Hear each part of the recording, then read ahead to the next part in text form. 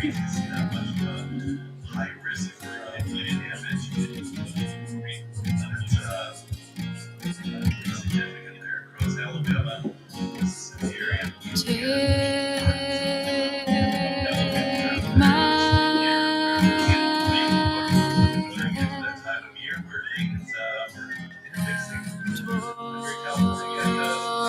with me.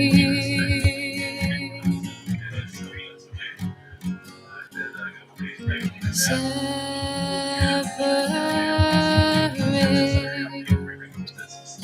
your thoughts from what's known to be.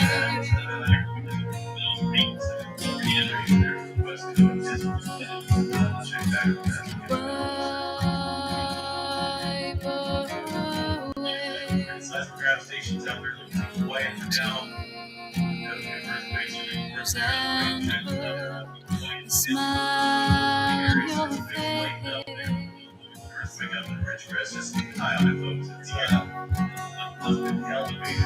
I am here.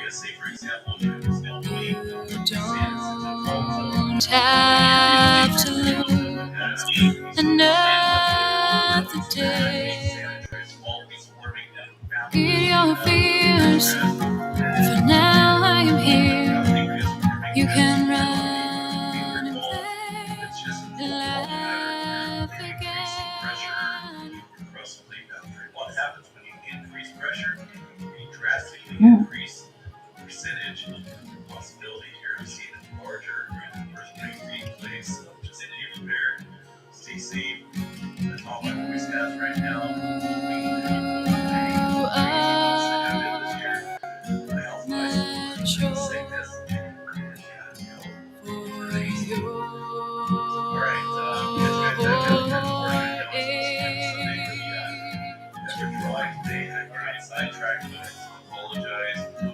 You have seen such bad in your days. Forget your fears. For now I am here. You can run and play and laugh again. Don't lose hope. Nobody's giving up. So go run and play and laugh again. Man.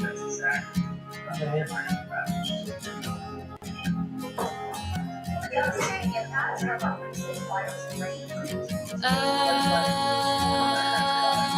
know this isn't easy. I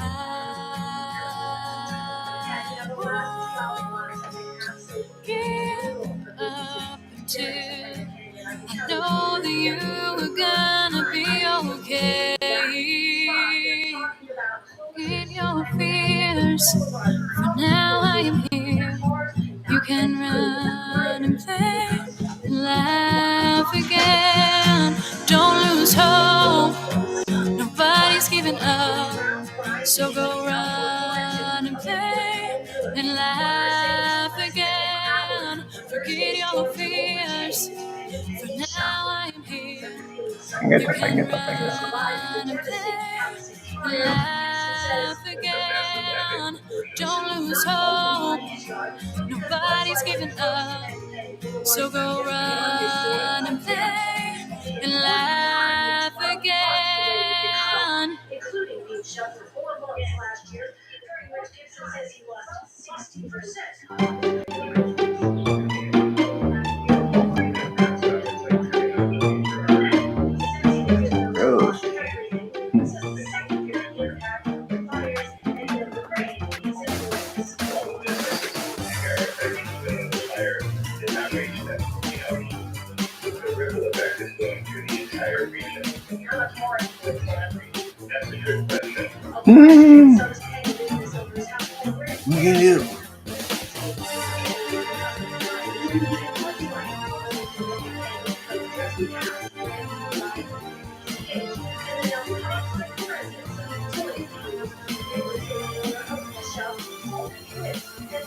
And I guess you could say I kinda like a reaction, and I know it sounds trite that I can get no satisfaction from the money or the sex or the futile feelings of drugs and excess. And I'm always kind of thinking that I'm always kind of thinking about what it would take to be satisfied. And as much as I want, and as much as I want, I still feel like I'm towing the line.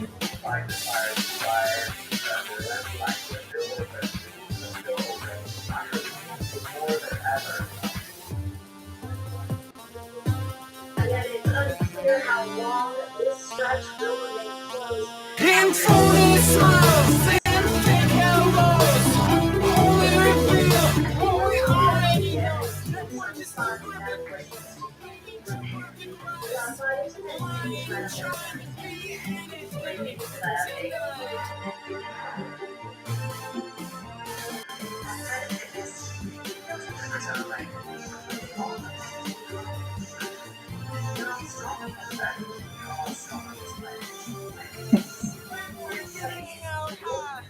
the cross I hung.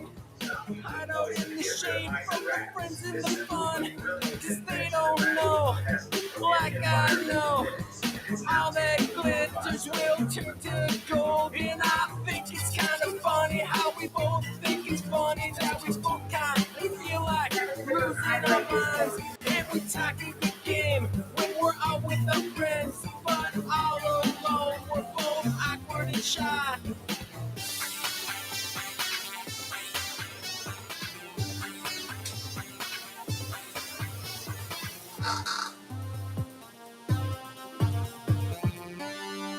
And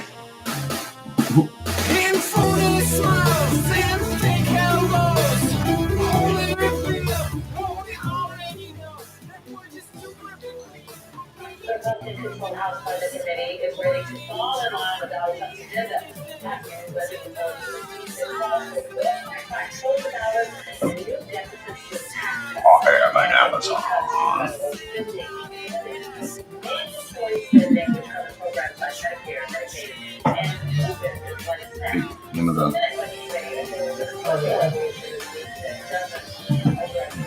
Fuck you up.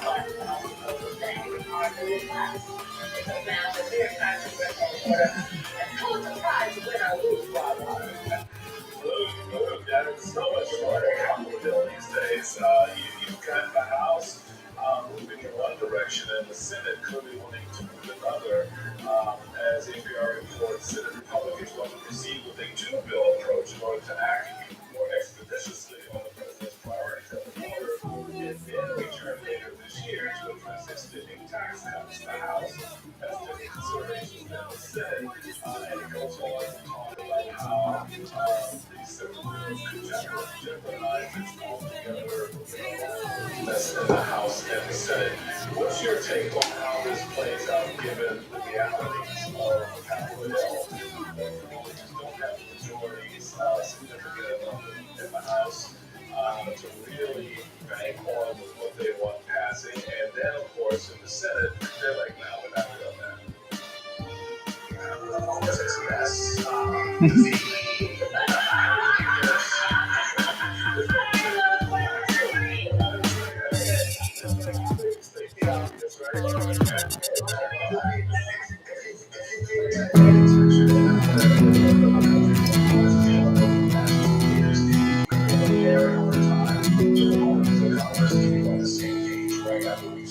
Another speaker. We've seen them take weeks to try to get another speaker. They're just running from positions all the time. So I would say the starting point, I think there's very low chance. The Mississippi River flows across the frozen land underneath the bridge to Hastings, just below the line. And there's a clean, well-lighted place where all the lost souls make their stand.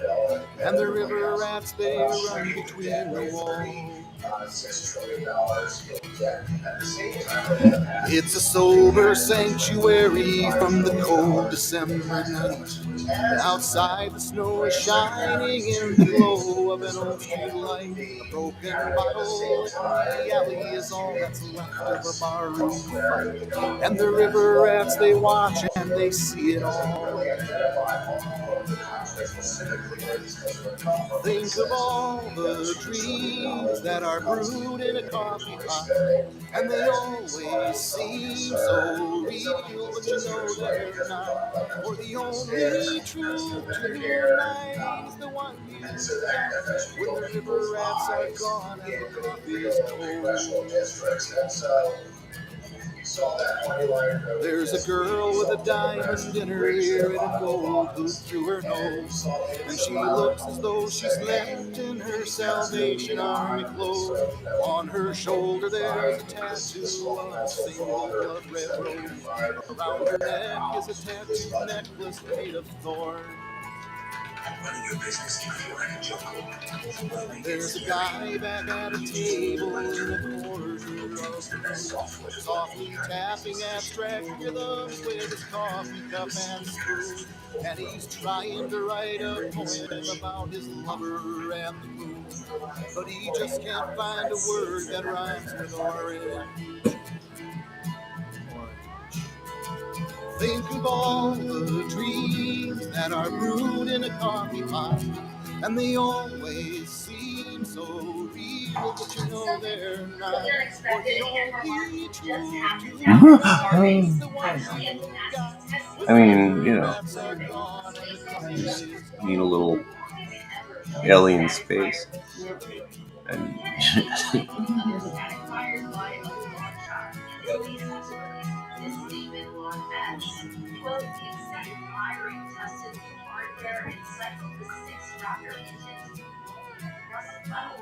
to recreate different conditions seen within the propulsion system during flight.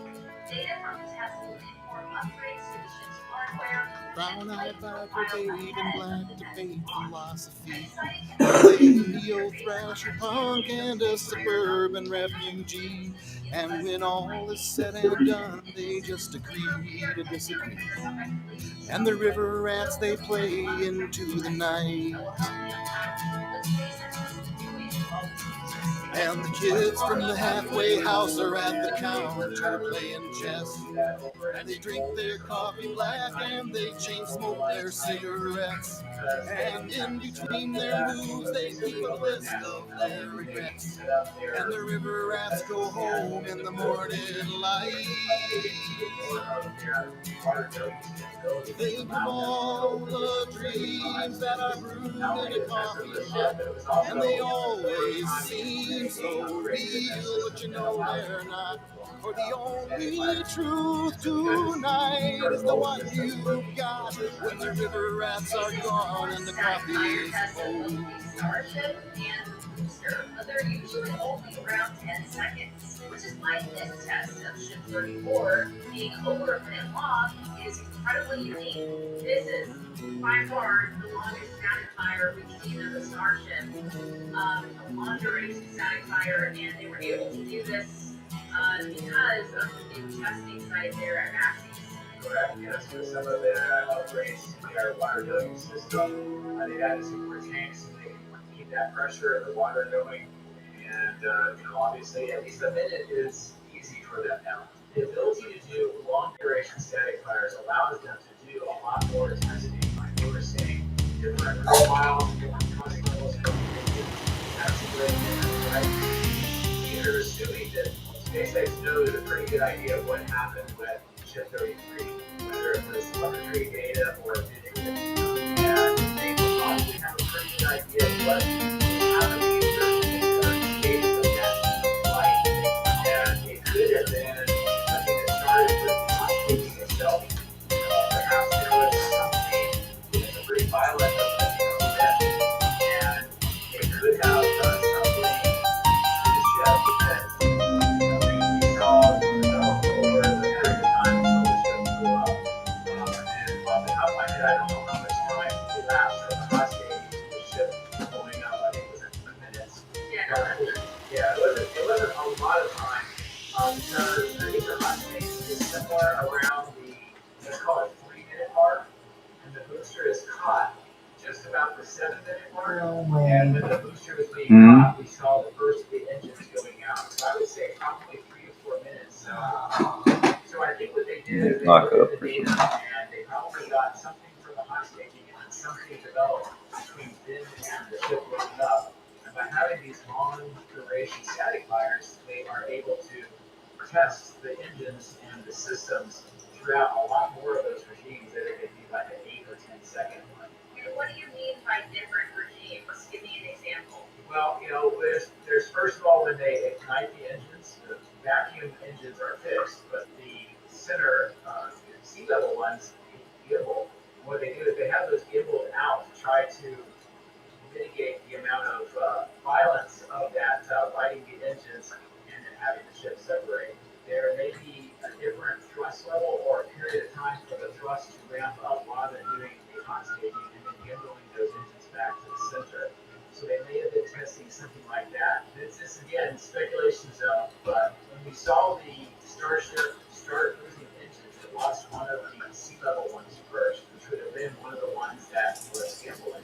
So possibly something happened to it during that maneuver that then took some time for it to fully develop. So it could have been maybe a connection, maybe there was a fault between the ship and the engines because it's a newer version of the Starship. So we have that a little bit more, but the plumbing for version 2 Starship was different than it was for the version 1. Later on, they probably changed the thrust of the engine. Maybe they ramp it up initially after the hot staging, but then after that, they can also start changing the thrust of the engine to maintain a certain G level as they accelerate. Because as they accelerate, they're using propellant. When they use propellant, they're getting less massive, which means that for the same thrust, you start accelerating even more. So they can reduce the thrust on the engines to maintain a constant G, and if they're looking for a specific G, like say 3Gs to 4Gs, they can moderate the engine thrust to maintain that as they get lighter and as they're using the propellant. Yeah, I think that from the outside, after obviously the ship 33 run and Flight 7 success and then some failure, people were like, well, it's the 7th flight. They shouldn't be having these problems. But I think it's important to remember that this was Starship B2 debuting, for the first time. So talk about why maybe we shouldn't be so hard on SpaceX for not having it perfect on this last one, and why do you think She's like, Elon, I'll have your baby. That's a good question. You can be hard on me. Super hard.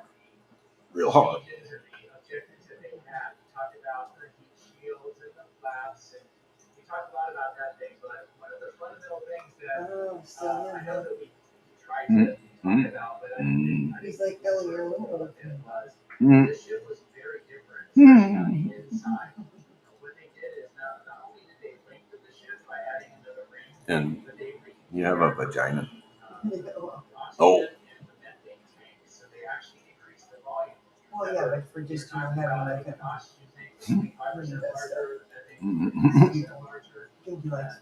Oh yeah. Not only the length increase of the ship, but they also changed the header tanks as well. They had a different design, a more flat design.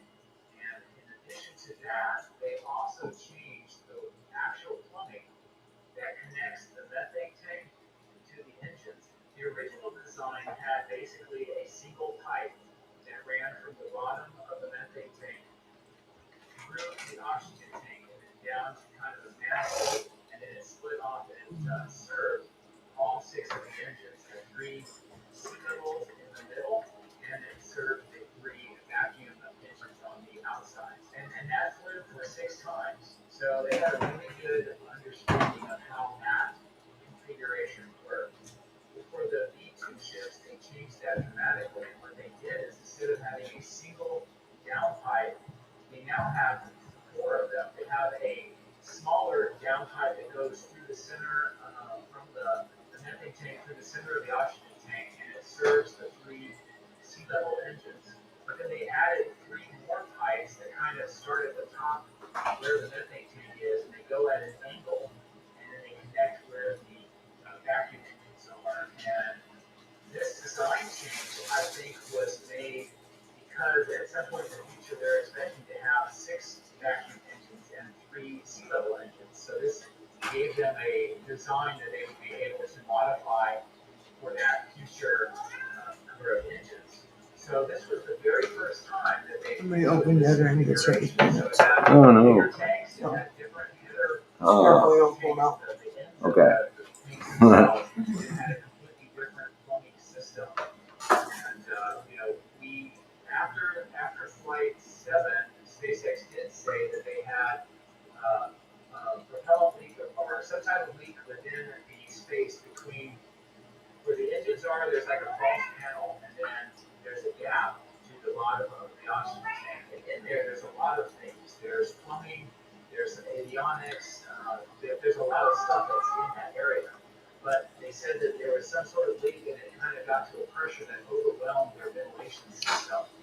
And when that got to that point, then you had an explosion. And we also saw through one of the flap hinges, there were flames that were coming through the flap, and the hinges kind of emanate from that void section and then connect to the flap. So the flames, there was obviously some flames, they were working their way through any exit points that they had. And another thing that they said at that time was, I like the booster. The booster had a detonation system installed after way back when Booster 7 had a big problem on the launch pad. And this is a system that uses carbon dioxide, and it kind of injects itself in, and it tries to displace whatever propellant may be. So the keeps talking. Mhm. When the I'm engine just shut having to down, see if you're you interested. see like these Touch my boob. Touch your boobs. coming out the sides of the booster, and that's what we're seeing. The ships never had that system installed, apparently. After ship 33, it was SpaceX said it was pretty clear that they did not have that detonation system.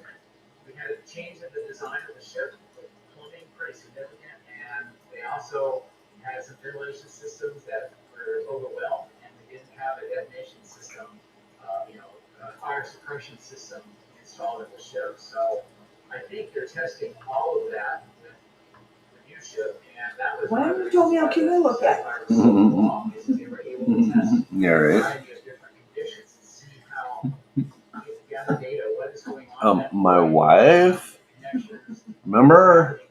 Yeah, she started sitting in This is going to inform after, a few trips. Mm. They have to change how they build the structure. Why are you showing your coat? Moving forward, do you think that they'll have the same problem again? Again, we haven't heard from SpaceX the official word on what the problem was, but do you think that they'll be able to fix it moving forward? I think they will. As I mentioned before, I'm pretty sure that they got some nice video. They had some telemetry. They had some data. I think that they probably knew right off the bat. In fact, they probably knew during the ascent something was going wrong. And so I think the investigation of what was going on was already underway while the ship was still flying. So I think that they have a pretty good idea of that. Oh, shit, man. The NASA's site allows long duration static fires now work in their favor because I think they were able to replicate the data that they saw on the ship exactly and try to put it through that basis to see exactly what's going on. So I think they probably have a really good shot at getting that fixed. And I think that the only thing is that you can fix something that you've seen. So they'll be able to resolve this particular issue. But there could be something else that comes up in the future. And in aviation, you see that all the time. You fix a few things, and then another scenario comes up and something happens. But I think they probably have a really good feel for what is needed. Now the question is can they get the data to prove it, and then they're going to have to implement, at least to some degree, some hardware changes. What that is, I'm not sure. I think it's going to take them a period of time. I don't think it's going to be like tomorrow they got it fixed. And as of right now, when we're talking,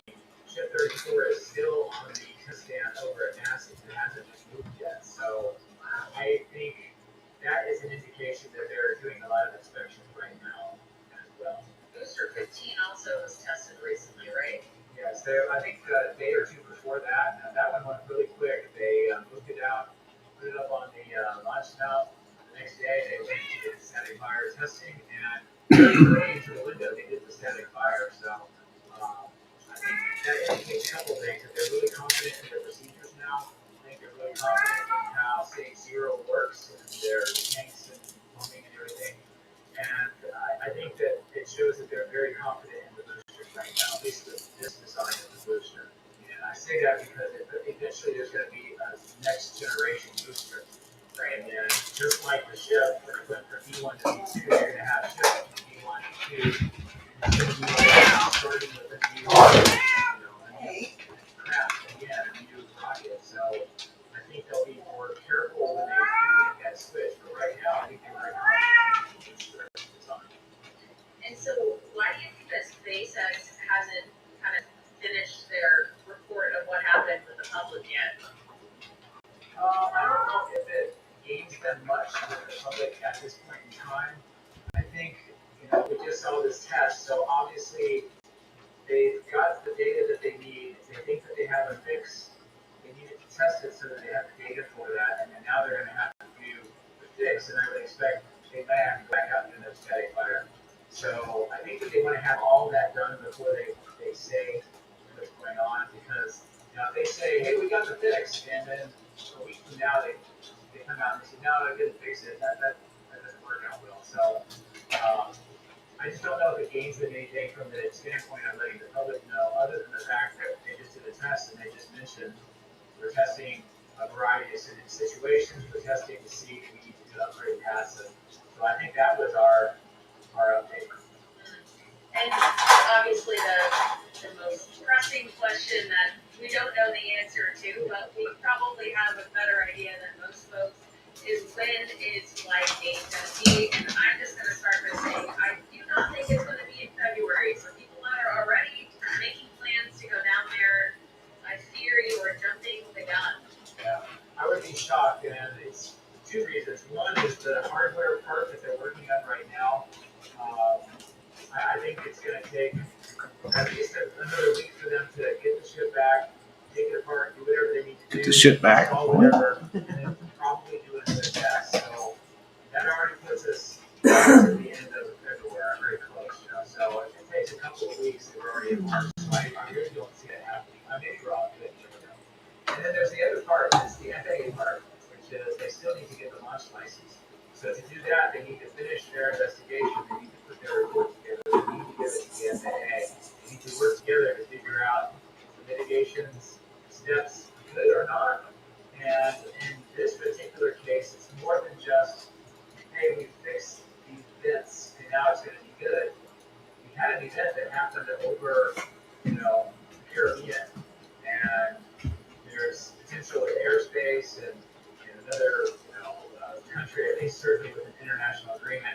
I think that part may take a little bit longer than just the FAA saying, yeah, okay, we agree with your hardware fix. So I think it's going to be several more weeks for sure, but again, I might be wrong. So again, thanks to Joe Tegmeyer for this interview. You can find his channel at Joe Tegmeyer. And also, I want to shout out Ring Watchers for these amazing renders and illustrations of what's going on inside of the Starship.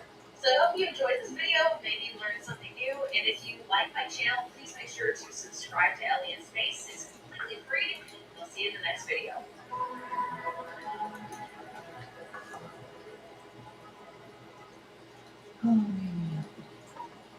It's free. Mm-hmm.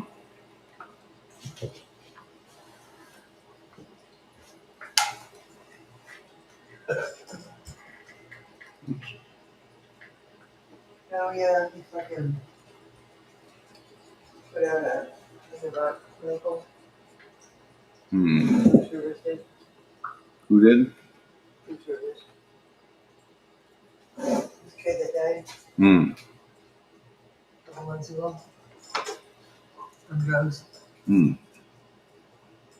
was very touching, very heartfelt, very honest. just couldn't give up the drugs. It's like, I knew something was going on. Mhm. He's an adult. What am I supposed to do? Mhm. I did what I could. I tried to support him and make him better, take him a better road, but you know, Mhm. shit happens.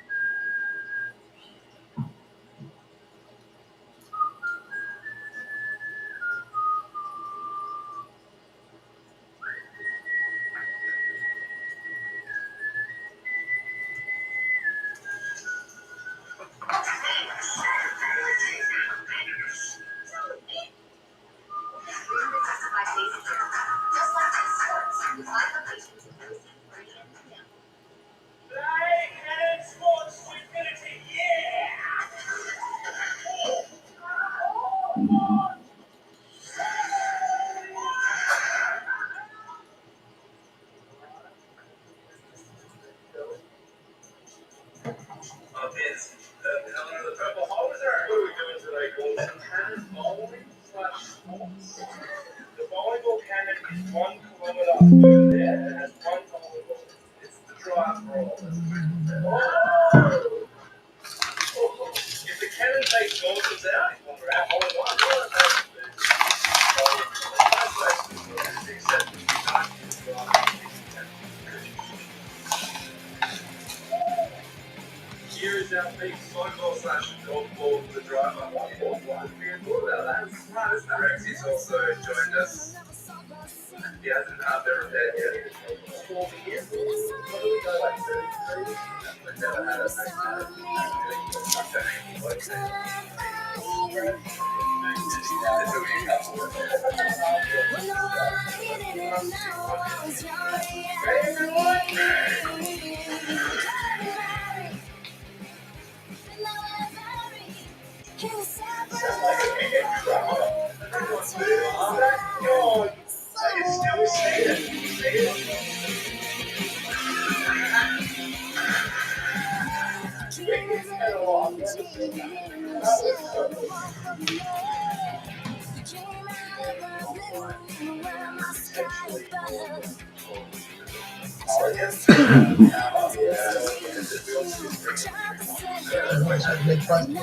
Hmm? You watching a midnight?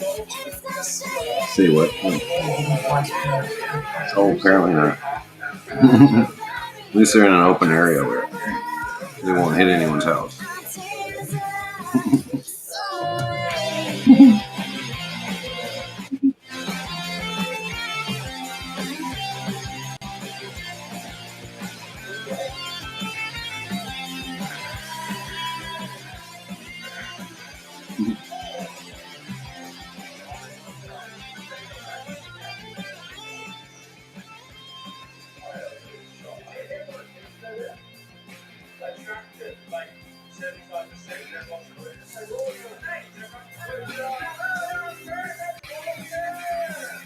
I never saw the ocean, I never saw the sea. But I saw you, and you saw me. I cried for you, and you cried for me. Wonder why you didn't know I was yours. Tried to lie, but now I'm buried inside my lonely grave. Our tears are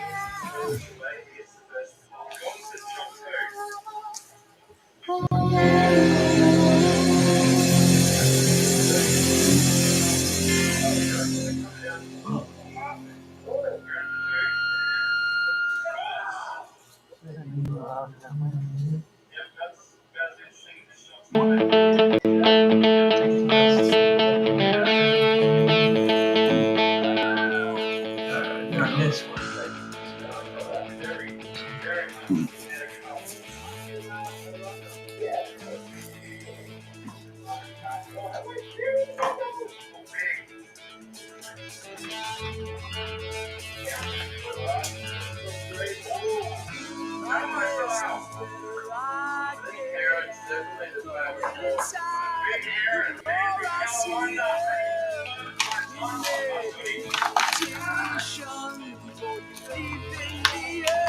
It seems less daunting, yeah.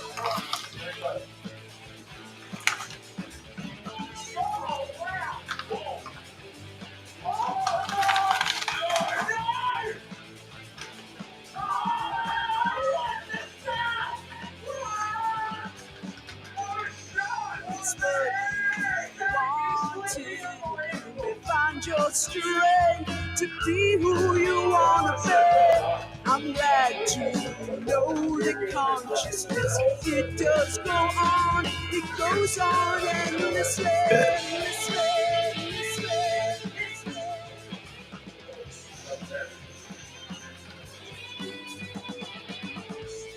Fell down and soared to me down, knowing why it sparked a need to say, I search beyond to find it, figure it out, it's all inside of me. You shout out to your electric land, crushing the landscape with all of your confidence. You shout out to your electric land, crushing the landscape with all of your confidence. Don't guess the how or the why.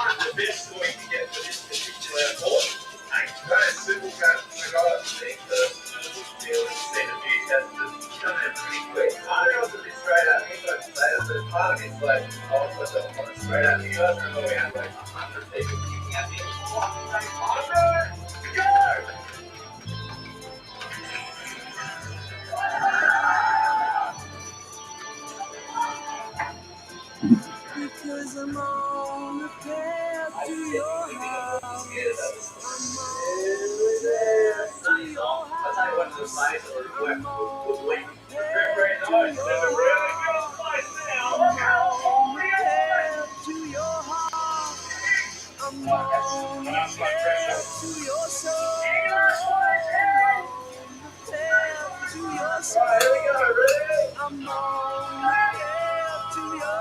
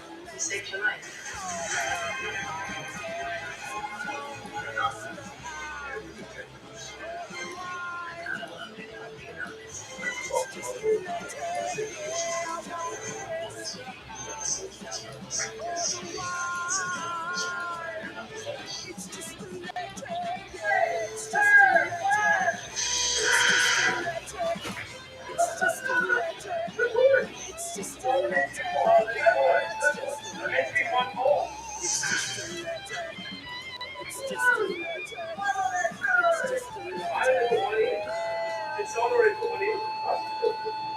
No one else put one in. Two. Jeez. About 77 PSI. Ready? Here we go. Oh, shit. Gary gets a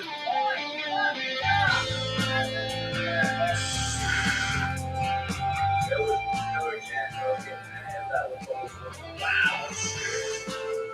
You're up next.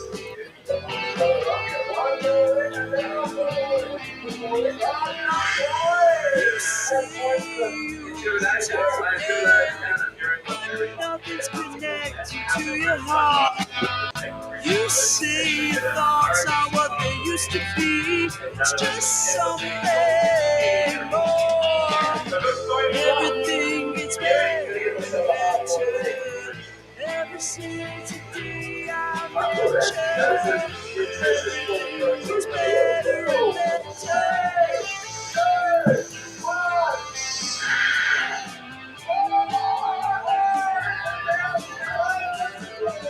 You seem to be taking your time, so baby, everything will work out fine.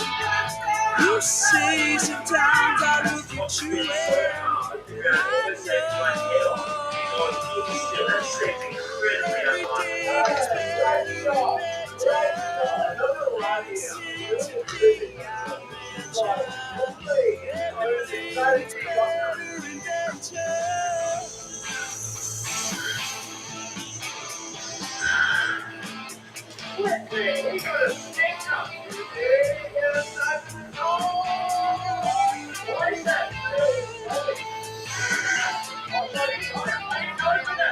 They say I am just a reflection of yourself that I see. You say I'm the way All these chirping the house down. That was another voice. better and better. Ever since Almost there. Hey, boy, that's right. everything gets better and better. Ever since the day I met you. Every day, everything gets better and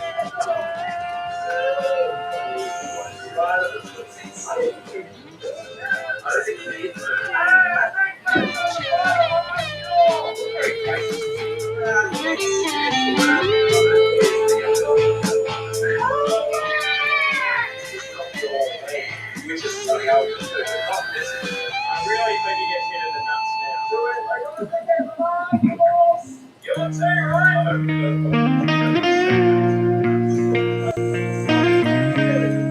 We're at 70.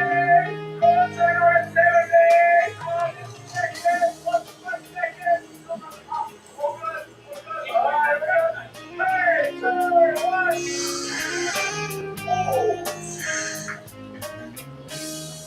In a minute you'll be gone.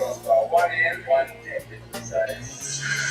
You'll be leaving my life after so long. Yes. Search my mind for something to say. You're up next. Change your mind for another day. I'd do anything to keep you here with me. Anything to change your hopes and dreams. But I guess these dreams I'll never know.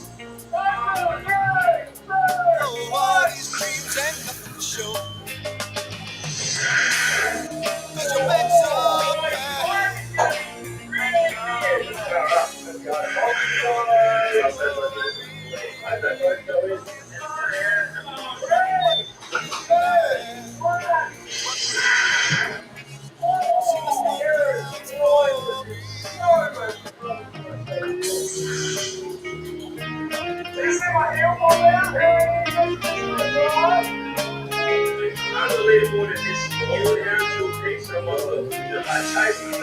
Moment of a last goodbye.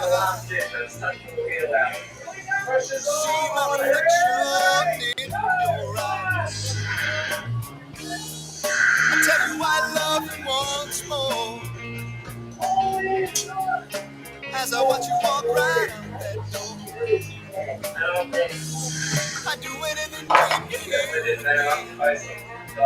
All of a sudden, you go from seeing Oh, nothing anything to to change your hopes and dreams. you think it's literally lottery But I or guess something these or dreams something? I've Oh, I never reckon focus on fun and don't worry about getting known. Oh scared. yeah, all these dreams The and standard show. test to save food. Right. And you Cause say your back's 3, up 50, right. scary. Like that. And your car is 3, 2, warming. 1. Wonder what we Oh, like. 1. Oh, 2 I It's see the safe. storm 1, 2 clouds moving. 2 forming. Through the rain, fading tail lights. But I still don't think it's right. Really good, man. 2 is for 3. Up your feather in the You say wind. 3 to win, 2 to tie. Now, hopefully, Lead 3 you back sticks. to Otherwise, me the again. chances to get very involved. I'd do anything to keep you here with me. Oh, anything to change your hopes and dreams. But I guess these dreams I'll never know. All these dreams and show. Cause your back's up right.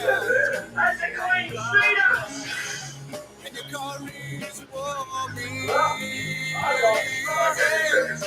what we like. I see the storm clouds forming.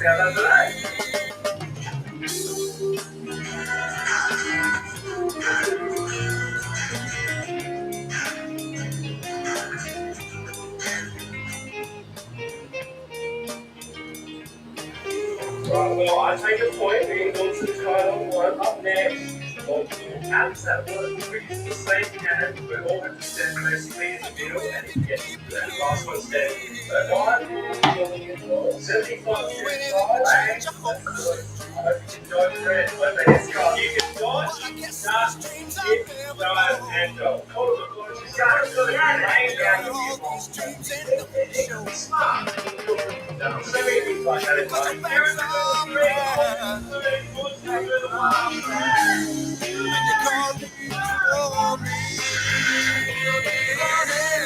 Wonder what we like. See the storm clouds forming. 'Cause your back's up right. And your car is Faster than I thought. You guys were like instant, like forward right there. Is it you for taking these cannons off us and using them for the cannons? How many were in? Well, I'm trying to get it. Does. Ready, everyone?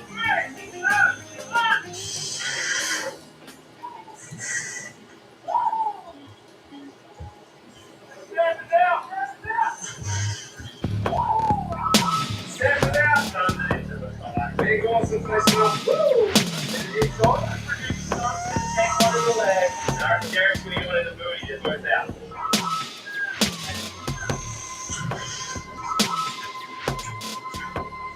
I think you're all nice. This is some high quality dodgeball. Genuinely dodgeball. It was a later one, but it was later. I'm sitting here on my own and I'm drinking the whole night away. I'm afraid of losing you. Wow. It hurts like hell. This heartbreak is too much to bear. 'Cause I don't wanna lose you, baby. If I need to die inside, my soul is crying out and I'm burning outside. Let me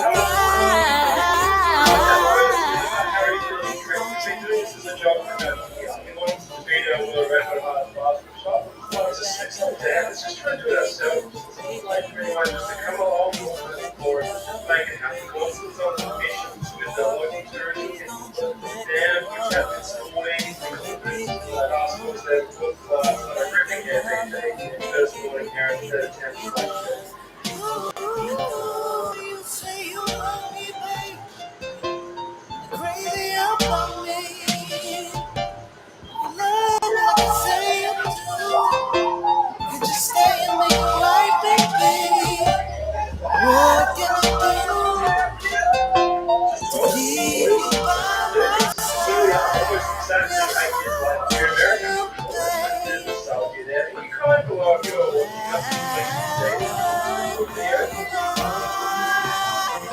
Don't you let us. You gotta make it so nice, boy. Let's bring it in.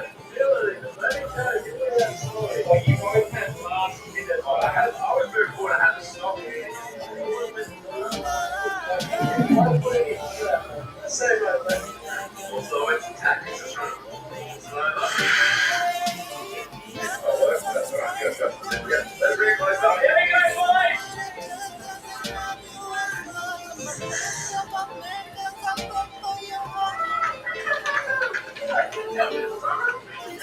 Hey, what?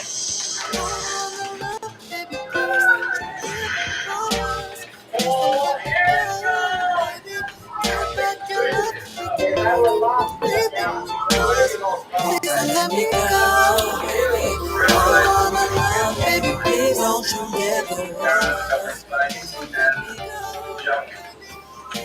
Your love, we can make it. Everything we want. Please don't let me go, baby.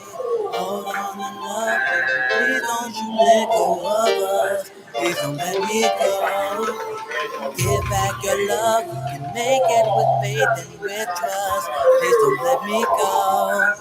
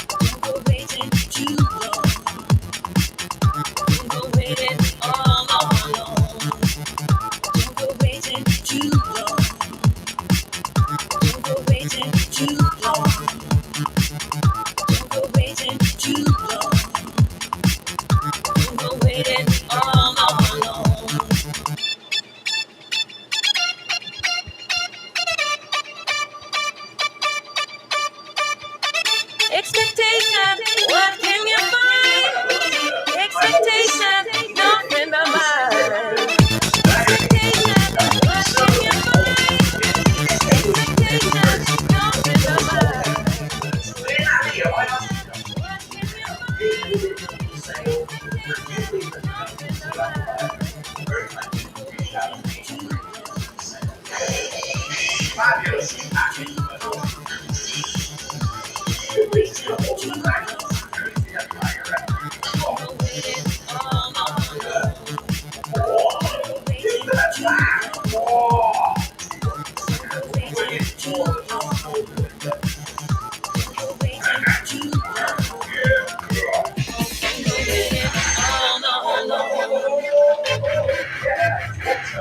mine.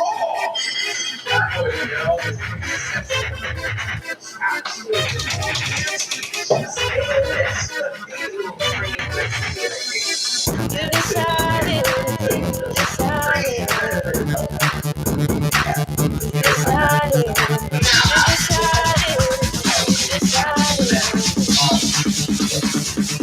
decided.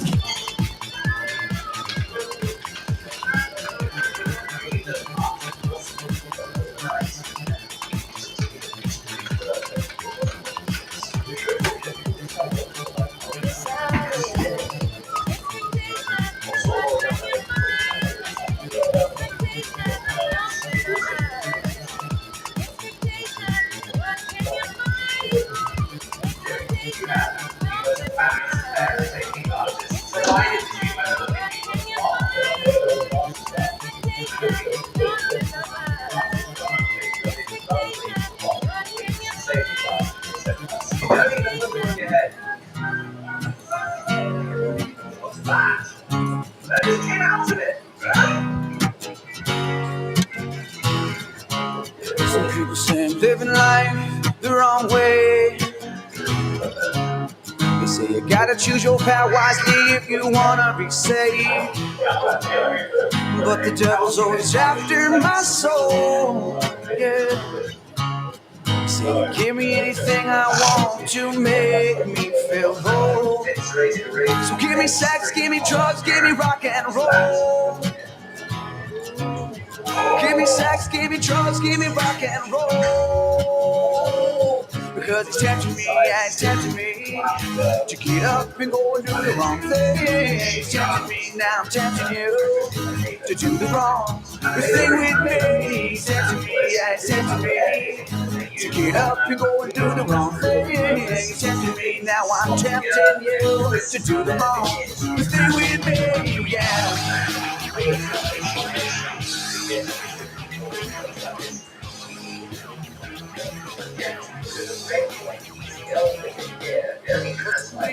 Doing the wrong thing, I guess I got the devil's blood running through me. I like my life the way I'm living it. Too many laws, too many rules, I just don't give a shit. It makes me sick every time I think about it all. These wrong sheep thinking they're gonna be safe. Following blind faith like there's no tomorrow. We'll say your judgment cause there's nothing to follow. So get off your high horse and follow me. Come on back to reality. It's tempting me to get up and go do the wrong thing. It's tempting me, now I'm tempting you to do the wrong thing. It's tempting me, yeah, it's tempting me to get up and go do the wrong thing. It's tempting me, now I'm tempting you to do the wrong thing with me, yeah. The wrong thing with me, yeah. The wrong thing with me, yeah. The wrong thing with me.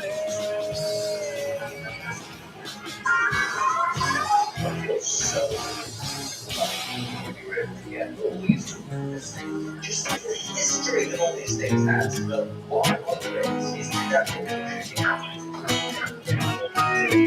I got a pen full of ideas, I got a head full of pills, and I can't seem to see through the bottom of this bottle. Well, I got a scapegoat, and it's on top of my raincoat, and these Cody candies seem to suit me just so beautifully. I wake up shaking, the pins and needles is what I'm saying. There's no time for breaking, and I just keep doing the wrong thing, doing the wrong thing, doing the wrong thing, doing the wrong thing. Why don't you come out and play with me? So give me sex, give me drugs, give me rock and roll. Give me sex, give me drugs, give me rock and roll. Because it's tempting me, it's tempting me to get up and go and do the wrong thing. It's tempting me, now I'm tempting you to do the wrong thing with me. It's tempting me, it's tempting me to get up and go and do the wrong thing. It's tempting me, now I'm tempting you to do the wrong thing with me. Yeah, the wrong thing with me. that I should go straight to the host. Make sure that you get some bad. So that's it. Plumbing.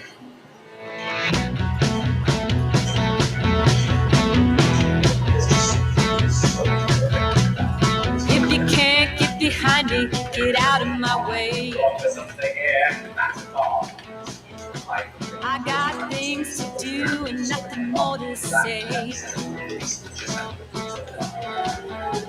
There's a life ahead I don't want to miss. Baby, I love you, but I don't have time for this.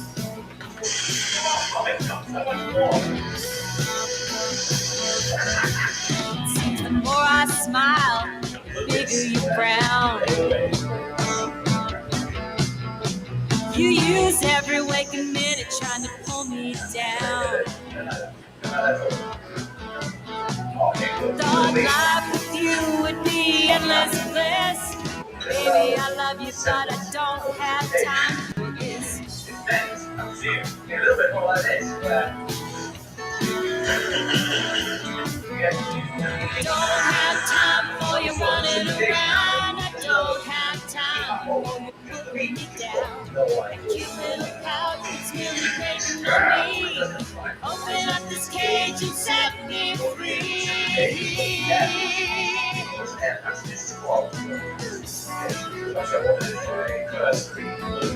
Life is a drag, and so are you. Thought I'd be sad, but I'm glad with you. So lean on it and give me one last kiss. I'm sure that I'll miss you, but I don't have time.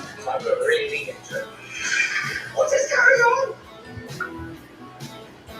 Something to distract me. Thanks so much. Don't have time for you running around. I don't have time for you putting me down. That cute little pout, it's really gripping me. So open up this cage and set me free. Super stretchy, ultra soft, lightweight. I don't know now the fabric. If you can't get behind me, then get out of my way. I got things to do and nothing more to say. There's a life ahead I don't want to miss. Baby, I love you, but I don't have time for this. Ladies out there, shooting out there. Don't have time. Don't have time.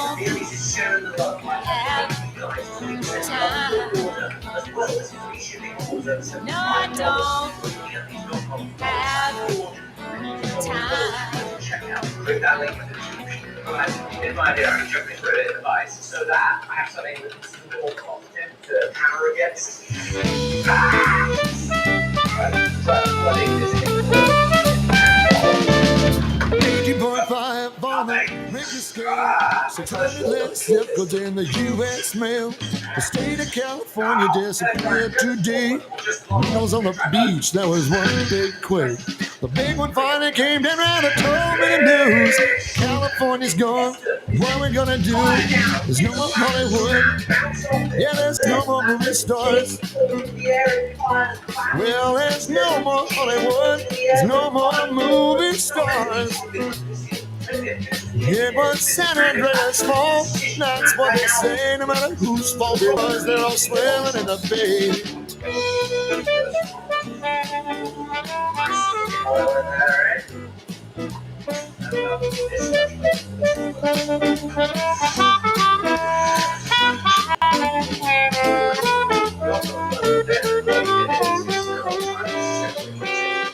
There's no more Hollywood, yeah, there's no more movie stars. You know there's no more Hollywood, there's no more movie stars. It was San Andreas' fault, that's what they say. No matter whose fault it was, they're all swimming in the bay.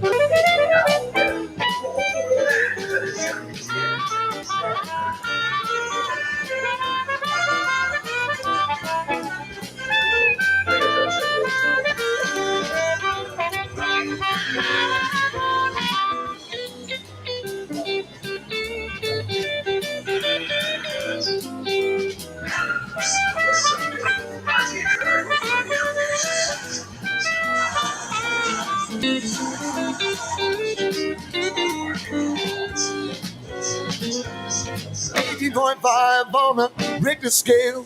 600 less zip codes in the U.S. mail. State of California disappeared today. Wheels on the beach, that was one big quake. The big one finally came down and told me the news. California's gone, what we gonna do? There's no more Hollywood, There's no more movie stars. Yeah, baby. Well, there's no more Hollywood. There's no more movie stars. It was San Andreas' fault. That's what they say. No matter whose fault it was, they're all swimming, trying to pay.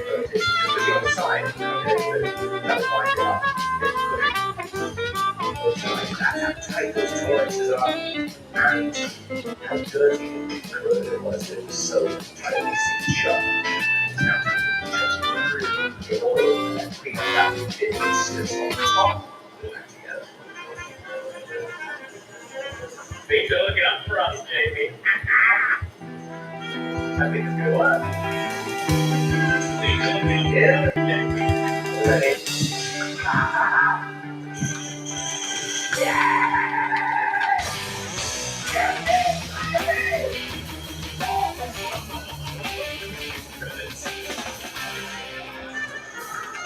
I made up this copy here. We got 3 different styles. So, there's one more.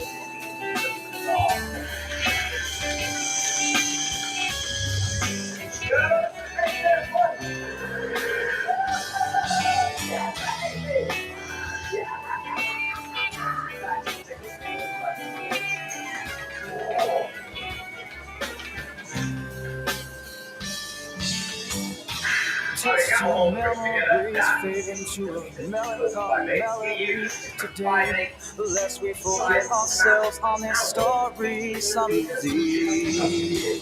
Last names and chemistry, the shadows you can barely see. It's gray, tattoos and fantasies. There's no ease in the pain. There's no ease in the pain.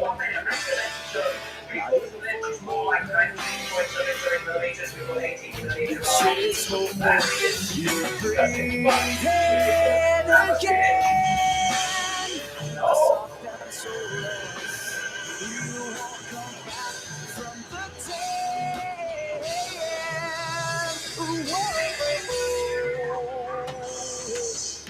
Bad news and enemies.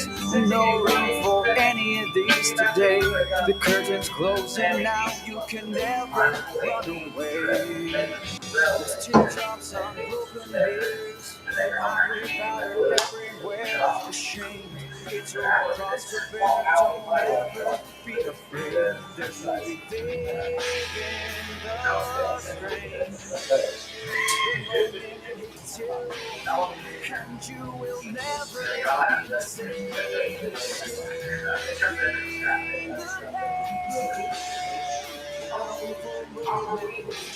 Stay back, it's here we change.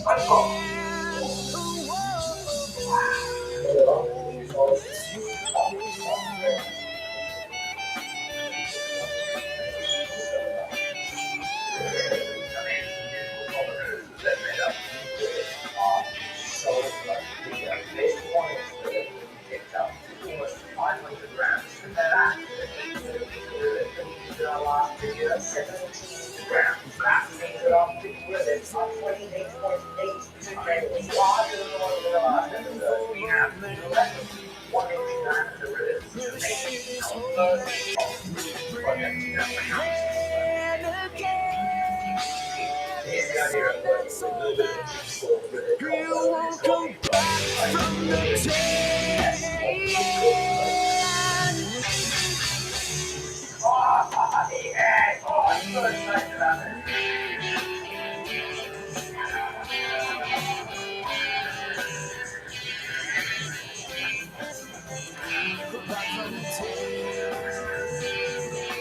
So excited about this. This works. It's good.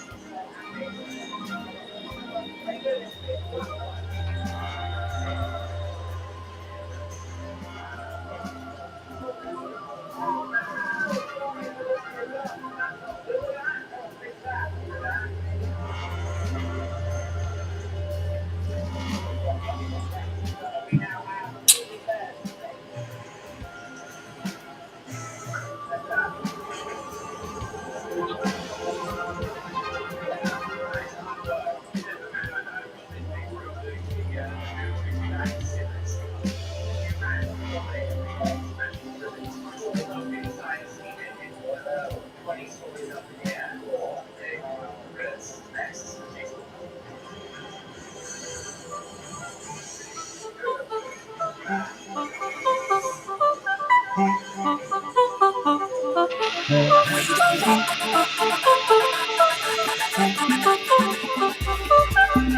In the sun, we gon' rock. In the sun, in the sun, in the sun, in the sun, in the sun, in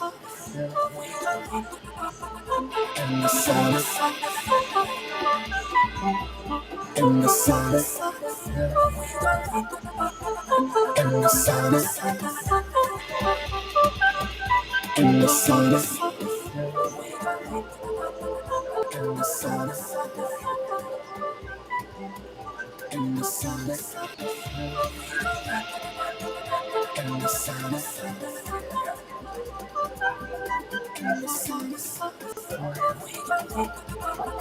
in the sun, in the sun, in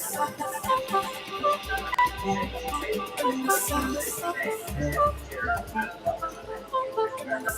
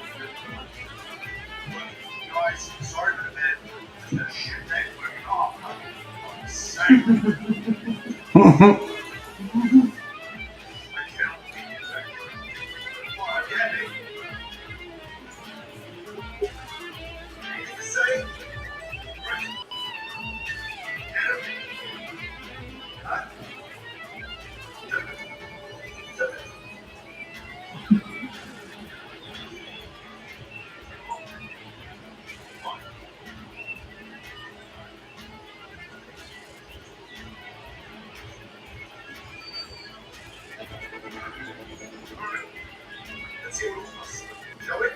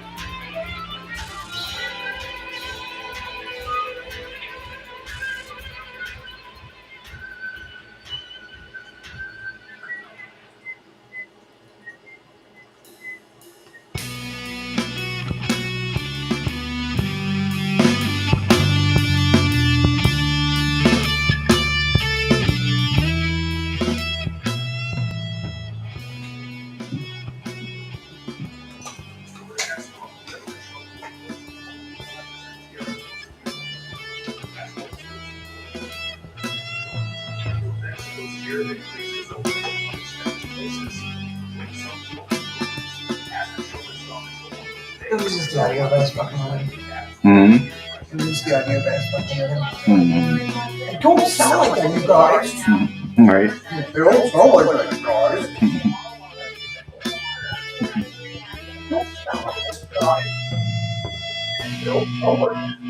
Saturday afternoon, where the taps are flowing, and weekend crowds Patty Hearst, I love you, don't get in the limousine. Patty Hearst, I love you, machine gun beauty queen. As the passers-by watch and us civilians scream, it's a horrific party on the green. Patty Hearst, I love you, show up with me. Patty Hearst, I love you, I believe you'll never see. Patty Hearst, I want you, and I tend to agree. Patty Hearst, I love you, don't change your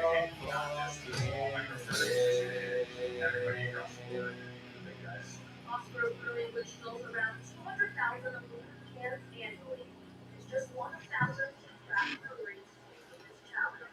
We'd be looking at probably like a 50 cents.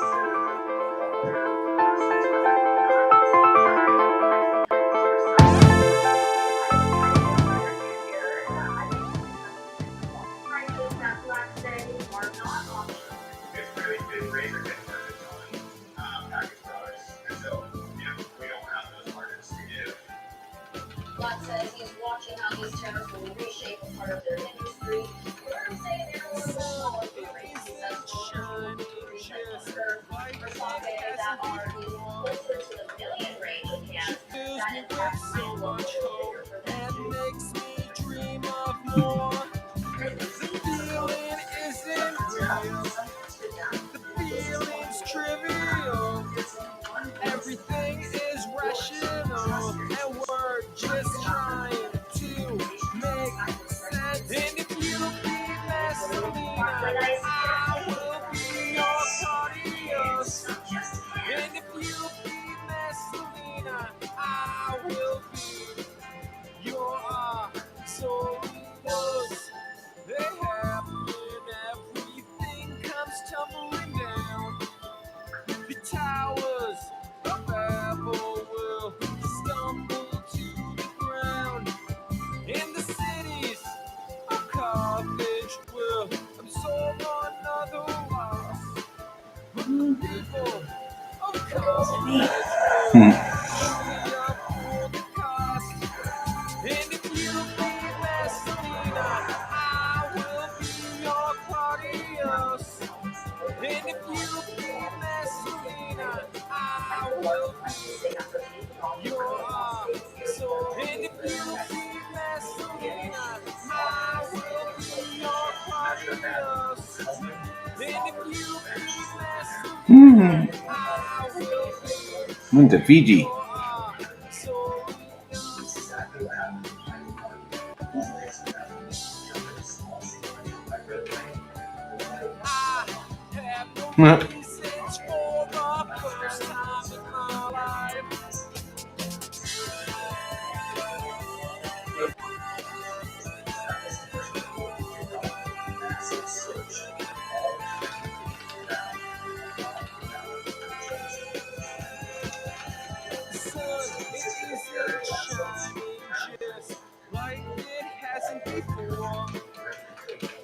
She fills me with so much hope and makes me dream of more.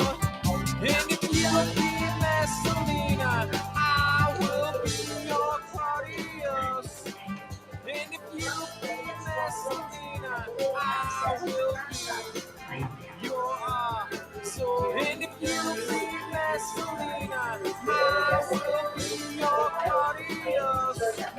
And if you be my Selena, I will be your so.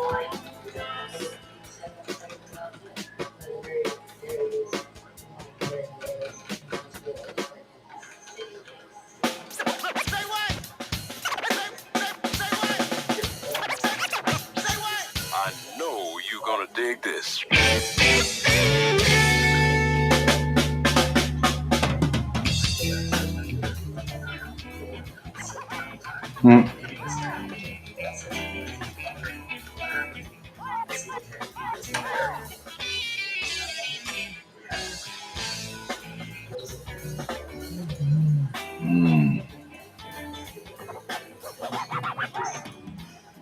He watches her hair fall across her face as her slip falls to the floor.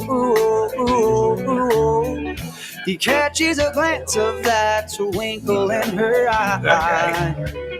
Those guys. It's a look that he wants more. Yeah.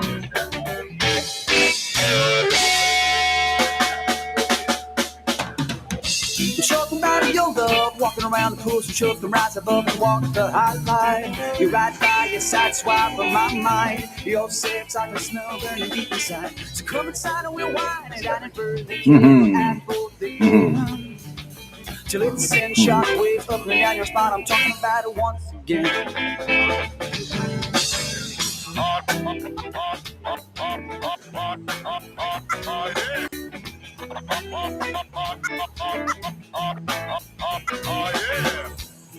Girl, I leave your house with your sins lingering on me every morning.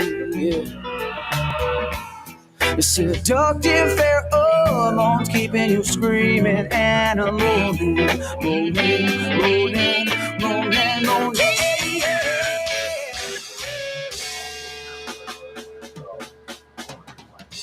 Talking about your love, walking around the pools and choke and rise above and walk the high line. You're right by your side, swipe of my mind. Your sex like a smell burning deep inside. So come inside and we'll wine and dine and burn the candle at both the ends. Till it sends shock waves up and down your spine. I'm talking about it once again.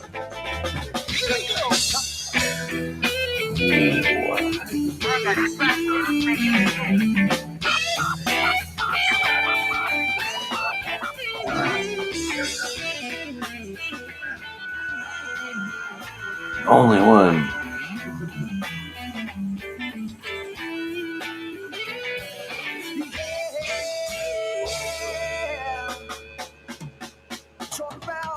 Talking about your love, walking around the pool and choke and rise above and walk the high line. You're right by your side, swipe of my mind. Your sex, I can smell burning deep inside. Come inside and we're wine and dine and burning the candle at both the ends. Till it sends sharp waves up and down your spine. I'm talking about it once again.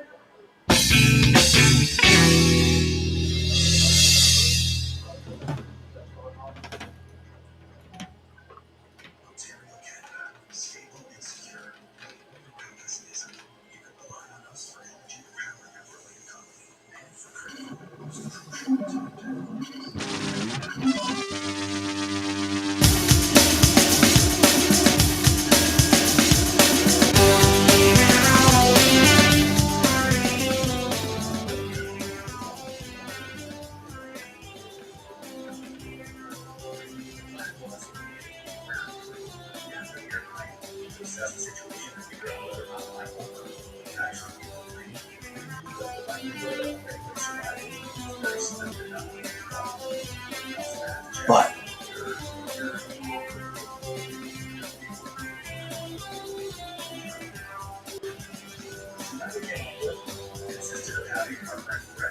So I'll wait and I'll fall for you oh boy, he's special. For all your talk about trust, you don't seem to set to things around.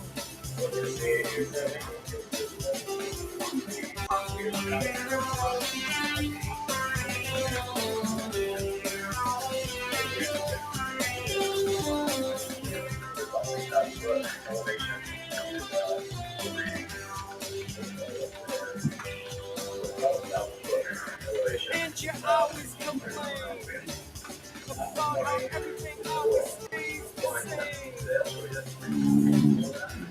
But you're afraid of taking a chance to make it a change.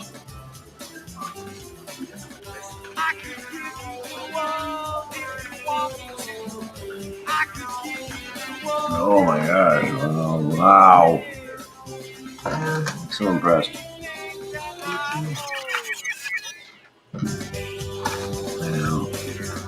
I know. I can show you the world and everything that I know. And I hope you get everything you deserve. But I'm afraid no one else will see how much you're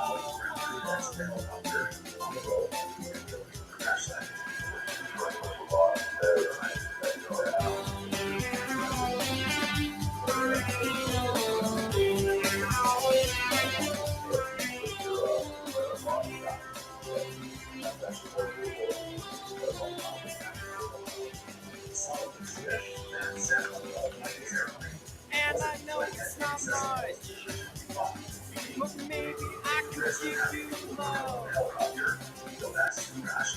I could be your crutch and help you get through the day.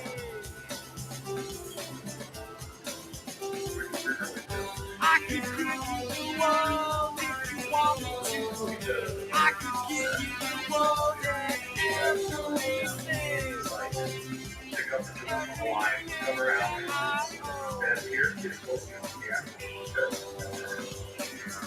I can show you the world if you want me to. I can show you the world and everything that I know.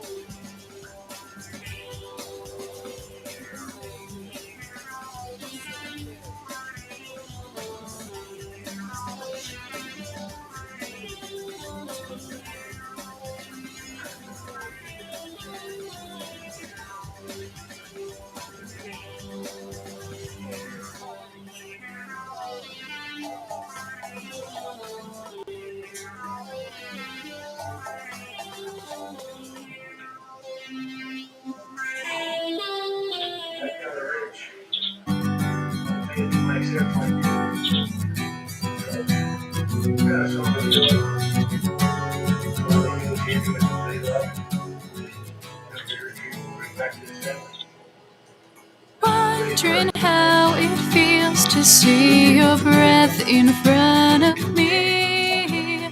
Hoping you will take my hand and help me see. Oh my God, I can't believe this moment's finally here. I've been waiting for your kiss to come. So close, so near, my Plane crashed into a mountain. isn't this night so perfect? It is worth it. Everything's in line.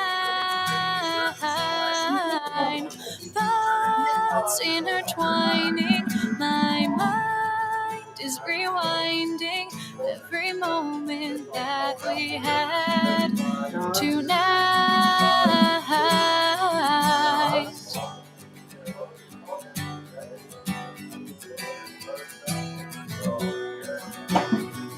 Dog?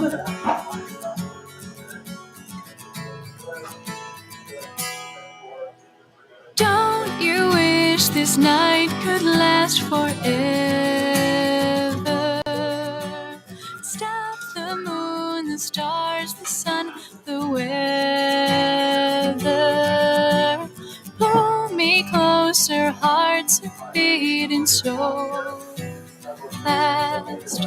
Remember me, forget about your past.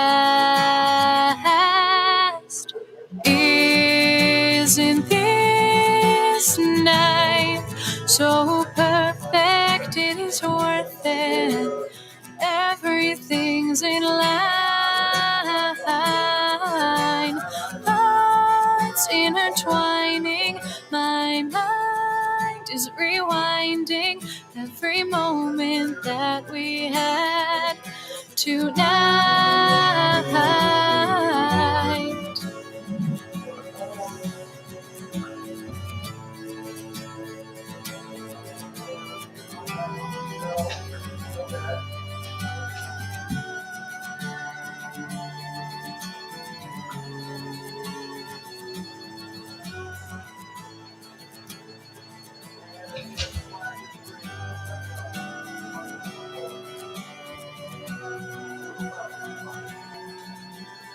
Isn't this night so perfect? It is worth it.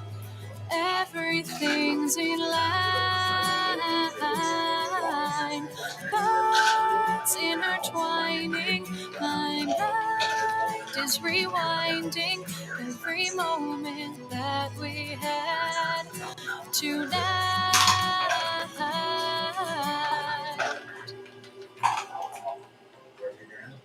Communication with our ground crew to give an understanding of what they were seeing and what they had to be able to get everything off the map.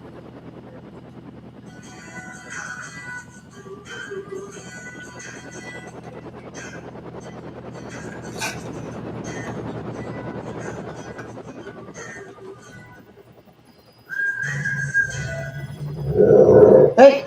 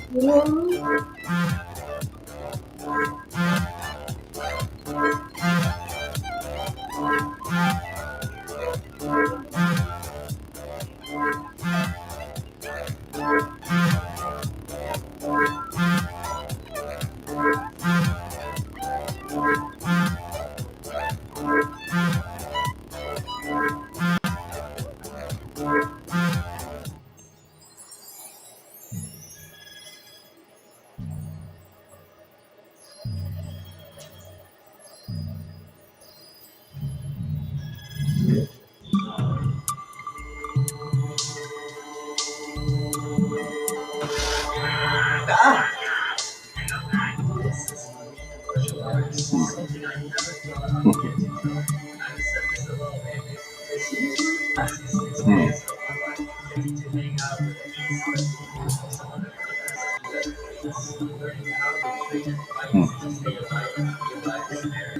don't think so.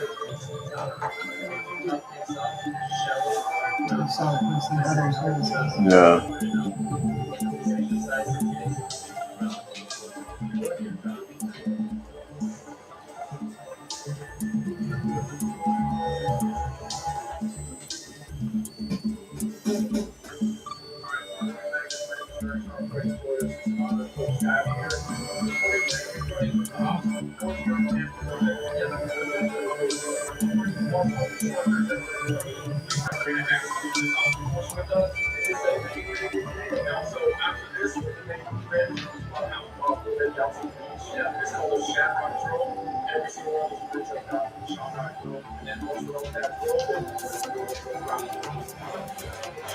Sounds like it's gonna be a funny day.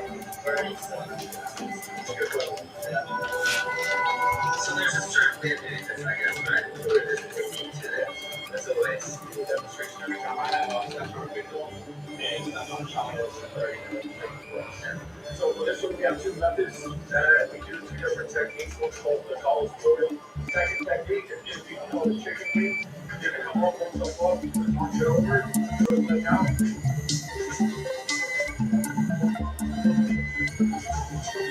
Once you get to the multiple rods, you gotta do basically this one. You use the double rod, or you just one foot in front of another. Getting to the highest spot of the obstacle, this one, you put your hip onto the rod, parallel the rod, and work yourself over on it, and coming down, easing down on your knees. There's only one technique for this one. Way down. Running to the next obstacle is the eyeball. So this one's all about momentum, the operation.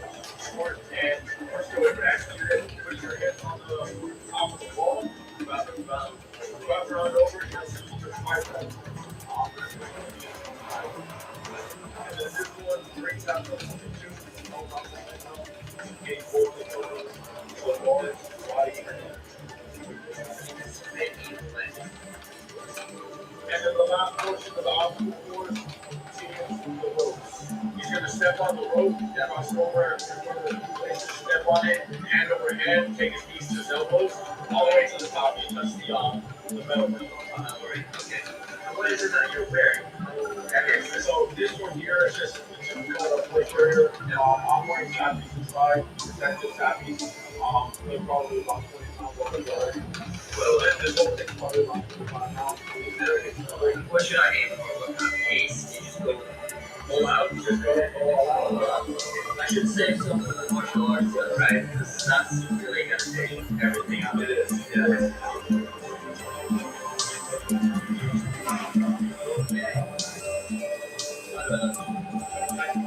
I guess look at the different techniques and strategies.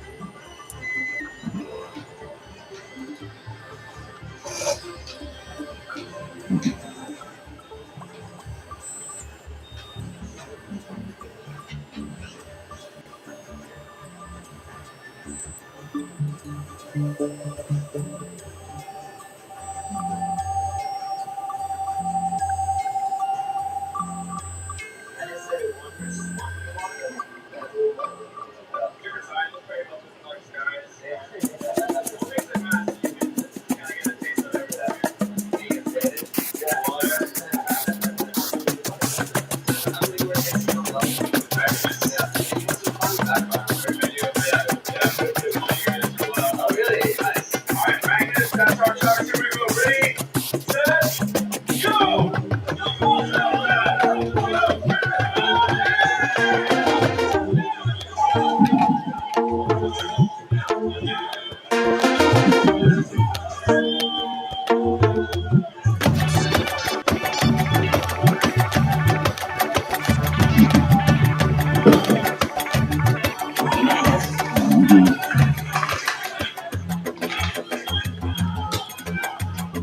Oh, I've done that before. Gone through it? Yeah. It gets tiring as fuck, man. Yeah, you really that sucks.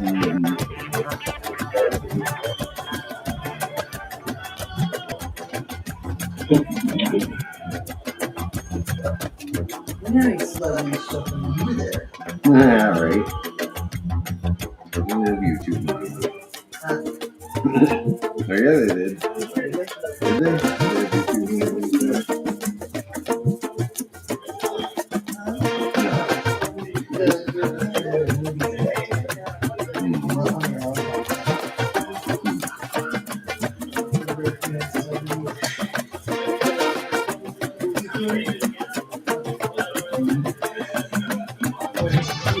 We didn't have YouTube then.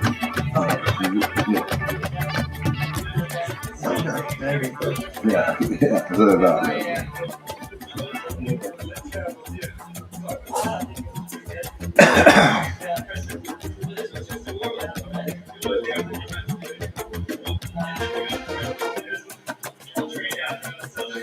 You have a WM out there. Feet. You're gonna keep those feet moving. So, 15 people.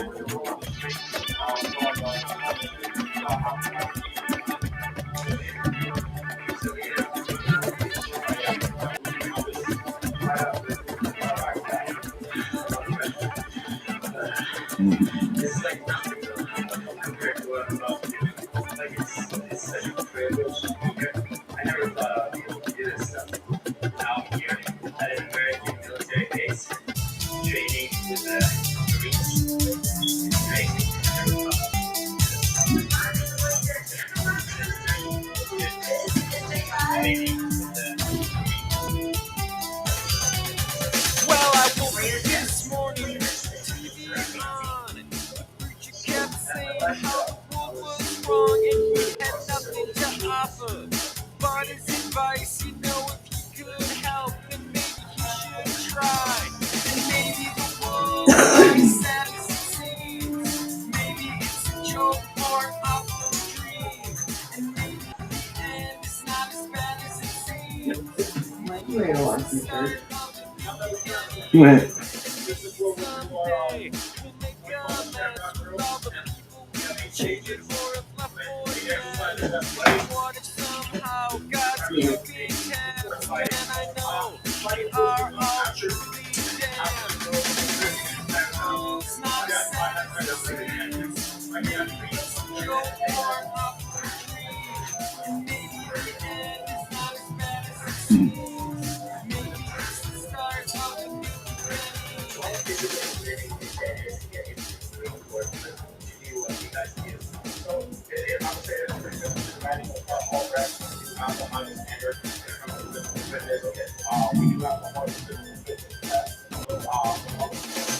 What if he comes before his time? And what if he comes between her thighs? Does that make it better or worse than me? I doubt that God really cares about virginity. And maybe in years long after our death, God will just be considered a myth. And maybe with love, get by, but then again, love is suicide. And maybe the world's not as sad as it seems. Maybe it's a joke or an awful dream. And maybe the end is not as bad as it seems. Maybe it's the start of a new beginning. You're gonna rock little round, right below the hip, pick them up, and move on to the crackers to the next station. Once you get here, you're gonna get caught.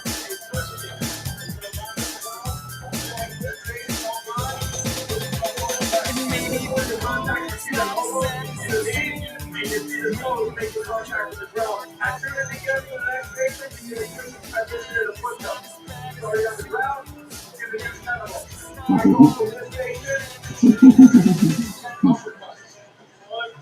two, three, set. Inchworm, take your toe all the way to your wrist. Breathe them in as far as possible. 1, 2, 3, 4.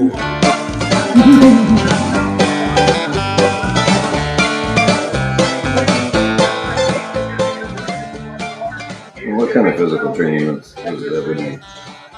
I don't know what kind of physical fitness training that would be. Standing by the road with the wind at my back, I thought that I never would see the day when that train came running down the track, bringing you to see me.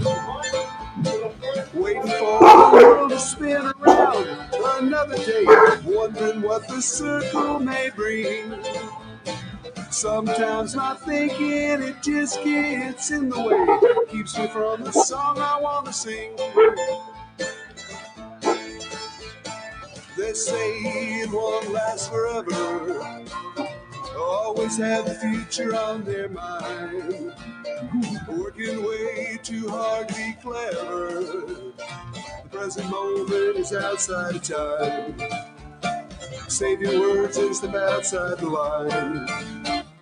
Every now and then I remember that I know what it is I sometimes fail to see. Don't need to fight it, don't need to put on a show. Takes a lot of work to let it be. Trying to open up to every stage in the day. Trying to find a reason and a rhyme. Trying to second guess all the situations in the day. Trying hard not to read your mind. They say you don't love the thinking, but you know what I'm thinking right now. Ain't no secret teasing or winking while we're wondering when and where and how. The only time that we have is now.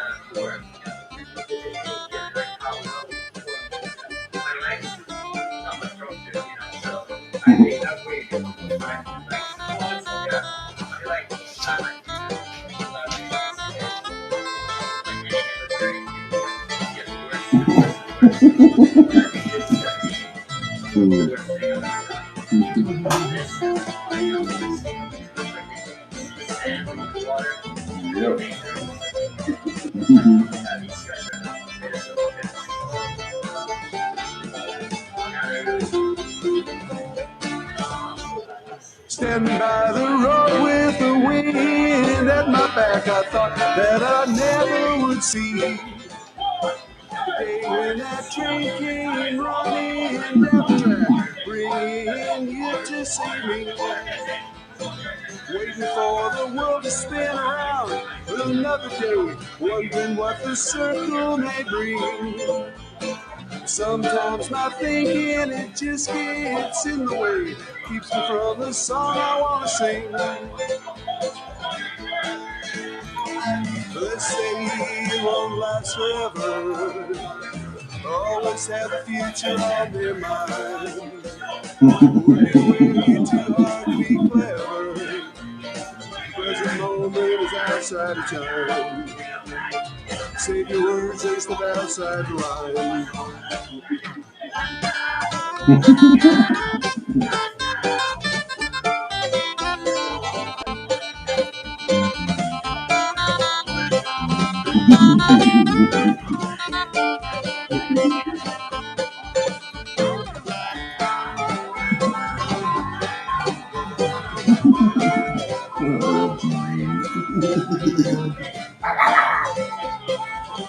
You're not even drill toucher. Right. Just want to get those. She was talking about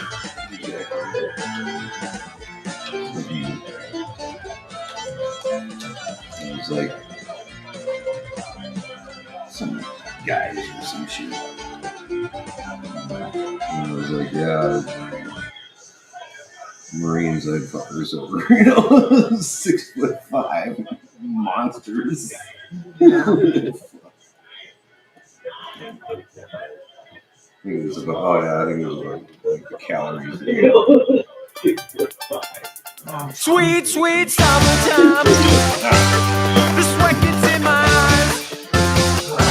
And the sweet sounds of victory. And it helps me realize that there's some kind of magic between us. We say you feel it too. Everyone needs someone else. And I'm someone else to you. If you think you might fall for a telephone call and for scrolls, you got your whole life. Just give me an hour.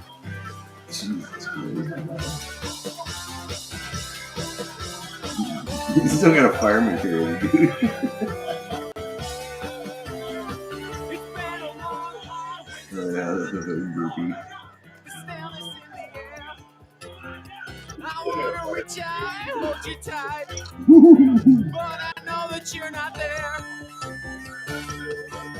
But there's some kind of magic between us. We say you Fuck feel yeah. it too. Everyone needs someone else, and I'm someone else to you. If you think you might fall for a telephone, you got your whole life. Just give me an hour. If you think you might fall for a telephone call and for scrolls, you got your whole life. Just give me an hour.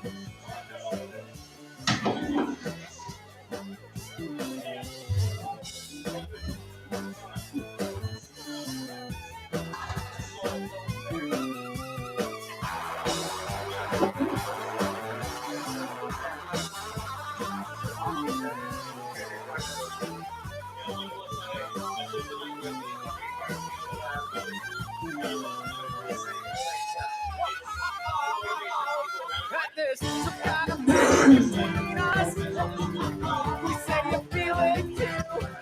Everyone needs someone else, and I'm someone else to you. If you think you might fall for a telephone call and for scrolls, you got your whole life. Just give me an hour.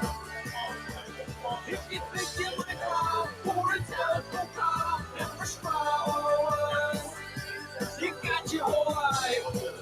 Just give, you got your whole life. Just give, you got your whole life. Just give me an hour.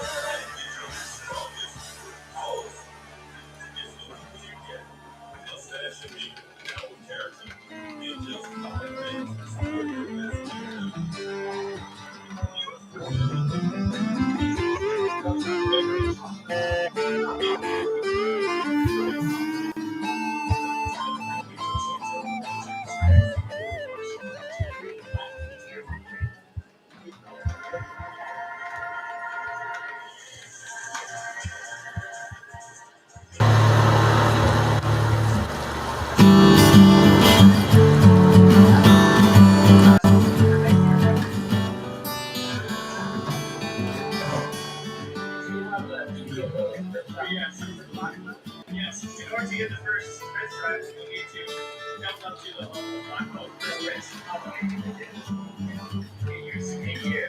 Yes, my primary specialty is cybersecurity. I do that full-time. This is kind of what I do, kind of embody the Marine Corps spirit. And then on my recreational time, I also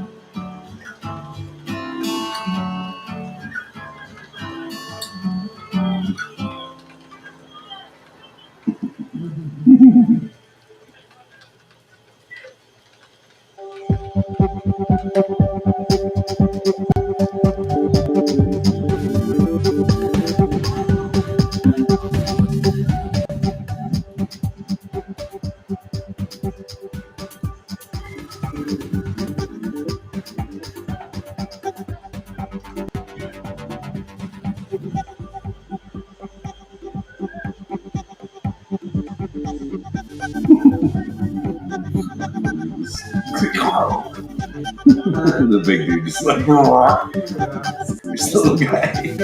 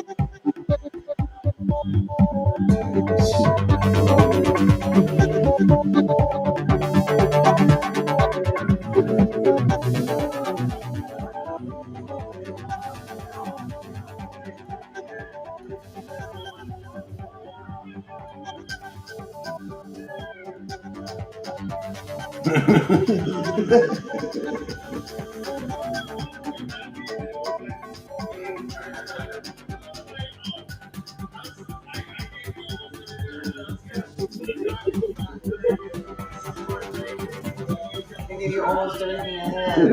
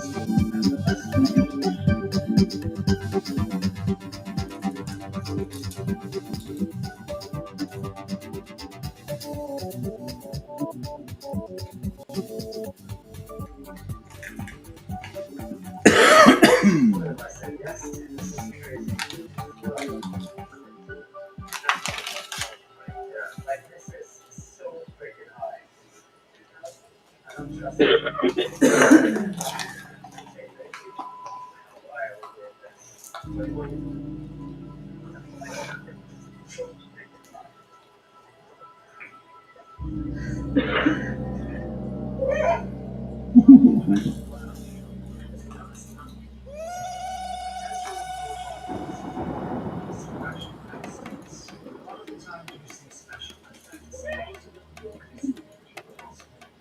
this video, we're going to try to see how hard the question is why as a professional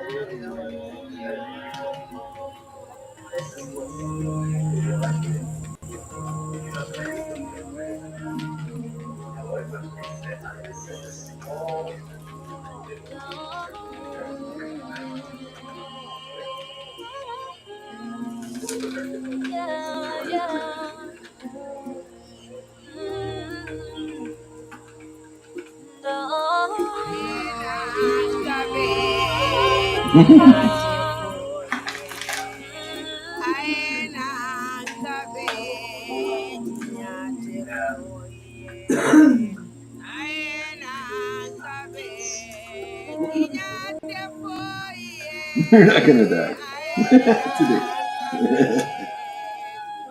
No, it's fine. I believe you. I believe that. I've seen you there enough crazy shit. I believe that you can do this. But, no, I'm not gonna lie. It's terrifying. If you go to a no, I'm saying up here.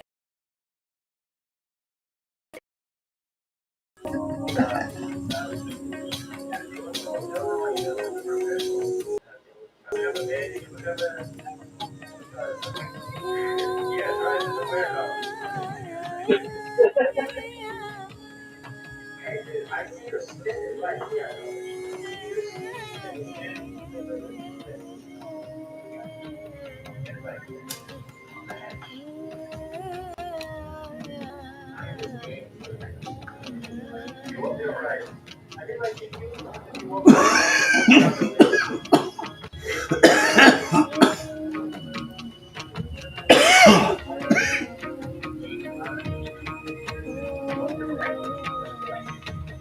Can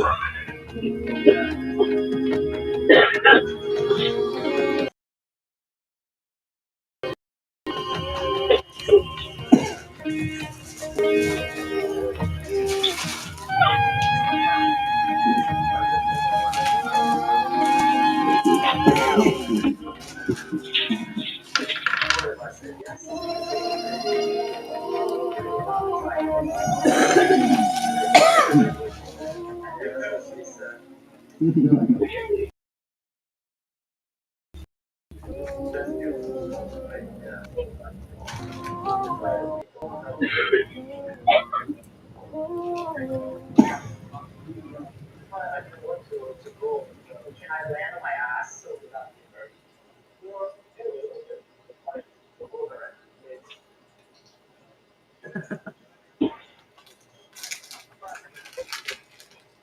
I don't know if I can control that. Okay. I've never landed on my back before. Like this is so freaking high. So I can feel I've never landed on my back like this. Yeah, just getting out to this.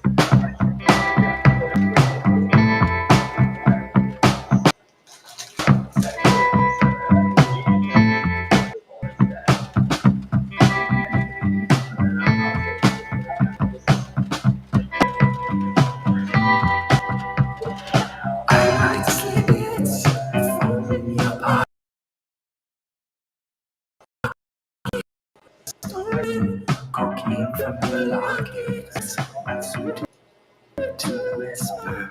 I may have scales that light up when they glister. Maybe aches like sweets that is outer. I might write letters, big balls of chowder. There might be plastic, place in my skin. You never know this, the shit that I'm in.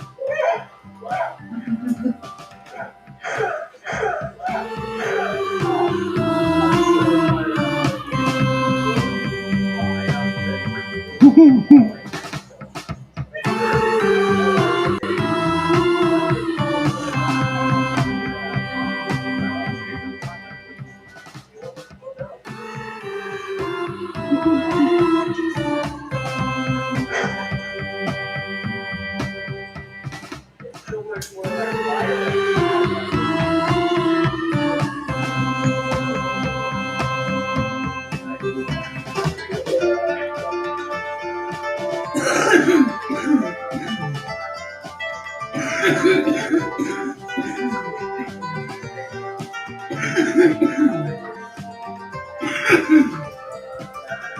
image portrays a unique and unconventional approach to life. It is educational video creators using multiple video streams to showcase their work and storytelling.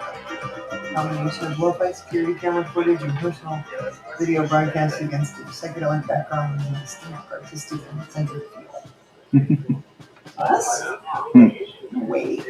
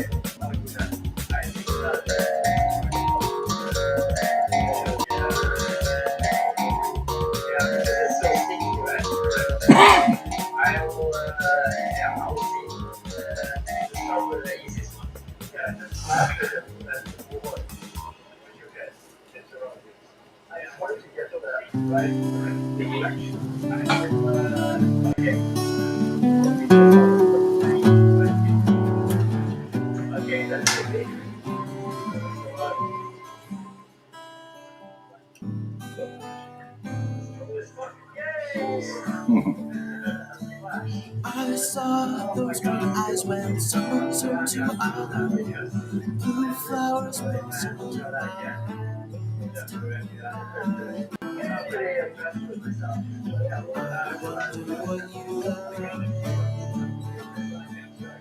I sat and fell in bed with my needle short hair moved over to the side, trying to make you love me.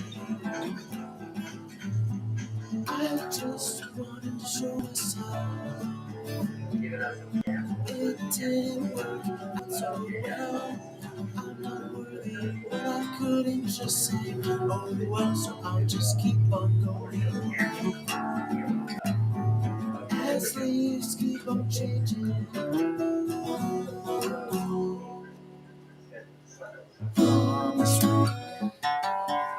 Girl, you make my head swing.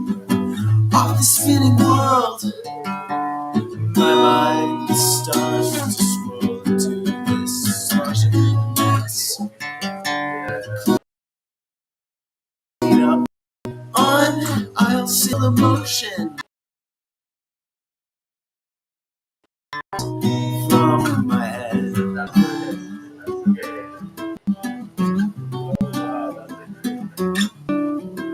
Really, you can't get out of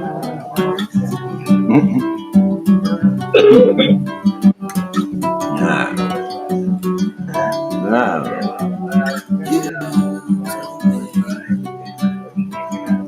Fish on, but I'll be here for a year.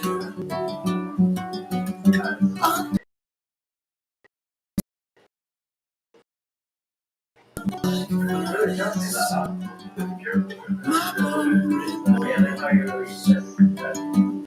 across the surface.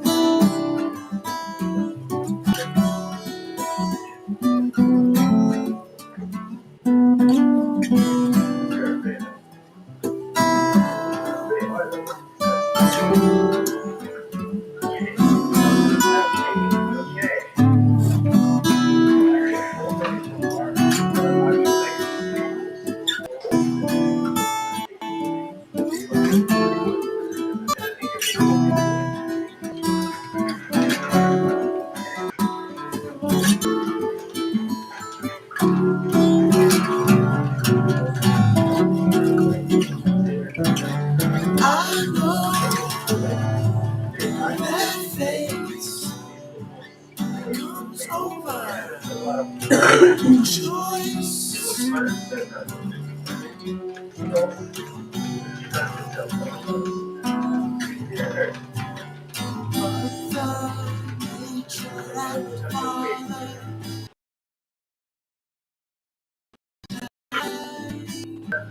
I don't know even if it's going for the first. Predetermined my whole life. I'm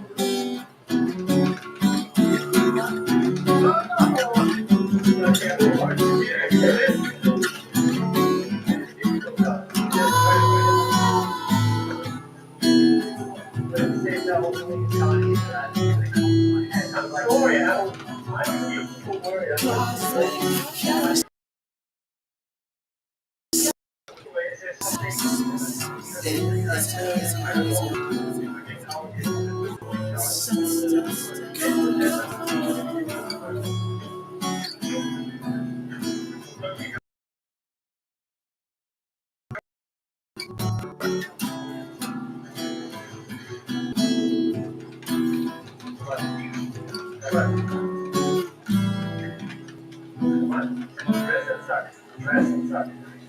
I can't get it. I know.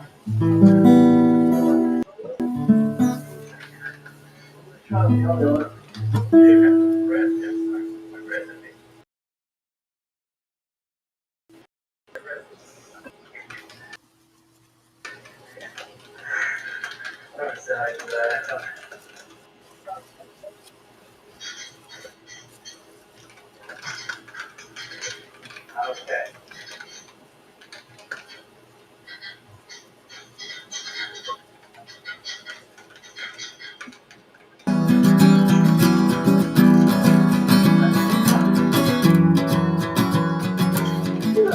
I wasn't planning on that.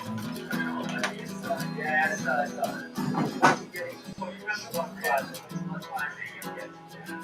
Snow has lifted off of me. No more obligations. I am free, dark gray. Please stay. Keep me on this island in the middle of the sea on deck. December morning. It's outside my window. Watching me so bad.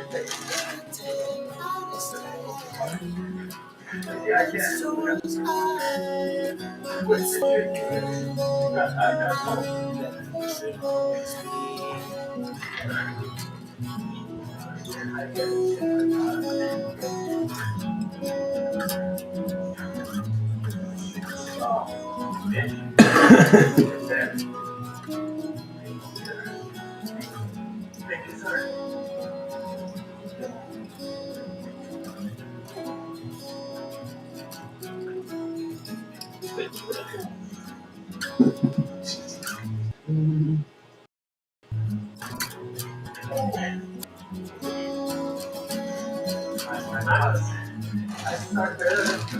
Yeah, you did actually.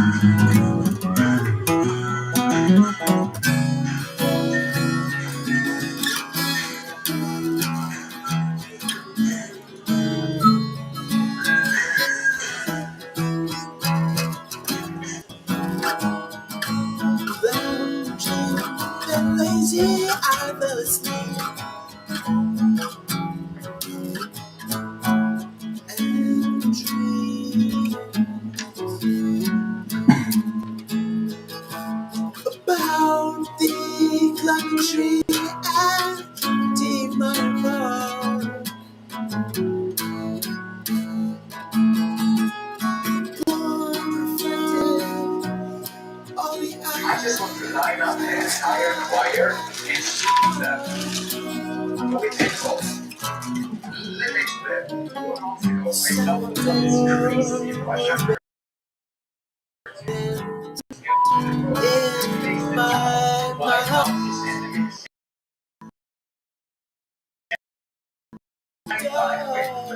how is listening to that? I think everything what is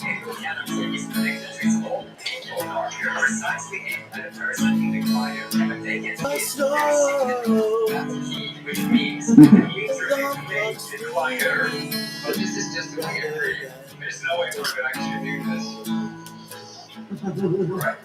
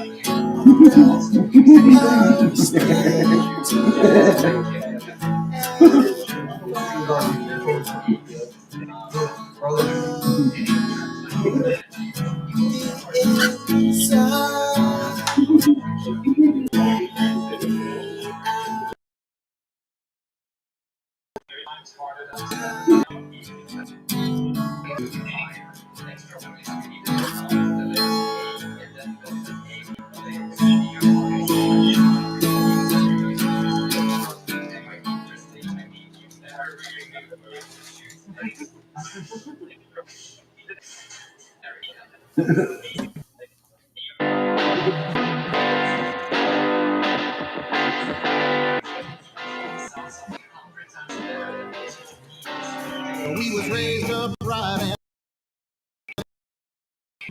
and straight and narrow. We got nothing to wouldn't fill up the wheelbarrow. We got no money in the mattress, got no money in the bank, and there ain't no lot to be had. That's what we get for being good.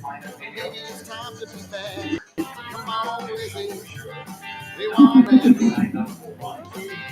So this is our chance, our opportunity. Come on, Lizzie. Leave this life behind.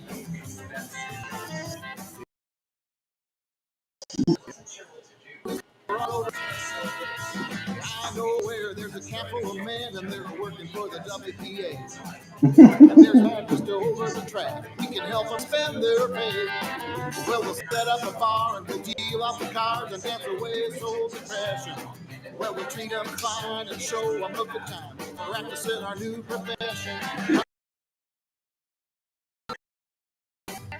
They want you and me. So naturally. Come on, Lizzie. I'm tired of being poor. There's a better world awaiting on the other side of that.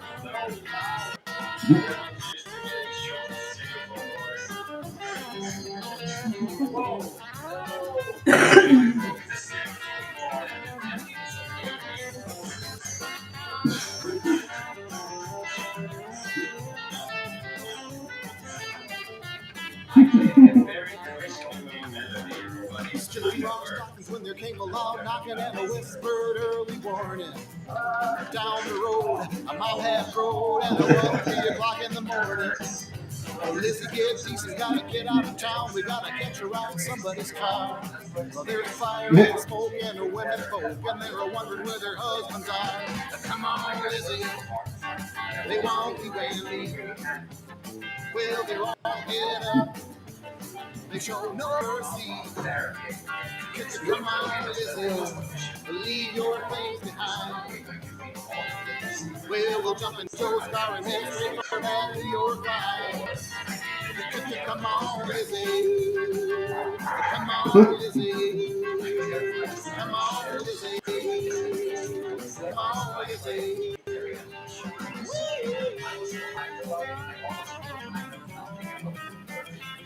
I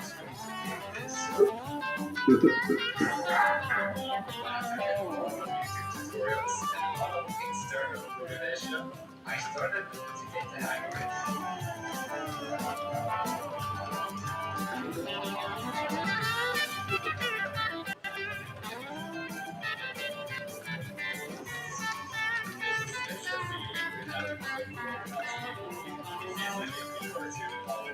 This was way better than I thought, and that was some finishing touches.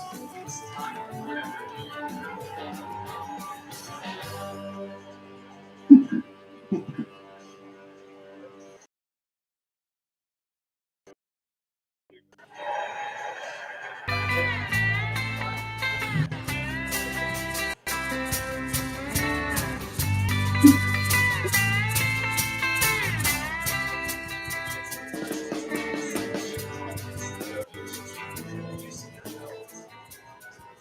Let's just get this first. Okay. And once we put the little ball over here,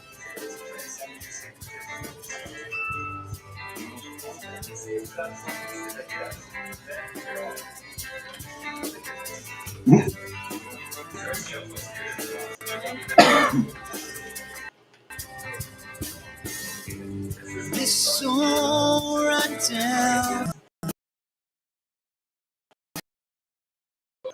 night to have a good find this truth that you do. Man, you can never give up the fight. way better. Out here there are no signs.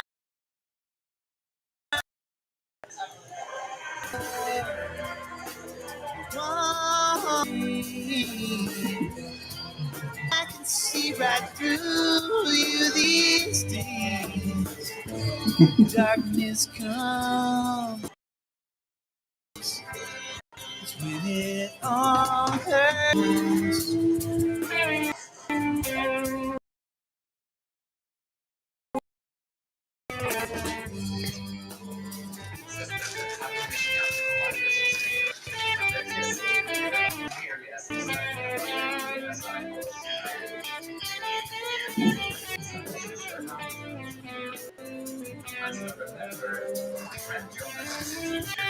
I'm not sure if I'm true about all this.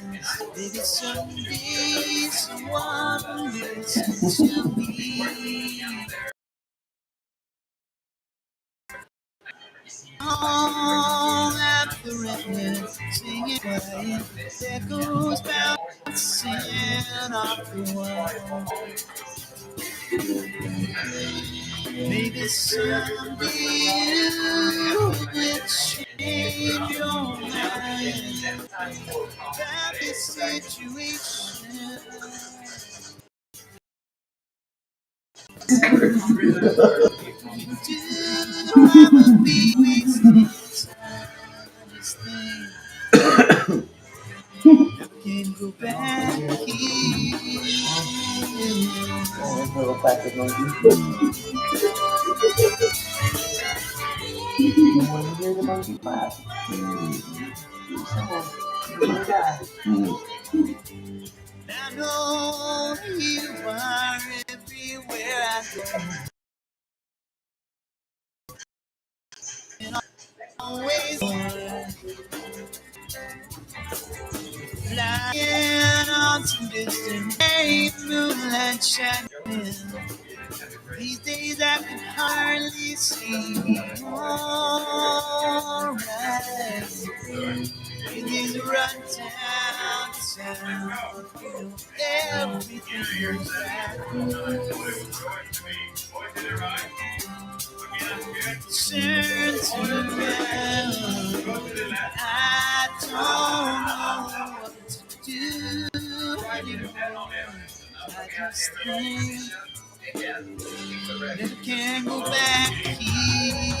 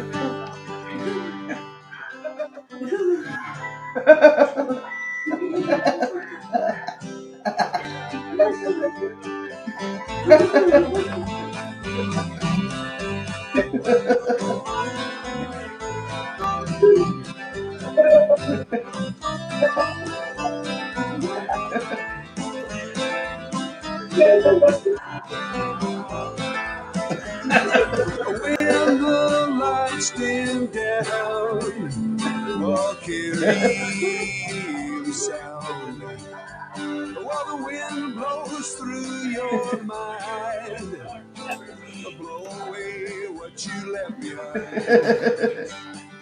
Time will come and time will go. With the truth that time may show.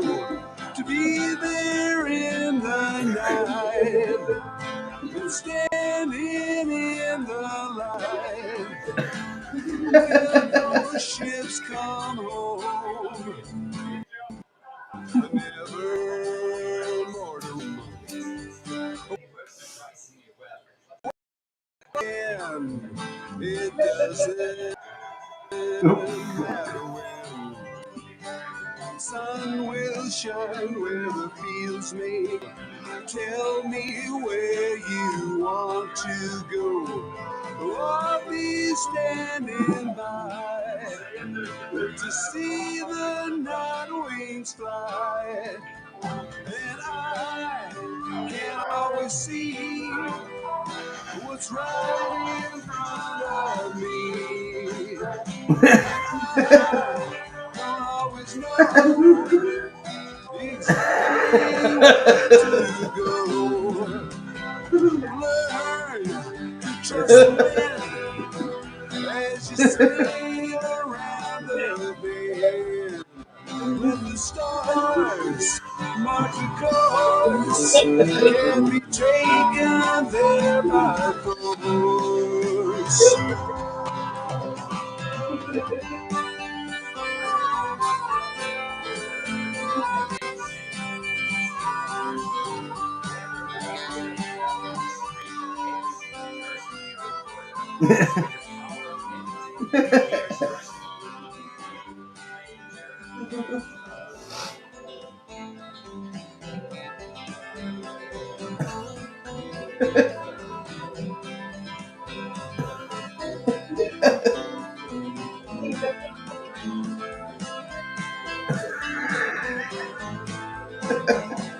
When the sun comes, it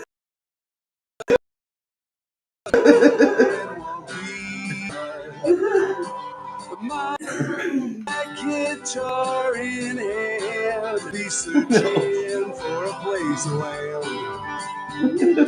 Thinking back to an open space, you were standing in my place. I'll be staying there. The sea mist in the air. Well, it won't be marking time. We'll get up, it's a climb. On the rocks above the sea, you'll never feel more free. In time's free flow, with potlatch dreams where the white smoke blows. To be there in the night and standing in the light. And I can see what's right in front.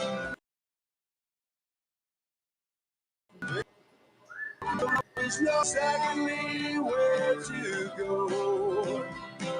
Learn to trust the wind, as you say around the bend.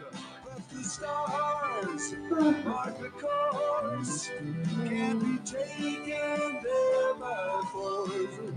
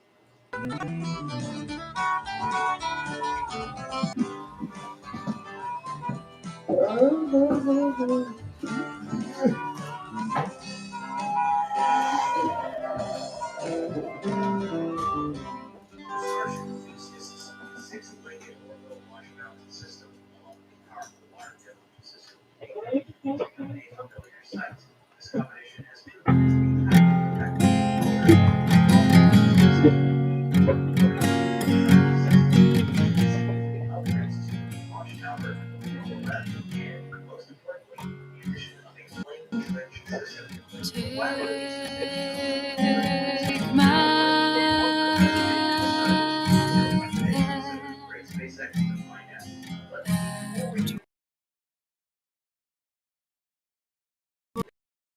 walk with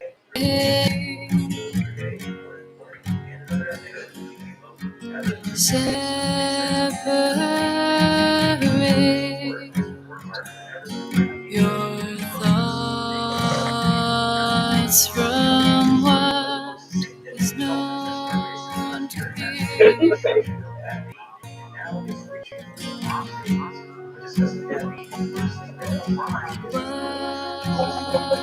Wipe away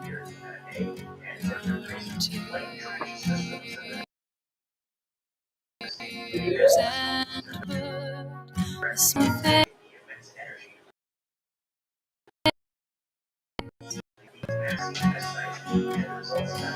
I am here.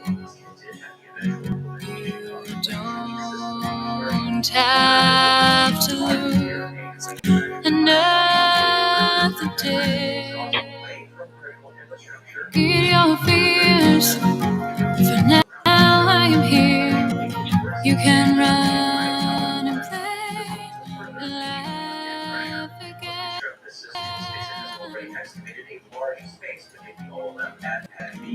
This area will first be reinforced with a solid concrete foundation for the installation of the integrated water manifolds. Unlike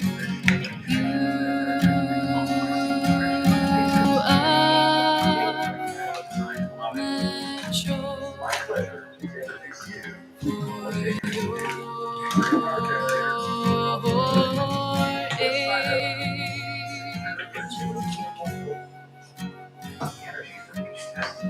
You have seen such bad in your day. It's snowing out there. Forget your fears. Now I am here. You can run and play and laugh again. Don't lose hope. Nobody's giving up. So go run and play and laugh again.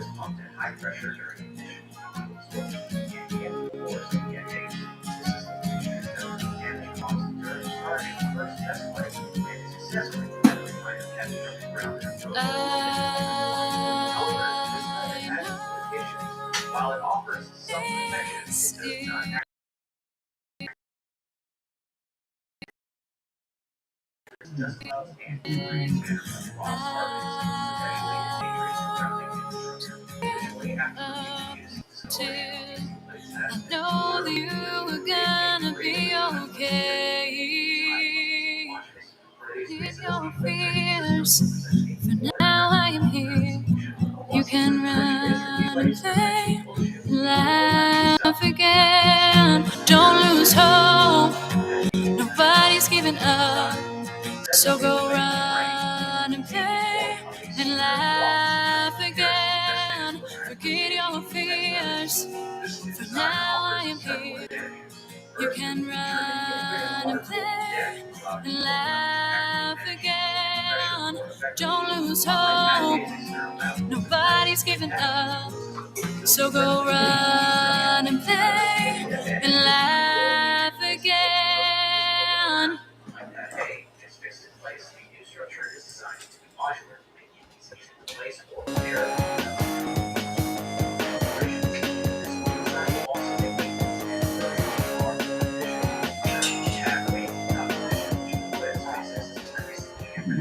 When I met her, she was born in my heart. I collected all the pieces and set them all hard, and I put them back together piece by piece, searching for answers and seeking relief. And it's funny where one kiss could lead. Who'd have thought she wanna marry me? And every once in a while I get something right. Every once in a while I'm the luckiest guy. And yes, I know we were on to something past.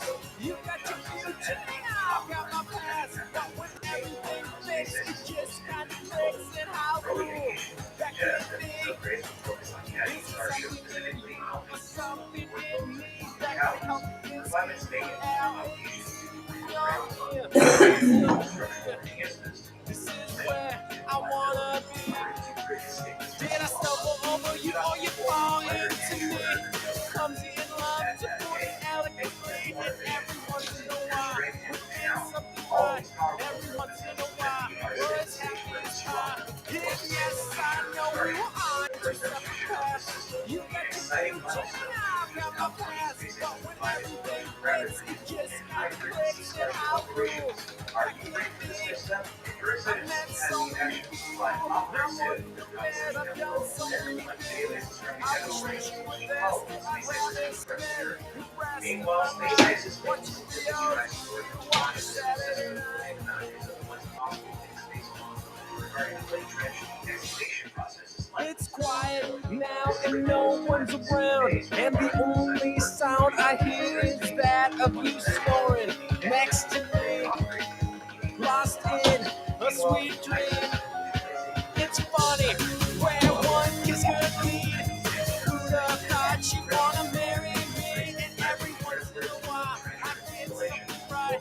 Every once in a while I'm the luckiest guy.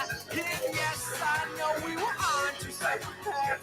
You got your future, I've got my past. But when everything fits, it just kind of clicks. And how cool that can be. As for John Yes, I know the bombs from there that you broke out from a rock and band. But when everything fits, it just kind of clicks. And how cool that can be. How cool you can be. How cool you can be. Together. For great offers, visit your Treasure Valley GMC dealers. Or current eligible GMC lessees in the small fleets of the Sierra and Lane for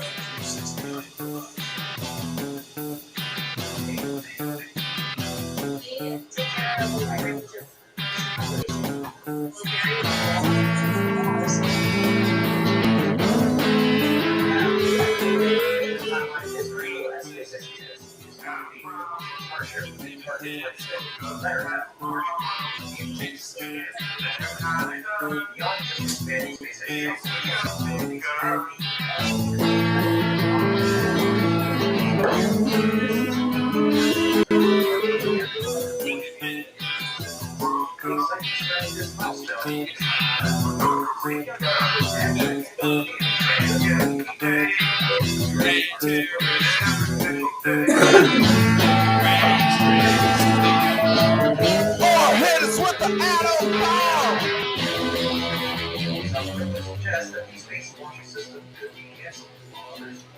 while most encouraging Republicans to shift its focus toward Mars.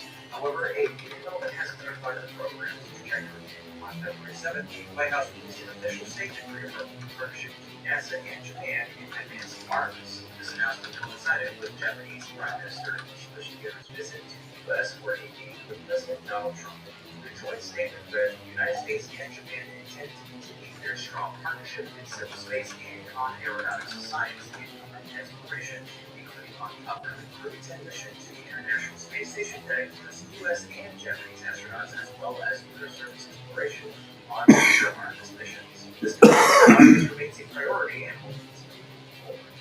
The U.S. and Japan have also continued a strong collaboration in space exploration. Japan already operates a module on the International Space Station and has sent astronauts up to SpaceX's Crew Dragon, with more to come on the upcoming Crew 10 mission. The two nations also recently partnered on the lunar mission in January, which included glucose and optical R. Additionally, Japan is playing a key role in the Artemis program. JAXA has been developing the IHAB module for the lunar gateway project as a test. We are also working on the lunar rover to support lunar surface exploration. In return, Japan will have access to Starship cargo for their rover missions, and Japanese astronauts will get seats on future Artemis lunar landings.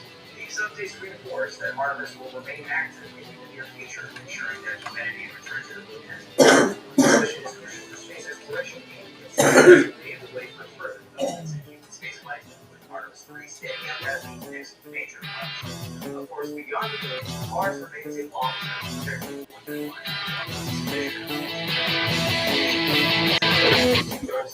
prioritization seen as complementary advancements in Artemis will serve as stepping stones for Mars missions and Marty will return to operations. The future of space exploration is very exciting for you.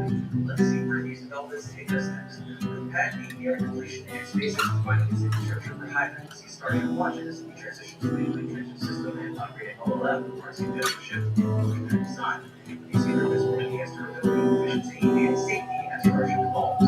Meanwhile, NASA and Japan's reaffirmed commitment to Artemis and will continue progress in their collaboration in planning for the future of Mars missions. The synergy between these advancements will shape the future of spaceflight. We're excited for what's next, though. Let's subscribe and stay tuned. This has been Kevin.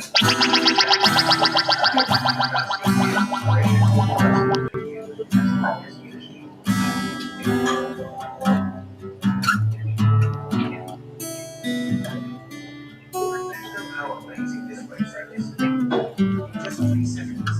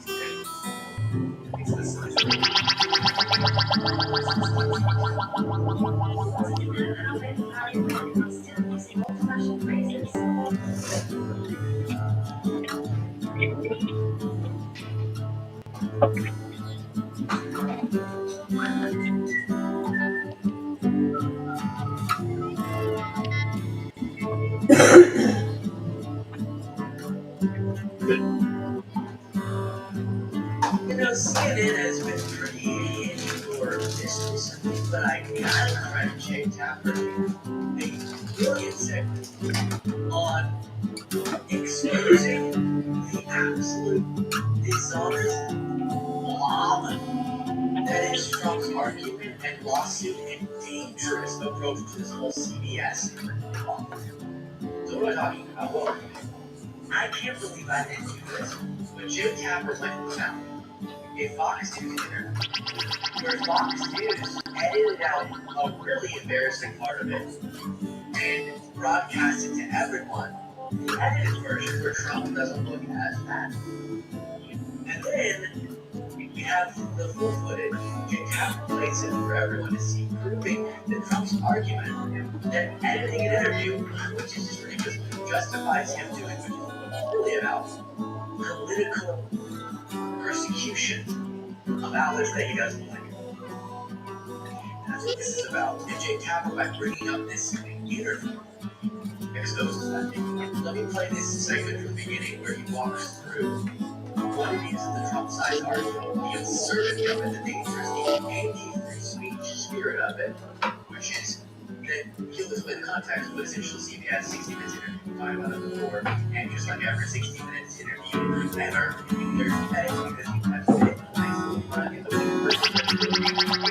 and at one point when they broadcasted it like on CBS mornings or they be able to interview, there was an edit, and then when they had more time, they played more of it. And Trump wants to play back me teammates to try to attack CBS. He says they should be off the air. Benefited from a far more egregious example edited an interview that actually did change the meaning of what he said on if you appreciate the show, please click the subscribe button. Here's Jake Tapper breaking it down. It'll take a second for me to go from interview part, but first.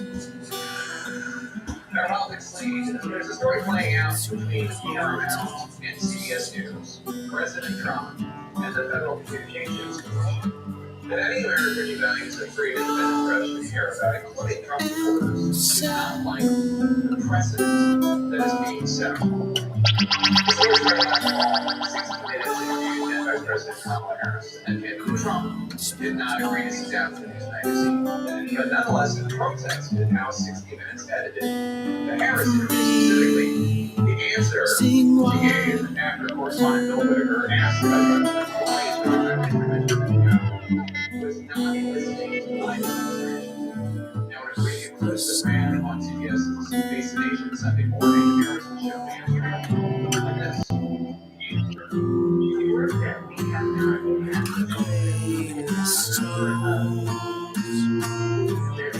allegations by Israel that were very much prompted by or a result of many things, including our advocacy for what needs to happen in the region.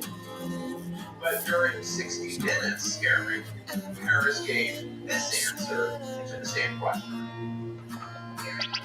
We're not going to stop pursuing what is necessary for the United States to be clear about where we stand on the need for this war to end. Now, CBS News explained the discrepancy by saying they had heard the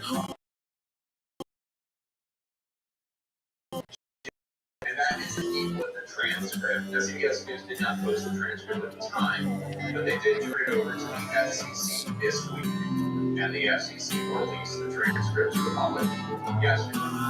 But that is far from what Donald Trump alleged. Now, they took the answer out of its entirety, threw it away, and they put another answer.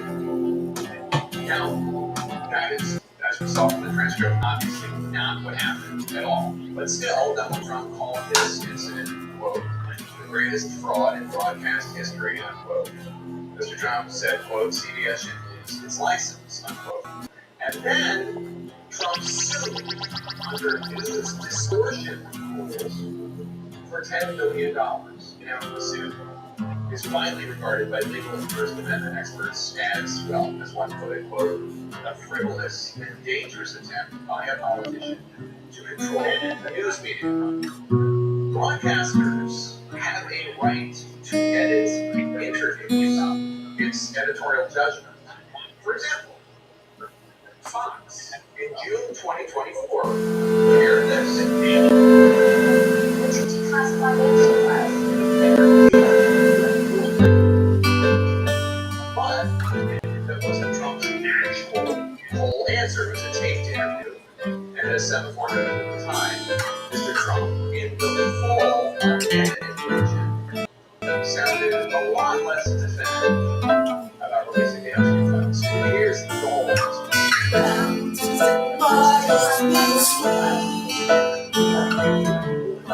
I guess I think that the U.S. still is, know if affect people's lives if we slowly stuff in their system. We still have that whole world. But I think that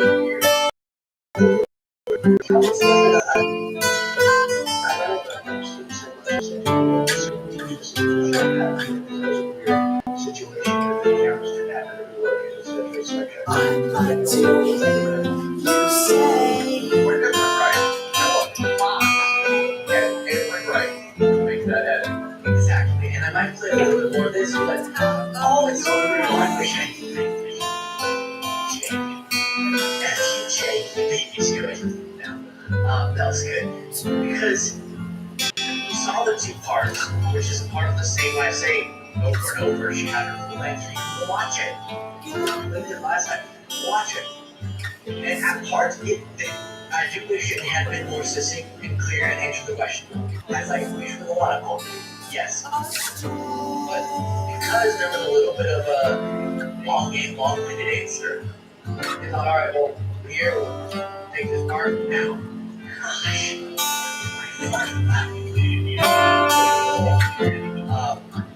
They edited it one way. And then, I actually think this is good because the time constraints they had, they could have played a full answer.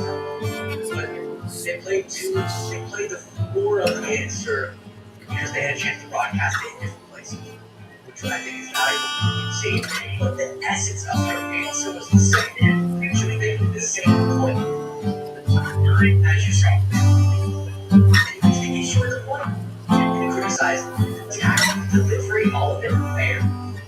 But you can make the same point. Nice. Whereas Trump's meaning was different, and that's for editing his mission.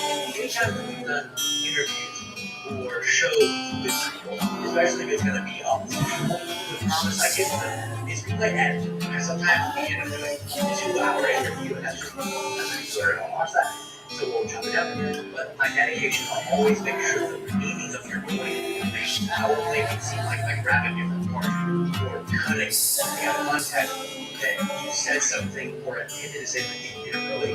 That's where I think editing is dishonest. But if you keep the meaning as the CBS one did, the Fox News one didn't. Because in the original, and I remember covering this at the time, in the original interview that was broadcasted on national TV, he goes, yeah, he cut, and then the next question gets asked. So the American people watching it are thinking, all right, I'm going to do things, we should release this. But you extend that like 3 seconds, and he starts going, oh, that one was so, I don't know, folks, you know, I don't know, might have their just talk about people, I don't know that changes completely of his answer. And to Jake Tapper's point, where you criticize Fox News for being dishonest with that, they have every right to do it. It would be a violation of their free speech rights for the government to come in and say you don't have the ability to choose how you edit your interview. Unless there was a contractual agreement between Trump and them that they wouldn't edit it right, then you have that control. Then you would have potential enforcement. But it's not one of those scenarios.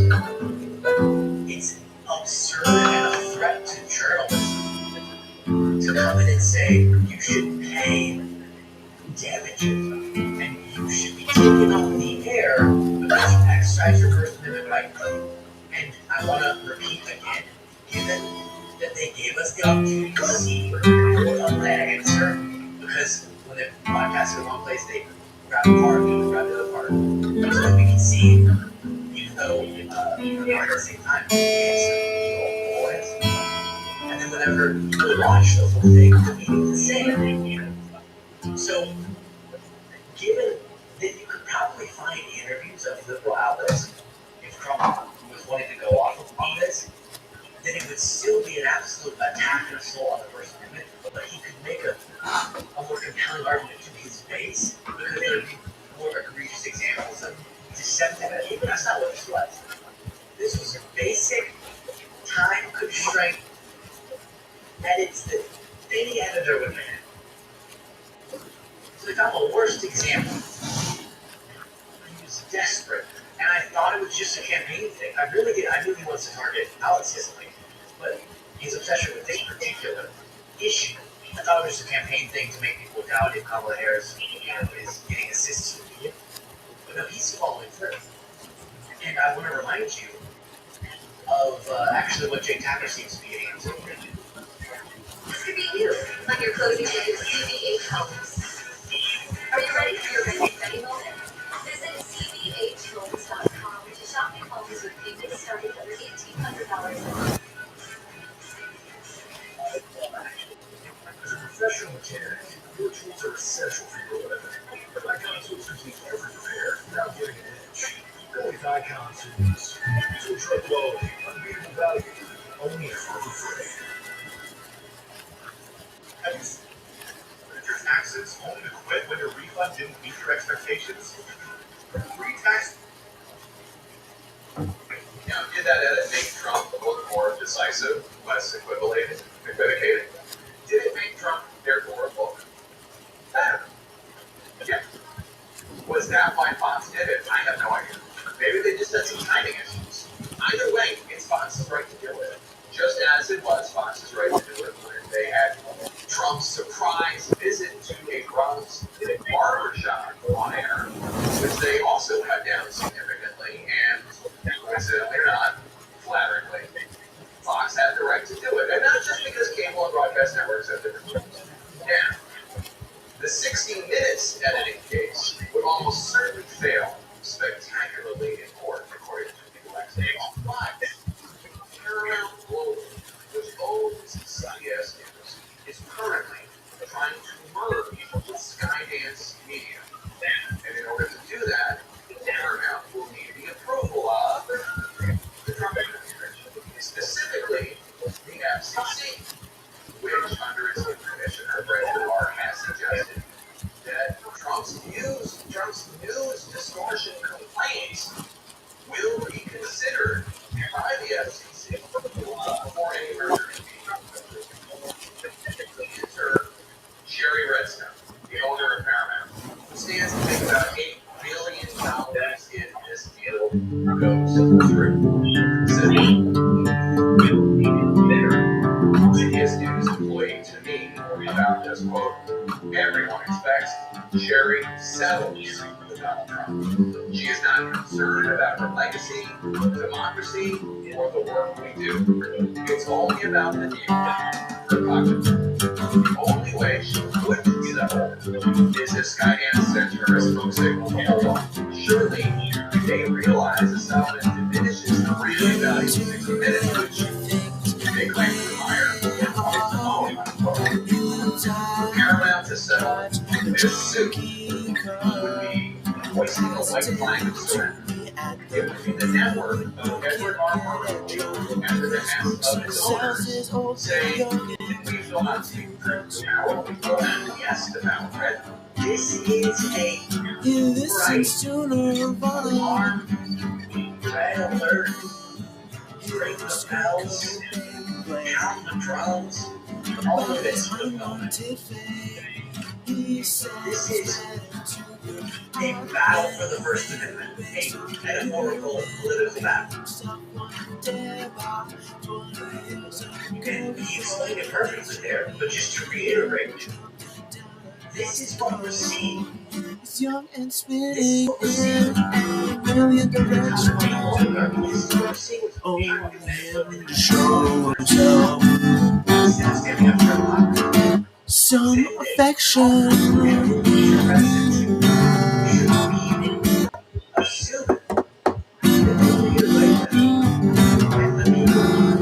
Tries to swim in a given flow. They're not going to push back because they just want something good for themselves. So now the president's being said is the president should be something in this case FCC commissioner. Prevent this merger, prevent this Paramount, not blinking her name, but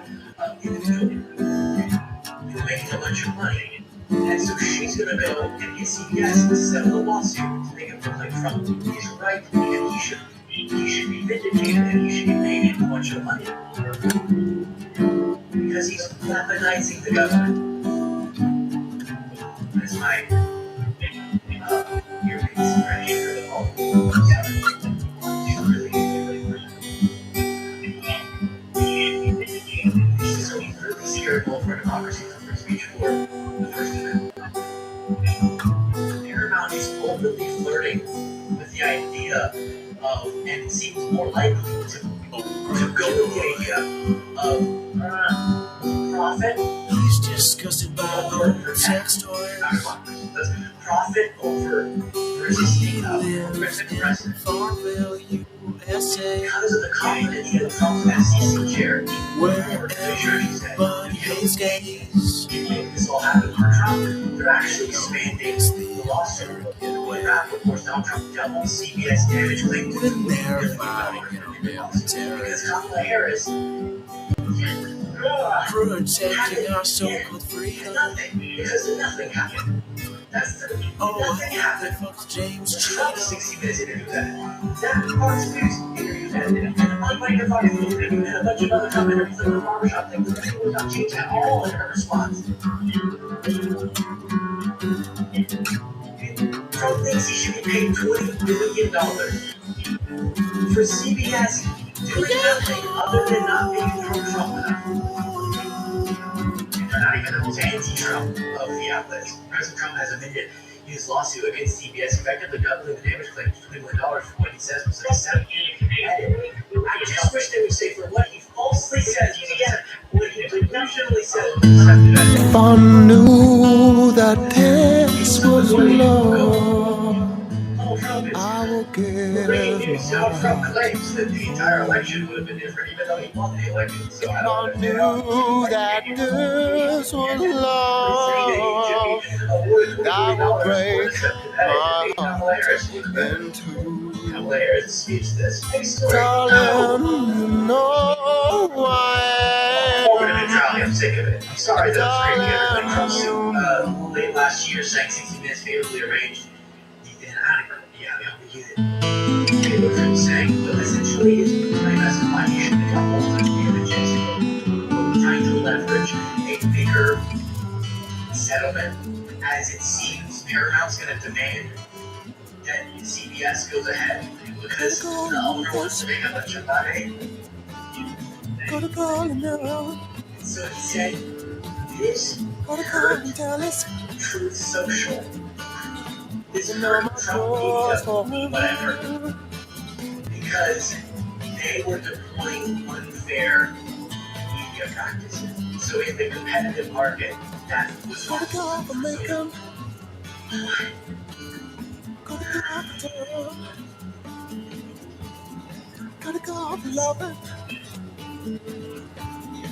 you know my God from hell. I talked about this already, but just add, since I'm so sad, let's just throw more fuel on the fire. As a president, we're sitting in first project 25 architect Russell Watts from powerful White House with She is so soft and when she goes, touching it up, dancing as she goes, touching it up, dancing as she goes. She is so gentle to me. But that was he wanted to tell me that he did this project. He listened to it. Gotta go from Mary.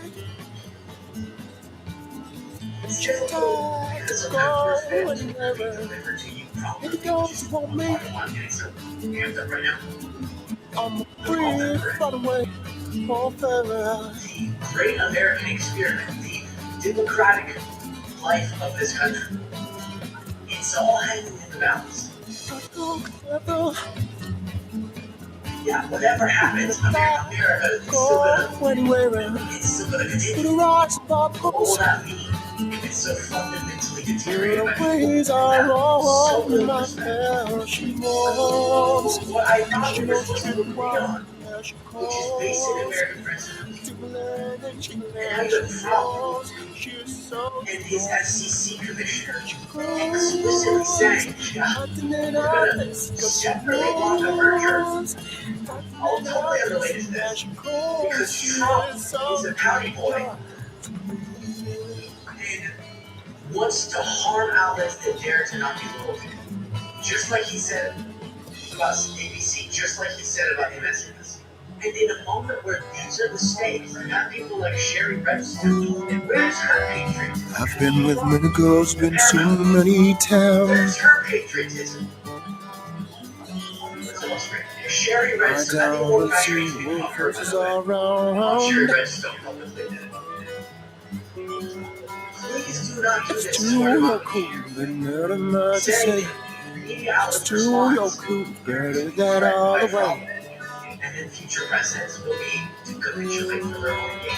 Yeah, that's the whole risk of having people in power that don't respect our democracy. Our institutions are only as powerful, or only as stable and democratic, and all of those people things if people are willing to maintain that through our operating system.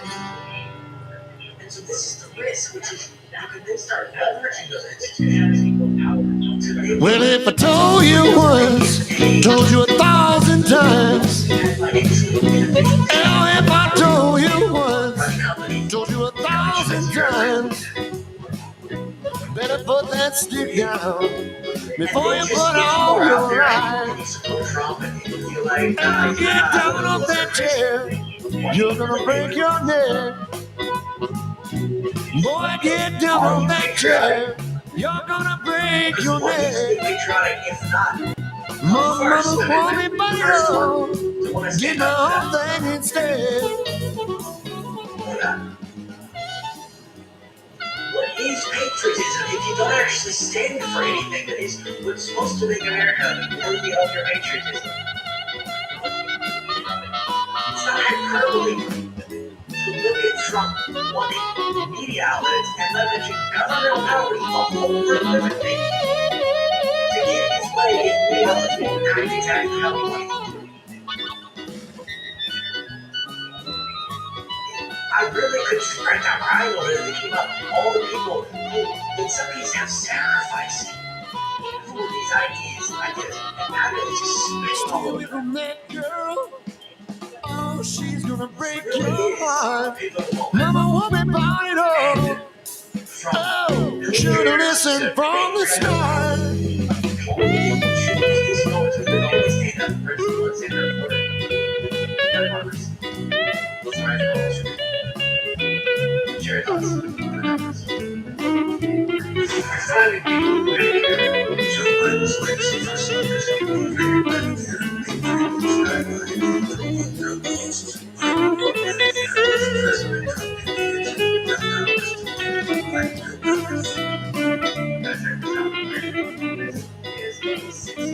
Mama want me about it all. Should have listened from the start.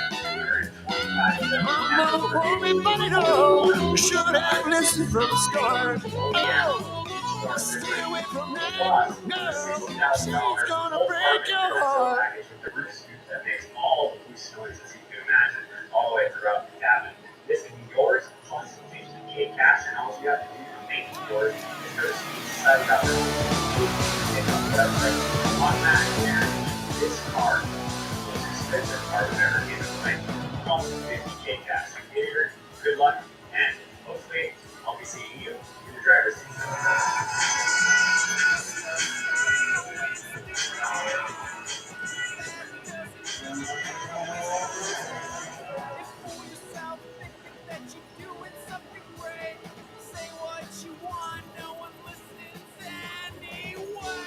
Good evening, New York. I'm Mercedes. Let's start tonight with a question. Did America vote in 2024 to immediately halt federal efforts at veterans suicide prevention? Do you remember when veteran suicide prevention being litigated in the debates? Do you remember Donald Trump campaigning on stopping federal efforts on veteran suicide prevention? Of course not. Yet that seems to be what he tried to do. Now, last week we brought you the news that tons of researchers at the National Institutes of Health have been unearthing flaws in their activities. Research on cancer, diabetes, Alzheimer's, grant funding, study sessions, even trials appearance, all just immediately frozen put on hold without an explanation. Why? Well, honestly, it's still not entirely clear. Now comes this document from the Office of Management and Budget, that's sort of White House's budgeting arm. Last night, that has effectively ordered unilateral prices on federal grant spending. This is a scheme straight out of Project 2025. Two-page memo demands those spending freezes because, and I'm quoting here, the use of federal resources to advance Marxist equity, transgenderism, and Green New Deal social engineering policies is a waste of taxpayer dollars that does not improve the day-to-day lives of those we serve. Now, a bunch of people took them to court, and this afternoon a federal judge temporarily put those spending freezes, which could total to the trillions of dollars on hold, but just until arguments next week. But just to be clear, today was spent with people in every state of this country, Republicans, conservatives, liberals, all trying to figure out what was going to happen because this has been the question was put in hours after the Trump administration announced a sweep freeze on federal spending. The U.S. government fell into chaos Tuesday as officials braced for potential interruptions to programs that promote food safety, combat crime, provide college-age aid, produce medical research, and respond to natural disasters. As far as we can tell, and again, it's a little unclear, they just buy feet on one swath of congressionally appropriated funding signed by a president to halt. Again, the scope of this order is still unclear. Get this, according to Democratic Senator Ron Wyden, Oregon, access to the Medicaid services portal that the states use to interact with the system of Medicaid went down in all 50 states. Okay? We're talking about hundreds of millions of dollars. You're talking about 80 million Americans who use Medicaid. It's the most vulnerable of the population, but also broadly used. And the portal for the payment system that the states use just went down. Don't explain why. Democratic Congressman Maxwell Frost reported that this afternoon just got off the phone with a provider who sells Medicaid. Because they are shut out from the Medicaid portal, they may not be able to do payroll. They exclusively serve low-income authority.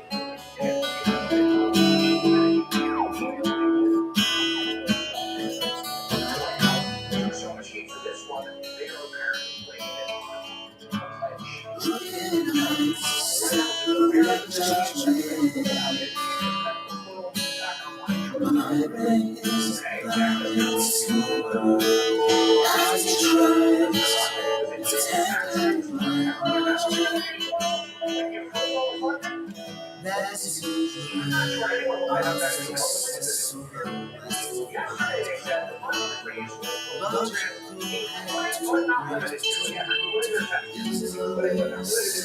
Those affected by Trump's executive orders targeting so-called DEI programs, really anti-discrimination programs,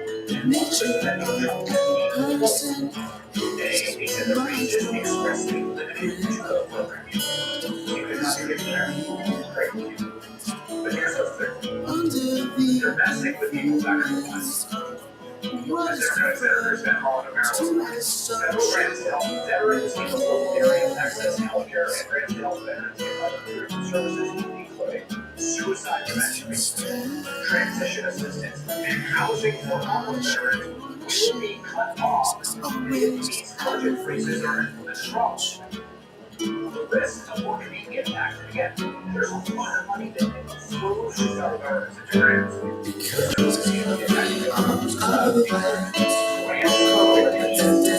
National Center for Missing and Exploited Children. Grants to prevent domestic violence against women. Grants for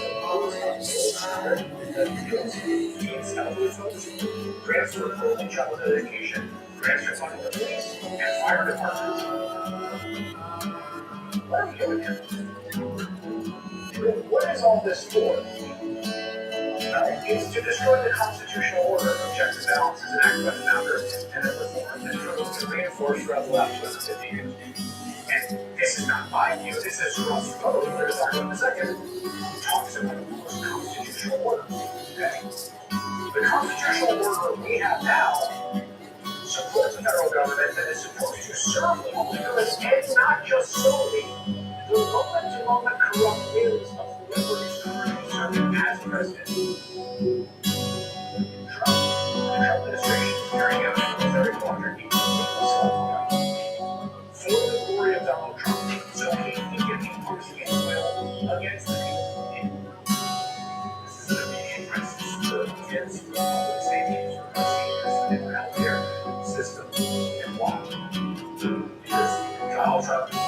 to seize power. That is what is happening. Guess where Donald Trump is going to decide to unfreeze federal rents? To the companies run by his billionaire friends, to the states and congressional districts run by members of Congress or governors that are loyal to him. All of a sudden, he transitions from a democracy to a monarchy, because that's what a king does.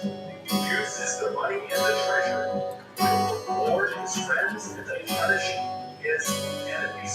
And to be crystal clear, I mean, this order, these actions taken, what Trump is trying to do, just fly in the face of the absolutely foundational bedrock constitutional principles. The founders were clear as day that Congress, not the president, has the power and influence and decides how money connects to this thing. Now, it is clearly a position of the Trump administration. They've been voted about this and written it down and whatnot. That the president instead can unilaterally, at his whim, decide, well, I don't care. We all spend the money appropriated. We get to decide what gets spent, regardless of what Congress says. That is the current position of the White House. And the guy Gone is the day I don't need it anyway. Lost here in the night, nothing said, nothing to say. I could just leave this earth forever. These feelings would have to stay. Outlined basically this entire plan. It called for the Republican president to act unilaterally to bring the administrative state to heel. Silent is the sound of this trembling, crumbling ground, shaken by a word. No more talking, pass it around. If only my heart had lived to join me, if love could come falling down.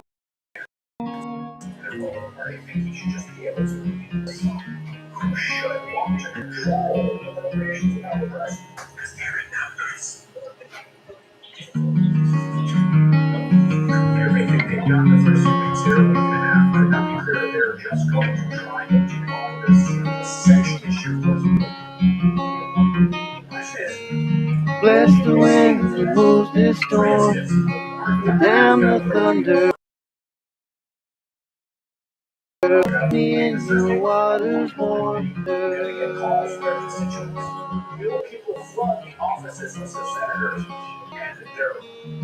Lift me up and touch my soul. I need forgiving. Raise me from this sinking hole.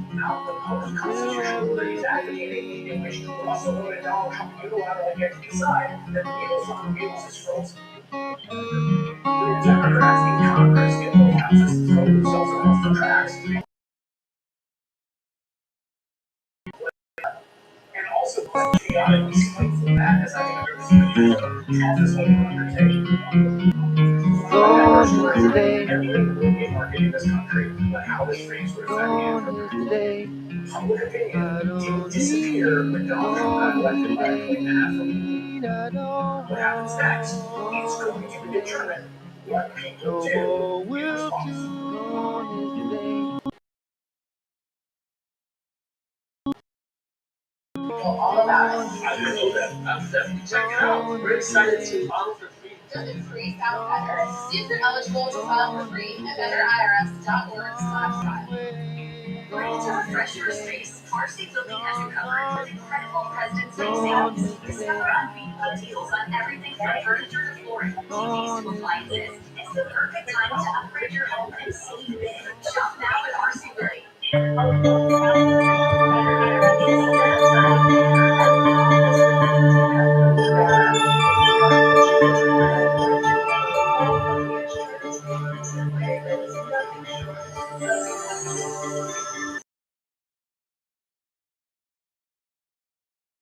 That was actually cut off all of the library and all the school childcare that even helped your life was up the country in crisis. This is not all. It's not leadership, it's stupid. It's childish in exactly what they did. I spoke to them all night last night as we dealt with this being thrown on there with no guidance. I know you have a lot of questions. I have a lot of questions because not one damn person thought this through. I'm hearing within the last few minutes, all the people in the Medicare legal system is unrelated to this. There's absolutely no way they knew exactly what they were doing. Minnesota Governor and Democratic Vice Presidential nominee Tim Walz speaking this afternoon in Minnesota in response to the Trump White House's sudden officials scrambling overnight to try to deal with the expected impact of roughly $2 billion of federal funding from ongoing programs being yanked instantly and with no warning. Today, after a huge pushback across the country, the Trump administration tried to take some of it back and say they hadn't meant it. And the freeze overall was put on hold by a federal judge. Joining us now is for his first interview since the presidential election is Minnesota Governor Tim Walz. Governor Walz, it's really nice to see you. Thank you for making time to be here.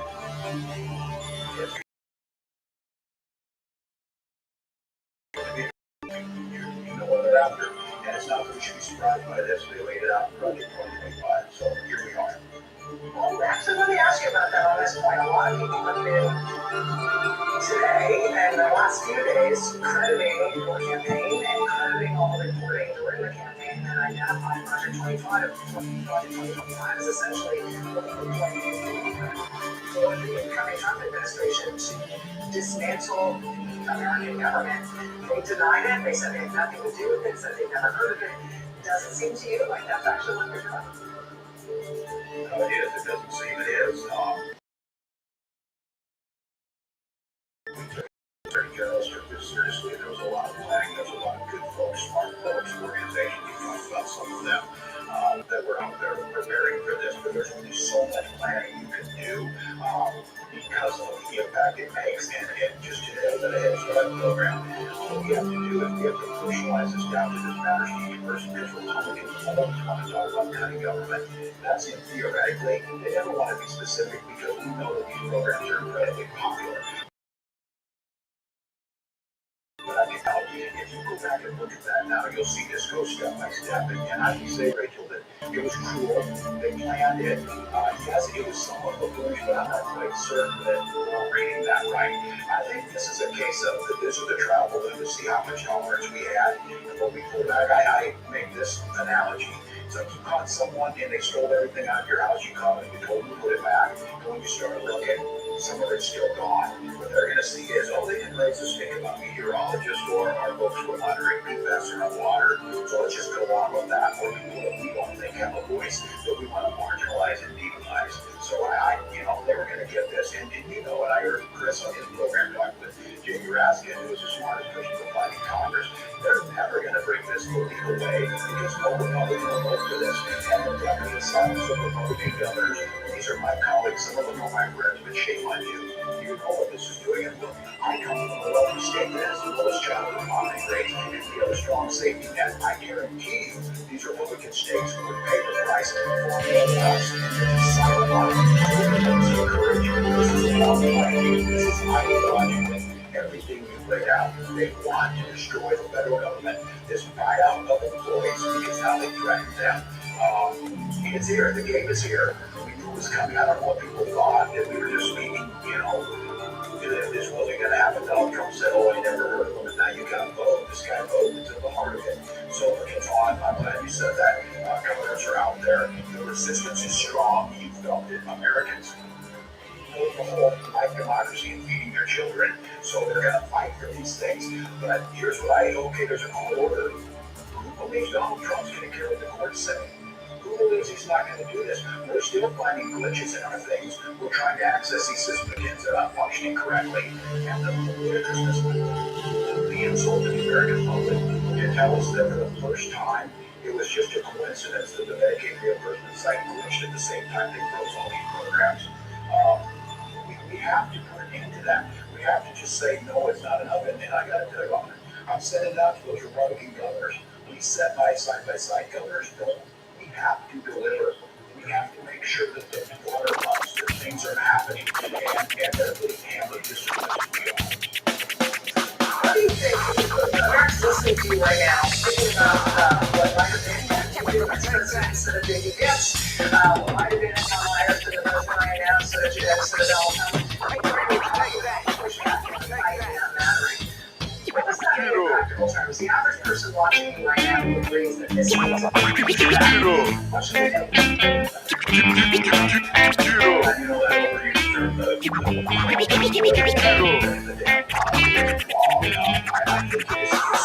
Feelings right and the mood is lit. No, nobody can even touch us, at least not yet. So step away into your fantasy, cause nobody can explain this shit quite like me. I said the days that follow are short and astray, sometimes cold and hollow and so being gay. But I can't bring you higher when you fall down. So get up and you come back around.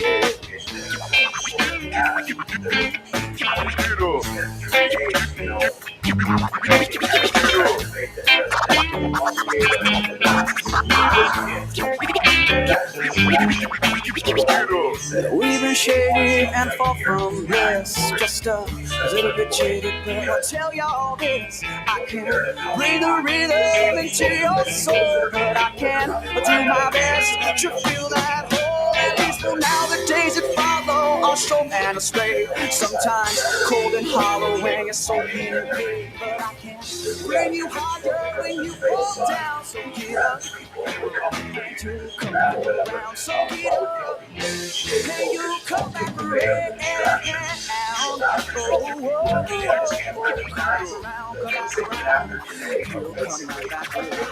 What society does, and people like to have to water and operate and say, and there's societies that function like this, where the rich and all the do everything, and there's those fabulously wealthy people who are basically, not basically, are above the law, and the rest of us are here. And I think we have to find that voice. We have to push back. We have to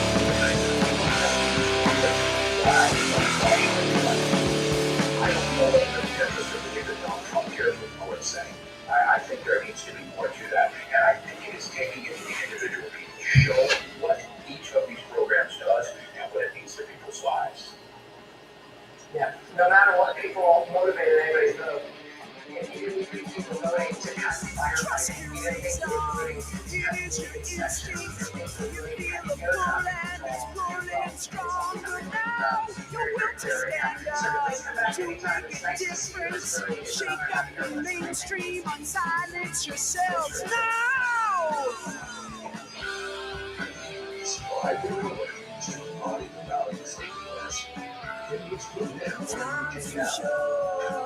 It needs creating a families and neighbors. Because we know if we take care of the land, we'll take care of us.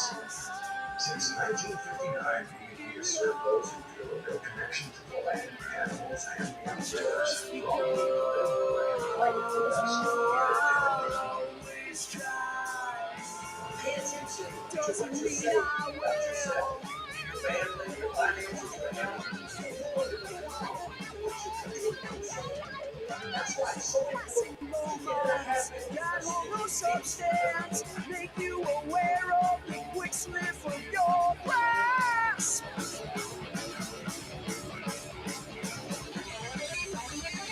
Let's see, to take effect in the streets of the Commonwealth substance to freeze trillions of dollars in federal grants. Congress passed to the states to increase state attorney general. This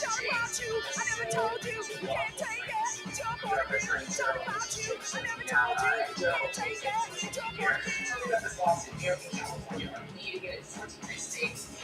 Total. What do you think to happen? So thank you for having me, Jim.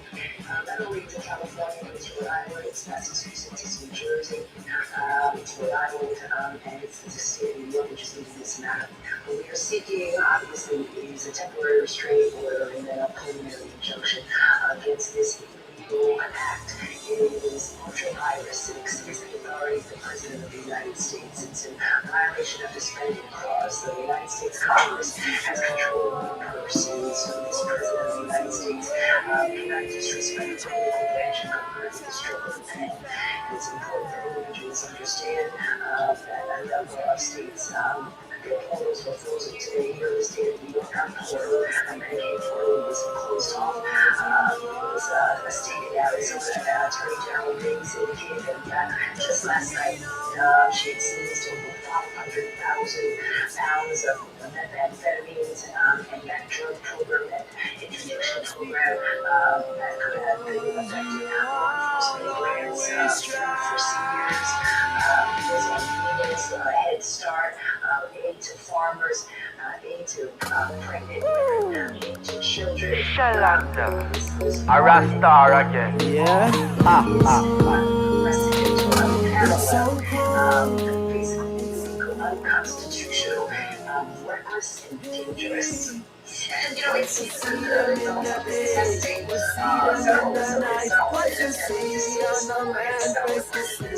It's not Once you see them in the day, you will see them in the night. What you see on the man's face, I never lie. Hear you saying things I can't believe. If you try on my journey, you will feel. I stay firm on my feet, I never need. That's righteousness. This is my life, and it's my life. joining along Dr. Phil. Once you see them in the day, you see them in the night. Once you see on the man's face, you see in his eyes. Once you see them in the day, you see them in the night. What you see on the man's face, eyes never lie. Now you reach too far just to turn back. The way of life, you got to learn that it's the right thing, so don't go around that. I don't care how you feel. Have I told you they would learn? If you don't, it's wrong, they will drown. When it comes to individuals, when it comes to school individuals who victims, and this is why houses, individuals who victims of domestic violence and psychic words of protection because they're afraid to go anymore. Once you see them in the day, you see them in the night. Once you see them in the individuals come to me crying because they are concerned about our government. We're concerned about what you freely absolutely the individuals in this country. This is my life, and it's my time. I'ma show the world that I'ma do it right. Have I told you they would love you? If you don't be strong, they will drown you.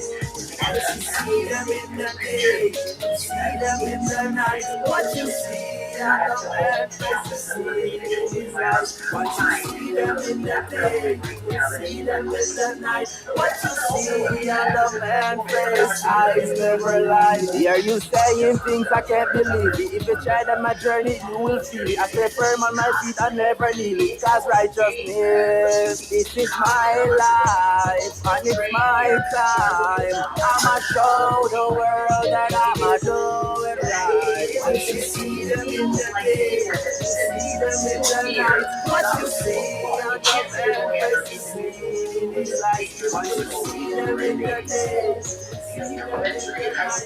What you see on the man's face, eyes never lie. Once you see them in the day, you see them in the night. What you see on the man's face, you see in his eyes. Once you see them in the day, you see them in the night. What you see on the man's face, eyes never lie. A Rasta again, yeah. So much to our economy.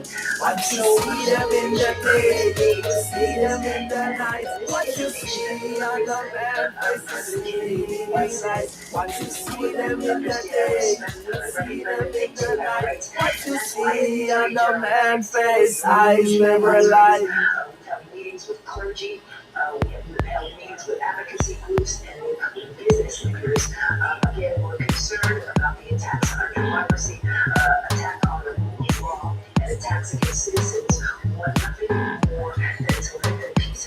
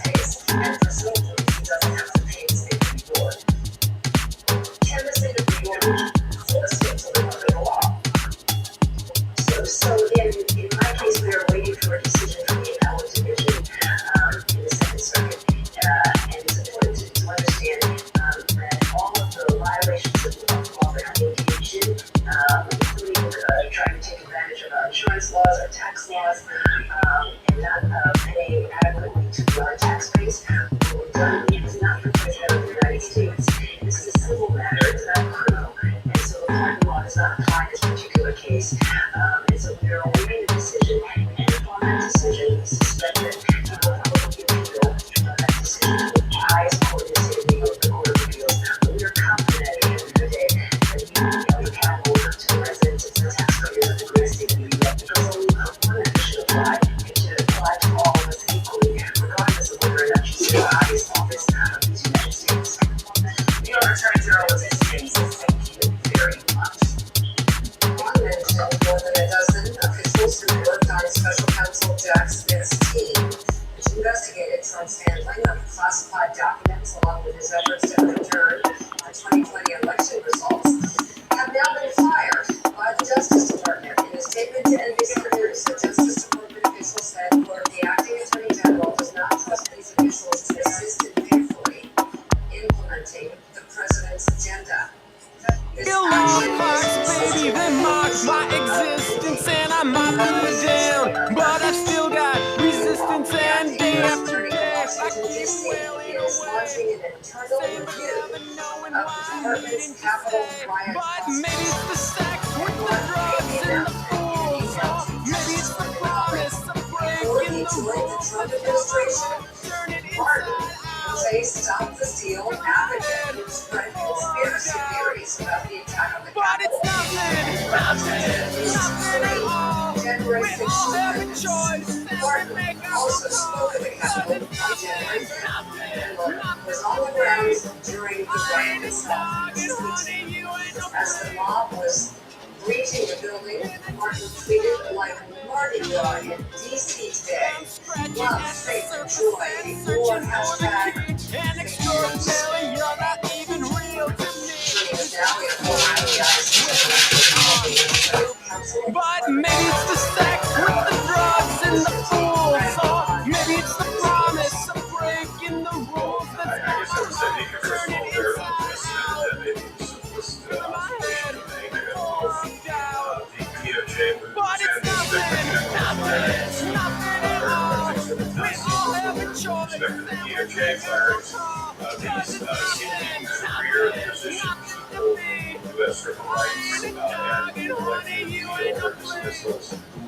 and so we are used to, as you know, a new administration coming in and changing all of the minds, and we think there's gotta be something better than this. Maybe sometimes we lose our minds, and we think there's gotta be something more. What I'm watching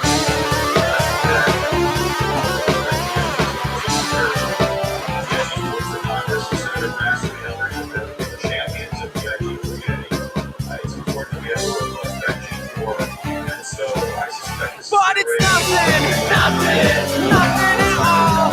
We all have a choice, and we make our own call. Cause it's nothing to me. Being a dog and honey, you ain't no flame. But it's nothing at all. We all have a choice, and we make our own call. Defended his actions Saturday, saying that I do it because it's a very common thing to do. I don't know that, but some people thought that some were unfair or were not doing the job. Despite that explanation, the legal justification stands on shaky ground.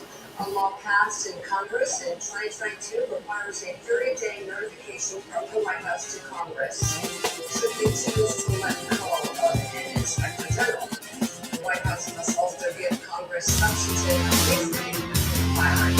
Greg, this house for an inspector general of the U.S. Government Publishing Office in 2004, 2007, and I'm curious your reaction to this. Tonight I'll play the game.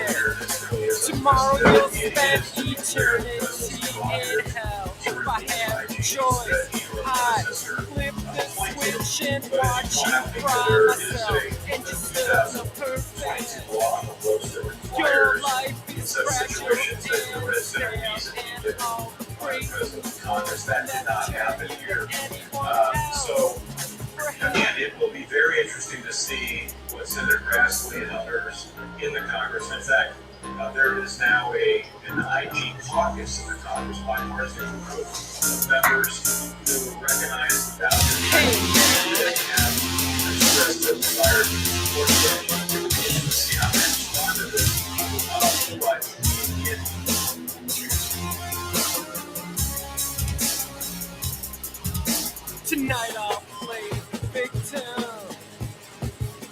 watch you suffer helplessly and hopelessly floating and trying to swim in water too. Finally beat Medicare. Perfect. Your reason was lost upon me, and abusive to anyone in me.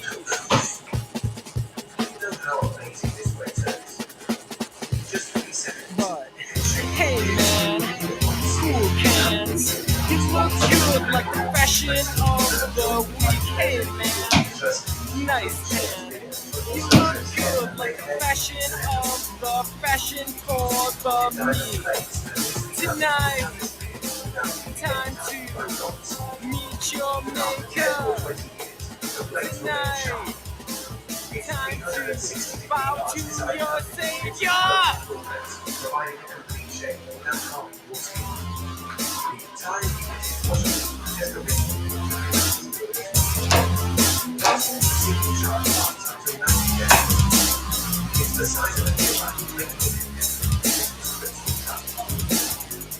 How many married men are still using old-fashioned phrases? They not only tell the same thing, but they say and are happy with me.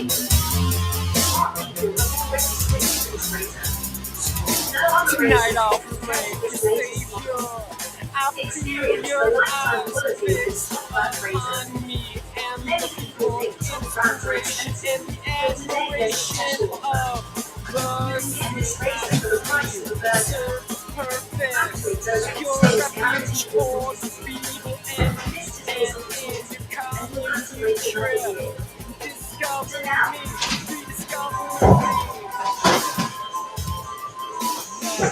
Hey man, cool cans, you look good like the fashion of the week. Hey man, nice man, you look good like the fashion of the fashion for the.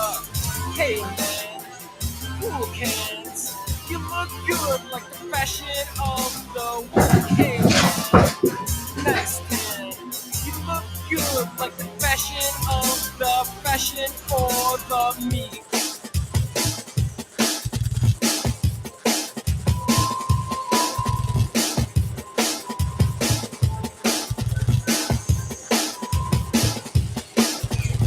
Following the folks who voted for Trump but are sort of learning When you what turn is they voted for, on now your Trump's actually TV, doing. people And know here, for example, just what you see. But when a you're more hopeful looking ending to at this story, telephone because I thought there was a follow-up video made on a story that went really viral. And the story was about a farmer. And then a different farmer, who's not a supporter of Trump, made a video and sort of articulated more than just F around and find out, right? That being the response of a lot of people, and I understand it, but hey, here's what the takeaway should be from the fact that Trump might be destroying your life, right? This should be the takeaway, and it's not just, I have something more to give you, and that's what this farmer did that you see on screen a second ago. So before we get into the liberal farmer's response, I'll show you the individual who voted for Trump and had a story go viral about how, given a Trump administration policy, he could lose his farm, and he was benefiting from a program that was a part of the Inflation Reduction Act, a Biden policy. And yes, you have the feeling, wow, this is I don't want you to lose your farm, but why are you doing this? And some people would say, yeah, get the negative effect. But as we conjure as much sympathy as possible, it's more so, at least please have the proper takeaway. And I hope you don't lose your farm. Click the subscribe button if you appreciate these videos. First this, then we'll get to the response. I might lose my farm because of the government. I got federal government. I'm promoting it to federal government. I don't have no idea. So, NRCS. So already we're off to the wrong start. Eventually he does acknowledge that with the Inflation Reduction Act, but it's not that you got in bed with the government. It's that you got in bed with a perfectly fine woman. Okay, here's the analogy. And you're having a good time.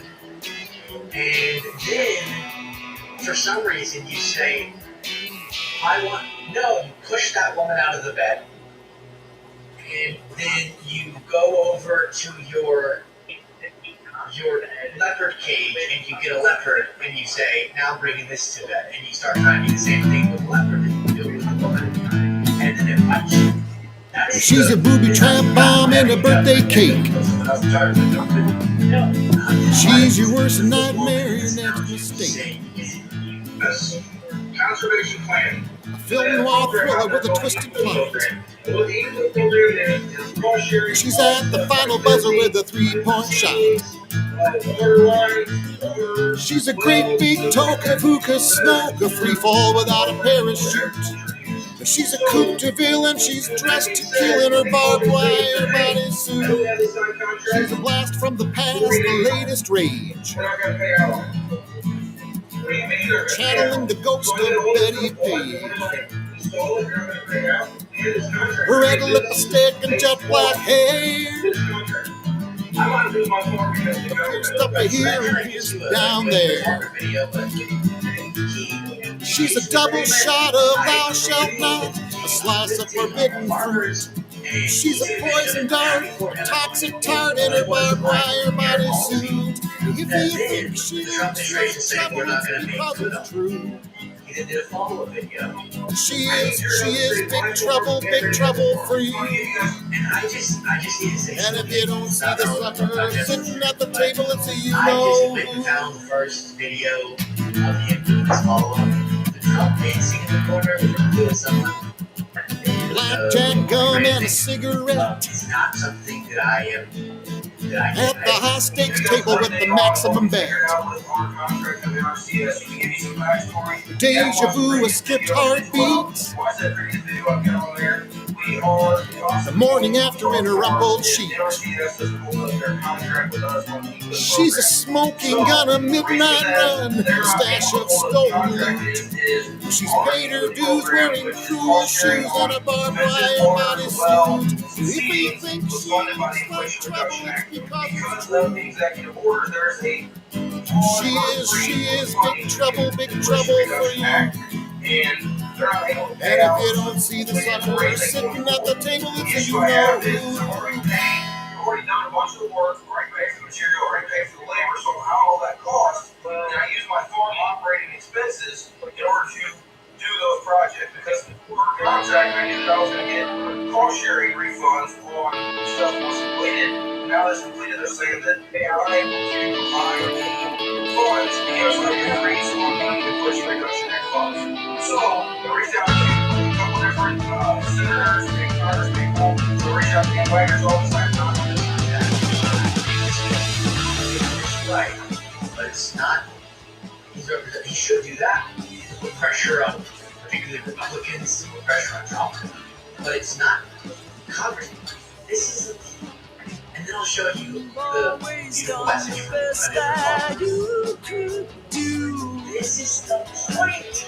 Bent over backwards was your position in life. Not implement the policies that were signed into law and that were passed by Congress. That's Everyone has to compensate, so no one gets left behind. The lengths you went to keep your family solid.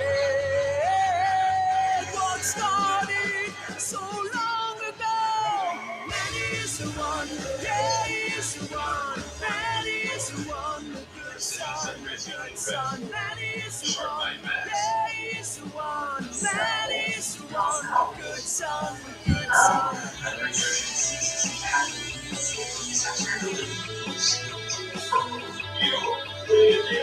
So right now, I was just focusing on fantastic.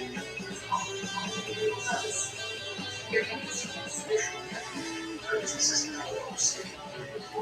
This is fantastic.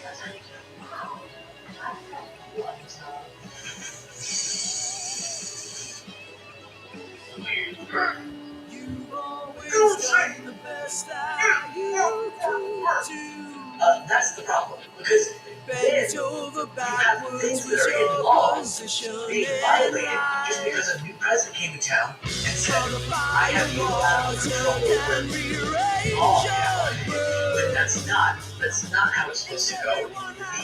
How a person's supposed to be in Congress, the president signs off on these laws, and then they're enforced even if the new president doesn't like them. In this case, that means he should have his contract upheld. And it's heartbreaking people to see. That's only my main criticism. I haven't watched all of this content. The content of season 1. You gotta see the whole Inflation Reduction Act and the pause on Biden. Then Trump. There's a really important takeaway there. All right, but it's not just F around to find out.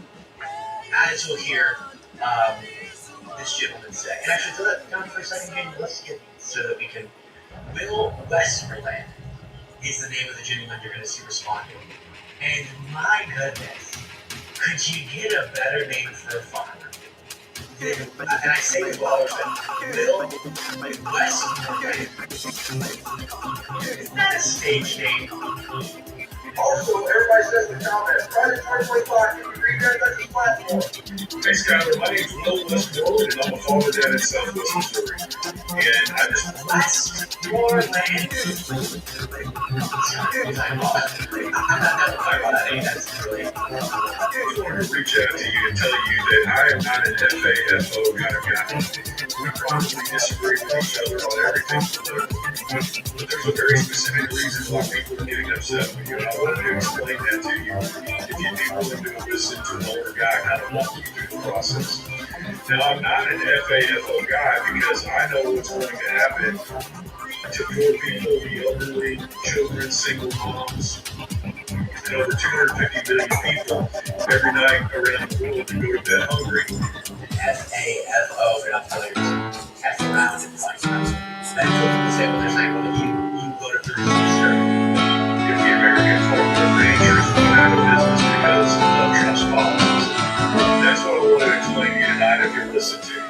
I also wanted to let you know I sent you a private message. If you ever want to get on the phone and you want to talk about the issues that Trump is forwarding that are bad for agriculture, I'd be willing to do that, and I'd be willing to listen to your arguments as well. I also want to let you know that I've been a political consultant for over 30 years. So I'm going to be right up front about that. I do that in addition to that.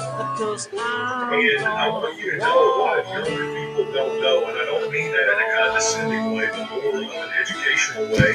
A lot of younger people don't know that right-wing talk radio and news, the pundits, the talking heads, and right-wing talk radio, etc., have been working for over 40 years to develop in rural people exactly the kinds of ideas that you have in your head, that all politicians are crooks, that they're all the same, that you can't trust traditional media, that anything you hear that comes out of Washington, D.C. or New York or the New York Times or CBS News, that it's all a lie. And they did this on purpose. They started with Ronald Reagan. We used to have what's called a fairness doctrine in this country, where if you were a radio station or a television station and you were using the public airwaves to present a message, we had a fairness doctrine where you were required by law to share the other side of the story. Days go by, And I think it's okay. I'm going to play more of this time replay of the clips. winter's gonna spring, yeah, summer's gonna fall. Without my baby, You need to hear it from West. He was president when I was in high school, a little bit younger than that, and the fairness doctrine.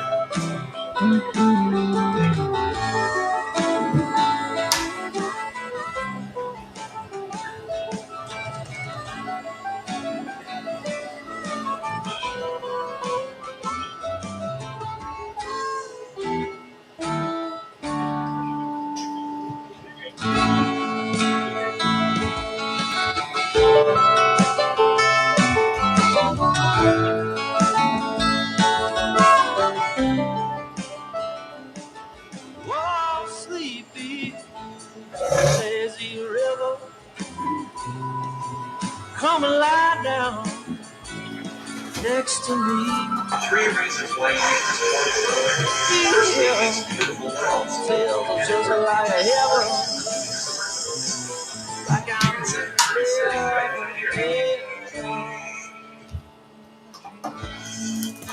said that Trump's corruption is matched by his incompetence, and that is on full display this week as he not only has fired the worst people in connection with the legal matters, Department of Justice, and elsewhere, but also some of the most incompetent people. And we're actually now seeing a mass exodus, a mass resignation of the incompetent people, even the competent, conservative, MAGA adjacent federal prosecutors are saying, you must think I'm a fool if you want me to do some of the things that the Attorney General and the Deputy Attorney General are ordering us to do here in the various federal prosecutorial divisions. So let's cover first the mass resignations of some of these federal prosecutors, both in the Southern District of New York, as well as in Maine Justice in the Public Integrity section. But first, I want to just remind everybody as we go through this theme, incompetence and corruption, who is Donald Trump's Attorney General. Donald Trump's personal lawyer and body represented him in the first Trump administration during the impeachment proceedings. Now, you may not be a lawyer watching this, but you've seen lawyers make oral arguments before. Let me show you Tam Bondi's in the Senate at the impeachment trial. Let's play it. He remained on the board until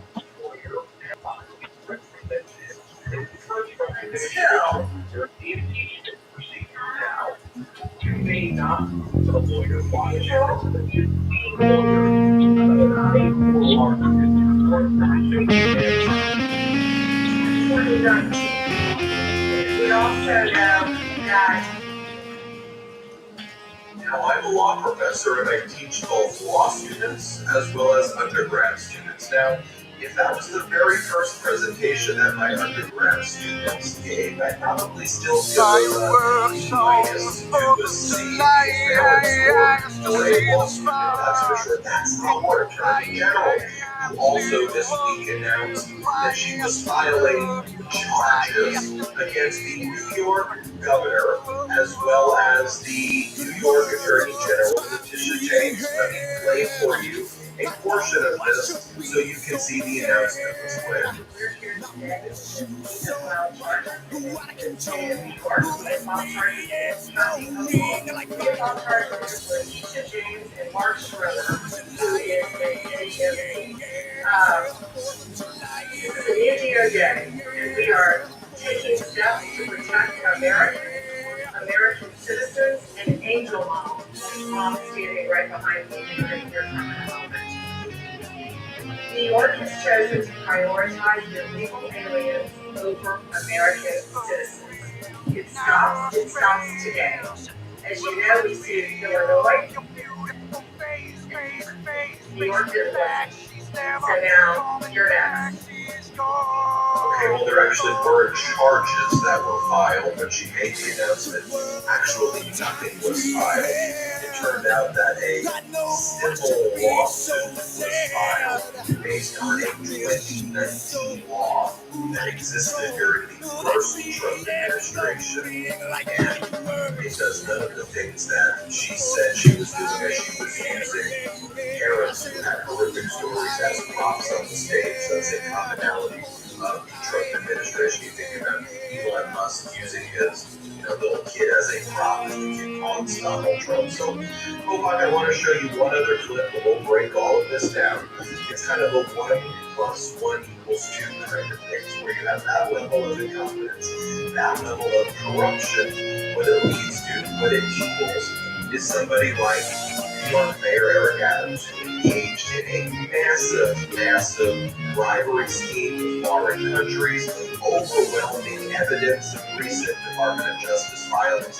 They talked about that they got even more evidence about the severity of the crimes, even more bribes than they initially expected. But a quid pro quo was entered between Trump and his Justice Department and Eric Adams, would just have to do basically whatever MAGA wanted, whatever Trump wanted, and they would basically control him.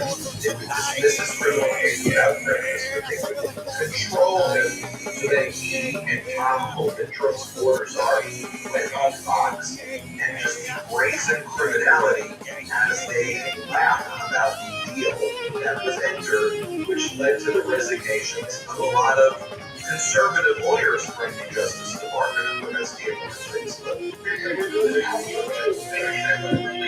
he doesn't come through, I'll be back here. I said, if he said never come, I need his office.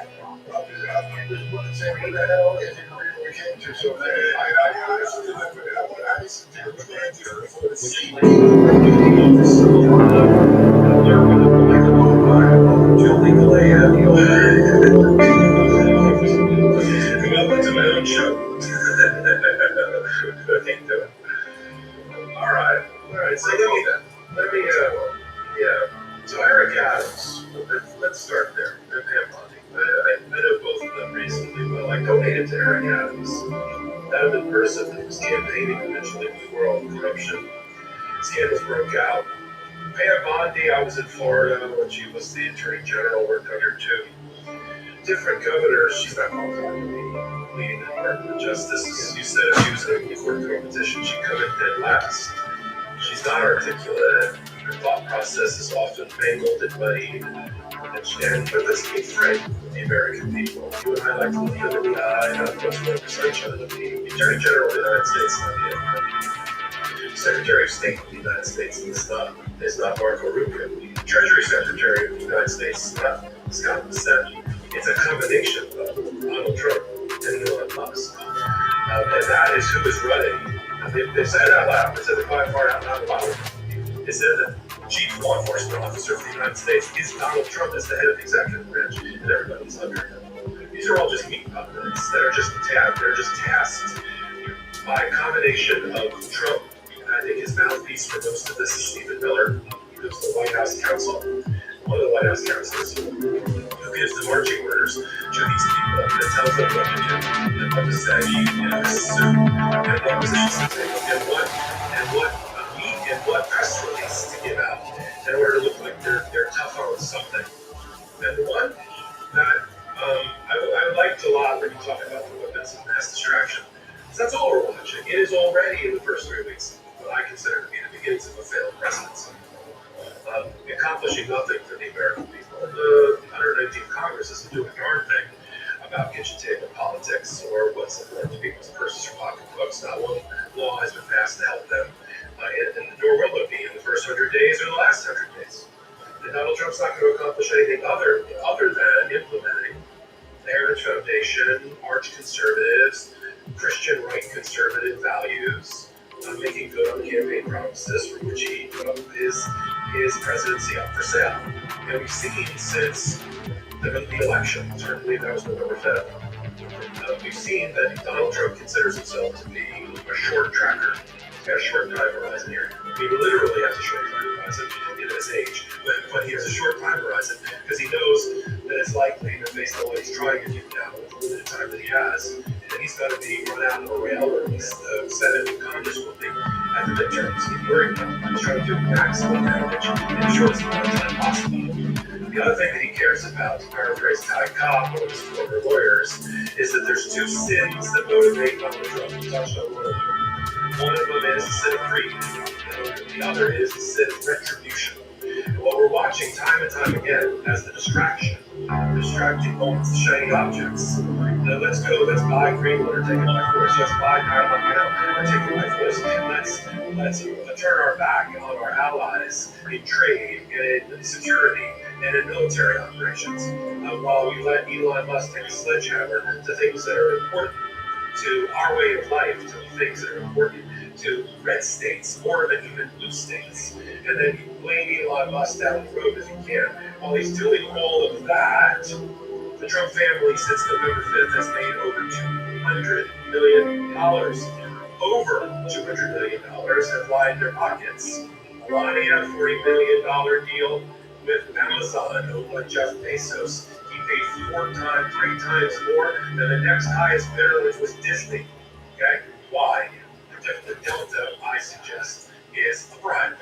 $40 million to Melania. That Trump meme coin, $sign Trump, that is now trading at about $17, $18 from so high. I'll tell you who made money, two people, two entities. The Trump family made $100 million brokerage fee, just broker the buy and the sell of the meme coin since it was launched. Doesn't matter what happens to the price of the stock, to the meme coin, you need to make it another thing. That's $100 million. And there's some wallet, there's some Bitcoin or crypto wallet in China that on day one made $100 million out of $1 million purchase. Insider trading, those are the only ones. 8 out of 10 of the other investors all have lost a considerable amount of money. And then you add in the money that Donald Trump is getting from the social media platforms, including yesterday a $10 million payment from Elon Musk, who works for him. Where is the ethics in government? When you get rid of the government of ethics head, the government ethics head or the watchdogs, there isn't any.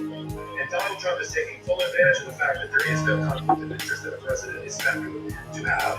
And he doesn't need an ethics plan, so he's taking full effect. Elon Musk just came here and is about to settle a case that was dismissed by the trial court, was likely to lose at the appeal court just to pay off Donald Trump, which is a pit to how much Elon Musk is paid.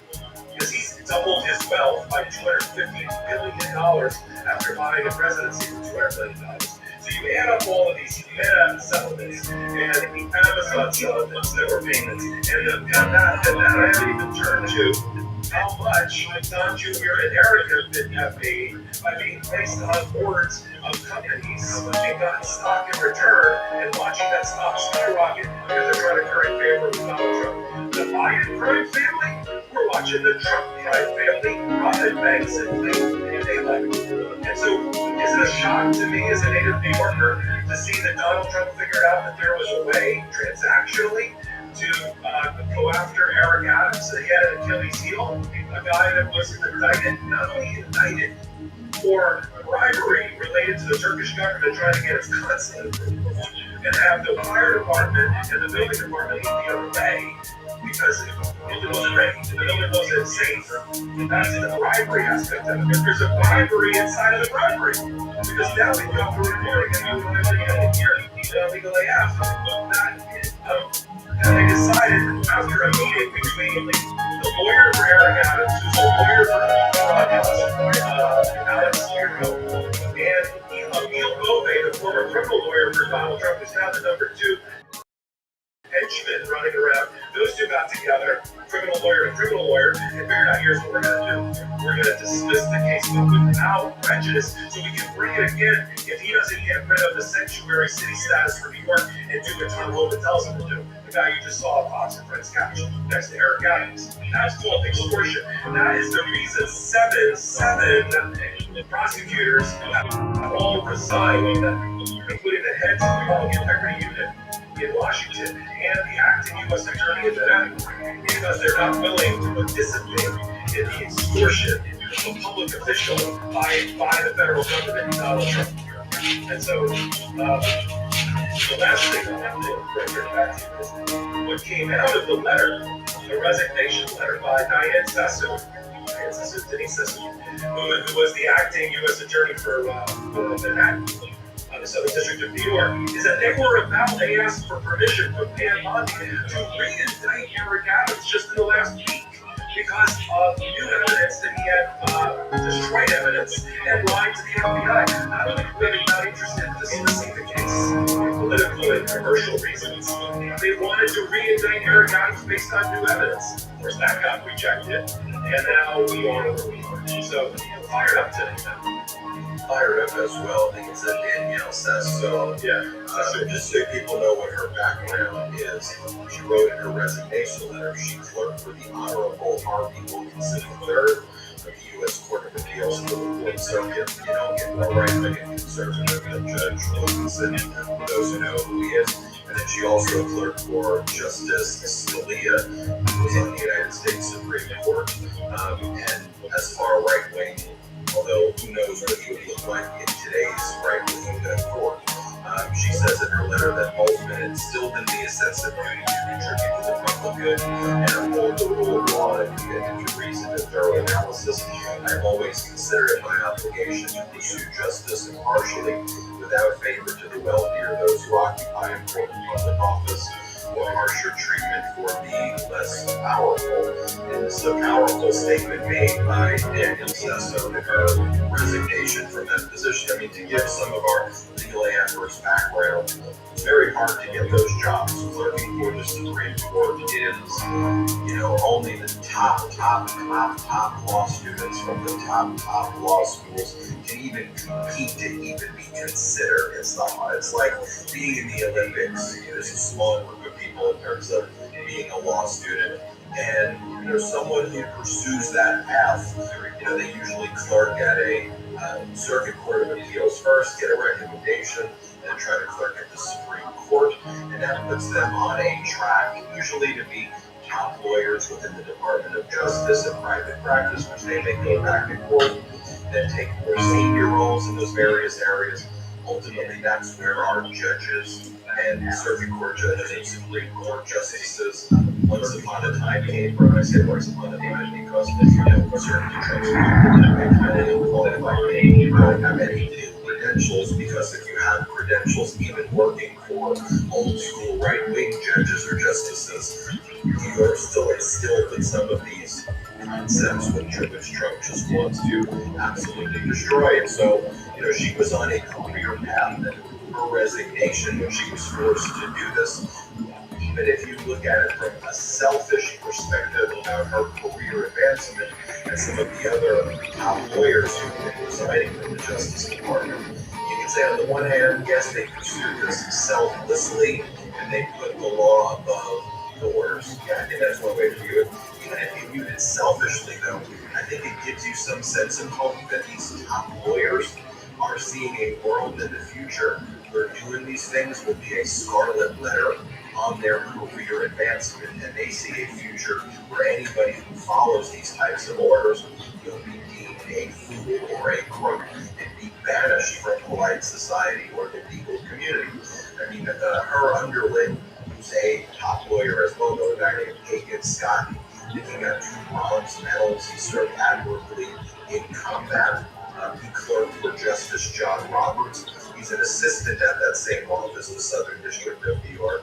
He resigned in his resignation. He says, look, if no lawyer within the earshot of the president is willing to give him that advice that what he's doing is illegal, then I expect he will eventually find someone who is enough of a fool or enough of a coward to file your motion, that it was never going to be me. And in this Hagen Scott letter, it's interesting because he goes, look, I can understand how a chief executive, how Donald Trump, whose background is in business and politics, might see dismissing a case and give you leverage. I can see why they would think that this could be a good deal, but it's not what we as lawyers do. So any assistant U.S. attorney who would carry that out, who knows what the law is, and would not tell it, no, you can't do that, you're almost worse, is what he's saying. And so he's sending a message to who we saw at the beginning of this episode, and on the Attorney General, as well as Emil Bobet, who was also Donald Trump's lawyer in the criminal case where Trump was convicted of 34 felony counts in New York. Emil Bobet is the Deputy Attorney General, and he wanted all of these lawyers into the public integrity section of Washington, D.C., and basically said, I'm firing everybody unless I need somebody to dismiss this action. So just the kind of events that transpired was they asked SDNY, just so you all know, there's the main Justice Department in Washington, D.C., right? And then there are federal courts throughout the country. So, for example, there's a Central District of California, Northern District of California, Southern District of California. In New York, there is a Southern District of New York, an Eastern District of New York, a Northern District of New York. There are different districts in different states. Some states that are smaller only have one district. And then for each district court, you have a Department of Justice department or division in that state, and they're responsible and have a great deal of autonomy over that state. And then they report to the main justice, which is in Washington, D.C. But ultimately, what main justice is supposed to be, those individual departments in the different states, their autonomy to prosecute. They're not supposed to interfere with it at all. There's some protocols where maybe main justice gets involved, but they're not supposed to interfere at all. So here, main justice in D.C. was ordering the Southern District of New York prosecutors to have to go in with that from where Daniel says it's like MAGA adjacent. She's a great person. Hey, you got to dismiss this case against Eric Adams. She said no. They said you better do it. She resigned, and a bunch of other lawyers there resigned, and then the Department of Justice in D.C. because no one in New York would file it. They said, okay, transfer it over to Washington, D.C., and we're going to have our public integrity division. We're taking over the case, which is that in and of itself is unprecedented. SDNY is one of the most insulted offices, too. So, like, the fact that Main Justice would object SDNY like that's crazy. Get away from this type of thing. Main Justice takes it, says public integrity, you dismiss it, and then the mayor for John Keller, who was the acting head of public integrity, he resigns.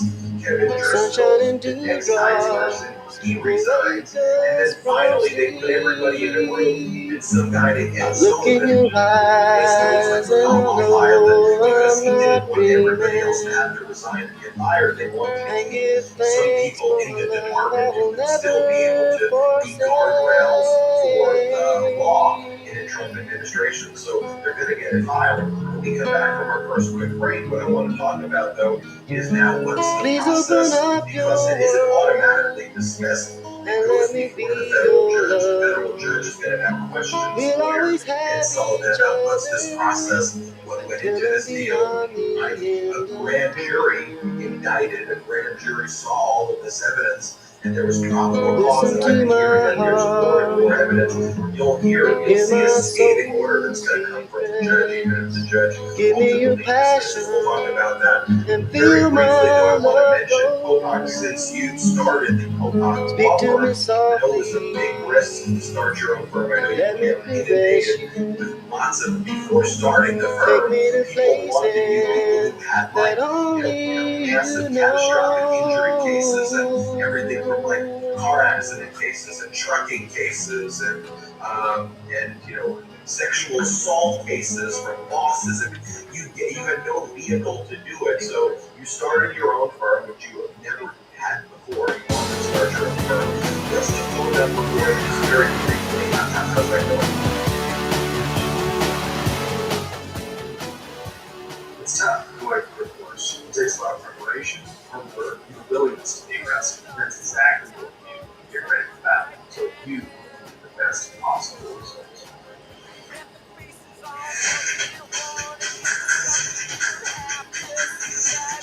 Thanks for putting us on top. During the Super Bowl event, and with 250 a month, we're getting 2.9% financing on a new Super Outback. Thanks, Ben. 1877 Popak AF. What else? 1877 Popak AF. The website is at www.popakfirm.com. Keeping it easy. Yeah, it's more. The response from our audience has been more overwhelming than even I had thought when I decided to do it. So we're standing on the shoulders of what I made here.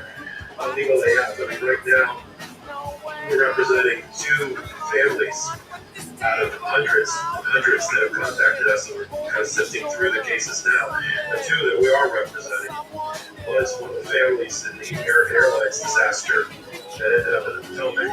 We are proudly representing one of the families there, and another case out in Oklahoma. So, it is allowing me to sort of get involved throughout the country in cases and help people the way that I'd always dreamed and search for justice. So thank you.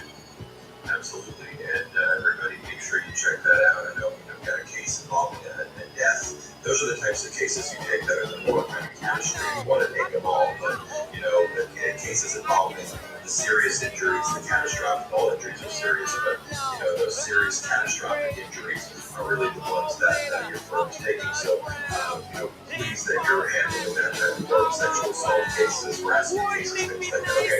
Okay. When we come back, I want to talk about the fallout from what's going on at the DOJ, and let's talk about these charges that were filed by Rand Bundy. Let's talk about the various cases that are out there as well. Let's take a quick break. This episode of Legal AF is brought to you by Process.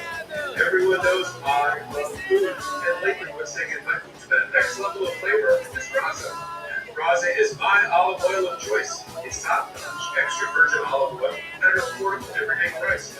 Raza is always fresh, never blended, and made from one kind of olive from one place. The Piquillo olive from high-end Spain, where over half the world's olive oil is produced. Raza has not one, but 2 olive oils that come in a super fun squeeze bottle for ridiculously easy sizzling, drizzling, and everything. Sizzle your everyday well and overheat. It is great for baking, sauteing, and well, anything you cook. They also have drizzle, a super punchy, flavorful finishing oil that can be used to whip up a salad dressing, dip a baguette into, or even drizzle over your ice cream.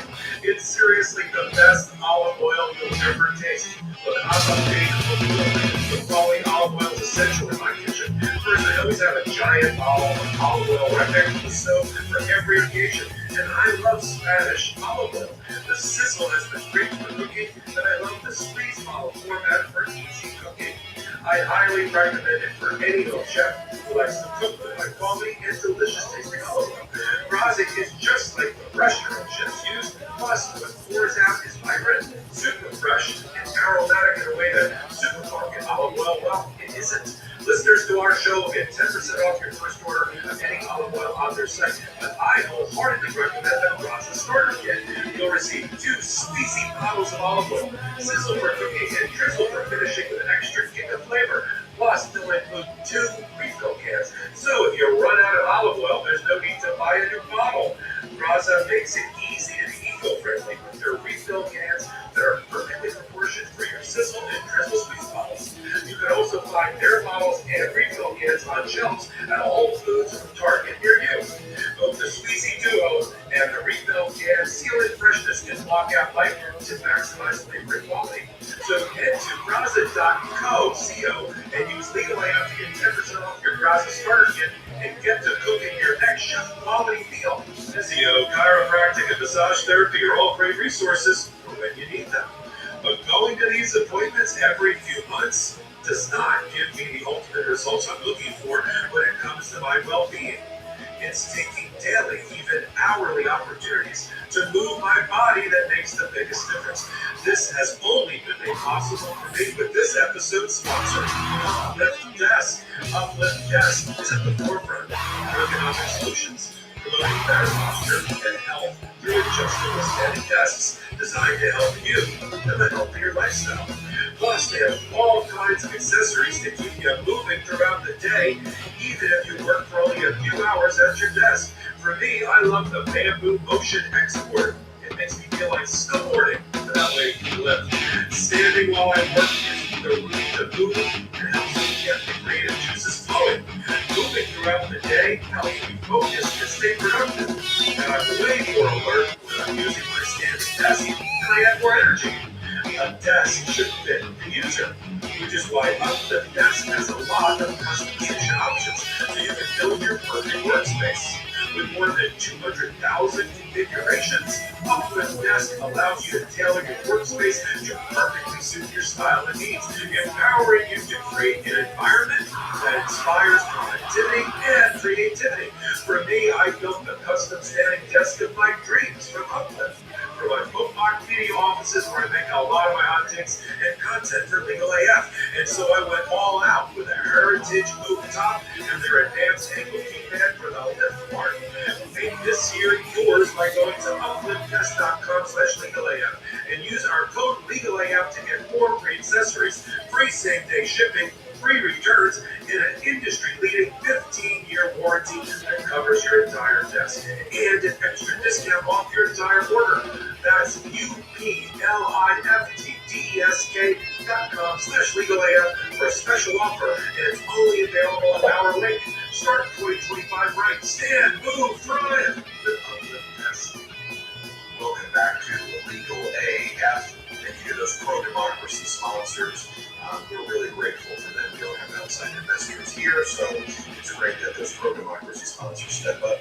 The discount codes for all of them are in the descriptions below. Earlier in the morning, Donald Trump posted the following: "He who saves his country does not violate any law." Repeat that. This was his post. "He who saves his country does not violate any law." We know that Donald Trump is a psychopath, and he has a malignant, narcissistic savior complex. So what he's basically saying there is,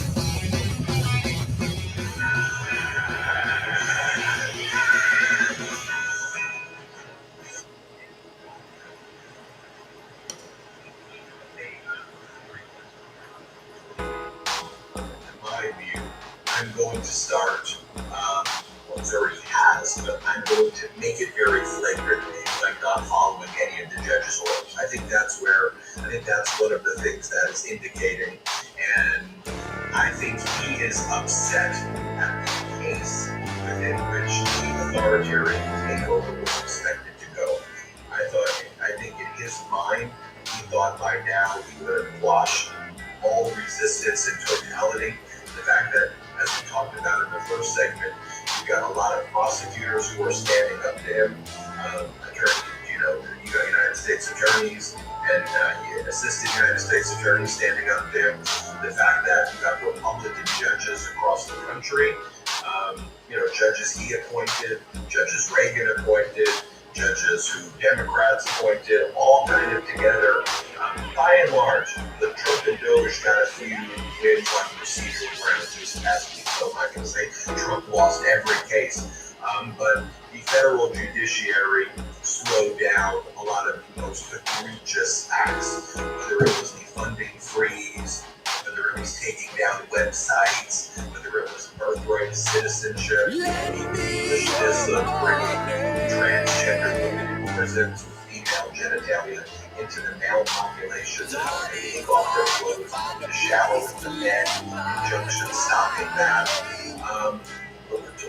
Talk maybe more broadly about so many cases and why you think Trump may be posting that now, because I think he's been flooded with cases and he's getting frustrated, and Musk is getting frustrated, and they're basically signaling we're ratcheting it up to more dictatorship stuff. I don't think this is going the way that Donald Trump wanted to go. We're averaging 3 cases being filed daily on a daily basis. We're at 69 cases, 70, 2 or 3 by the time Monday rolls around.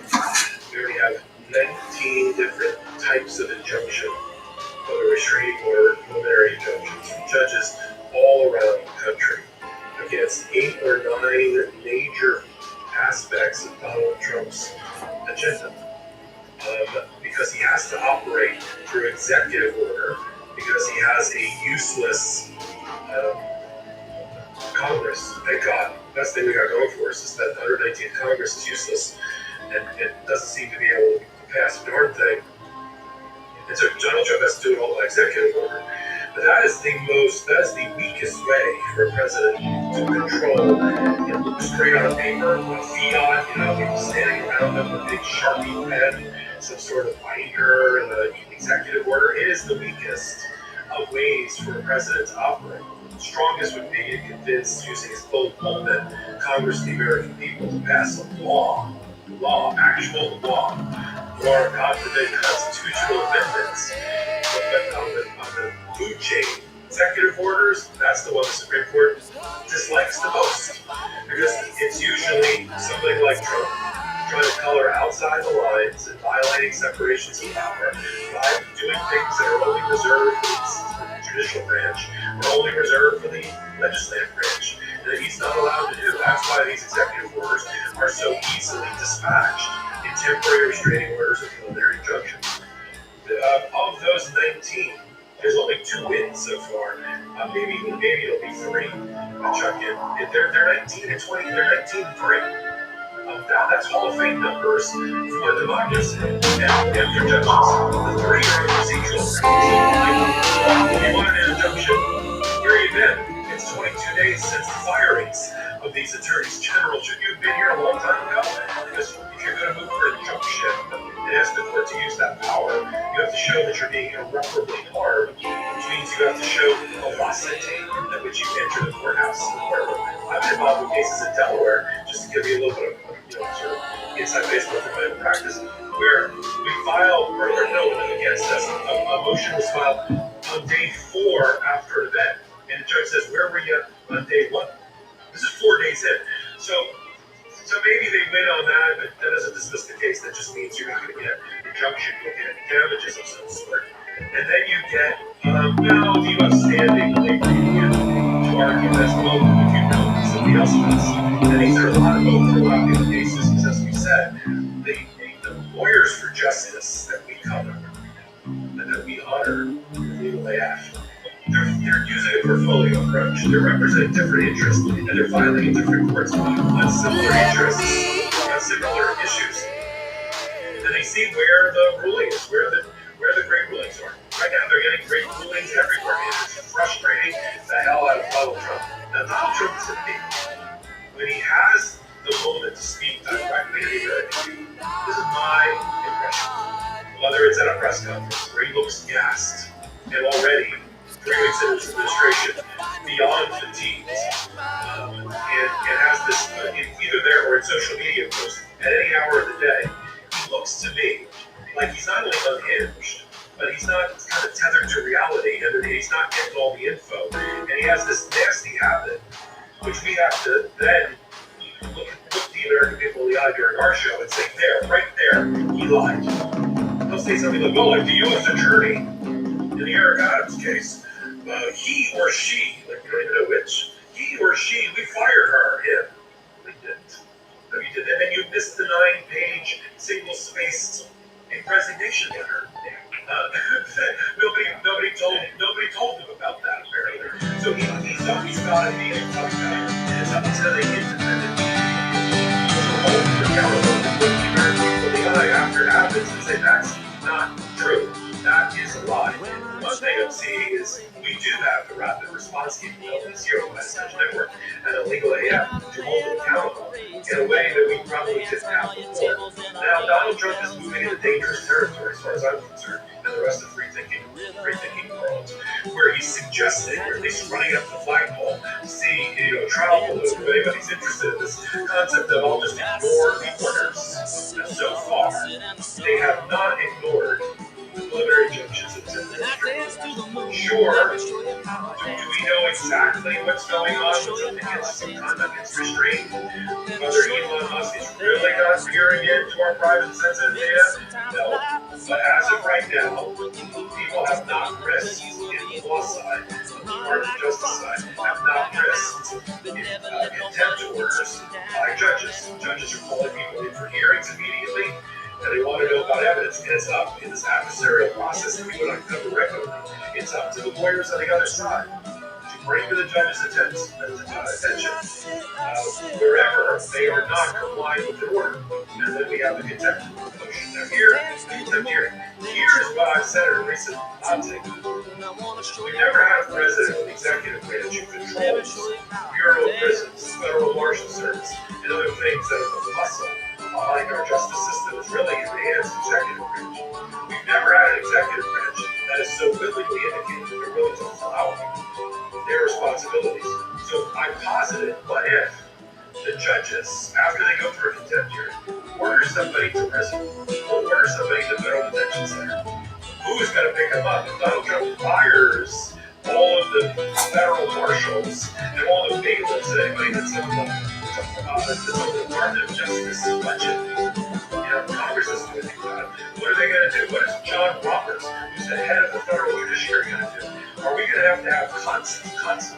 Are we going to have deputized local sheriffs serve in the capacity of the police for the law, for the court court system and have jails available to them, like the DC jail in DC, and deputize their way through this. Because if Donald Trump tries to deny the court system the ability to enforce their orders, then where are we? And what's John Roberts and the other 6 and 9? What are they going to do? Wring their hands and say, well, I don't know, or are they going to get upset because the court's orders are being violated?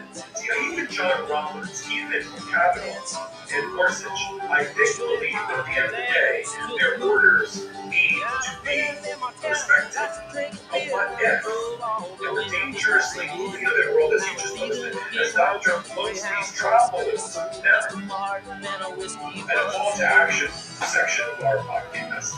Because I don't ever want to make it look at the book, because there are things that we can do. They don't just have to wait until the midterms. When the public and the public reception and the public rebuke of Donald Trump remains very, very important. We just saw an example of it when they tried to announce that the government was going to give Elon Musk, I don't know, $40 million, whatever it was, for armored Cybertrucks. And then the press, we, the public, came out and said, "Are you back and kidding me?" And then suddenly, oh no, it's not Elon. We're not going to give him that money. Or that's not. We have to continue to speak truth to power and call these things out if we have any chance of controlling Donald Trump for the 2 years until we get to the midterms. So, I guess my takeaway is to summarize it this way. The federal court systems and the federal judges that we are handpicking to handle these cases are doing the Lord's work, right? Are doing a yeoman work to preserve our democracy. It is working so far. The process is working.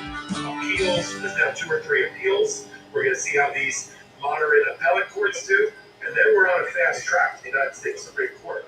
Their last oral argument is usually in April. If they're going to be called back like randomly this summer for emergency applications related to Donald Trump's attempts. I don't know. What do you think? This is what I think the Supreme Court does for all of these cases, as you say, it's about 19 losses for Donald Trump. I need someone to tell me that I am the one. I was lost and oh so tired. I need something to take me high. That's when she came to me. That's when I realized you got to be free. She's like Where he is trying to overturn some of the district court orders that I referenced a bit earlier that questioned the United States Supreme Court, which gave Donald Trump absolute immunity, but the Supreme Court rather naively, Chief Justice John Roberts saying, hey, why we need absolute immunity is because I'm worried about chilling what the executive functions can be. We don't think that these parade of horrible intervening records about why there shouldn't be immunity, that those things are never going to be used. Bigger concerns stop and intimidate the president from exercising judgment, not that somebody will actually want to be a dictator, to which Counsel Jackson is actually saying he wants to be a dictator. So, as we've always said, if you give Trump an inch of more, he takes your life. Trump is a very weak and pathetic individual, and call him in. He's a very weak and pathetic individual. When you ultimately confront him and you stand up to him, he backs down, he loses, he runs away. I'll give you a court reference. E.G.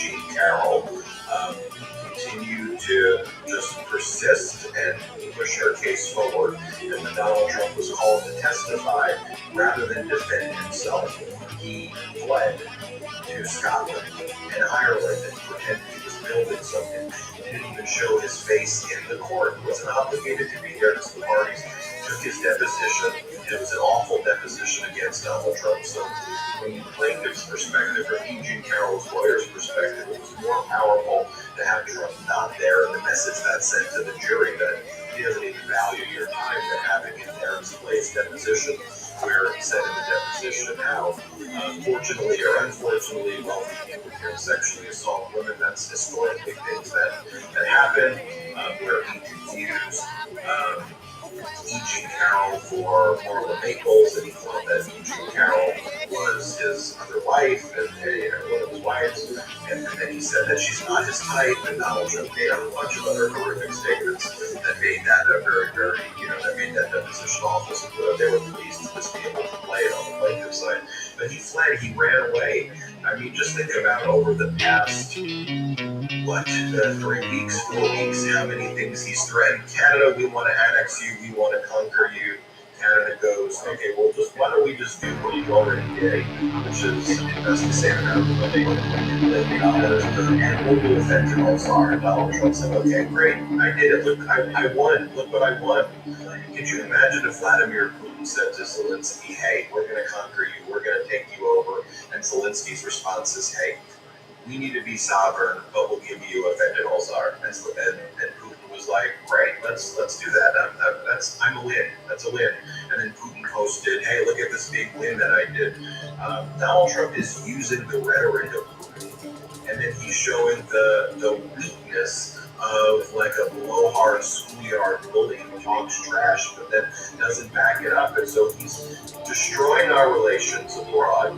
And he's also weak as can be, and it's shining through. I mean, just think about what he said, for today.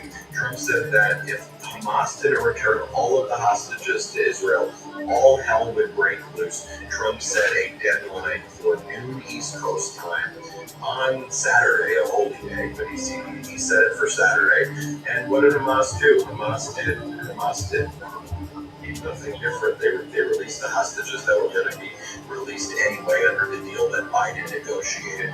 And Trump then claimed credit that his threat did that. But they didn't listen to his threat, and then there wasn't anything that happened.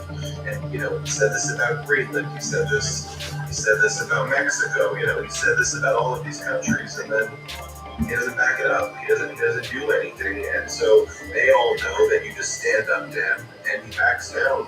And so there's a. Let me interrupt for 1 second. And they sent somebody like J.D. Vance to Munich to address our allies. It tells them that they're supporting the wrong brand of democracy. That if they don't get with the Trump program and his brand of democracy, which looks an awful lot like fascism, then they're not going to support. Then we are not going to support them. Another example of us withdrawing from our ally relationships, making us less safe. It was such a successful speech for Russia and for the alt-right German party.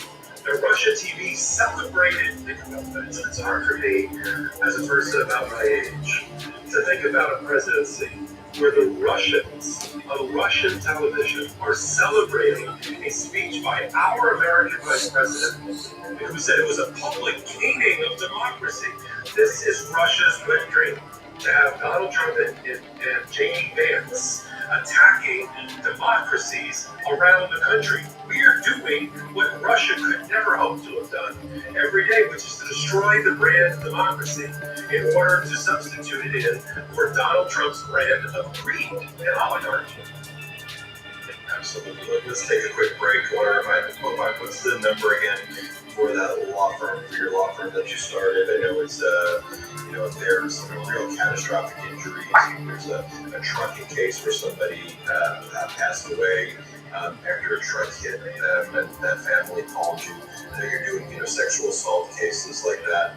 Those are the ones that I would bring to Popok's attention. Popok, where do they call me? Yeah, I made it very easy for people because that's how my mind works. I got an 800 number at Popok AF, and it's 1-877-POPOC-AF. The law firm is also simple, because it is what it stands for, what it says.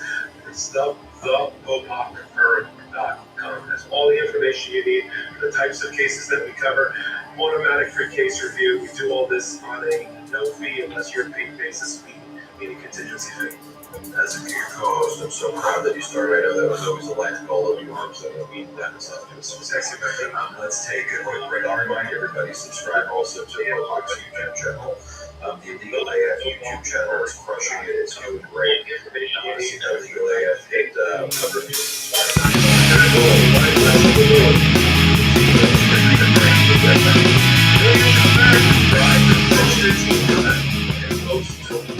know they're doing it. If you have jaw pain or headaches after a night's sleep, there's a high chance you grind or clench your teeth. Teeth grinding, also known as bruxism, Bruxism, or TMJ, is generally caused by stress, and it can cause serious damage, such as eroding away your enamel and broken teeth, which leads to expensive dental bills. The solution to protecting your teeth is a mouth guard. But mouth guards from the dentist, they can cost you around $500 to $800. The good news is that there's Remy. Remy makes dental grade professional quality mouth guards without the painful price tag. They're up to 80% cheaper than what you pay at the dentist and don't require you to visit a dental office. Remy's process is simple. They send you an at-home impression kit to create molds of your teeth.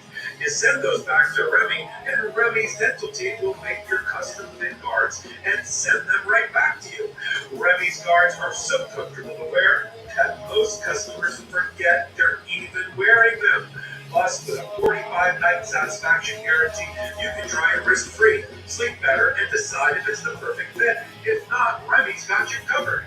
Look, stress can be my middle name sometimes, especially in the fast-paced world of podcasting and content creation. I'm on a new cycle timer, and at night sometimes I have trouble turning on the old brain engine. I have a lot of dental work that my dentist would love if I did a better job protecting, including my smile. And then I found the Remy mouth guard kit. Now my dentist is jealous. The in-home process was so convenient, easy, and affordable using their custom impression kit.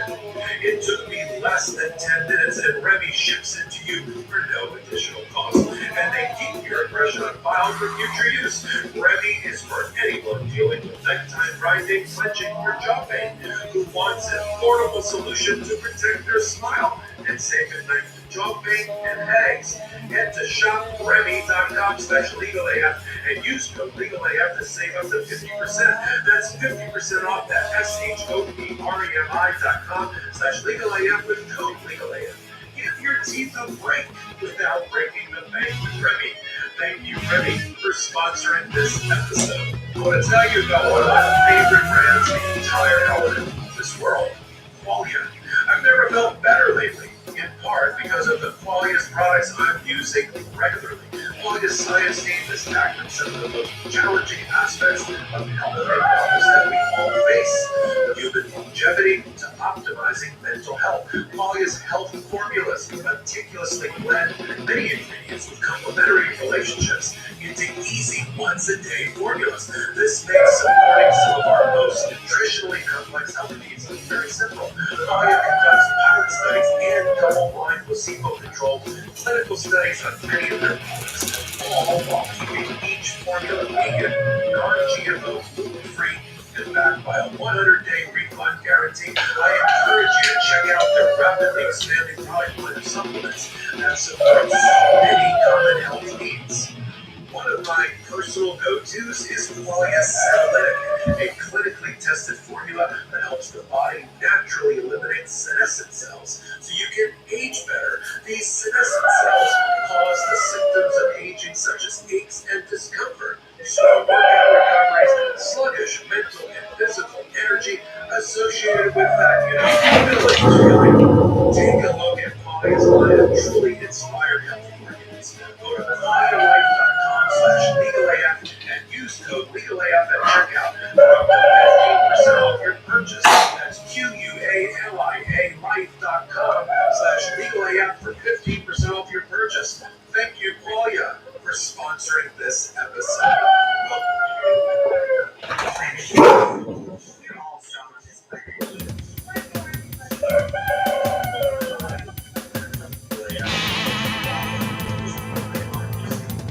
Sponsors right there, outside investors.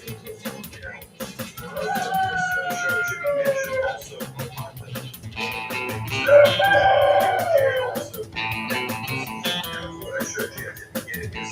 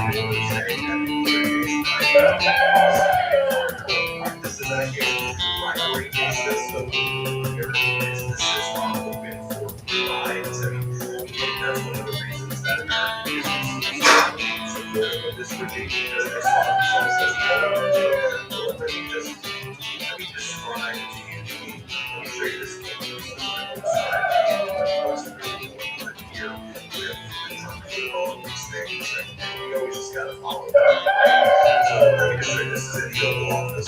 This is Trump asking a question. And the question is like the worst question ever, because the second to ask Trump questions hasn't banned the Associated Press because they refuse to call the Gulf of Mexico, Gulf of America. So now reporters I'm going to show you this question right here. And so Trump then says that he thinks USAID interfered with the 2020 American election and the 2024 Indian election.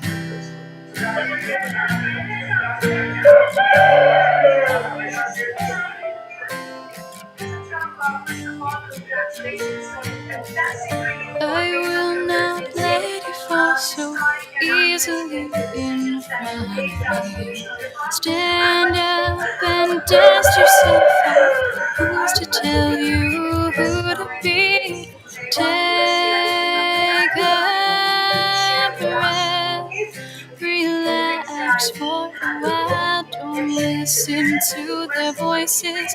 Lift your head and smile. So it could have been a lot of bad things that happened in 2020. We'll be strong. Words are words, thoughts can hurt. You're just waiting to be heard. You were never all alone. Losing every breath with every step. Open up your eyes, look up and see the skies clear enough. Clear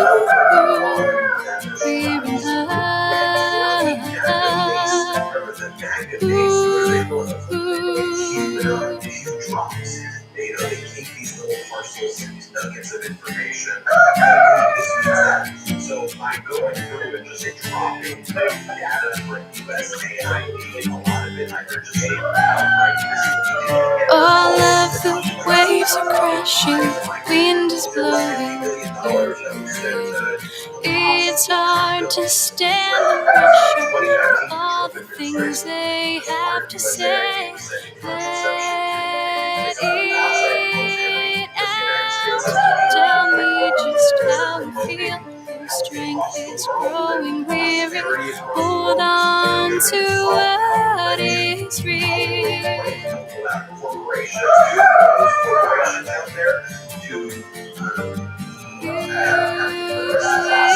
Be strong.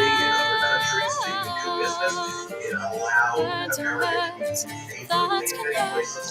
You're just waiting to be heard. You were never alone. Losing every breath, every step.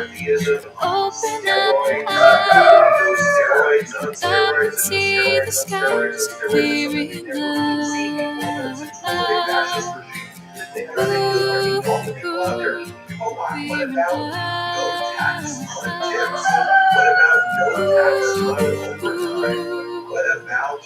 Now I can see the sun. $4.5 trillion in tax cuts for billionaires, $880 million in cuts. See you later, dedicated tax $300 billion in cuts or so on agricultural stuff, $380 billion in education. The United States also relied on cutting fees. Donald Trump sent a letter to Georgia rejecting Governor Kemp's request for FEMA debris assistance that based on Hurricane Helene. And Trump's FEMA said, nope, we're not giving you degree assistance, extension of the eye of the September. And it's not like Ryan Campos that says he's voted for Trump in 2024. It does. So we're seeing this for large. I just think that all of this ultimately is about ego challenges and ego distractions. I always have to bring it back, which is why I think we have to talk about it on the last segment, because we can also be a little bit. And I don't want to get lost in the weeds, but ultimately, what are we talking about here, Boba? We are talking about Trump delivering with the billionaires and Elon Musk and them distracting the masses and actually distributing wealth. So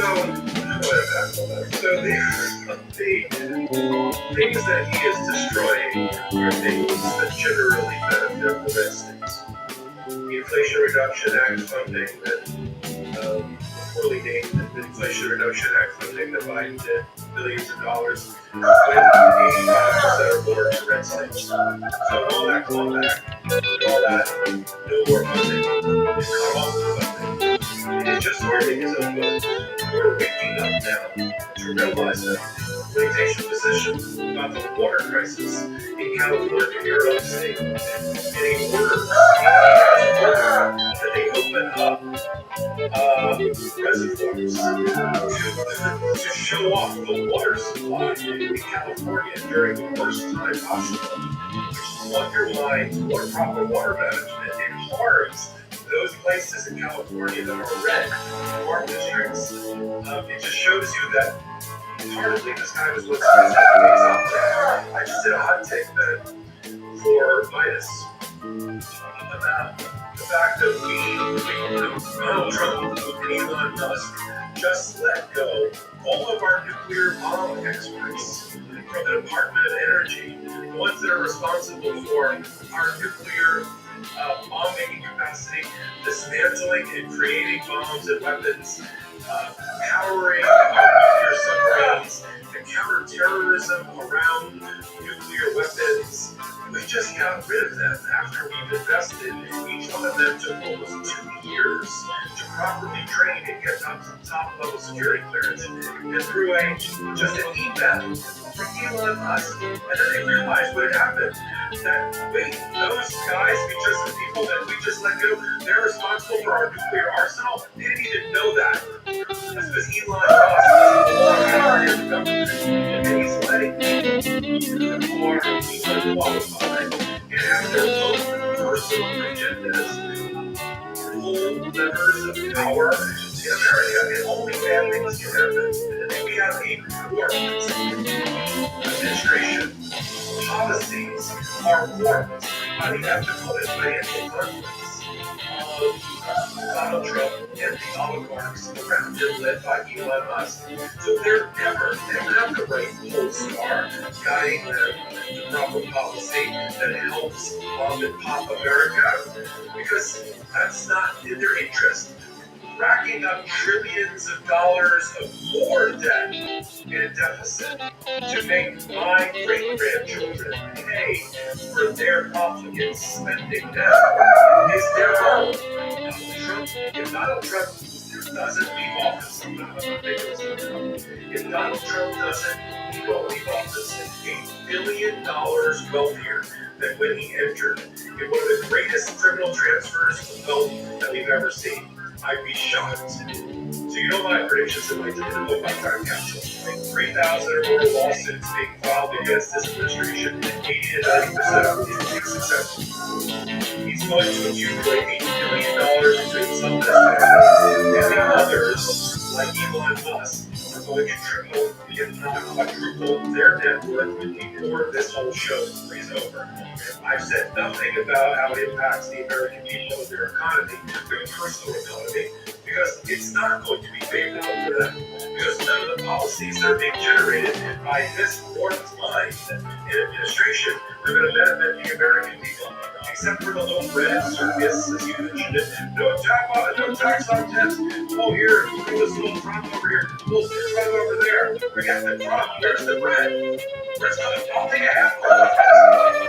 And so we have to continue continue to open the American tribes and get the scales off our eyes and see what you and I so clearly see, and those are the ways that never so clearly out, which is another hypocrisy. When I hear this argument has decided to get out of the policing bribery business, that they think it's better for American businesses to have American business. Like an hour country running around with them guys holding some Trump signs. Take America back. Take America back from who? Other Americans. We are supposed to have American ideals that's supposed to mean something.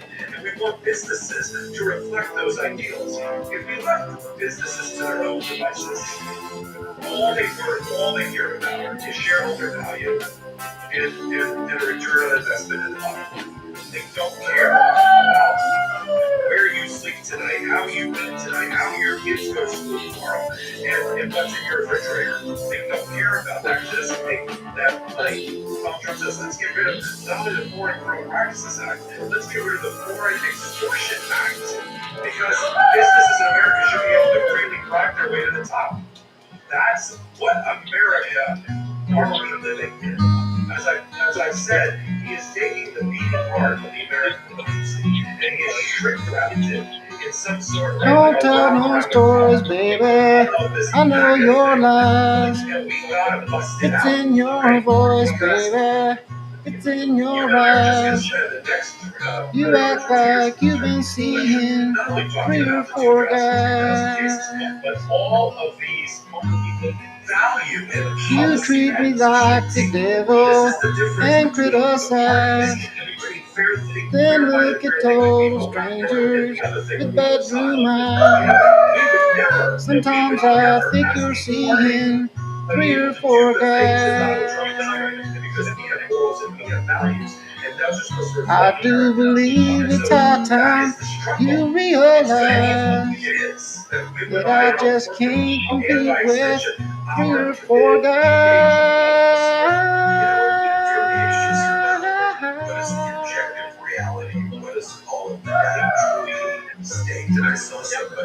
I see your truest colors through your disguise. You think you got me fooled, but you're not that wise. I've heard that you've been seen with 3 or 4 guys. Don't tell me I'm no good and apologize. Just leave me like you shouldn't. Say your goodbye. You won't get lonely, you got 3 or 4 guys. 3 or 4 guys.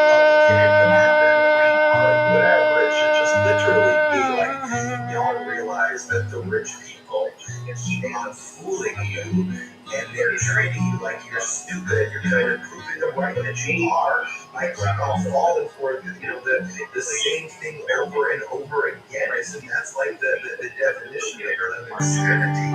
It's an obvious conversation about the highest of tips because they're trying to get Vegas voters. They're lying people that are maxing Social Security because they're cutting Social Security. They're lying to you about all of these things and you keep on falling for it every single time, and all they have to do is use the word transgender or this and it works them up and they go against their interest. I mean, I teach sports law at a university in Southern California, so I'm familiar with Title IX, which says, for example, that male and female sports are supposed to be treated equally. That's a law. It's called Title IX. Well, Donald Trump when the said sativa hits your that's why we're not going to allow 9 transgender athletes to play in the NCAA. Even say 9 acted like you think they were transgender athletes everywhere. red blanket is tossed across your eye and makes your tears a whole big show of this. And how is this framed? Oh, Donald Trump is helping women's sports. I was walking through this forest filled with these crazy little their name, notes. image, and likeness endorsement revenue. How that they can make money with women's sports. So All I they know just is that cut it they had a with the trailer ability of of women's sports.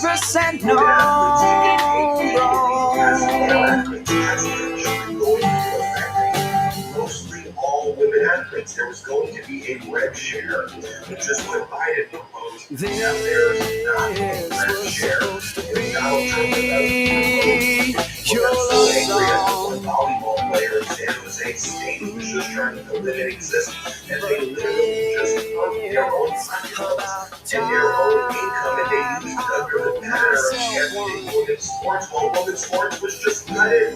But Donald Trump knew he walked around, and said, FEMA's not doing this for the people in North Carolina. I'm going to help you. FEMA's not doing this for Georgia. Biden's FEMA's not doing this. And to pass it Donald Trump saying around. about California, oh, you're not breaking the land the right way. You gotta break it better.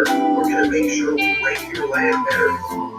It's just all lies, and it's verifiable, and they got you so focused on cost and Gaza that you're not actually following the facts. That's how the billionaires are screwing you, and they're dangling these things in front of you, Impact this and they're blunt giving had on themselves my $4.5 trillion mind. It was in like tax cuts, and 1,000-mile your medicine, and your healthcare, and your life.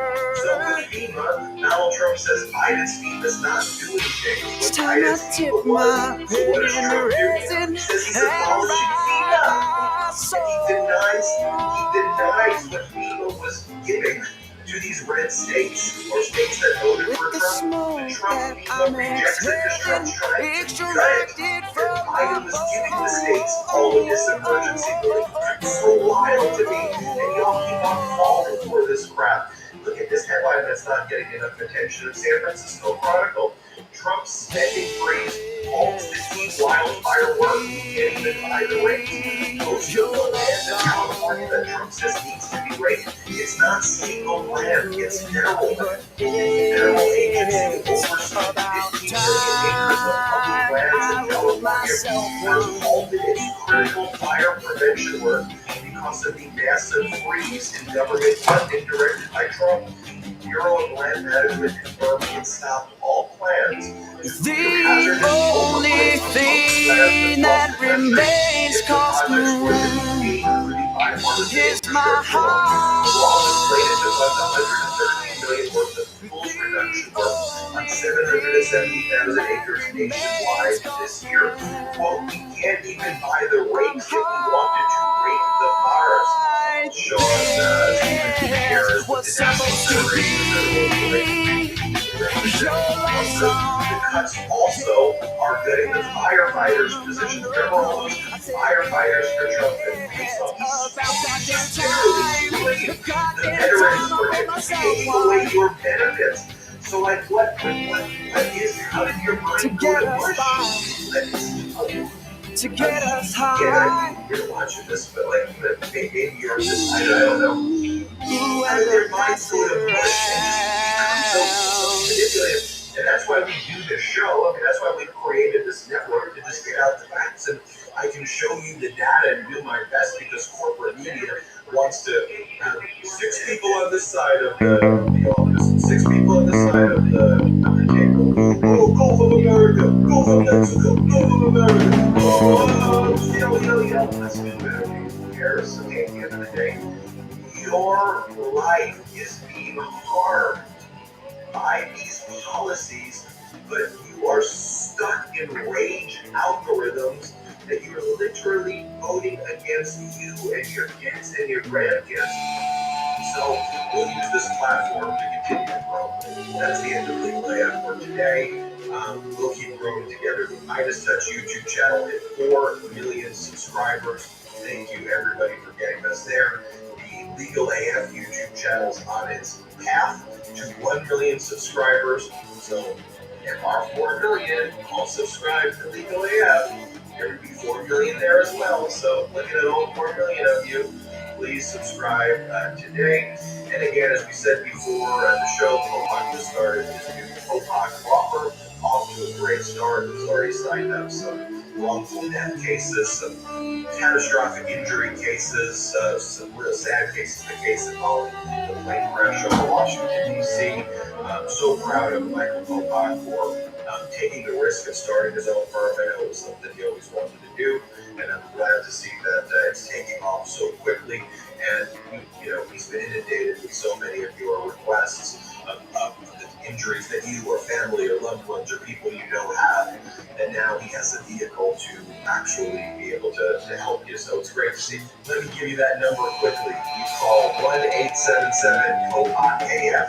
That's 1-877-COPOC-AF. Thank you everybody for watching. We're so grateful for all of your support. And again, thank you to our mods. Thank you to the Legal Air Force. Thank you to the Virus Mind for this together.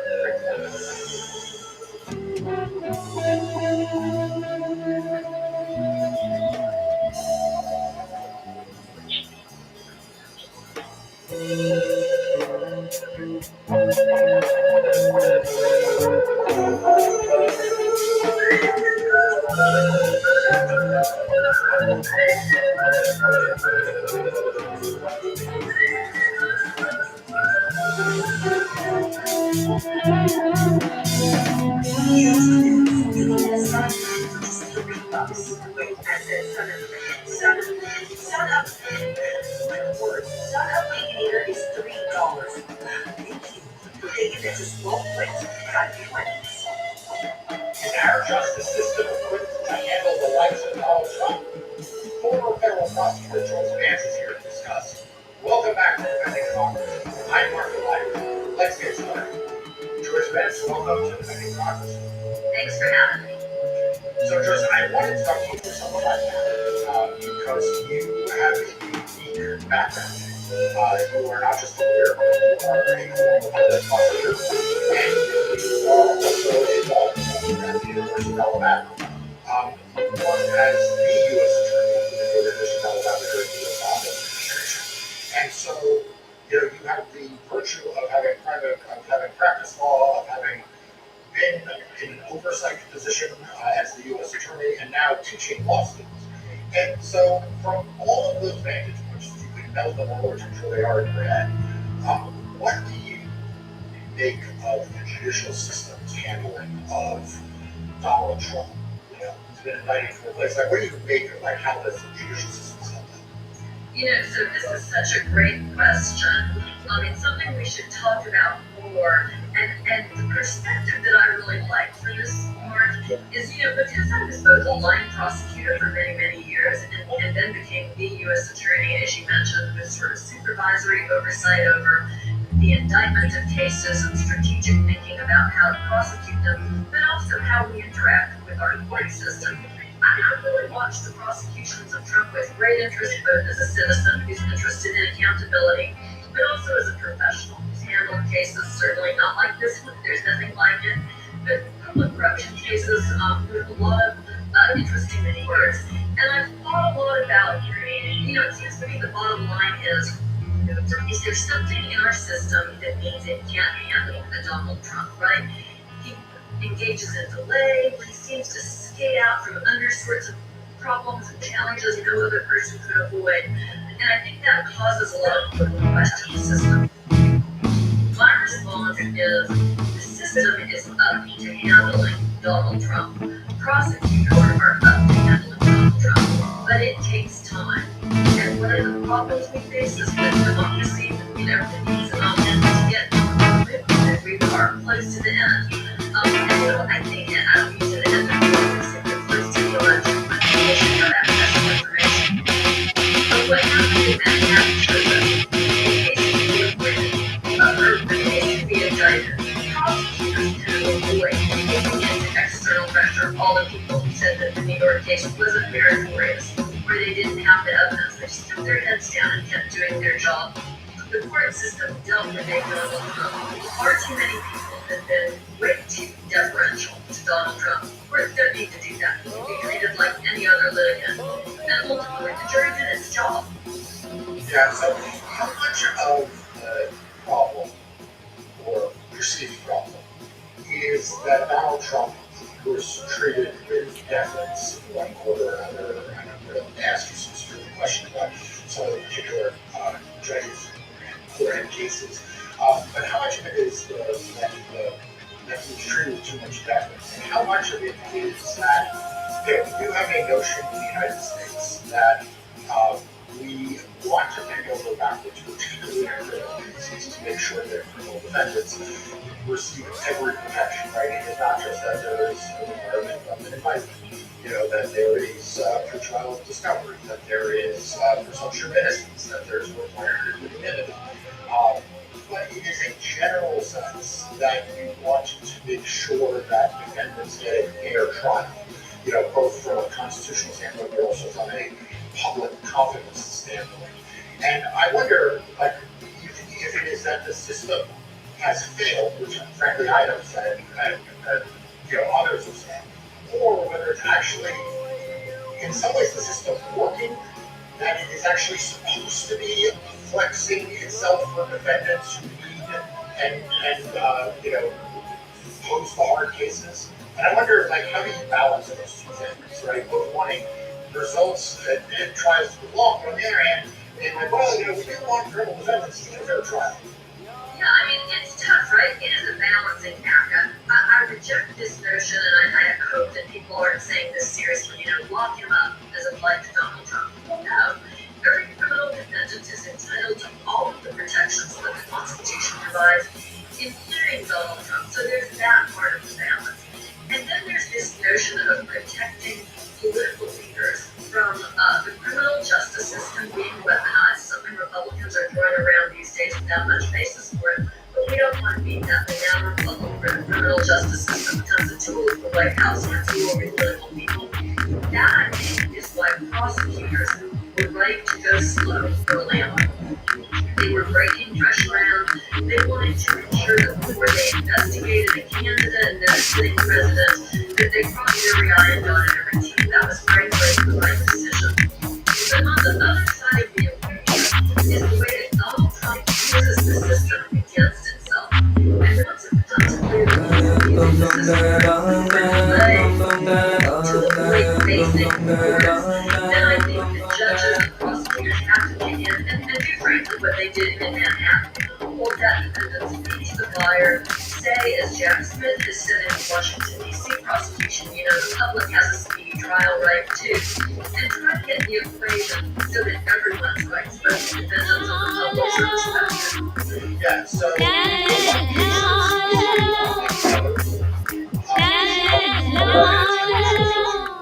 first is that I have to say, and I do not practice in this area of law, but it seemed to me at least like a pretty clear case of that. They may be a little complicated by some, the fact that it had national security documents thing, but it seemed relatively straightforward. And in that case, seems to not going very nice. The easiest case that you do as a federal prosecutor is something that we call felony possession. The charge is 18 U.S. Code 922G, and it says this person having been previously convicted of a felony who was found in possession of a firearm. The gun is the prior conviction, the possession of the firearm, and then the gun traveled in interstate commerce, and bam, you're done. Well, this case, the classified documents case in Florida, isn't all that much different. It's saying that Donald Trump retained those documents after he exited the White House. And that was a pretty straightforward case. And what makes it even easier is when you have a defendant who obstructs the investigation into his conduct. And there's videotape of his designees moving boxes containing materials he's illegally in possession of, so that they're available to his own lawyers and the investigators from DOJ. It's when someone lies for a period of months about retaining those documents and tells conflicting stories. This is not a tough case. There are some difficulties that need to be worked through pre-trial, including how classified material is handling. And I think the point that you're working on too is that the judge may have slow walked this one just a little bit and overcomplicated it. Yeah, speaking of judges slow walking things, I really like to think you understand what is up here in this community is. I don't think at the end of the day, a lot of times you say that a person's candidate could be necessity. So I know that the person on water. You walk without a sound. Well, it's not right. You may dance with an DC Circuit. There was no obvious circuits that was related to elsewhere, which is why the reason why the Supreme Court got it is it's not clear to me why the Supreme Court has to take the case, which is clear. The Supreme Court has discretionary knowledge if it simply said, well, leave the case where it is and let things move forward. They didn't do that. They do take the case, and now they have taken an extremely long time to consider this, and effectively blocked, from the time standpoint, it probably entirely blocked it. It's almost impossible for a case to go to trial in the Washington case before the November election. So what do you make of the Supreme Court's decision to take the case and sort of how the arguments and everything played out so far? Yeah, I'm going to hedge my bets here because I hate trying to crystal ball what the Supreme Court will do these days. I think endgame we're looking at one of two things. Either Chief Justice Roberts is masterfully trying to rope everybody into a very narrow 9-0 decision that everybody can live with, or alternatively, people are writing dissents and concurrences and trying to get their brother and sister to join in, and it's a last day of term mess. But it's a very interesting question why the court has handled it so slowly, because there is a clear path forward in this case. And it's to say, yes, there's a limited scope of immunity for presidential conduct. For instance, some of the strikes that were conducted when President Obama was in office based on best information they had and advice of all of his experts. The life of an American citizen was taken. That's something that technically is a crime. We want presidents to have immunity in that sort of a wartime setting. But you know what? In this case, Donald Trump and the coup, that's not it. We don't have to decide what the full scope of presidential immunity is to say, this ain't it. Go ahead, Judge Chuck, and get on with your work. And I'm critically concerned that we don't have a court that's able in a moment like this of a really, national disruption, capable of doing that and moving the case along. Yeah. So I have to ask you, as a law professor, so every day you see students in, their best and their worst. They're learning the trade of being a lawyer, they're also learning how to think like a lawyer, but they're also observing what's happening in the judicial system in a way that, you can tell that you're not involved. I was in law school between the board hearings and the Humanimals versus Casey decision. You're making me feel really cool. And these things are naturally discussed. I'm curious where Wall Street is, what are the lessons that they walk away with, or where you try to today about how to make sense of the profession they're entered into. You probably know this brand for business cards, but did you know we print everything you need to brand your business? We print banners and signs to help you stand out. Plus that merch like tote t-shirts. Right now, customers can get 45% off the find visit and this product.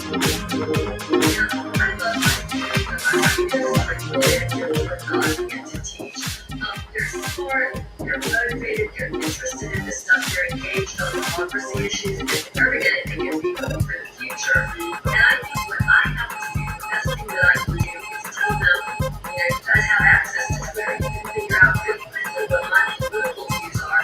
That's not what we do in law school. Our job here is to look at issues from all sides, to evaluate the facts, to evaluate the law, to think about how they work together. And so in the spring, I teach a seminar on democratic institutions that attracts as many conservative kids as it does more progressive kids.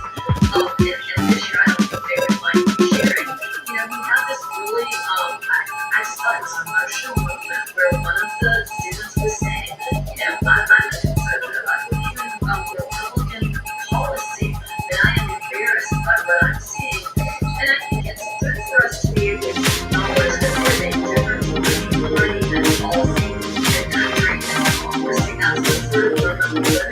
But what I want my students to do is think for themselves. I don't want them to accept what anybody's saying face value, me or anyone else. I want us to read lots of different sorts of primary documents, starting frankly with the founding fathers of the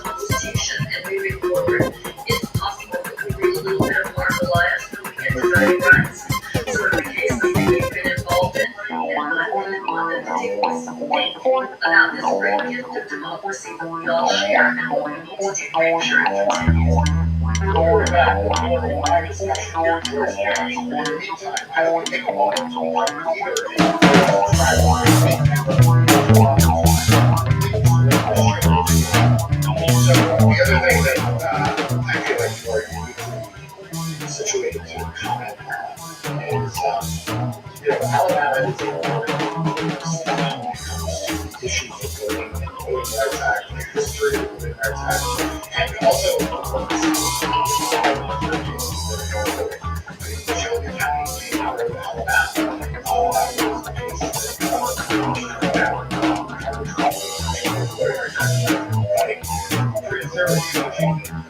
more recently out in Illinois, which I also handled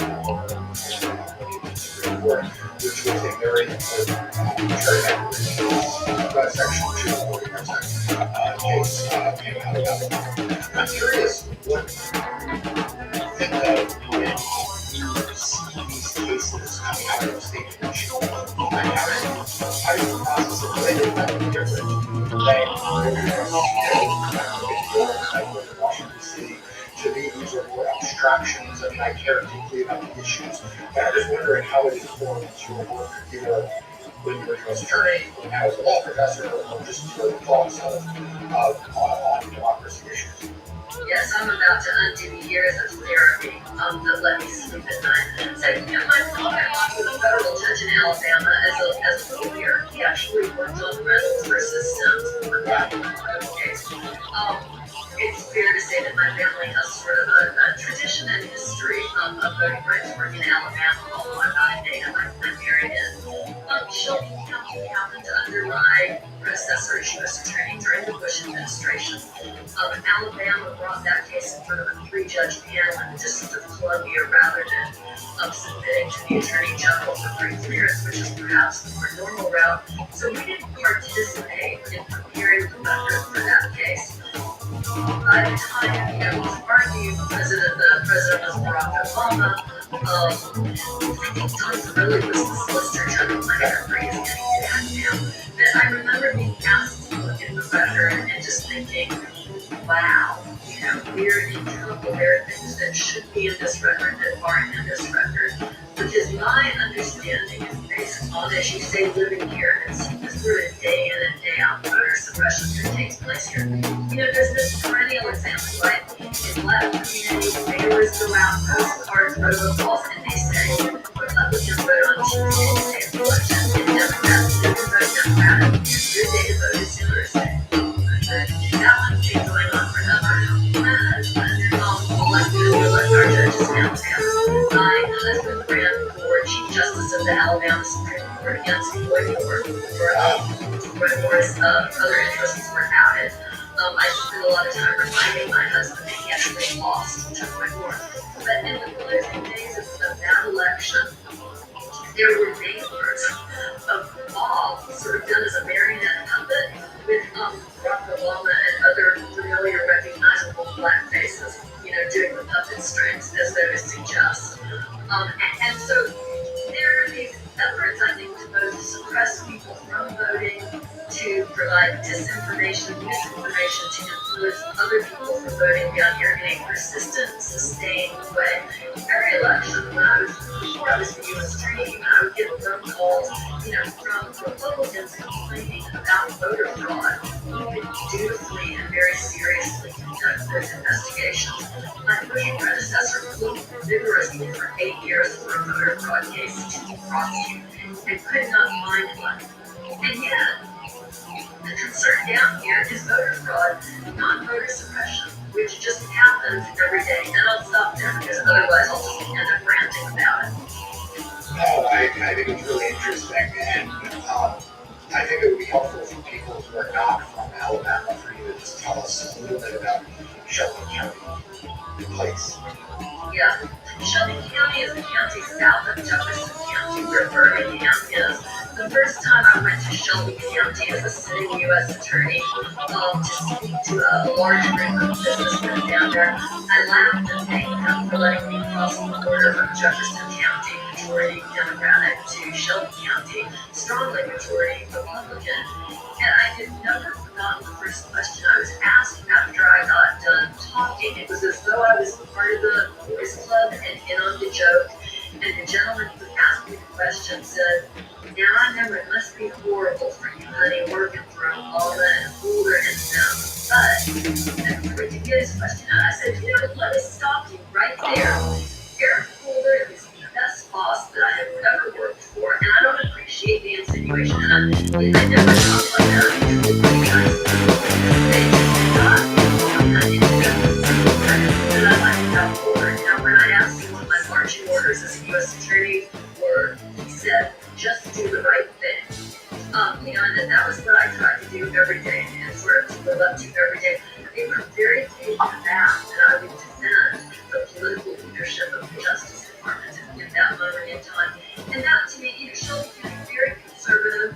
I don't want to say poorly educated, because that's not the case. These are smart people who think for themselves and do what they believe is right. And shaking like a dog and waving my tail. You got me speaking in French and writing in Chinese, swimming through the ocean and swinging from the trees. And if I'm half as cool as I think I can be, well then let me tell you, you're in for a treat. And if I'm half as cool as I think I am, The second case I mentioned, which is the case that challenged the congressional map in Alabama.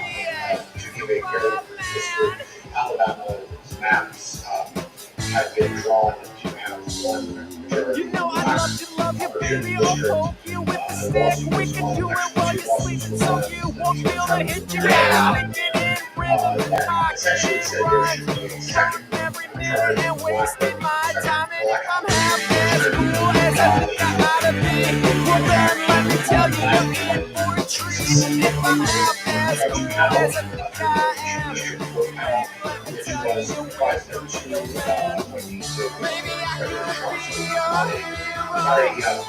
it's not a easy battle to prove they voted for President Jordan case found that there was voted for President. It went to the U.S. Supreme Court. People thought that the U.S. Supreme Court might put its own period of return section to the Voting Rights Act. They didn't. They affirmed. And this is the part I want to ask you about. So then it goes back to Alabama. I have had a delicious breakfast from the state of Indiana. Thanks, Tom. Hey, our English club is Friday. And it's now.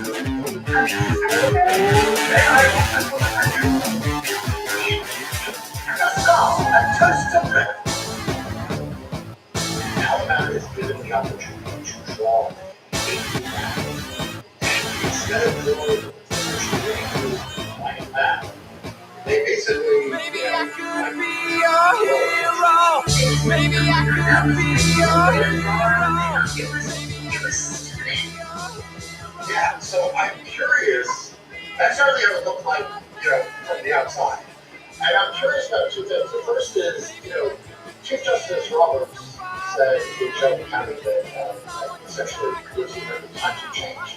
And certainly watching the state of Alabama's governor tell the Supreme Court to assert itself, certainly didn't see that time to change in Alabama.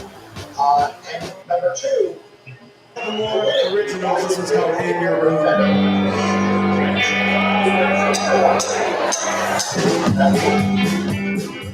This is, I think about this as the Alabamization of America. People are so surprised and taken aback by what Donald Trump did after he became president. We already watched it happen down here 5-6 years ahead of that curve. Nothing was surprising from immigration onward. And least of all when it came to voting rights. Mark, I know you know the original maps better than I do. I remember I would always look at the maps and I would think, there's no way that anyone could look at this map and not think it's gerrymandered, because it's like this blob of a body with a hand that reaches into majority black Birmingham and another hand that reaches into majority black Montgomery. These two stretched out hands that grab as much of the black population as they can. Sort of forcing it all into that one district and then spreading out what's left among Alabama's other congressional districts. How the legislature could do that and feel good about themselves for what they were doing is a mystery to me. So I have always concluded that there was intent to discriminate against black voters. I'm surprised, by the way, that we never heard the justification that succeeded in South Carolina. This was never about race, it was about politics. But the reality is, whatever the Supreme Court thinks, politics do become a marker for race, and race does become a marker for politics down here. This level of hubris that the Alabama legislature engaged in, I think tells us a lot about how comfortable they are in this racism and in this level of gerrymandering. The reality is Alabama's not as one party as people want folks to think it is. There are a large number of Democrats in this state. Some moderate, some progressive, but the problem is we are spread across the state in ways that means we can't really elect candidates of choice very often when we're looking at districts. We don't do great in statewide races either, so that cuts a little bit against my argument. But you can see how so much of the damage that's done to voters, this notion that you can't win becomes the reality that you can't win until people just don't really bother to exercise their vote. And something that Angus King, the senator in Maine, said to me when I was working on a project I was doing some research for, has really stuck with me. He talked about how he had this bet with the then governor of Minnesota, Jesse Ventura, about which state would have higher voter turnout, because he just wanted people to vote. He didn't care who they worked for. And someone had pointed out to me, Governor, if you do this, people that don't vote for our side might vote. And he said, that just was my goal. I wanted everybody to vote. That is not the Alabama way, and I think that that's the bottom line in cases like Lilith in your case, is something that people should be concerned about going forward.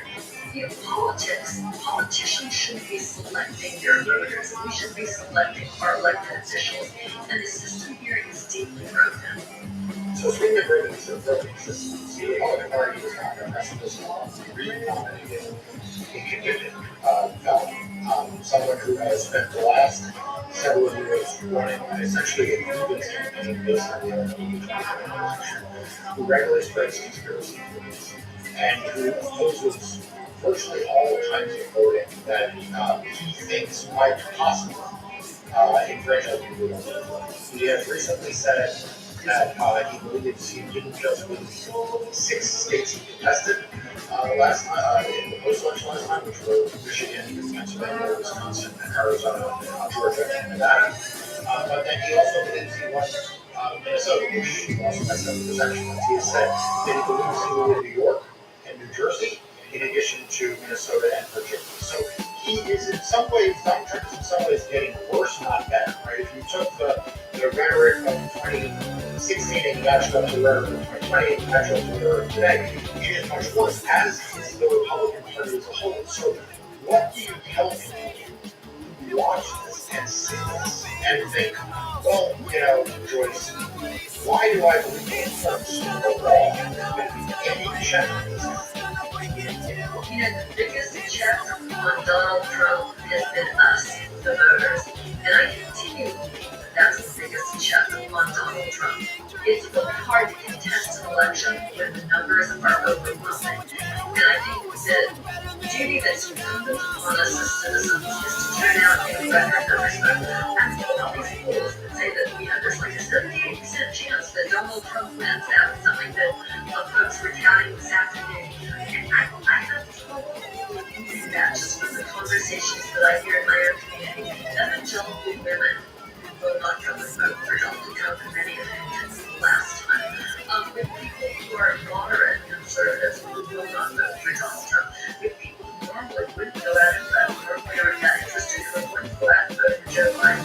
Because they're sort of worried about not having the perception, their kids coming of age and not having access to these sort of basic and fundamental rights. And so I think that's the answer here. I do have confidence. Works, by the way, that I have more confidence in voters, and I think we need to turn out in record numbers to vote for democracy. So my last question to you is, you have written letters to the Commissioner and everyone subscribe to the link is in the show notes. But one of the things that you've addressed That is the question I get the most often. I suspect it is among the questions you get the most often. Although you probably get a lot more questions about why isn't Donald Trump in jail. But the biggest question I get is what can people do? Like, it is easy for someone like you. You have a huge megaphone. You have TV, you are podcasts, you teach law students. You're a national figure. But I'm sure you run into people who are like, what do I do? What does the individual do?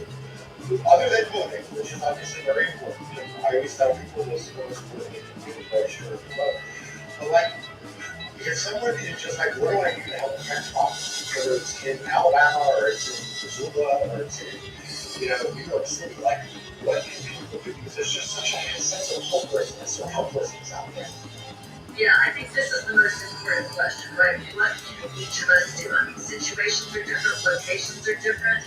And so I had one of these conversations with one of my neighbors 4 or 5 years ago. She wanted to do something, and I said, well, I know that they need more poll workers that aren't going place, and it's hard to get poll workers.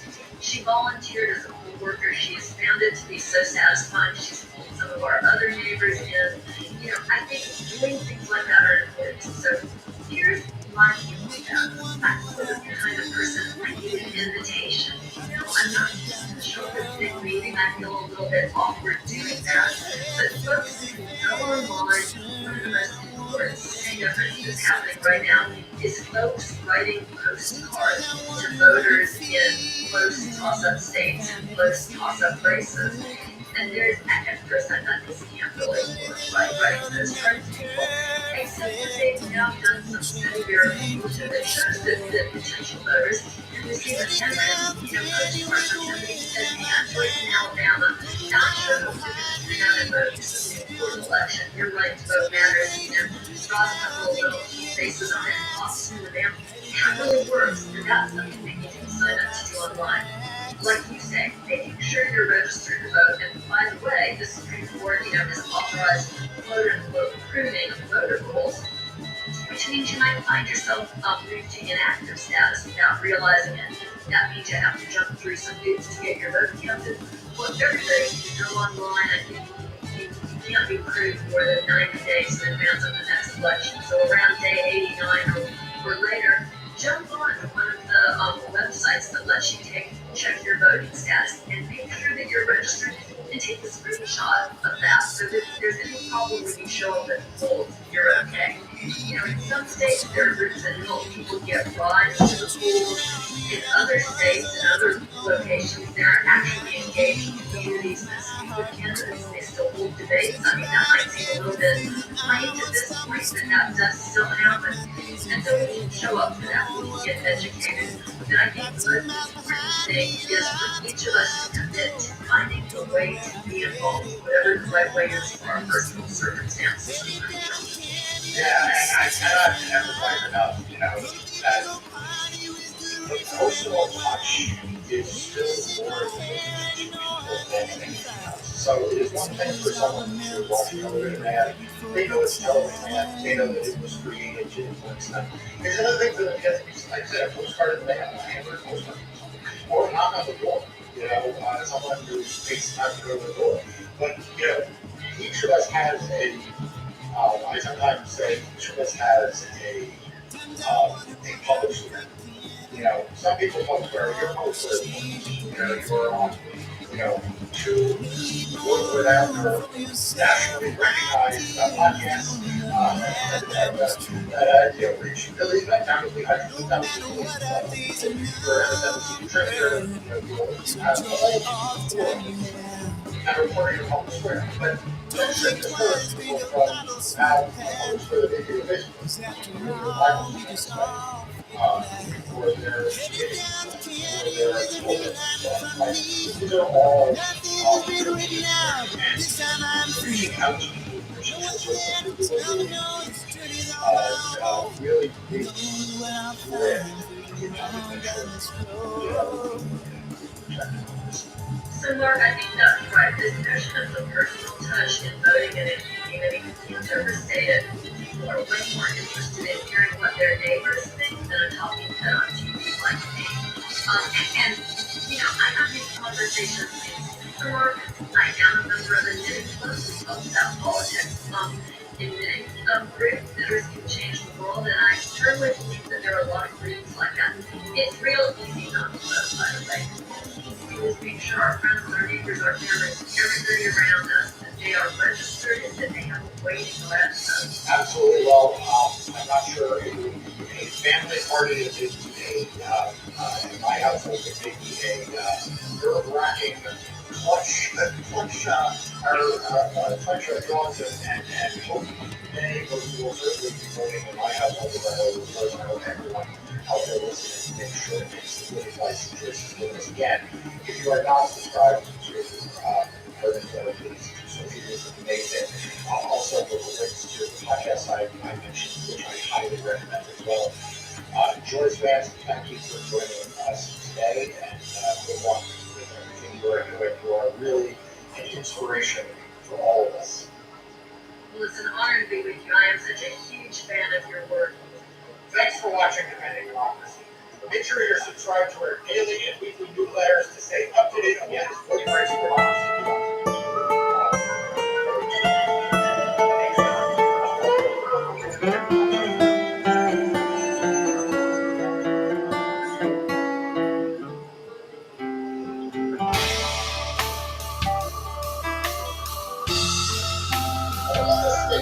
Why does New York have such terrible election laws?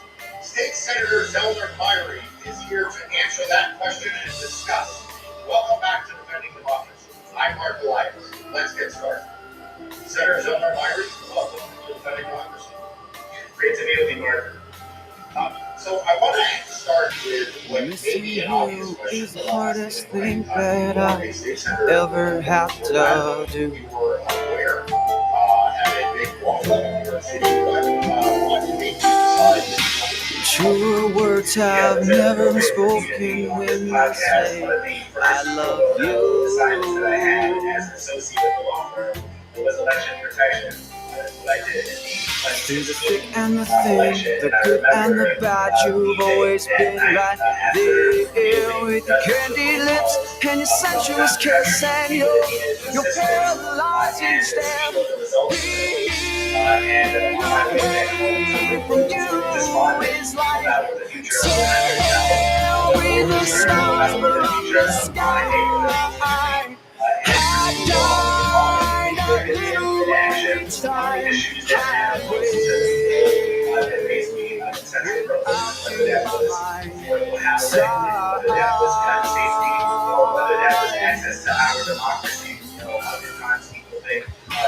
Touch my skin, I fall into an ocean of your love.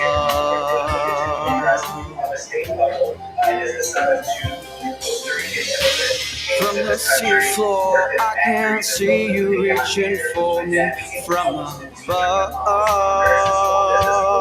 I knew very well that without the investment, Drowning beautifully for you, and all this gives me my last breath.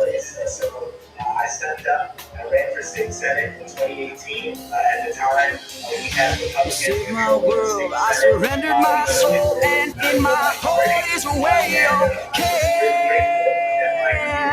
Being away from you that I mentioned at the top. I'm really excited about some of the next steps that we have. And yeah, so one of the things that I died a little more each time I'm sure you are as well known out you by my side. has really made statements You're my anything, you're my everything, you're my all and my forever.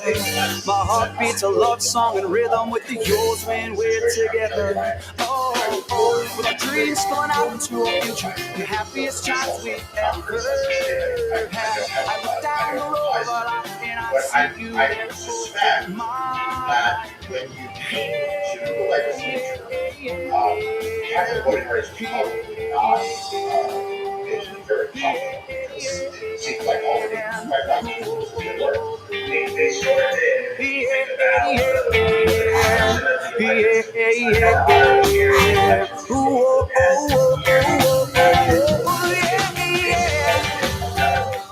How many meetings the election committee held in control. He exceeded that amount in the first year that I was there. Republicans had control for the better part of 2 decades in all of the So I'm really proud of the work that we've been able to do. We've been able to post 120 changes to the election law as my time as chair.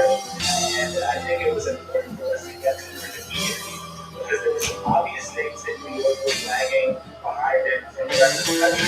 The very first bill that we passed as a Congress, as a Democratic majority, was early voting. We were the 39th state to pass early voting. And I think that would come to the surprise of many New Yorkers. We're now used to early voting, we're accustomed to it. It's really a proud thing for me. I know that we voted with my mom every single election. And we showed at a time that is without you by my side. But adding some of the things that we had not been doing for too long in this state. We had allowed campaign to contribute an unlimited amount to campaigns, and we had to close that loophole in our first year. And who would have known that in 2019 we were on the precipice of a once-in-a-century pandemic that would necessitate easing access to the ballot. We saw the increase of absentee ballots being used. We started that work in 2019 just for basic access to our democracy. And we have seen the usage, we have seen the ease and efficiency of that really shine through. At the end of my first year in the state senate, we did a hearing to examine how early voting felt, what was the effect, what could we improve. And one of the participants in this talked about how early voting sites were moved at the last minute in certain counties in New York. And we talked about how we used to have protection. We used to have the National Voting Rights Act, the federal one, that would prevent certain measures like that, but we did not have them at the state level. And that was the impetus for me to introduce the John R. Lewis Voting Rights Act in New York that I'm sure we'll get to talk about a little later in the podcast.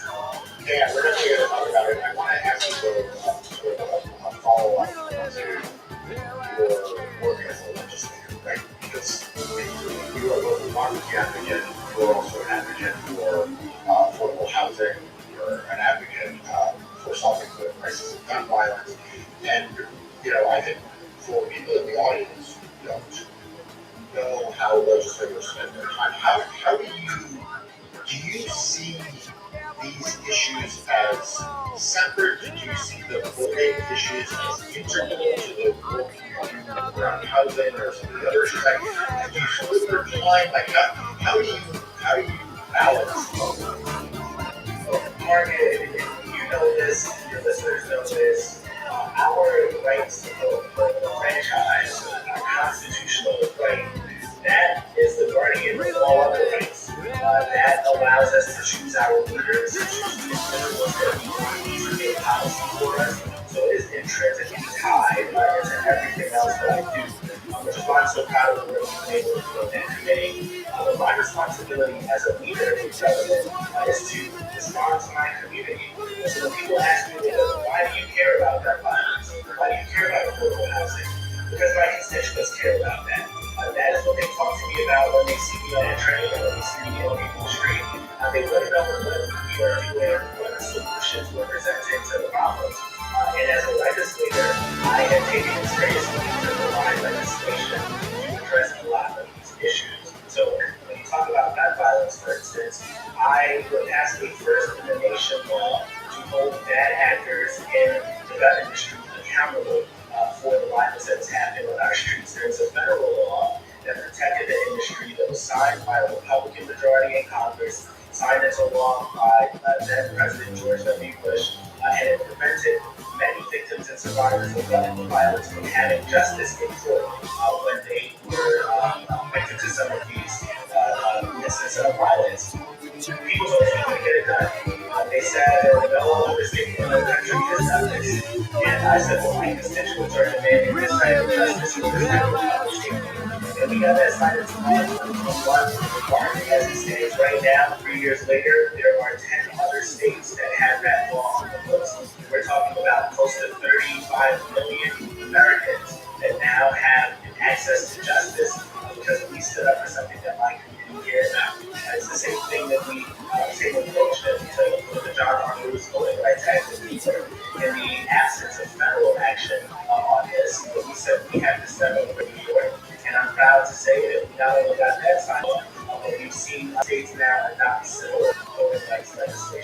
And that to me is what leadership is about. It's about responding to the community, and it's why we're considering taking another step in our leadership because I think it's important to listen to the folks on the ground. Yeah, so I want to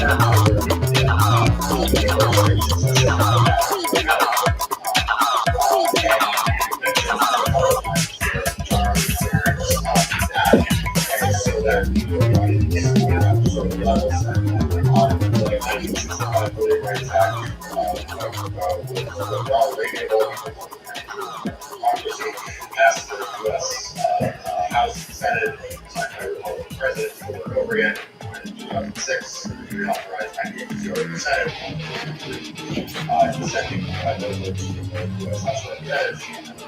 More rapidly, very much pro-democracies rallying everyone to sort of started government. In 2013, the court showed how religious struck down a key provision of that law, clearance provision, Section 5. We have also got cutbacks in various cases, some other provisions of the law. And Congress, which had a chance to try to fix this, was unable to. There was a John R. Lewis Voting Rights Advancement Act at the federal level that every House Democrat voted for it. The Senate makes filibuster. So Congress at the same time go back to all the and Senate. So with that as the playing field, rather than give up, rather than say, okay, I guess we're going to roll up the sleeves. So we have to take action. You know, democracy is not a spectator sport. It is a full context. It requires us to engage. And it's scary and daunting to folks that are politicizing what used to be as a reference point of bipartisan agreement on the rules of the game. When in the face of that opposition, it was important for me and my colleagues to do something about it right here in New York. So we drafted this bill. We worked with many voting rights organizations, we worked with constituents from all over the state of New York, and we introduced this bill. We held a hearing on it, and we eventually got this passed. As you referenced, part of the crown jewel, what has often been called the strongest piece of civil rights legislation in this country's history. We saw, as you mentioned, right after that passage, Black voter registration went up precipitously, unlike anything that we have seen in the country since. And it was met, of course, by retrenchment and opposition. And that is the period that we are in right now.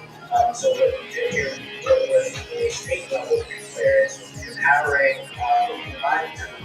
who I believe is the best Attorney General in the country, Attorney General Ted James, but empowering that office to pre-clear any changes to the rules or procedures that might threaten vulnerable voters. And this is not something that is just on paper. We have, in fact, right now, active lawsuits that are being litigated using this law. One in particular by Latino voters in Westchester who have never seen representation that looks like them in their history of the town. So that is work that is so important because it's not just in Westchester, but we have some in Long Island, and even in the great city of New York. You see purges of the voter rolls. We've seen some intransigence in the administration of our elections. It was important for us to give the states the tools to empower and access. And at any time, that this was the learning effort of us to do this time. It's a historic effort, and like I said, you're a leader in this. You also, by the way, enacted a law that made ballot hearings. And you know, I talked about this. It is a tragedy of American democracy how many lawful voters get thrown out, frankly, not through the lawful voter. You know, just through the matter of election officials, signature match, something is wrong or isn't, and it is typically about voting, and you know, and it is dispiriting for voters to know that they went through all the trouble to vote and then found out their ballot didn't count. So it is important that they're given an opportunity to express any problems that help people know what you do here and how important it is. Imagine this, Mark. You are a voter. You're in the height of the once-in-a-century pandemic. You want to exercise your right to vote. You want to engage in your democracy. So you say, I'm going to fill out this absentee ballot, even though I've never used this process before. It's still very important for me to engage, so I'm going to fill out the absentee ballot. But I left a little stray on the ballot, or maybe I was having a slice of pizza, and I got a little bit of oil, and you submit the ballot. You think you participated, only to find out that your vote never counted. And no one has told you that your vote didn't count. So you are operating in ignorance, not through the fault of your own, but just because the system is so antiquated. So we passed a bill that said the Board of Elections has to notify you if your ballot has some malfunction or if there's some deficiency in it that will prevent it from being counted. And then they also have to give you time to cure that. And we saw people utilize that after the passage of this law to the tune of tens of thousands. And for too long, those votes have been discarded, particularly for our older adults. I sometimes struggle with this as all of us, God willing, will ultimately get to that age. Sometimes we're not as steady with our hands, or we make some other fault. They should not have their constitutional rights stripped from them because of this mistake. So this is another accomplishment in the legislature that I'm really proud of because now voters are used to getting this notification. They are utilizing the ability to cure, and it is a direct practical implication of what we have done in the legislature. We'll get back to my discussion with you and do something in my opinion. But in the meantime, make sure you subscribe to Democracy Podcast free daily newsletter. And if you want to have access to my insights and analysis, become a Democracy Pocket member now by clicking on the link below. DirectFile is a new free tax filing service, and today I tell you people all about it. I didn't know that. I'll definitely check it out. We're excited to file for free. Doesn't free sound better? See if you're eligible to file for free at betterirs.org/file.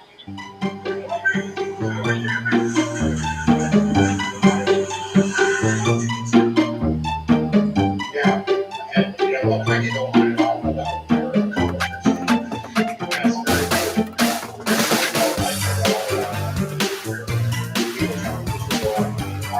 I wanted to turn to what you were alluding to several times. And it's one reason why I wanted to have you alluded several times to an aggregate system where the election officials, election administrators have conflict in this forward-looking as they should. One of the things that where you do not succeed in passing legislation is something near to my heart. I've been representing the NAACP to strike down and why we use water waiting online. This has had tragic consequences for the country, particularly black voters who all these licenses. I can sites in Georgia, 6 metro counties. If you were in a precinct that was 9% restriction black voters who needed an average of 1 year, you're in the same 6 counties. So apples to apples. And if this was 90% of all white, we would find out for 6 minutes. 51 versus 6 minutes explains why Georgia and Florida deny. I'm not saying that New York passed this law. A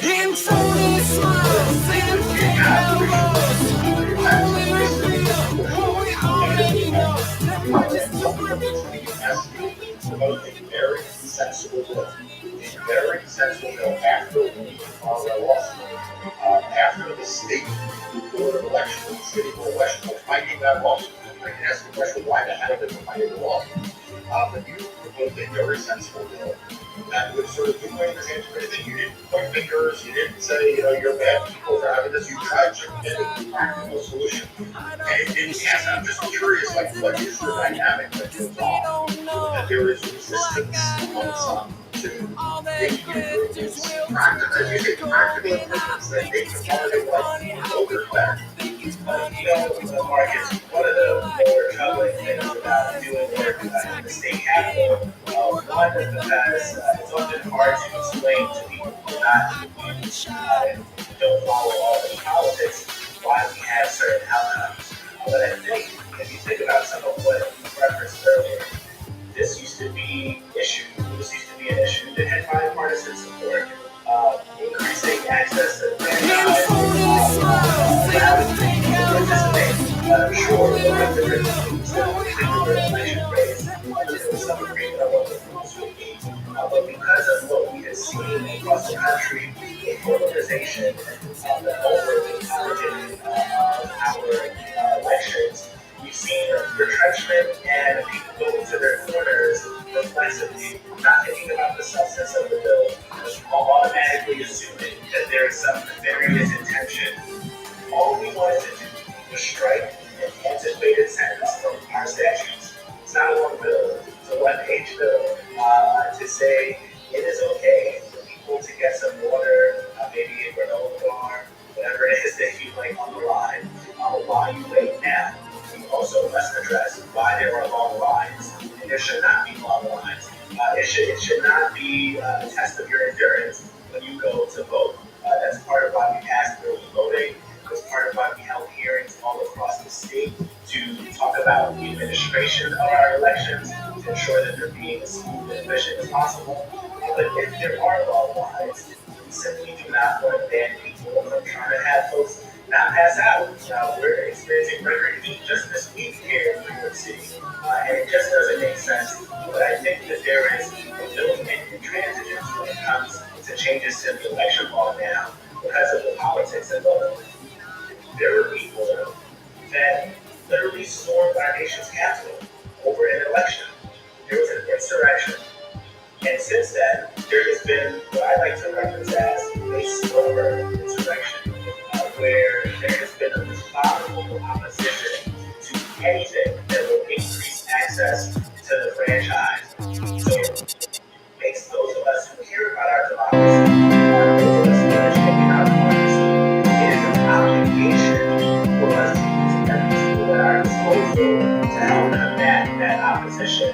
I'm proud that we've been able to do some of that. Our bill on line ordering passed in the Senate did not make it through the Assembly. My hope is that we'll have the opportunity to get that again soon. I will be forced to vote in the next legislative session. Yeah, I certainly hope you need to want until New York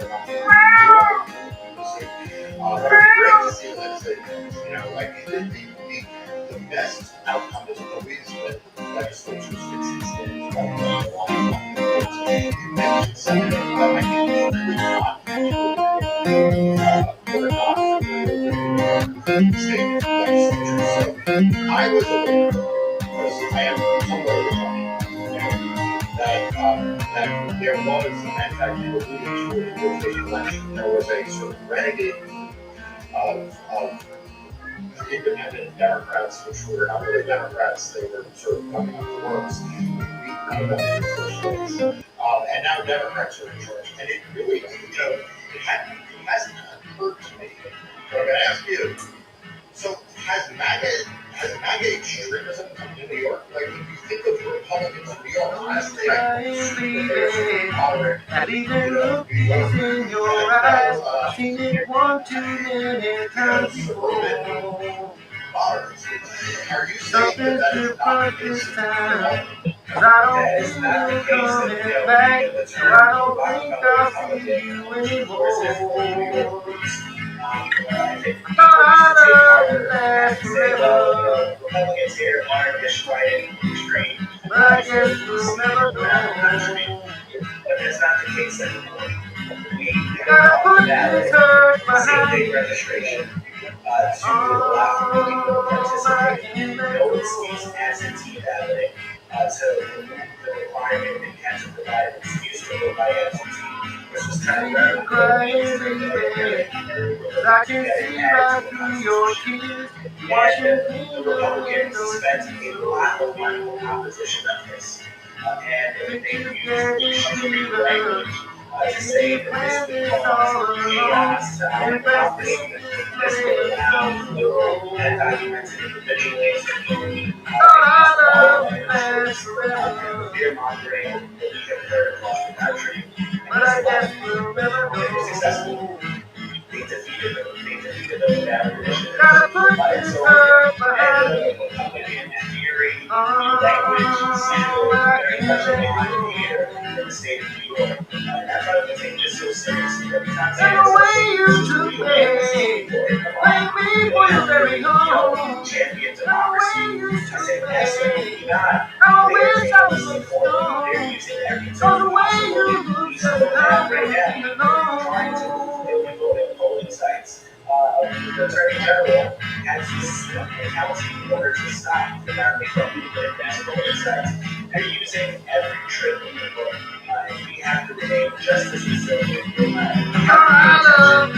What's happening in our backyard. Yeah, you mentioned this, that Republican it's one thing, I find it for sure, it's one thing to say, okay, look, we're not going to be really spend money on their food. And the way you started, claim me for your very own. And the way you took me, I wish I was strong. The way you look like I'm wasting your time and money doing this. I mean, you really decide why they are so focused on this. I think a charitable interpretation would say that they're worried that in some instances, Democrats utilize these methods more than Republicans. Sunlight filters through emerald leaves. Moss cloaks the stones where forgotten kingdoms grieve. The wind sighs a melody, old as time, through gnarled branches, whispering ancient rhyme. This is available for any eligible voter to The forest whispers, secrets untold, stories of empires weathered in cold. Echoes of laughter, battles long won, lamentations etched beneath the setting sun. Roots weave through stories, whispers in dust, of lovers once bound, forever enticed by trust. A fallen monarch, dreams unfulfilled, a hunter's arrow, a life stilled. The forest whispers, secrets untold, stories of empires weathered and cold. Echoes of laughter, battles long won, lamentations etched beneath the setting sun. Beware, traveler, the whispers beguile. They tempt with knowledge, yet might lead you astray a mile. For some secrets slumber, better left alone, unturned stones, where darkness has its own. The forest whispers, secrets untold, stories of empires weathered and cold. Echoes of laughter, battles long won, lamentations etched beneath the setting sun. Listen closely, let the whispers unwind, unravel the past, but leave some mysteries behind. For the forest remembers, ever watchful and green, a silent guardian with secrets unseen. If you look at what we're voting right now, the trees, they breathe a cosmic air, where consciousness and stardust intertwine and share. Each leaf a ripple in the fabric of space-time, every whisper an echo of the primal mind. The forest whispers, secrets of creation's dance, of energy unbound in every living trance. From stardust slumber to awaken form, a symphony of awareness, weathering every storm. In rustling leaves, the cosmos beats, in trickling streams, the universe repeats. We are but threads in this tapestry vast, our thoughts and dreams, shaping reality's cast. You know what? A lot of black voters, they really like to vote early. Older voters tend to vote by mail. Oftentimes, younger voters who are Democratic, older voters who are Republican. There's a lot of The forest whispers, secrets of creation's dance, of energy unbound in every living trance. From stardust slumber to awaken form, a symphony of awareness, weathering every storm. So listen close to whispers in the breeze. The forest speaks and reality decrees. We are one with nature, energies flow. The echoes of creation forever And aglow. now you see all of these Republicans, it's a parody, even though, like you said, all you have to do is say, hey, if you live in rural upstate New York, do I have something for you? With it. I got something to let you not worry about driving to all the place. That's exactly right, and that's a really good point, Mark. We think about some of our more rural areas, where, by the way, Republicans tend to win elections, where the much easier. It would make it more accessible, and they would have more opportunities to participate. It's really a macro approach. One that I think ultimately they're going to regret. I think it's really important. I'm confident enough in our ideas. I'm confident enough in our record. And to say we should all play by the same rules. Let's get as many people in the game as possible. Because I want to get out on the field. I didn't want to break the refs. Let's actually make this happen. Let's have a competition with policies and ideas. Not try to break the game. And I think it's just a really unfortunate effort by the advancing. I hope that why I am so impressed in psychology is that for those of us who are fighting Republican states, for those of us who are in court every day fighting against their ruling laws, is one of the things that they point to is civil. And, you are a rare elected official who got elected under a series of elections that you want to change. Right? You got elected under a series of laws where your voters know how to vote, and you want to change elections. And you're not afraid to say, we can do it. And that is so true. One of the things that every time I talk to the Democratic governor, each year of the United States, with influential legislators, and they say, well, we passed a state voting, we passed the voting rights, the charters, voting rights. And then they feel like they're wrong. And what's great about you is that you understand that democracy can always improve on voting. And that's what I love. I literally follow the legislation because you're always looking to use. You're not like the next like saying, we're New York. We've got a solve. One way after the other. You are always pushing to make voting better for everyone, whether they voted for you or and that is such a rare thing for elected officials. Our democracy is not static. It is biological. It happens all the time.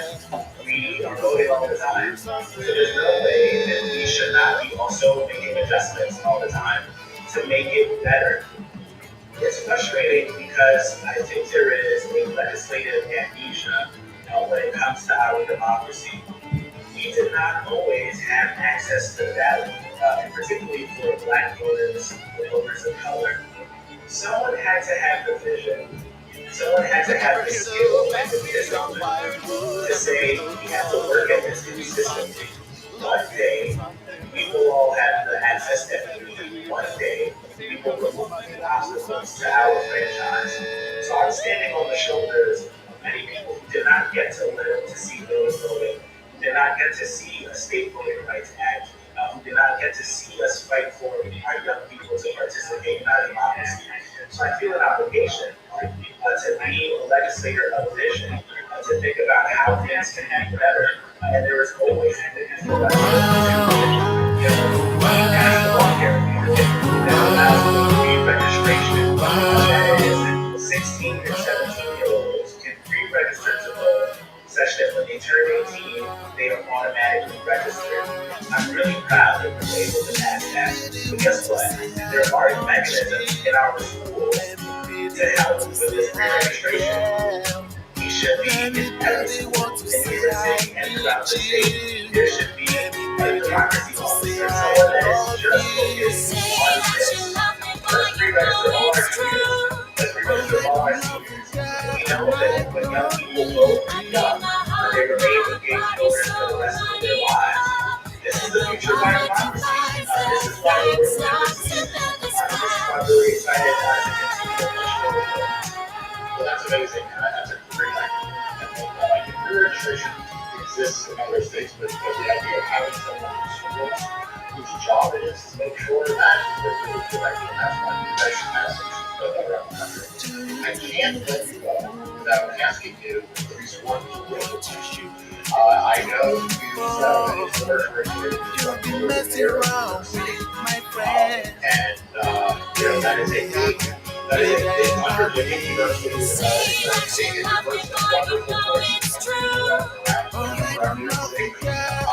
Tell me about that and moving into democracy. As you look at the issues,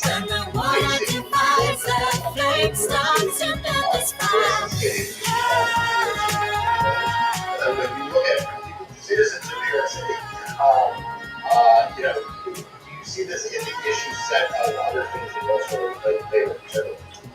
I would not be who I am today without the city of New York. And as I mentioned, this is where my parents came because they wanted an opportunity. They wanted to raise their family in a safe environment. They wanted to work hard and send me to good schools. And that is why they came to Central Brooklyn close to 50 years ago. I will start where I left off on pre-registration. The ability to create a democracy officer in every school in New York City. That is something that we can do in City Hall. That is something that requires vision and a handle of nuts and bolts of government to get done. I want to see universal access. I am a part of the access program, and if not for that, I might have taken a different path. And that every family in this city should have that opportunity. But for too many new voters, that same promise that brought my parents to the city is out of reach. I just got married last November, which is one of the best things that has ever happened to me. My wife and I were also born and raised in Central Brooklyn. We have barely afford this district. When you think about trying to expand our family, the average cost of childcare in this city is close to $25,000. When we think about our subway system, when we think about our streets, these are things that require livability and relentless focus in making the city more ethereal and so that's why we put our hat in the ring. That's why we are exploring this option. I believe democracy is central to the running of government. More mechanically, the mayor appoints the administrators to the boards of elections. The mayor does have some say in how the elections are run in the city of New York. So I think we have to have it grounded in making the democracy as accessible as possible, trying to get as many young people involved in this process, and really serving as a source of inspiration for why it's important to engage with your government. I'm proud of the work that we've done in the legislature. We've demonstrated focus. We've demonstrated relentless support for affordability, for gun safety, for housing, and I think that we can bring that same type of focus to City Hall, and I would love the opportunity to do that for the city that has made me who I am today. Well, like I said, there is no stronger supporter of democracy, and not just in words, but in actions. Not just in actions that you achieve, but in actions that you want to achieve. Like I said, it is not enough for elected officials to say, well, we passed one bill, so check that box. You are day in, day out finding ways to improve the voting experience in the elections and democracy for all the owners, not just in your district, not just in New York City, but in better parts of the state. They are benefiting as well, and so that is a very, very unique quality, and I am applaud you for that, and I will follow it to see whether you have they run for mayor and back on and talk about some of the ideas you have for people around the office. Because by the way, your idea is really, the idea of the democracy office for every school gets to be really exciting. Yeah, I appreciate the opportunity, Mark, and I would encourage listeners who are curious about what our vision for the city is to visit our website. It's cellnor.NYC.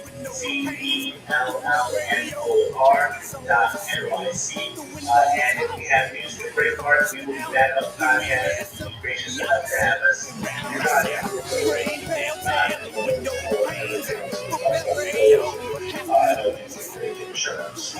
Thank you, Dr. Mike. Thanks for having me. Thanks for listening to Defending Democracy. To find out more and stay updated on the latest voting rights and election news, visit democracy.com and make sure you are subscribed to our daily and weekly newsletter. We'll see you next time.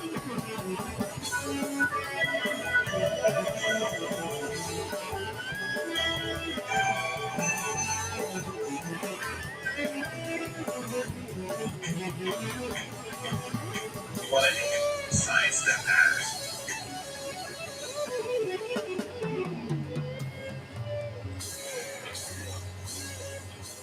Everything's bigger in Texas, including the fight for voting rights. Mayor O'Rourke is here to discuss democracy in the Lone Star State. Welcome back to Defending Democracy. I'm Mark Elias. Let's get started. Welcome, Congressman O'Rourke, to Defending Democracy. Hey, Mark, it's great to be with you. I'm a big fan of your work. Love everything that you do, man. I really appreciate the fact that there are good people out there fighting literally on every single front, because that's what I think it's going to take. So The it's an honor to be Mississippi with you. River flows Thank you. across the frozen land. So Underneath the serve your bridge, sisters in Hastings, Congress. just below the lock and dam. Ranking There's for a Senate, clean, Governor, well-lighted President, place and where your all the passionate lost supporter souls of make voting their rights. stand. Of course, And the you river are from rats, the they state of run Texas. between So the walls. what should people who are not from Texas make of democracy? It's a sober sanctuary from the But it's cold always sort December of hard night. to figure it out. Outside, I think snow Texas has shining in the a glow really of special an old story street light. A within the broken larger bottle history in the alley of is all American that's left democracy. of a bar room. To go back a And the little bit river rats, they in time, watch at and they the see end it of all. Reconstruction, throughout the state of Texas in the 1880s, you still Think of had all a the very high dreams number that are of brewed in a African-American car Texans who and they were in always these seem positions of so trust elected real, office but you across the know state. they're In not. fact, For the in only I think it's true 1888, life, half of the elected officials in river rats Fort are Bend County, gone which is just and outside is of Harris cold. County in Houston, were black. But there was There's a white girl with a nationalist, diamond in her ear anti-democracy, and a gold boot to known her as the nose. Javelins And she in looks as though she Texas, slept in who her fought Salvation against Army clothes. pluralism On and fought her against shoulder there's democracy, a and especially tattoo fought of a against single blood African-American red office rose. holders. But Around her when neck is a Texas tattooed Governor Sol necklace made of Ross thorn. rode to the quote-unquote rescue, the peace that he imposed on Fort Bend There's a County guy was essentially to at a eject table every African-American office holder and to institute the Javelin primary that was not struck down by the United States Supreme Court until 1950. It all culminated in a federal elections bill that was introduced in 1890 that would have ensured that everyone, including African Americans in Texas and Mississippi, Louisiana, Georgia, and Alabama, could have equal access to the ballot box, the pro-democracy vote at the time. It passed this in the House, it got hung up on filibuster in the Senate, and the Republican president who had campaigned on a promise of restoring voting rights essentially looked the other way. And we lost the last best hope for democracy and full voting rights for 75 years until the Voting Rights Act of 1965.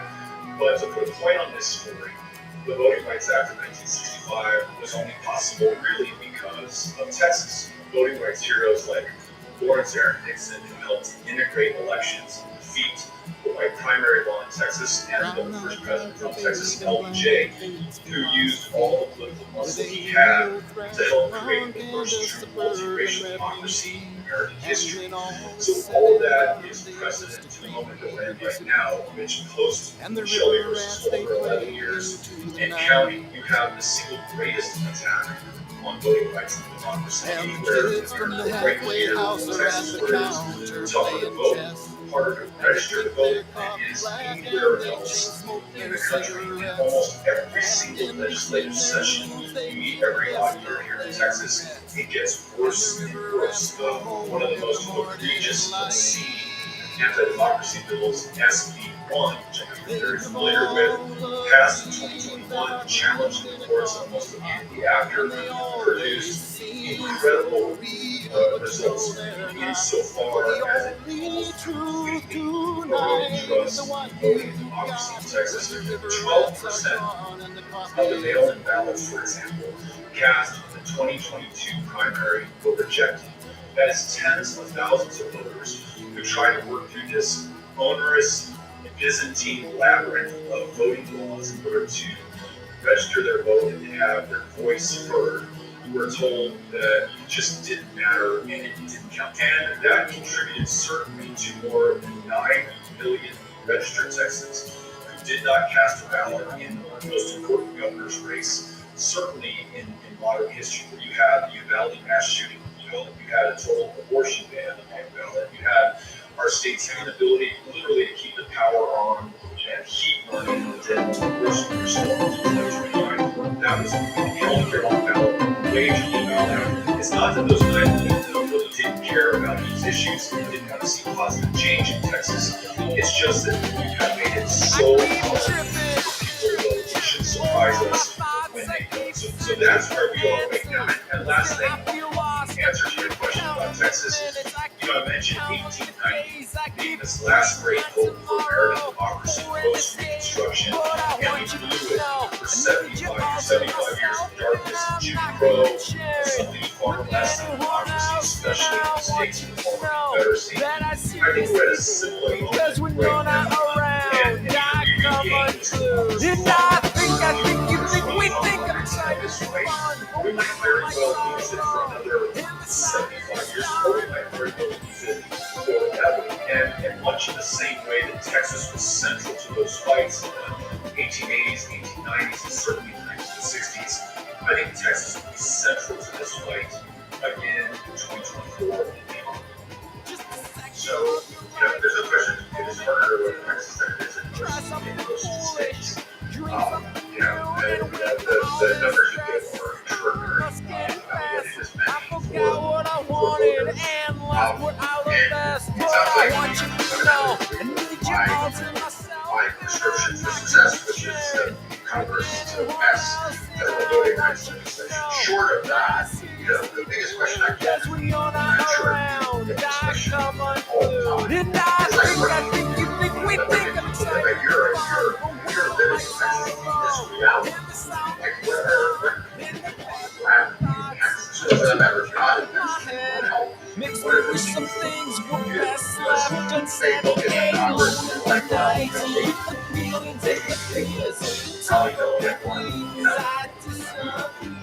there's some really interesting echoes of this history that I laid out earlier taking place right now. So I mentioned that last great hope of 1890. In 2021, we had the pro-democracy party, the Democrats. We had majority in the House, majority in the Senate. We had a president who ran in court on restoring voting rights to those who had had them stripped since the Shelby versus Ford decision. We had the John Lewis Voting Rights Advancement Act, the People Act. We had no shortage of pro-democracy voting rights restoration bills that were out there, some of which were able to pass the Democratic-controlled House, but again faltered on the filibuster in the Senate.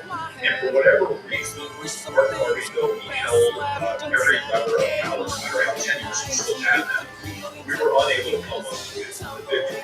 So that takes me to the next lesson that we're which is 1965. Not only did you have LBJ use his political capital for civil rights in 64, voting rights in 65, but you had folks like you and me, everyday Americans, who were taken to the courthouse steps, who were writing their members of Congress, who were lighting up the switchboard at the White House.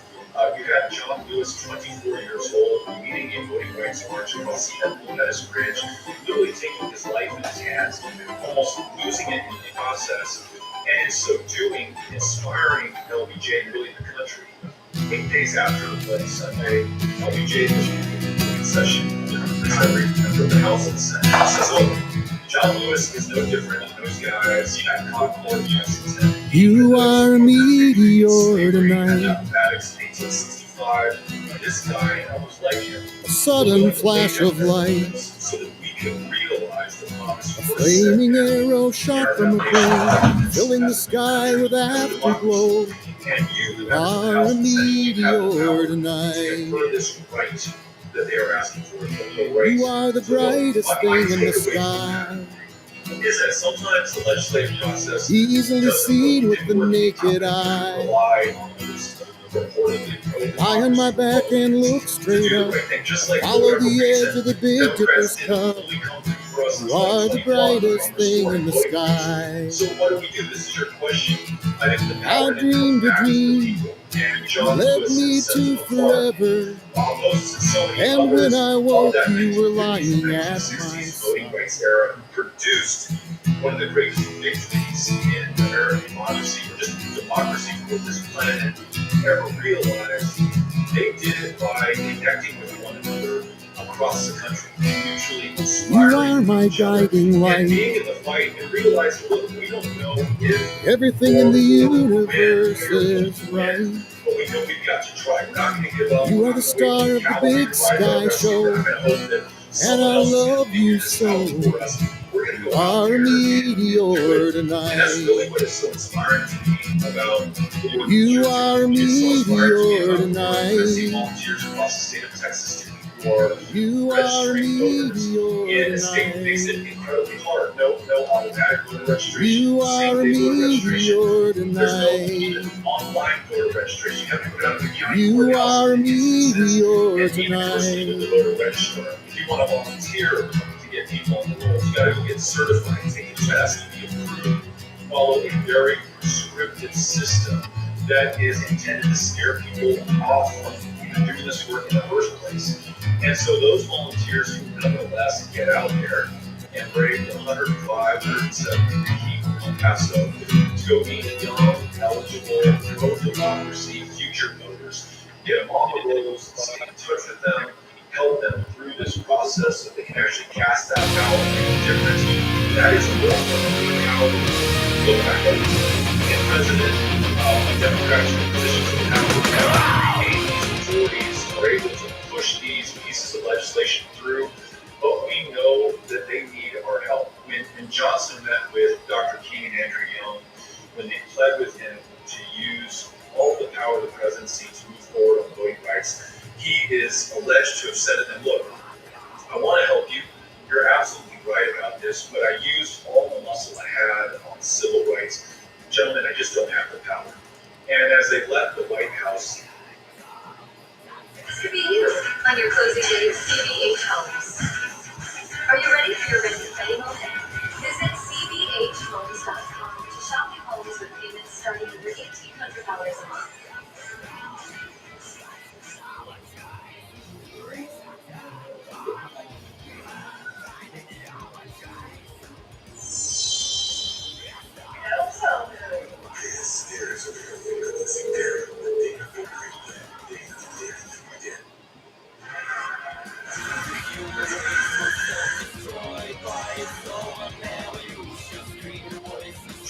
So we got to go out there and get this president's power.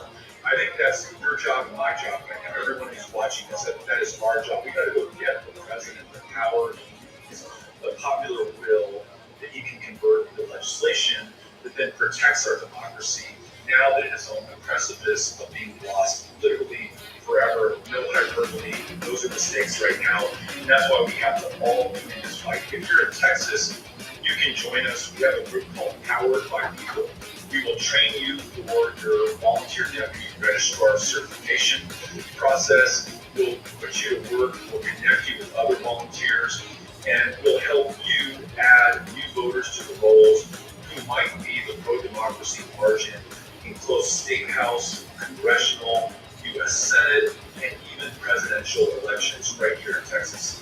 Yeah, we're going to link to that, your organization, the show notes for folks. But I want to have you go back to one thing you said, because I think for people in the 49 states in the District of Columbia that are not Texas, it is astounding that to be clear, in order to register someone to vote in the state of Texas, you actually need to be like certified. Like I can't just go out and I couldn't just like take a trip to Texas and take it to the point to register people to vote. You understand? You do realize that's crazy, right? It is. Welcome to Texas. I mean, this is a state that has closed more than 700 polling places, twice the number of the next closest state. Almost all those polling place closures in the fastest growing black and brown neighborhoods. This is a state whose congressional districts were described by a 3-judge federal panel as a racial gerrymander. This is a state, as you are well aware, that had one drop-off box per county, including counties like Harris that has more people in it than the entire state of Nevada. This is also the state with 254 counties, and if you want to register somebody, you have to go get certified in that county, typically at the county courthouse with the county clerk, or if they have a registration office, with the administrator there. You have to take a test, you have to be certified, and you have to follow a very the showy smile of eagerness is breaking out of all the mess. 5 days. If you don't, there are severe criminal penalties, again, intended to scare you from even doing this work. And certainly to your point, Embers rise and light the night, strings and sounds creating light. A whole new world outside my head, dancing around the orange and red. If you look at 2012, when Barack Obama was running for re-election, he lost the state by 16 votes. When Hillary Clinton runs 4 years later, she loses by only a little over 9 votes. Joe Biden 4 years ago lost Texas by 5.4%, so 16 to 9 to 5.4. Take The it all, NC didn't take spend it time all in this state. the None of those way. candidates spent a moment Keep campaigning the in the promises, state. That is the promises we natural made. trajectory of the electorate Take it all, in Texas. take it That is all why the we're voting way. majority of the state house and Keep the the Senate, Republican promises, office holders, promises we made. are doing everything they can to make it as impossible as they can for the rising majority in the state of Texas to have their Bleeding will light be recorded at the ballot approaching box dark, in these elections. And it's what we've got to fight back with everything we've got, that they are shining through the dusk is clear. The place is better and right here. And with everything we've got in these remaining 4 months, the more likely we are to get there sooner rather than later. So, one of the reasons why I really wanted to have you to talk about this is because you have really a unique approach in many respects.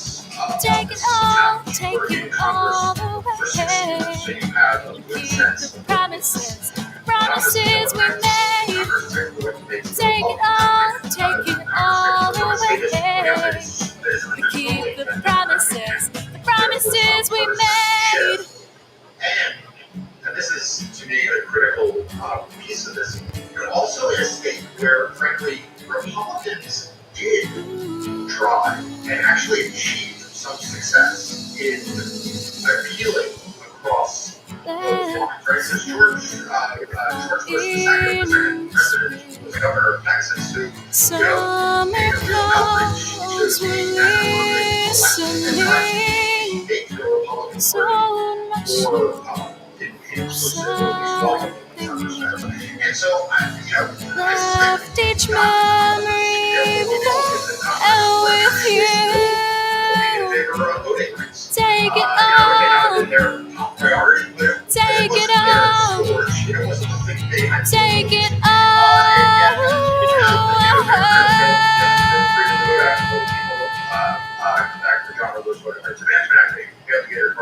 the line, but I am struck by the fact that not a single House Republican voted for any of those bills. And when you look in the legislature in Texas, it is now an article of faith in the Republican Party in Texas promises we made. presidents who engage in Take it all the way. We keep the promises. promises, promises we made. Take it all away. We keep the promises, promises we made. Take it all away. We keep the promises we made. What happened? Yeah, this is such a good Promises we made. That's where I'm broadcasting and talking from right now. When George W. Bush was running for state of Texas in 1998, he was in El Paso all the time. El Paso is the westernmost county in Texas. It's the only county in the Mountain Time Zone. It's hard to get to. You're going to take 2 flights if you want to come here from most of the rest of the country, even a lot of parts of Texas. Therefore, no statewide candidate really ever showed up in our town. George W. Bush came to this 84% Mexican American majority community all the time. Really made people in El Paso feel like he cared about them, was listening to them, wanted to represent their concerns in the office of the governor. And you know what, Mark? On election night in 1998, he won El Paso County, becoming the first Republican to do that in maybe forever. And there hasn't been a Republican who has done it since. So that was one approach to this changing electorate in the state of Texas, a majority minority state, a state where Latinos now outnumber white Texans, Anglo Texans for the first time. And then there's what you're seeing now, which is a Republican Party in the sway of Donald Trump, which obviously still contests the results of the 2020 election, is allowing the insurrection attempt, which started on the 6th of January 2021, to continue to roll into the halls of the State House, where they're imposing more and more voting restrictions, more and more anti-democracy measures, really to try to freeze out this growing part of the electorate. There's still signs of this issue on election day in November, as it is almost every election day here in November. You'll see lines that stretch 7, 8, 9 hours long outside of polling places like the one across Texas Southern University, one of our historically black colleges in Texas. You know, why is that line 8 or 9 hours long? Well, it's the polling place approaches that I mentioned earlier. It's the targeting of young and black voters. And for every person who's able to or willing to wait 8 or 9 hours, we can imagine how many are working multiple $7.25 an hour jobs, that's our wage here, and don't have the time. How many are caring for elderly parents, their kids, or who understandably don't want to suffer the indignity of waiting 9 hours to cast a ballot, what is supposed to be the world's greatest democracy. That is the playbook today from the Republican Party in the state of Texas. They're no longer trying to win over significant parts of the state. They're literally trying to shut the door on them to prevent them from participating in our elections. Yeah, you mentioned something that is like one of my big issues, which is that I think that there is a underappreciation in this country of what the line situation is in the Imagine never paying for groceries again. From now to March 31st, every time you shop and save using the Grocery Outlet app, you get a chance to win free groceries for life. You can see all the incredible deals we have in stock, like fresh produce, Brazil beans, and all your favorite brands. So, go shop the account today at your favorite Grocery Outlet for your chance to be one of the two winners. Purchase necessary restrictions apply. Any purchase you will win. See GroceryOutlet.com for details.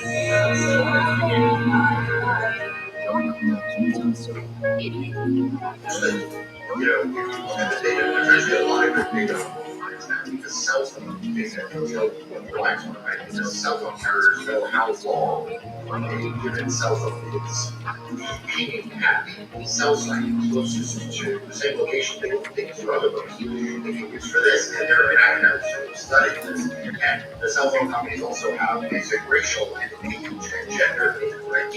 So it's actually a pretty good data set. And what we find is that essentially the only people waiting online are young or black. it's exactly what you said. Like in some Hispanic areas, some Latino areas, like areas not simply don't have long lines to the majority of women. There was I sued Georgia after their 2020 primary, the 6 metro counties in Atlanta. So these are counties with very affluent white communities, very affluent black communities, lower income communities, lower racial categories. This is Atlanta. These are literally Atlanta. And by the way, these are not necessarily even Republican counties. These are just the counties around Atlanta. And if you were in one of those 6 counties in the primary in 2020, if you were a precinct that was 90% of the registered voters were black, their average wait in line was 51 minutes. If you were in the same 6 counties, on the same election day, you were in a precinct that was 90% or more registered voters were white, you waited an average in line 6 minutes. So 6 minutes versus 51 minutes explains why Georgia banned water for people waiting long, because the white people aren't waiting long. If you're waiting like 6 minutes, you don't have time to wait for it. And, those images in Texas, I don't remember which election it was, but it was like you said, it was like literally people were waiting till like 4 a.m. If you look at the faces of who those voters are, they are overwhelmingly black or young. And I feel like the media, and too many, frankly, opinion figures, even on the left, get to the left and like, look at the enthusiasm, right? And I'm like, wait a second. This is not a democracy working. This is democracy failing. Right? I was asked the question when I talked to, the audiences that I'm talking to, which are upper income or conservative middle class and above, or middle class and above, oftentimes white audiences or have a large white populations. And I would say that forget about the person with the hourly employee. You're a salary. You have healthcare. You have a little bit of you wait 2 hours. You wait 4 hours. You wait 4 a.m. How about you walk away? So why is it that it is fair or to somehow celebrate the patriotic democratic process? I think that there's like a real misunderstanding of just how discriminatory when you have these politics, you have these long lives. Absolutely. And it's totally natural that when you see these lines, part of me is awestruck and maybe even proud of people who are willing to wait 10, 11 hours in order to cast a ballot. But that should quickly be overcome by deep shame and embarrassment that we impose this on any of our fellow Americans, and certainly when it's imposed in the targeted ways you just described on typically the very young, on communities of color, and those that the voting majority perceive to be a threat to their hold on power. It's interesting, 101 years ago, 1923, the Texas State Legislature passed the white primary, and perhaps unlike other states in the Confederacy, where you might have to tell me how many jelly beans are in the jar before I allow you to register to vote, pass a literacy test, you recite some part of the state constitution. In Texas, in black and white, it said if you're black, you cannot vote. Texas likes to say the white part out loud, and as you know, that law stood in one form or other until 1944, the Senate versus all white decision, which not only struck down segregation and white primary laws, but they continued in other forms. Today in Texas, it's down by 1,000 votes. It's ballot drop-off rules. It's the signature matching rules. It's the prescriptive process of assistant with disabilities and place closures. Removing really low applications from college campuses so that young people, an automobile, can get to that critical location. And all of this, the most pernicious part of it, I think, from listening to young voters, is that it just creates chaos and confusion in the minds of those who want to be able to participate in our democracy and play a role in our politics. So imagine you're 19 years old, just got registered here in West, you're the first in your family to ever vote. All you hear in the news about voting is that there are long lines, that it's tough, that they're prosecuting people who vote the wrong way, you can be forgiven for saying, you know what, I don't want to deal with that. I don't want to wait in that line. I don't want to be embarrassed to get to the corner line and realize I'm in the wrong precinct and they're not going to accept my vote or be scared about this. And that's exactly what I'm hearing from people when we go to register them. Today I'll be at the Pasadena College by Fairly Campus with our other volunteers registering these young 18, 19, 20-year-olds. These are the kind of things that they're saying to me. And so unfortunately, Mark, it has become an incredibly effective strategy on the part of Republican office holders in Texas to create this confusion and to have such of regulations and laws that even very well-informed voters sometimes have a very hard time navigating. And then it puts an additional strain on those of us who are working to overcome this, because sometimes to talk about this publicly is to reinforce the perception that it is tough to vote in Texas. Therefore, more people are less likely to actually cast that ballot because, hey, even our work is saying it's tough to vote. Why should I do it? So part of what we do in Power by People, in addition to registering that 19-year-old vote, is we'll ask her separately, hey, would you mind if I stay in touch with you? Can I get your cell phone number and email address? And from me, whoever the person is that registered that voter, we're going to be their Sherpa over the next 4 months to make sure they know what the deadlines are, where their nearest early voting location is. Because we're a partisan organization, we're able to say, hey, here are the pro-abortion rights, pro-democracy, pro-gun safety, pro-increase in minimum wage candidates that are going to be on your ballot. And if you have any questions, you can call or text me anytime of day or night. We've got to take these additional steps in a state like Texas to overcome the single greatest attack on democracy that we've really seen here since 1965.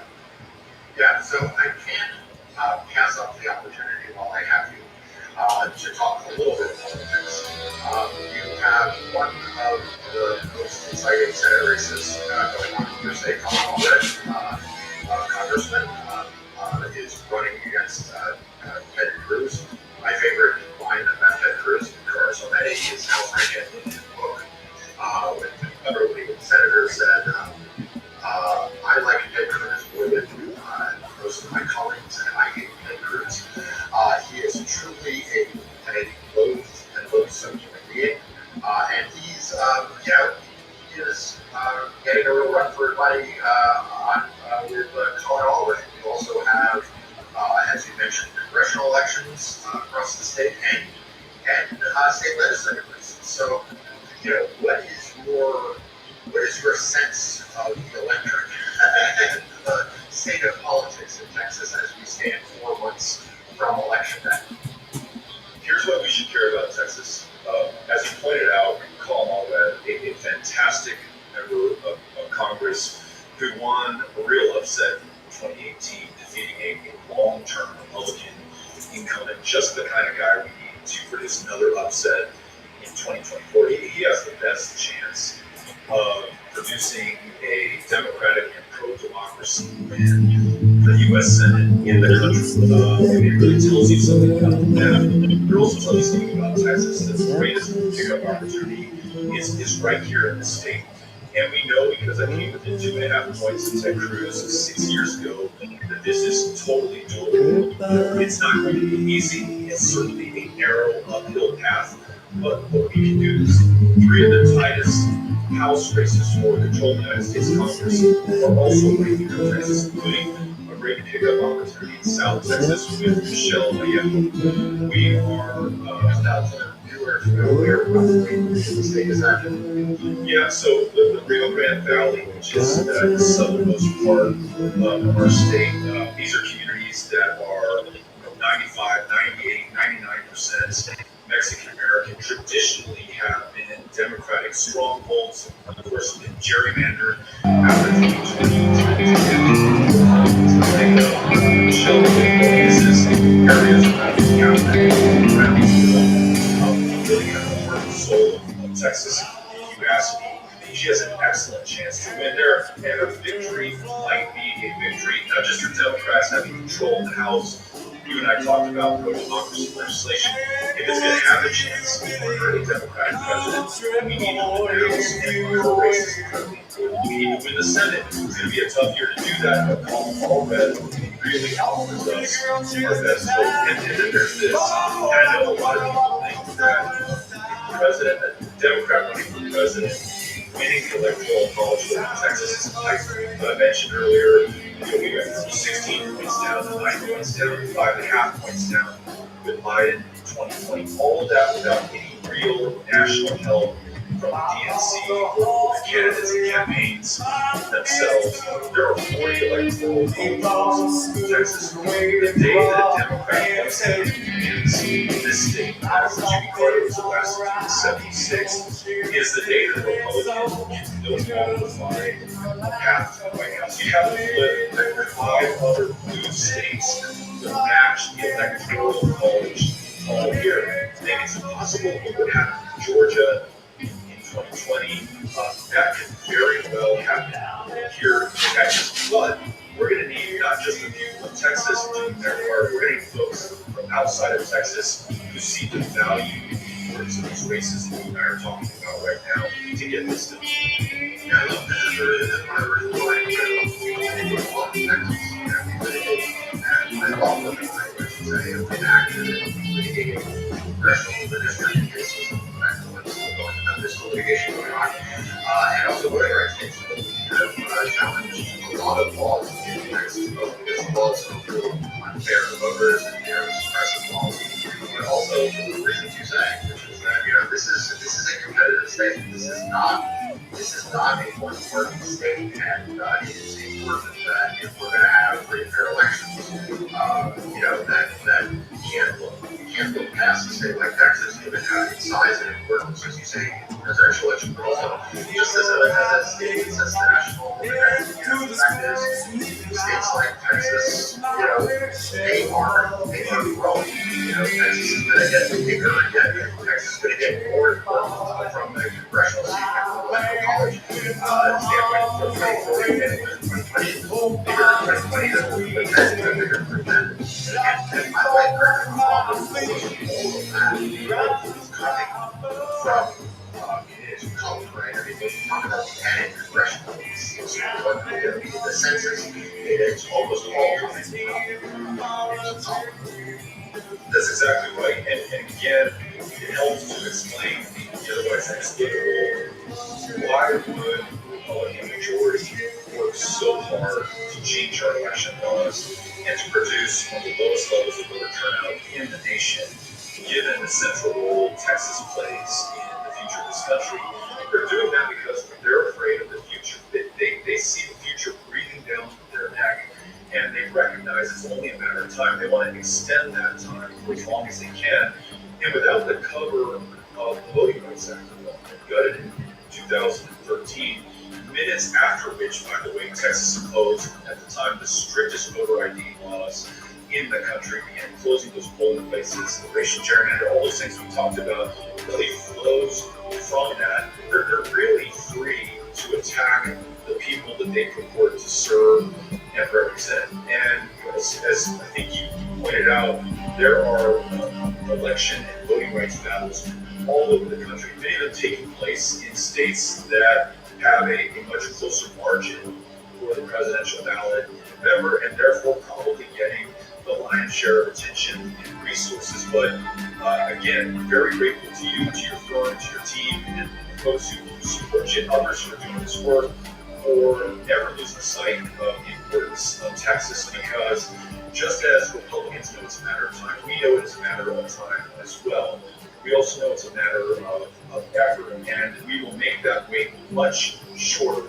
We will bring their end in political power much sooner if we keep our eye on the prize and do the work right now. Again, Powered by People is so focused on voter registration. We bring enough of these new pro-democracy Democratic voters onto the rolls, enough of them turn out that really could be the margin of victory in these important state house, U.S. Congress, U.S. Senate, and ultimately the presidential elections. Whether it happens in 24, 26, 28, we really don't know. But much like the voting rights pioneers who preceded us, who knew not when or maybe even if they would get there, they knew they had to try, put in the work, and because of their service, their sacrifice, their struggle, we live in the world's greatest democracy still. Given all of its imperfections and the attacks on it right now, this is the best thing going born on the planet. And I don't want our generation that loses it. So no pressure, folks, for watching this, but we really got to come through this moment of truth. So I gotta ask you a question. You have had a fascinating journey in our politics. You know, you were a accomplished musician. You look like you might go the direction of being a member of a band. As far as what I read, you worked for a moving company. You did moving. You worked for an internet company. You were then a successful businessman. Then you decided to go to Congress. And normally I ask people why you decided to get into politics, but the question for you is that you got into politics and then you did something that very few house members do, which is you actually gave up your house. You know, I assume it's a relatively safe seat that you could have spent, lifetime in. And you have sort of been in and out of the political process, but also in civil society, in the nonprofit space. You mentioned Powered by People, which is a great organization you're in now. And I'm just fascinated by kind of how you see sort of getting into politics and out of politics and like serving in all of these different ways. And also just being like a normal person. I'm not trying to disrespect politicians, but like having done these other parts of your life, like how do you think of government service? Like how do you think about when you want to be in the political arena and when not to be in the political arena?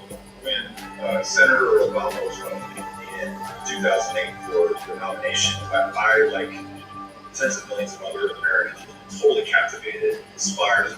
First politician in my life, outside of some local politicians like Senator Elliott Shackley and Mayor Ray Gavietto here in El Paso, the first national politician who really captured my imagination, inspired the hell out of me. I would walk through walls to that guy, and I did my best.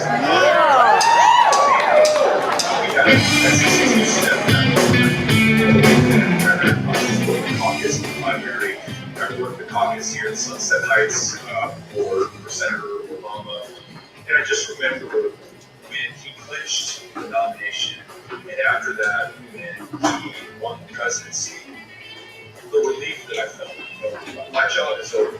I've done my part. Now, Barack Obama is going to save all of us. We need to sit back and watch. With the value of hindsight, I realized actually he needed us more after him than before.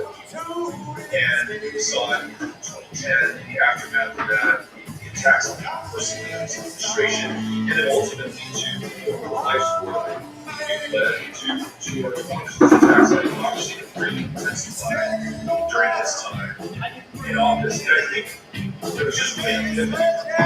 I woke up and realized democracy, the price for participation, and keeping the last best opportunity is just continuous vigilance and constant action. So whether it's a candidate in office or as I am now, I've just got all of us. This is not a sport.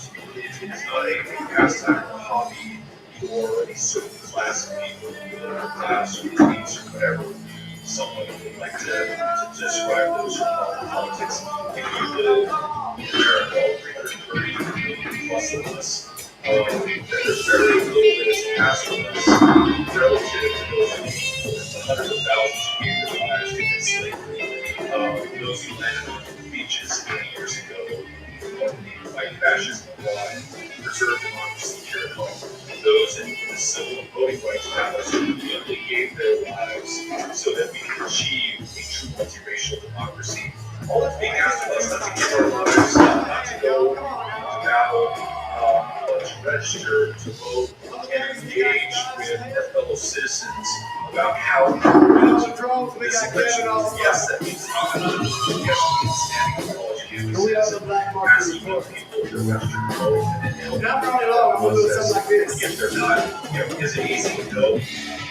But the sacrifice pales in comparison to what's preceded us, and it is nothing compared to our future would be without democracy. And that's very possible if we don't do all we can with what we have, where we are right now.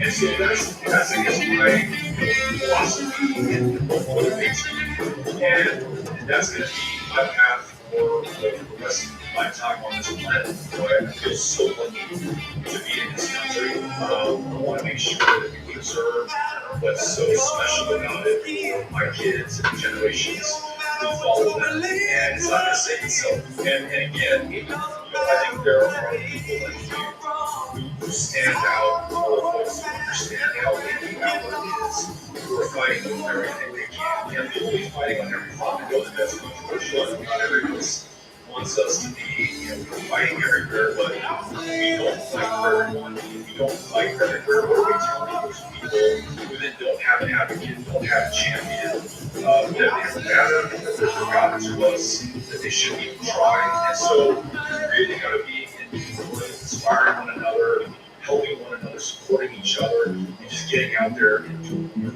And thank you so much for the kind words and everything we're doing. I hope everyone goes to our like people and supports it every way they can. If you can contribute, please do so. It's really one of the most important organizations for people who ask me questions and support their award is efforts is truly one of the great figures for the democracy in American politics today. I am struck by something else that candidate Obama said when asked why he was running in 2008. He said, I am closer to normal now than I will ever be. I said, I go to the grocery store, and every time I think of how it's really nice, I think this is someone who, may have not every bit and you are to understand what the challenges are and the ways that you will so thank you very much for thank you for really, really grateful for the work you're doing. Thanks for watching. Stay up to date on the latest voting rankings. Make sure you're subscribed to our free daily and weekly newsletter. We'll see you next time.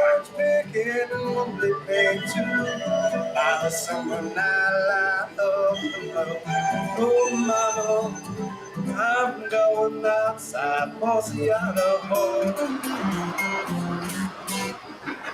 the short version. Once again, the U.S. Supreme Court is mired in charges and controversy. There's no one there to help you sort it out, and Senator Sheldon Ida.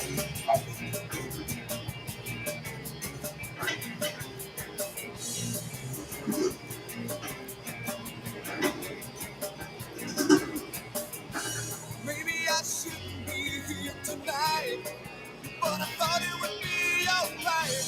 Maybe I'm not the man that you need, but that's something I can't believe. Watch the storm clouds gather up, knowing that we do not love. I can't begin to comprehend how it is when we reach the end. Maybe I should have loved this out long ago. But make up your mind and let it go. Maybe it could have solved all of my mysteries, but poisoned all of the memories. Gather up, knowing that we do not love. I can't begin to comprehend how it is when we reach the end. Maybe I should have backed up and left, but I don't know why that'd be best. Maybe I ought to understand your reasons, but I'd rather grown up in seasons. Watch the storm clouds gather up, knowing that we do not love. I can't begin to comprehend how it is when we reach the end. When we reach the end. When we reach the end. When we reach the end. When we reach the end.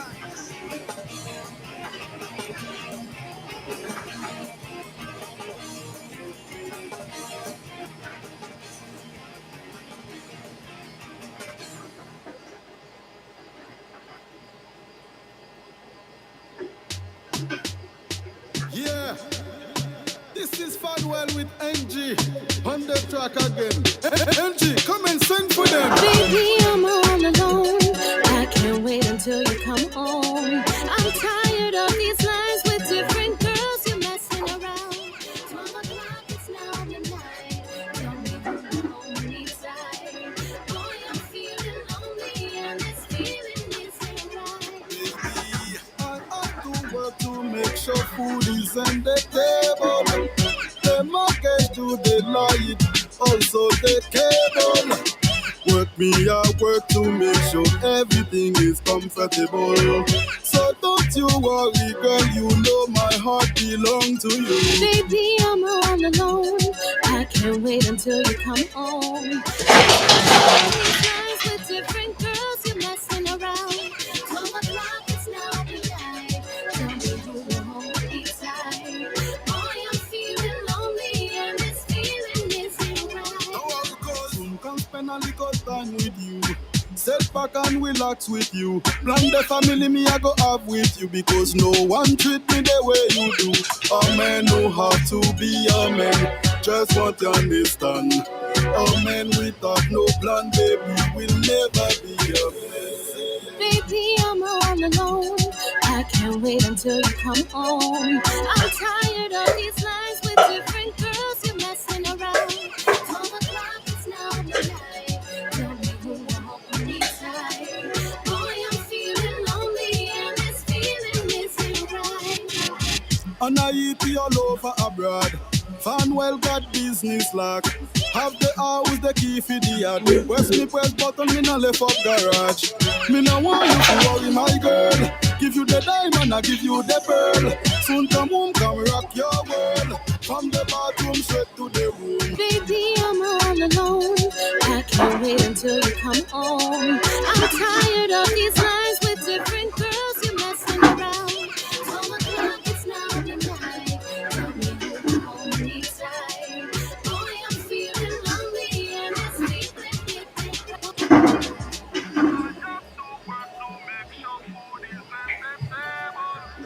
The markets do the light, also the cable. Work me hard, work to make sure everything is comfortable. So don't you worry, girl, you know my heart belongs to you. Baby, I'm all alone. I can't wait until you come home. I'm tired of these lies with different girls. You're messing around. 12 o'clock, it's now midnight. Tell me who will hold me tight. Boy, I'm feeling lonely and this feeling isn't right. And I eat all over abroad. Fanwell got business lock. Have the house, the key for the yard. Press me press button, me no left up garage. Me no want you fi worry, my girl. Give you the diamond, I give you the pearl. Soon come home, come rock your world. From the bathroom straight to the room. Baby, I'm all alone.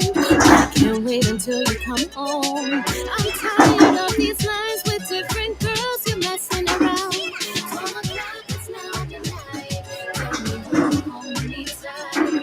Boy, I'm feeling lonely and this feeling isn't right.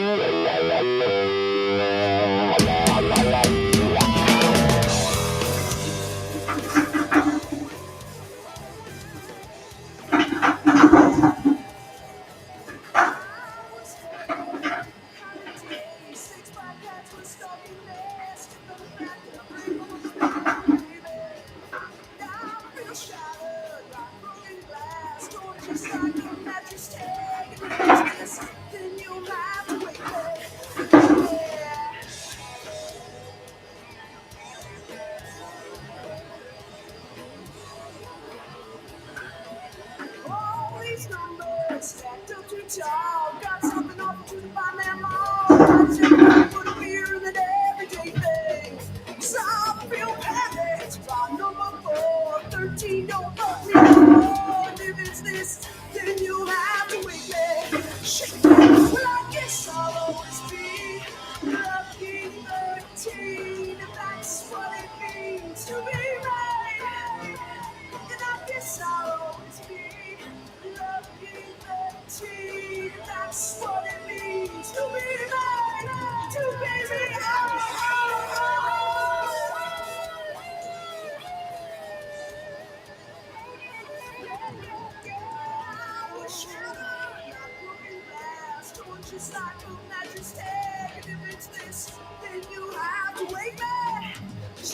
feel panicked by number 4. 13 don't love me no more. And if it's this, then you'll have to shake me, shake me. Well, I guess I'll always be the lucky 13. And that's what it means to be mine. And I guess I'll always be the lucky 13. And that's what it means to be mine.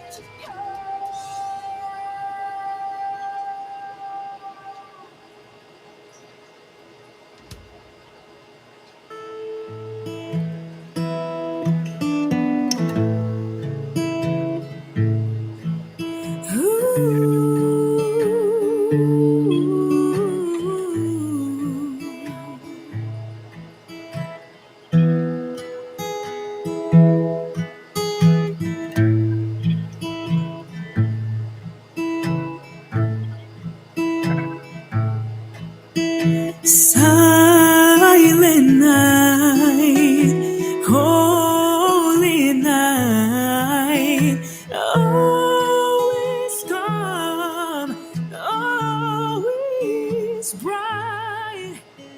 Round your virgin mother and child, holy infant, so tender and mild, is sleeping heavenly peace,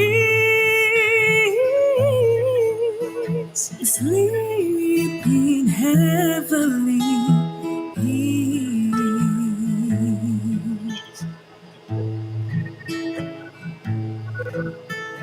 Noite feliz, noite feliz. Oh Jesus, Deus da luz, quão afável é o teu coração, pois quiseste nascer nosso irmão e a nós todos salvar, e a nós todos salvar.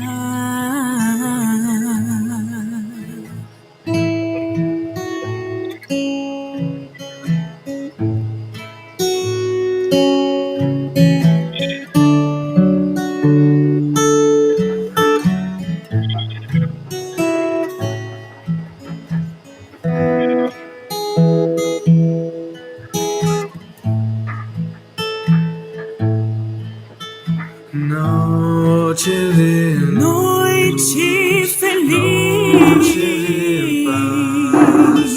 Bad love. eis no ar os pastores e os anjos do céu. anunciando a vida de Deus. Oh, bendito Jesús. Oh, bendito Jesús.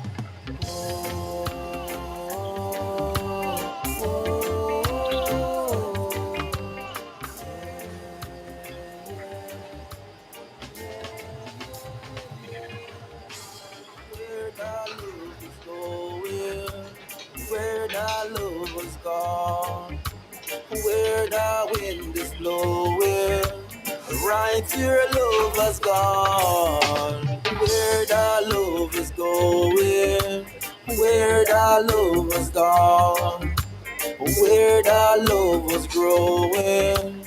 Right here, love was found. I never want to tell you how I feel until I realize what it means. Me can't back down, me have to make it seal. And pinch myself to see if it's real. Well, I'ma take it down easy and go with the flow. Keep my mind focused and never let go. Life is like a movie, full joy the show. Let me take you there where you wanna go.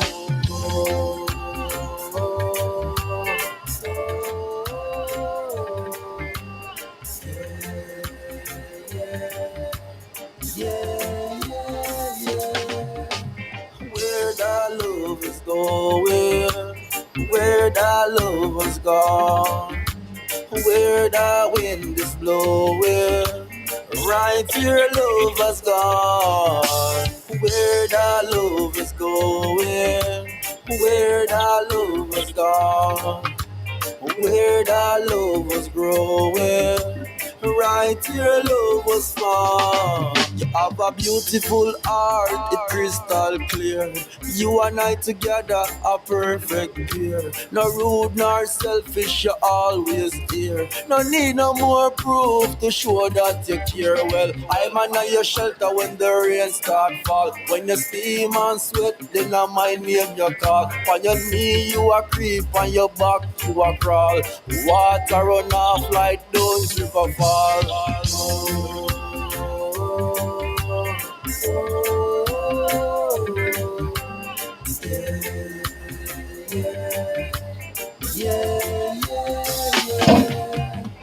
Where that love is going, where that love was gone, where that wind is blowing.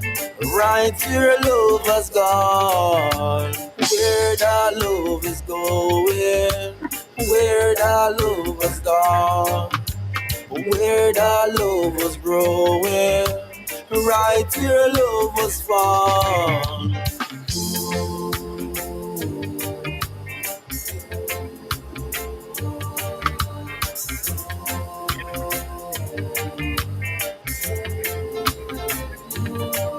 Well, you and I are together to live in.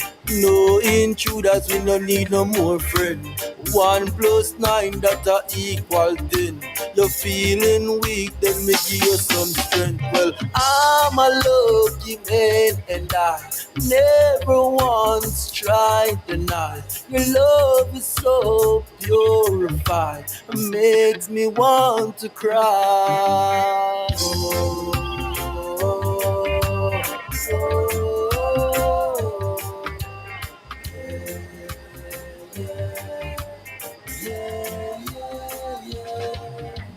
Where that love is going, where that love was gone, where that wind is blowing. Right here, love has gone. Where that love is going, where that love was gone, where that love was growing. Right here, love was found.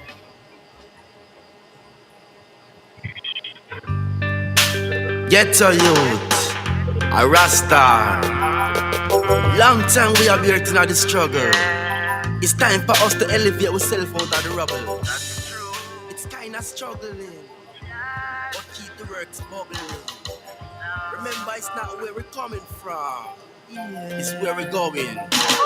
Progress me say and me know me poor, yes. I did it man up above I me know blow breath.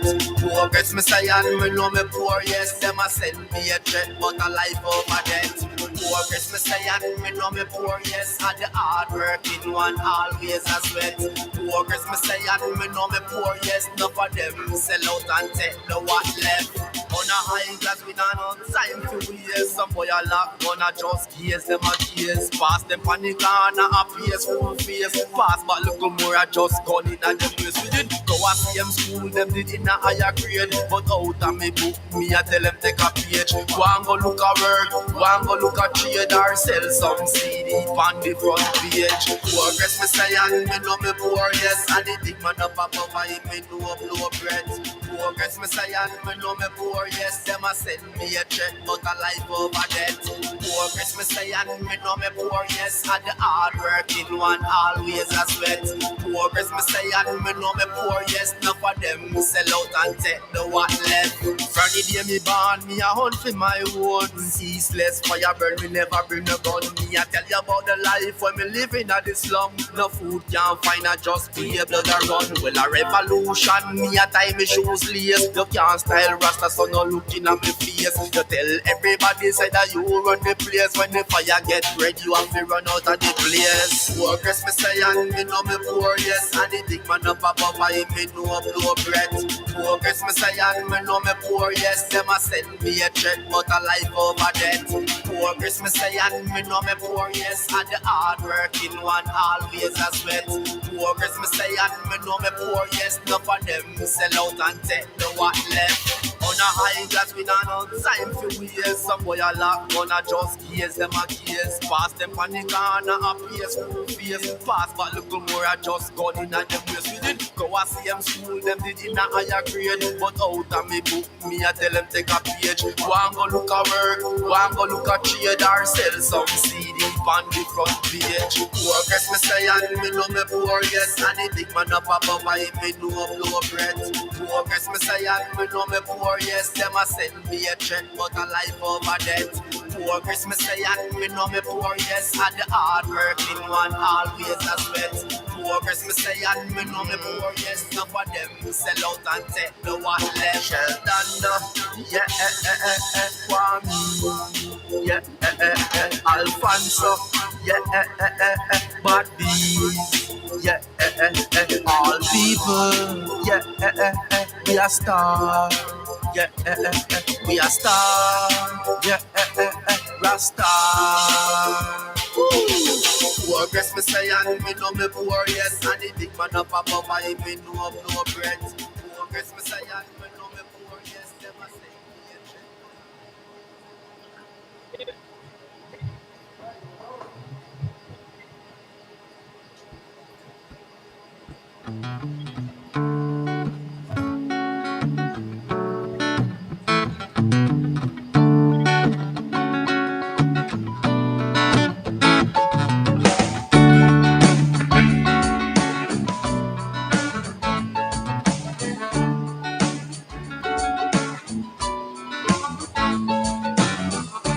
Everything starts to slow down when you stop and take a look around. Everything that I see, it all starts to make sense to me. I got struck by lightning, I won the lottery, and I took my chances just playing on the streets. Got a parking ticket, went to pay the fine, and I met my baby while we were standing in line. It's a hidden order to everything. Most don't see it. You know just what I mean. It's a hidden order to what we do. Most don't see it, but I know there are a few.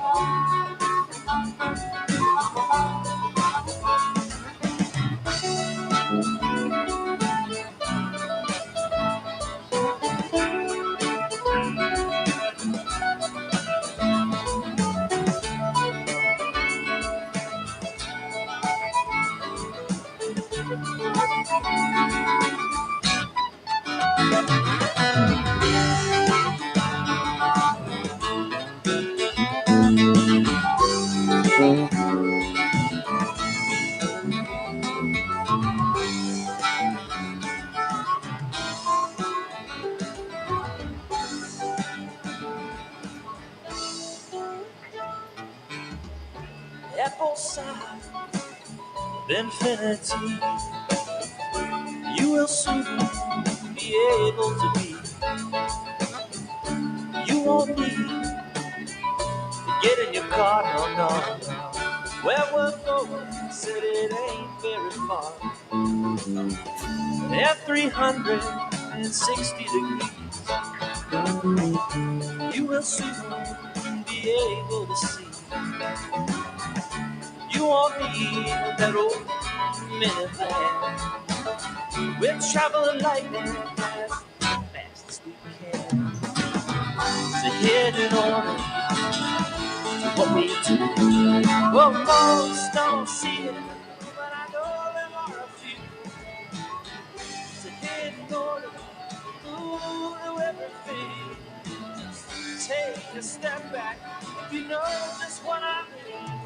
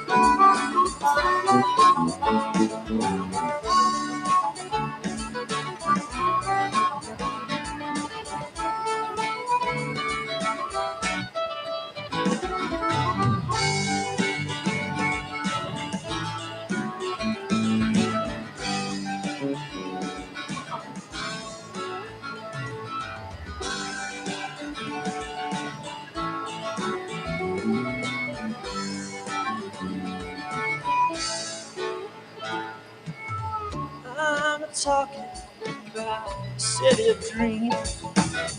You don't get shoes, you just get wings. Everybody there knows how to chill, like Jerry Garcia on Jericho Hill. Don't bring your money, there ain't nothing to buy. When you wanna leave, you just get up and fly. Never have to worry about having any fun. Never any clouds, cause it's just shining sun. So get in order what we do. Most don't see it, but I know there are a few. So get in order everything. Just take a step back if you know just what I mean. You know what I mean. You know what I mean.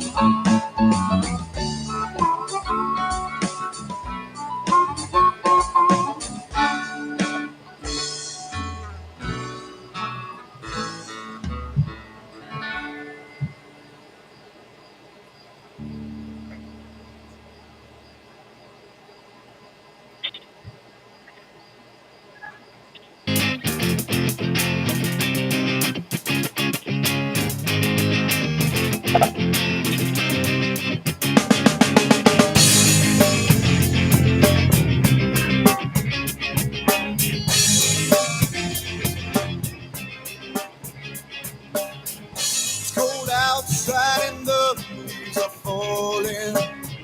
I got this feeling in my soul. You know I'll always love you, baby, but it's time for me to go and ramble. So the only one I think to you is bye-bye. I said bye-bye, hey, oh, yeah, bye-bye.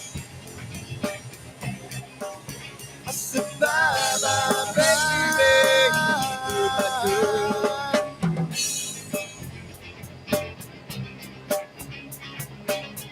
I gotta go now, we never should have started. Staying here so wrong. Now I know I never see your shining face where you used to be. Please forgive me, baby, but the only thing for me to say to you is bye-bye. I said bye-bye, baby, goodbye, girl.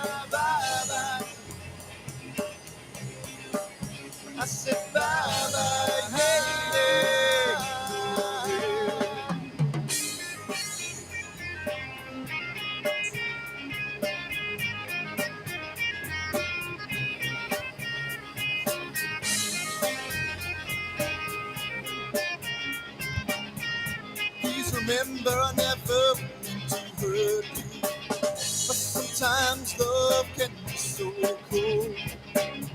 So baby, let me go my way before I start to think about staying. You know it hurts me to see it cry, so baby, let me just tell you bye-bye. I said bye-bye, baby, my girl, bye-bye. I said bye-bye, yeah, oh yeah. I know I'll always love you, baby, but it's time for me to go and ramble. I said bye-bye, so baby, let me go my way, oh yeah, bye-bye. So baby, for me to say my prayer, I said bye-bye, yeah, my girl, bye-bye, yeah, bye-bye.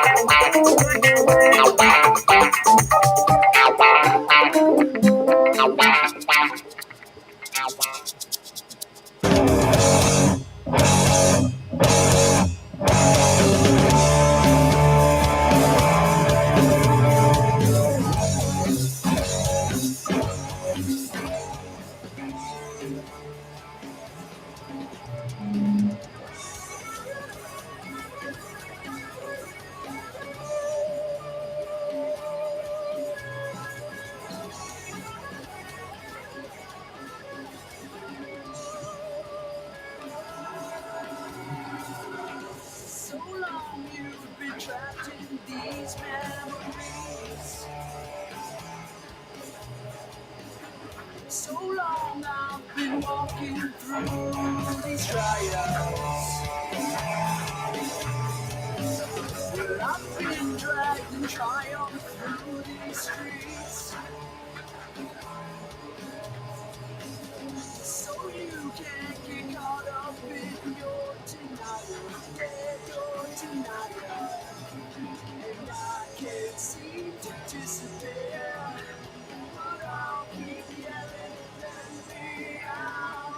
I can't seem to reappear. But I'll keep yelling, let me out.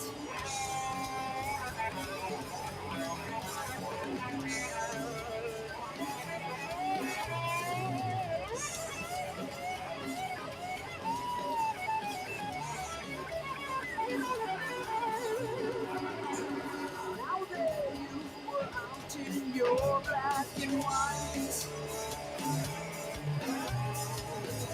Well, that there's a certain truth to your style.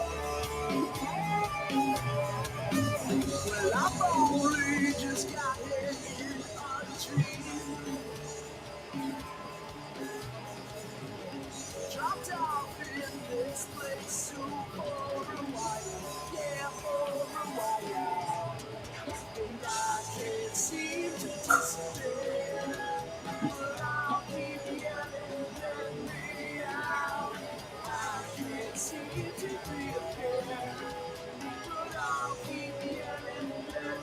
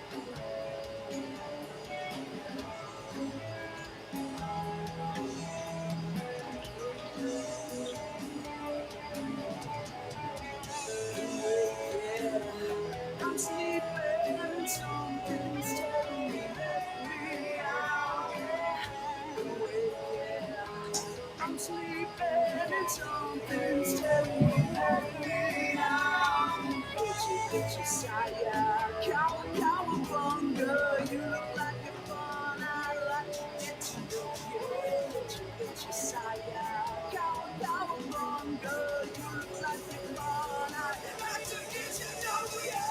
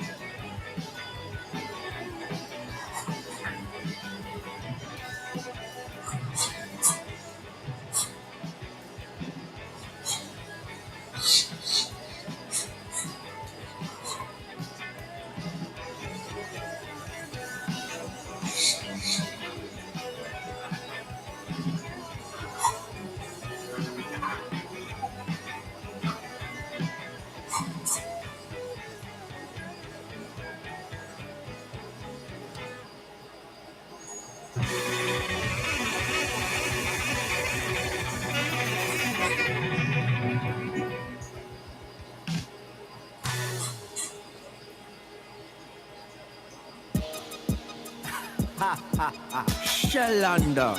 I want to some boy and some guy. Them no know say Rasta this. What other things them to, you know? Watch out. Warrior from birth, so I never stop work and protect myself cause I know I life work. The rum face, nigga Lula call me the jerk. Them bad mind call them see a new shirt. No borrow people think you can't bail me out. And no clothes from back you can't wear me out. For you full of tough chat, we no fear your mouth. The vice are well clear, you better hear me out. We no borrow people think you can't bail me out. And no clothes from back you can't wear me out. And no page in a book you can't tear me out. The vice are well clear, you better hear me out. Come a grin off your teeth like say your crown's out. I serious, not laugh, me have to sound out. You a big pedophile and that will find out. The whole figure in you can't go climb out. Cool as the breeze that blows. Sell their soul for I don't know. Filthy and dirty, everything starts show. Judgment take you anywhere that you go. No borrow people things you can't bail me out. And no clothes from back you can't wear me out. For you full of tough chat, we no fear your mouth.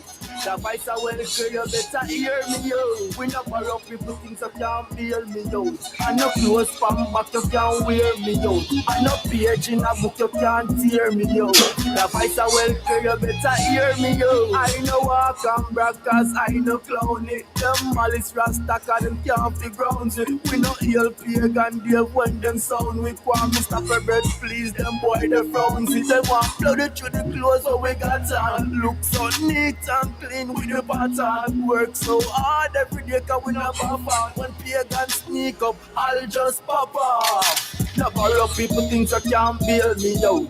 And no clothes from back you can't wear me out. For you full of tough chat, we no fear your mouth. The vice are well clear, you better hear me out. We no borrow people things you can't bail me out. And no clothes from back you can't wear me out. And no page in a book you can't tear me out. The vice are well clear, you better hear me out. When I sit down and wait for tell nobody thanks. Fly go to England and go across France. Buy a couple shirt and buy some pants. Big like a giant while some boy a ants. Cool as the breeze that blows. Sell their soul for I don't know.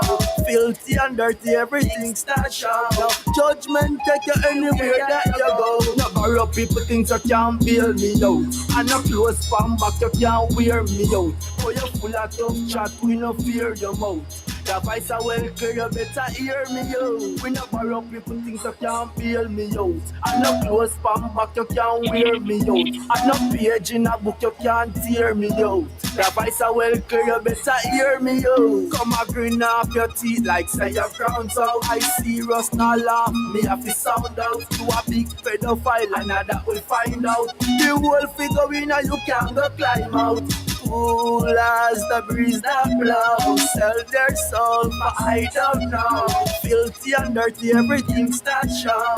Judgment take you anywhere that you go. No borrow people things you can't bail me out. And no clothes from back you can't wear me out. For you full of tough chat, we no fear your mouth. The vice are well clear, you better hear me out. We no borrow people things you can't bail me out. And no clothes from back you can't wear me out. And no page in a book you can't tear me out. The vice are well clear, you better hear me out.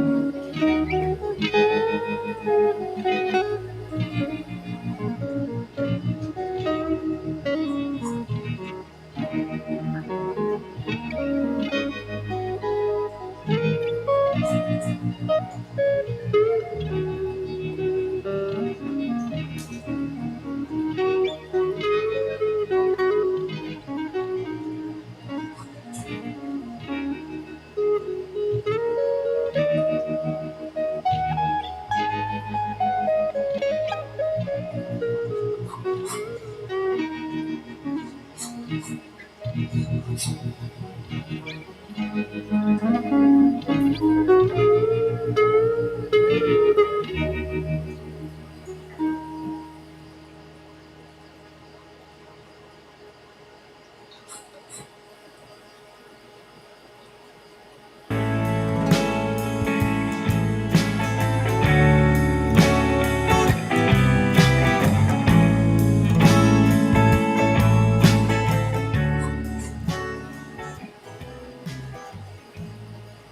you know I fucked up really bad. I feel like I opened floodgates of distrust. Oh, baby, you know that I need you bad, so bad.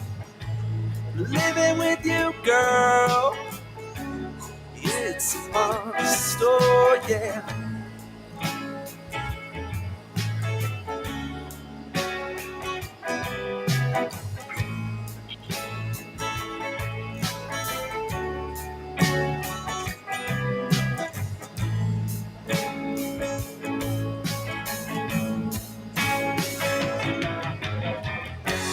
Baby, it was never a thing, but now you got second thoughts. In a typhoon of emotion, we are caught. Now I know there's only one simple thing I can do is to say, baby, I love you.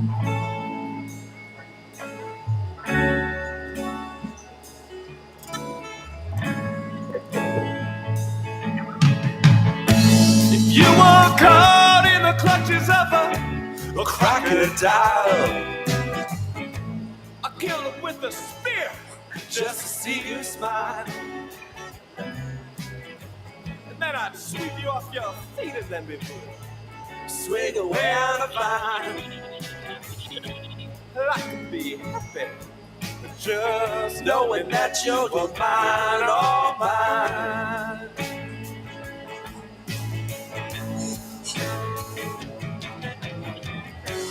Baby, it was never a thing, but now you got second thoughts. In a typhoon of emotion, we are caught. Now I know there's only one, a simple thing I can do is to say, baby, I love you.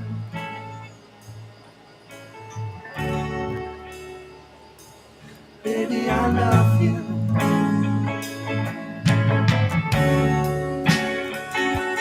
Baby, I love you.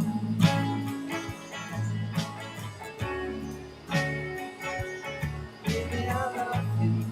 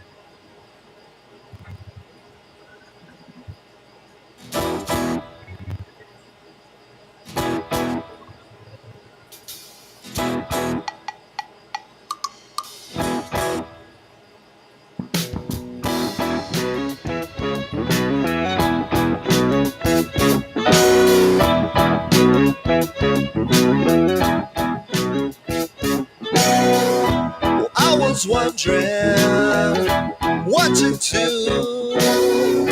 How do I get through to you? Still I'm chasing, we're still in the making. I was wondering, what do I do? How do I make you sing my song? I wanna write, sing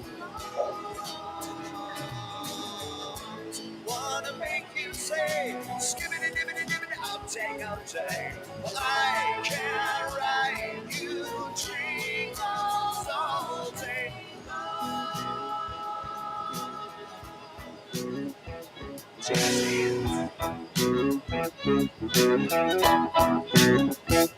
Well, it's cookie cutter. It's great. I'll sell you what they want me to say. So out today to keep the pay.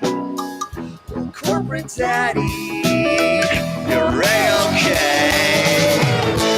How I make you sing my songs.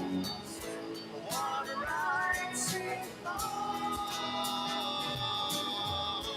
Wanna make you say, skibbity dibbity dibbity, I'll take a day. Well, I can't write you dreams all day.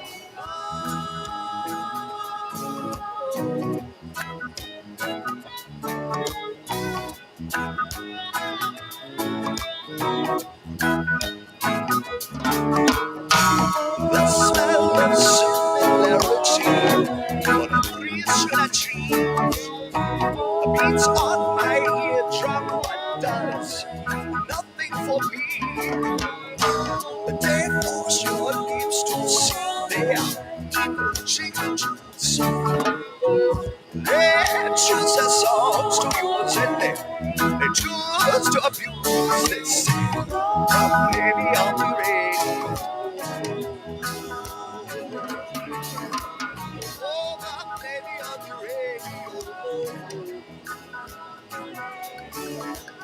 Oh, my baby on the radio. Somebody please, please, please over there.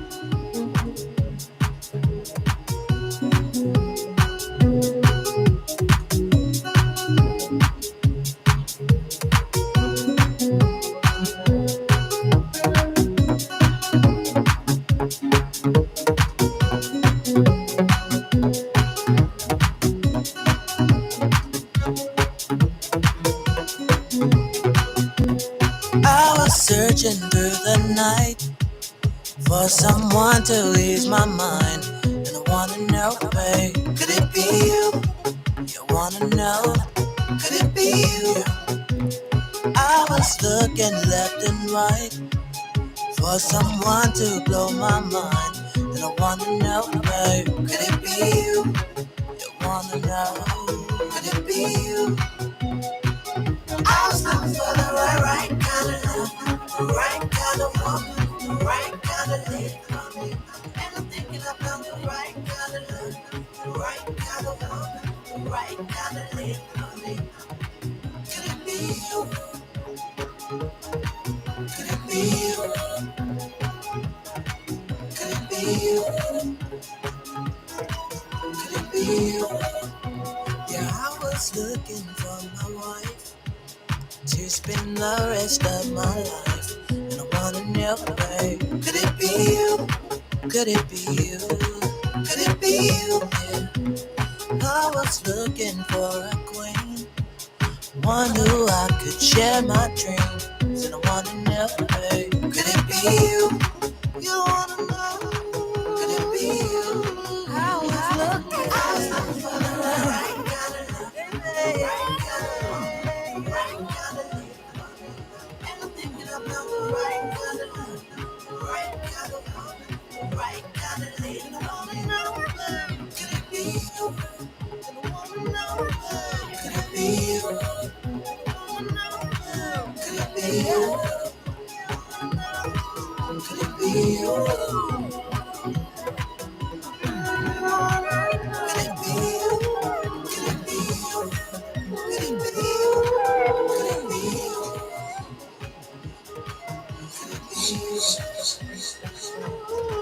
it be you? Could it be you? Could it be you? Could it be you?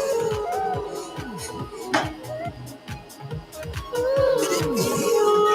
And I like it.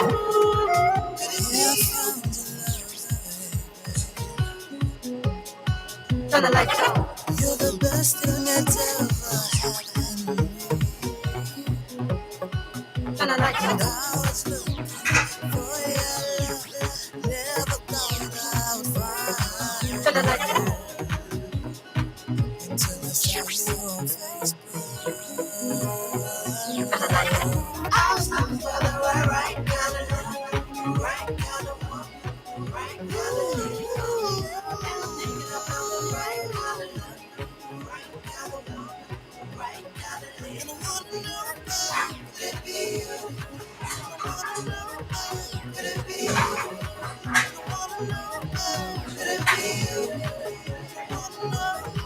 Could it be you? Could it be you?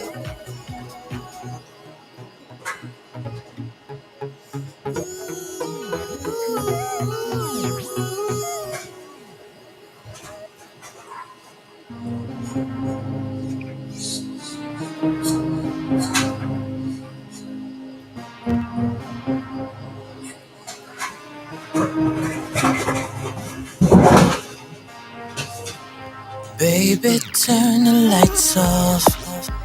I'm gonna give it to you. I'm gonna give it to you. Yeah.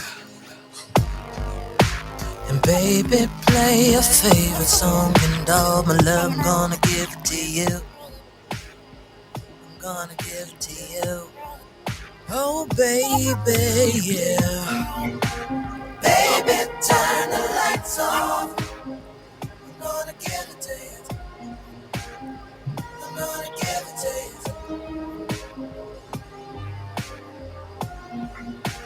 Baby, play your favorite song. And all my love, I'm gonna give it to you. I'm gonna give it to you. You got desire and I'm ready for your loving. The lights are turned down low, your body's calling my name. Let me dive deep in your ways, make a wider show. We'll keep it coming down like rain. I got an appetite for you, girl. I hope you're ready for this love. I'll hold you down, I'll pick you up. I'll have you morning to my beat. Baby, turn the lights off. I'm gonna give it to you.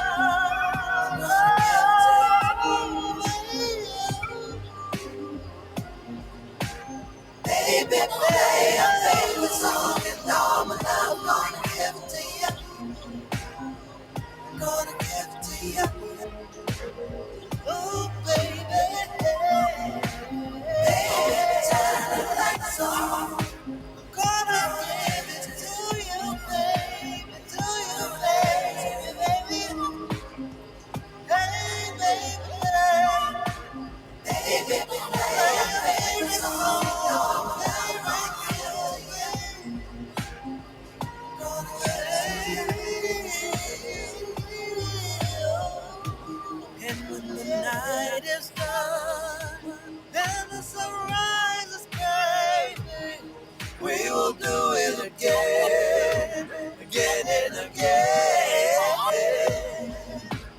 Baby, play your favorite song and all the love wanna give to you. Wanna give it to you. Baby, turn the lights off. I'm gonna give it to you. I'm gonna give it to you.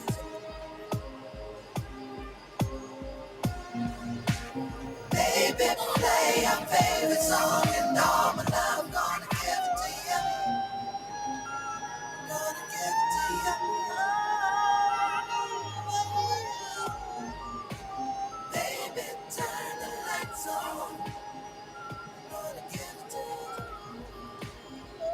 Gonna give it to you.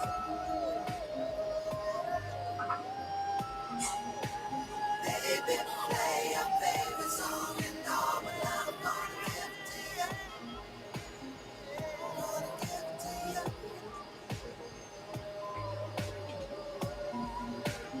Baby, turn the lights on. Gonna give it to you. Gonna give it to you.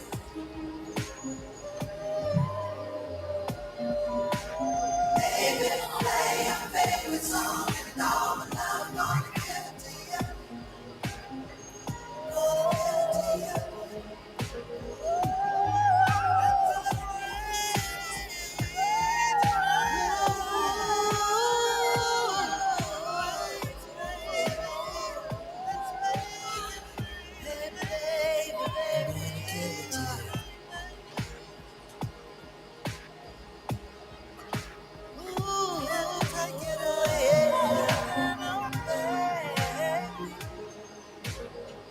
Gonna give it to you. Too many hard times ate at us, and at times it was just too hard to trust that maybe it could have been something better.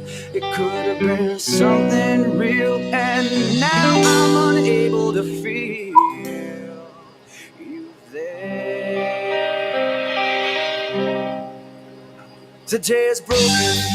I've awoken an ocean of belief with the seas of trees. Every single time I'm feeling the need to receive and conceive, I just believe that it's all coming back to me. Blank pages, we erase, we scrape off the floor. Baby, just ignore. I know soul is what you feel when everything is surreal.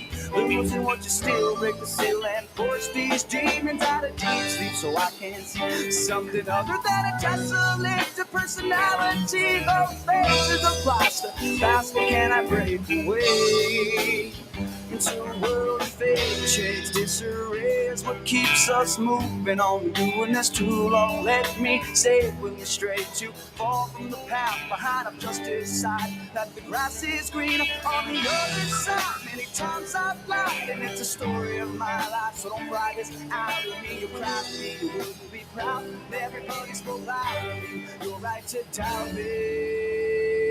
Yeah.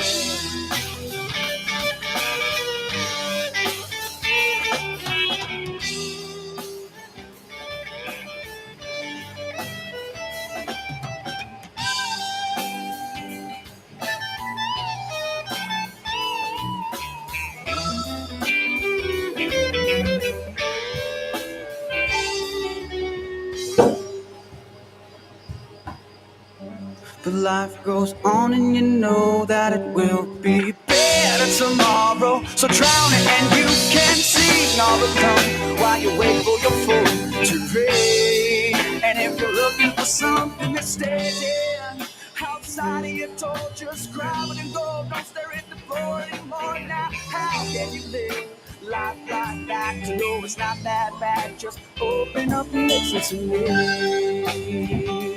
Oh, oh, oh, yeah.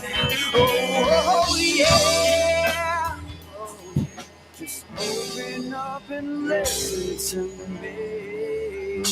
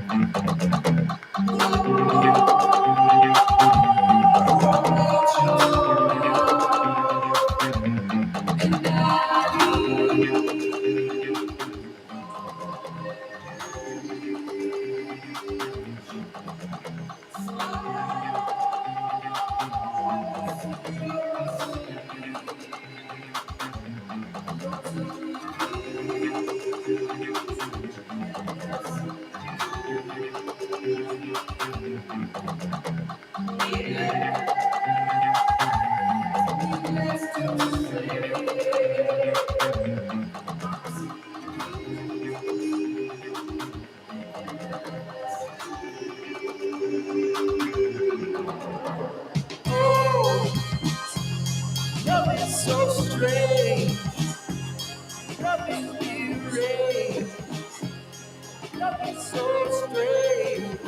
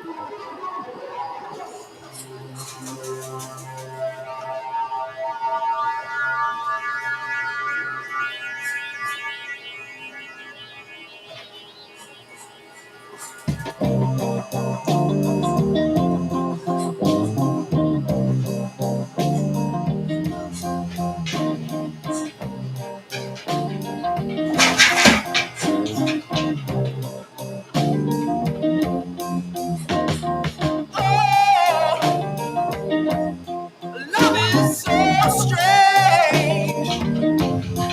Love is deranged. Love is so strange. Brother, leave me alone. Like a drum with no hole. Oh, love is so strange.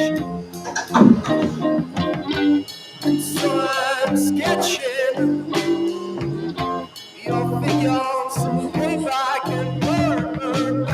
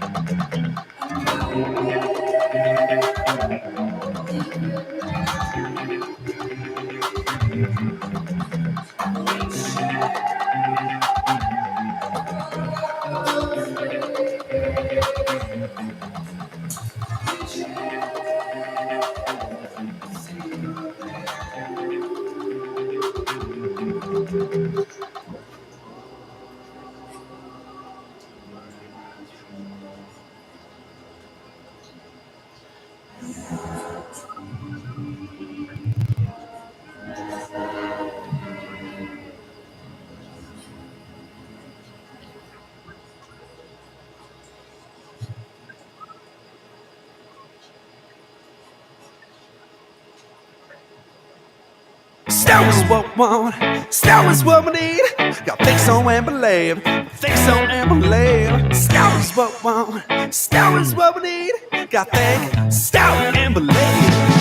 Still is what we want, still is what we need. Got think so and believe, think so and believe. Still is what we want, still is what we need. Got think, still and believe.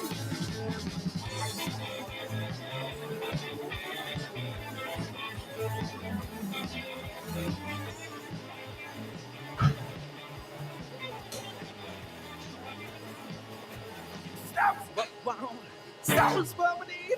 Got think so and believe. Think so and believe. Still is what we want. Still is what we need. Got think, still and believe. If want so in town, got dance all around. Got think so and believe. Think so and believe. Sing song out loud. Make some gods proud. Got think, still and believe. Still is what we want. Still is what we need. Got think so and believe. Think so and believe. Still is what we want. Still is what we need. Got think so and believe.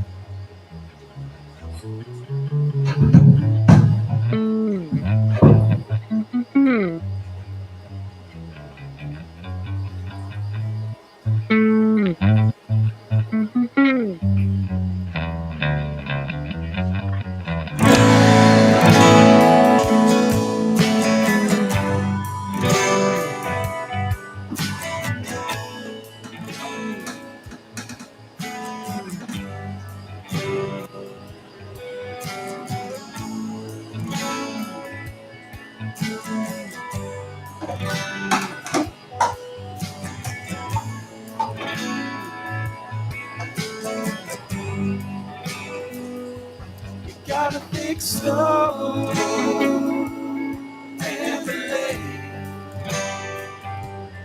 Gotta think slow and believe. Gotta think slow and believe. Gotta think slow and believe. Gotta think slow and believe. You gotta think slow and believe. And believe. Gotta think slow and believe. Gotta think slow and believe.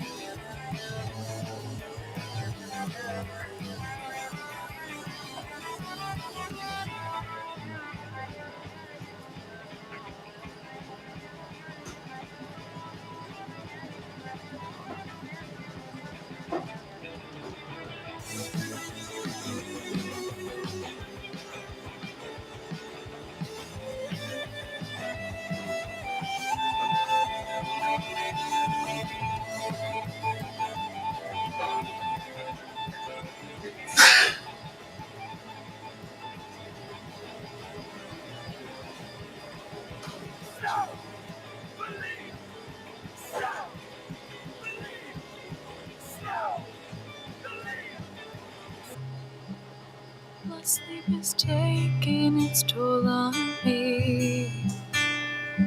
I miss you so terribly. Not even half of who you used to be.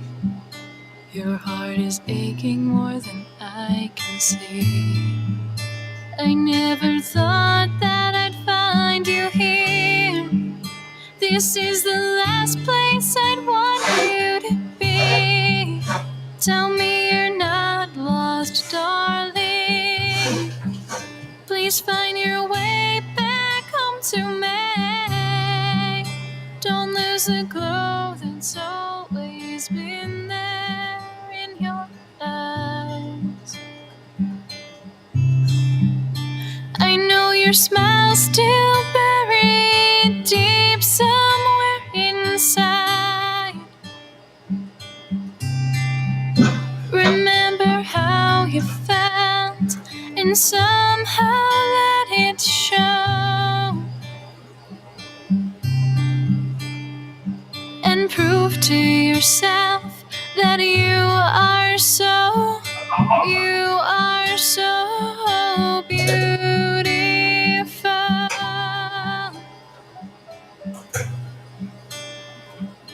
You are so beautiful.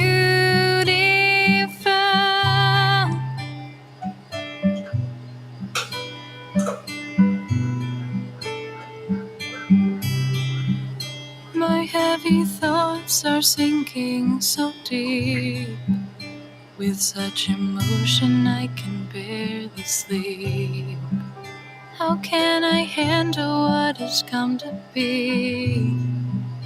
I need you more than you will ever see. I never thought that I'd find you here. This is the last place I'd want you to be. Tell me you're not lost, darling. Please find your way back home to me. Don't lose the glow that's always been there in your eyes. I know your smile's still buried deep somewhere inside. Remember how you felt and somehow let it show. And prove to yourself that you are so beautiful.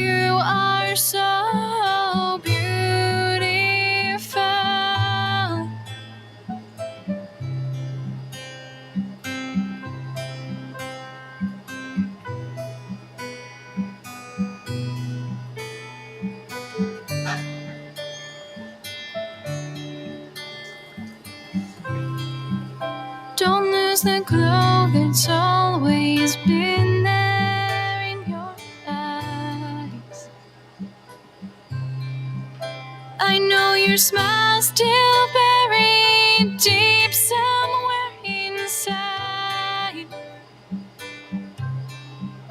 Remember how you felt and somehow let it show. And prove to yourself that you are so beautiful.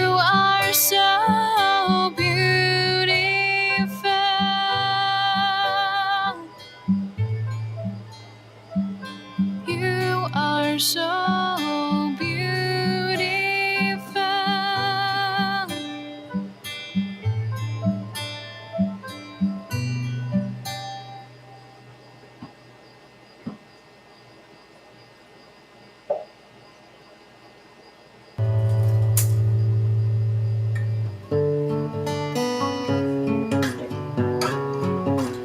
There are in my collapse, my edges intersect at the point of view. You are a perfect circle that has formed eyes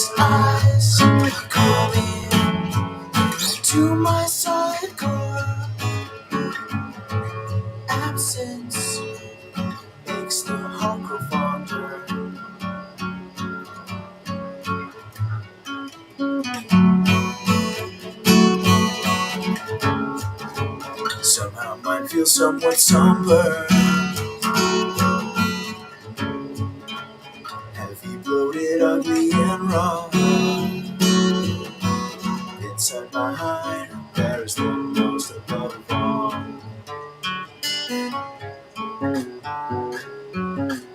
For an autumn season, a lovely fall, I am a falling leaf from a tree so tall.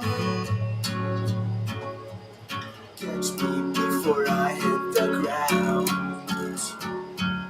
Catch me before I hit the ground.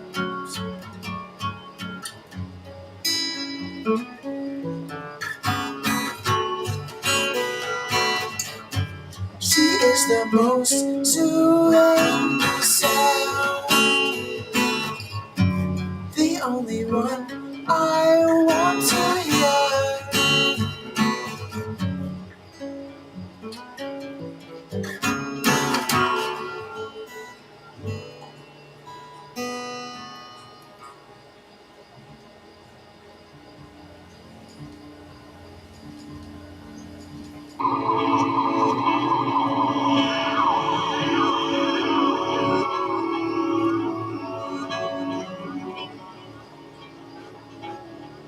It sounds real cellular, foul, it means again, maybe you get some sort of search to the need, cigarettes, the moment, master, what is built to the game of our lives, help our lives.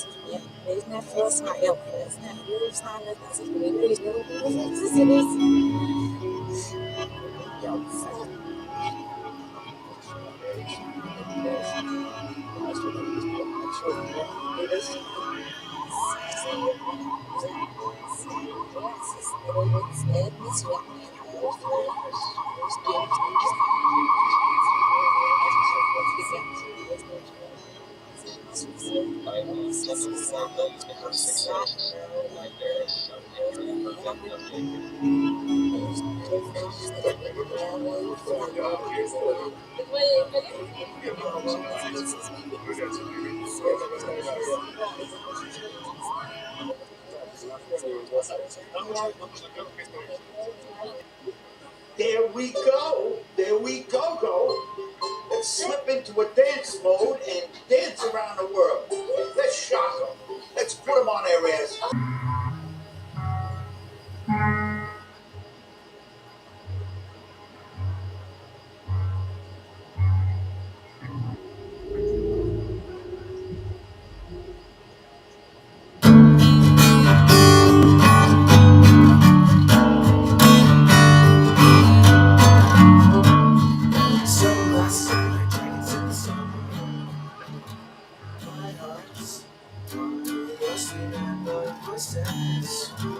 In my head, burning, crazy on my face.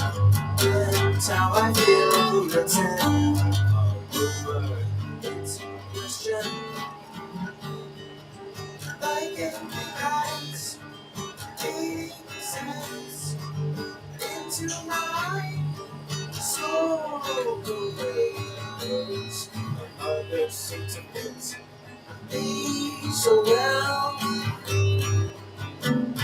The look in all those eyes, what's the one in mine?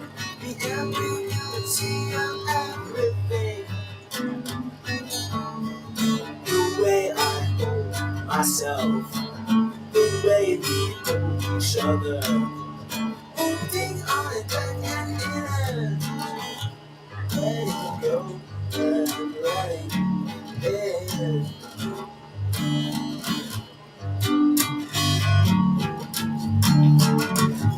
Wondering if you had made the right choice.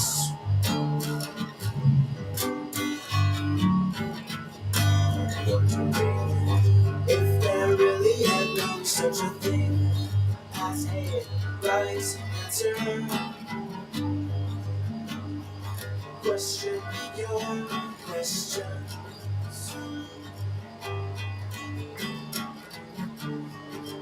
Down in your house, feeling sick, breathing. It's all so much, and it's so messed up. But I know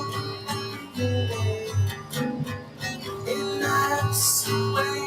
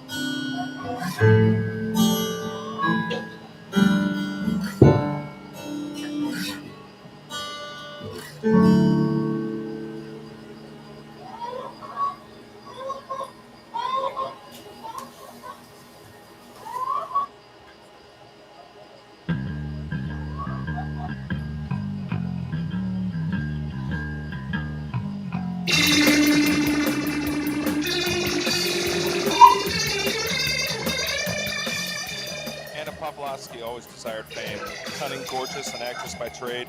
But it's hard for one to get where one wants in life with a husband who holds one back, won't let one work. So Anna decided he needed to be disposed of. She invited him up to the roof on the 4th of July to watch the fireworks illuminate the backdrop of the midnight sky. They lived in a Russian neighborhood. The explosions in the sky reminded the elderly population of Leningrad in 1942. So there would be no witnesses on the other rooftops as Hannah pushed an unsuspecting Alex off the roof. The 6-story fall left no evidence contradicting Anna's cheerful explanation that it was a drunken slip. Fucking Russians and their vodka plundered one cop to another out of earshot. Once the police onlookers left Anna alone in the apartment, she poured herself a congratulatory drink from the bottle, which Alice never drank from. Vodka always gave her a headache. She held the glass aloft, toasted her dead husband, imagined how she would spend the money he left her, tossed back the contents of one giant gulp, and collapsed to the floor.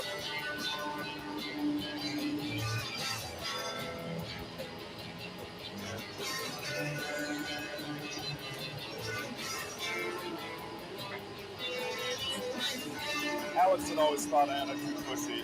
He'd taken a girlfriend, thought a divorce would be too expensive and take too long, whereas poison was instantaneous. The landlord found her body the next day while stopping by to check on the grieving widow. Toxicology reports, statements given by witnesses, friends, etc. Story the following Sunday. Turns out Anna would become famous after all.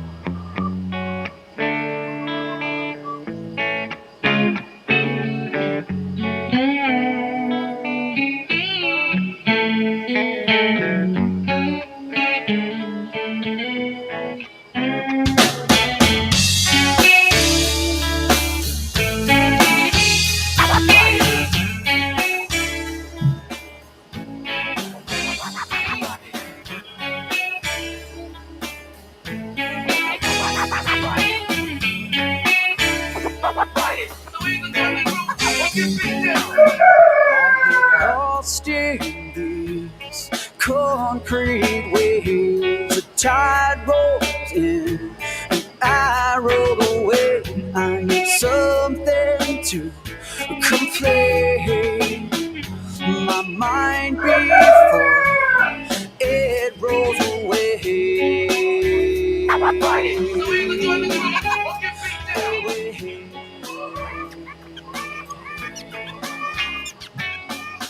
I've never felt much better than this. Could your sailboat shed some skin of this? I've never felt much better than this. Quarantine yourself, oh, shed some skin.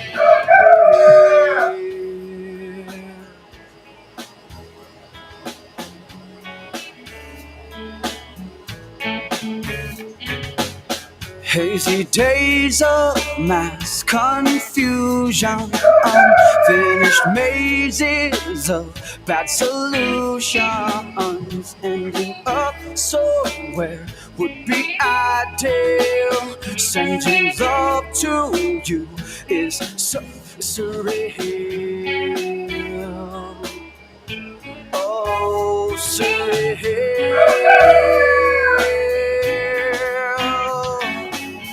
I've never felt much better than this. Quarantine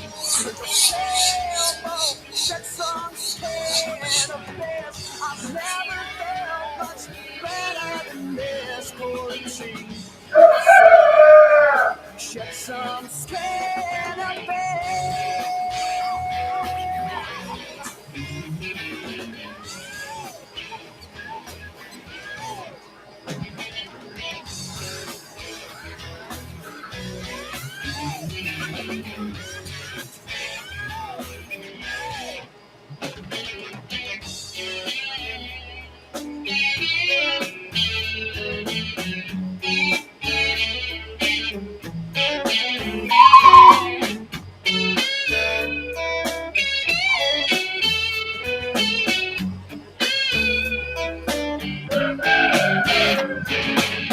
I get lost in these concrete waves. The tide rolls in and I roll away.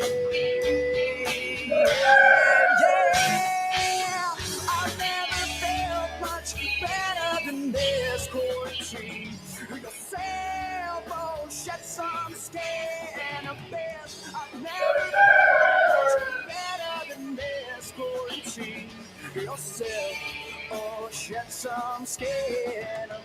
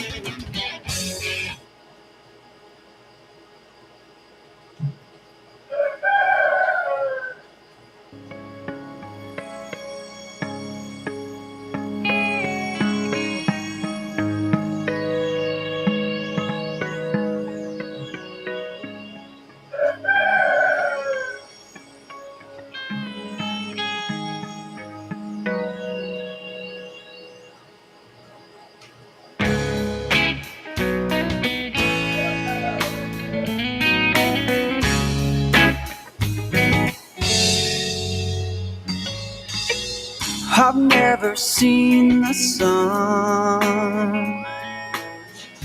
My way is the only one I ever knew, and it all seemed gray.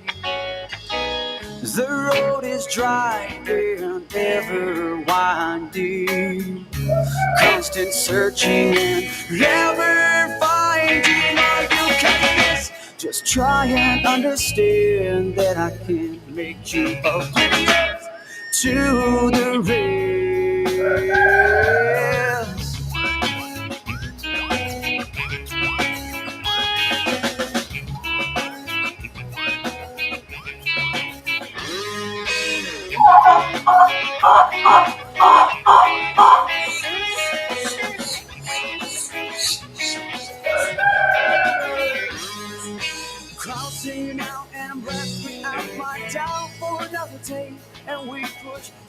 harder and farther, and it's a way to break away into another day where we succeed, and that's all. We ever need is not to fall, and we'll do our best to please you all. For now, we'll write this song. It's a motherfucking gift to you, yeah.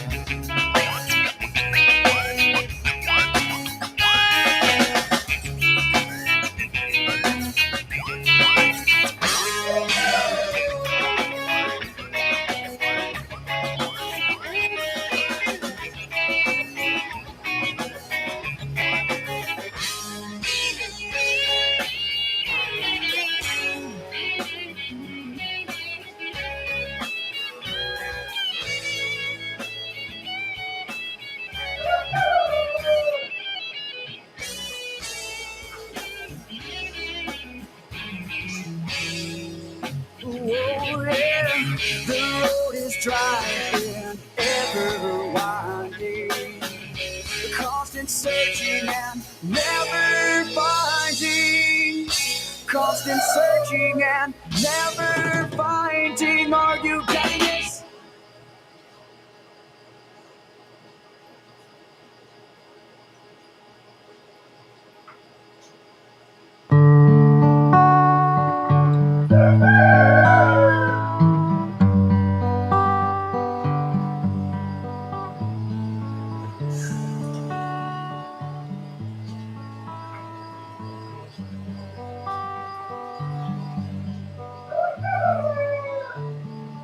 Morning comes and you are gone.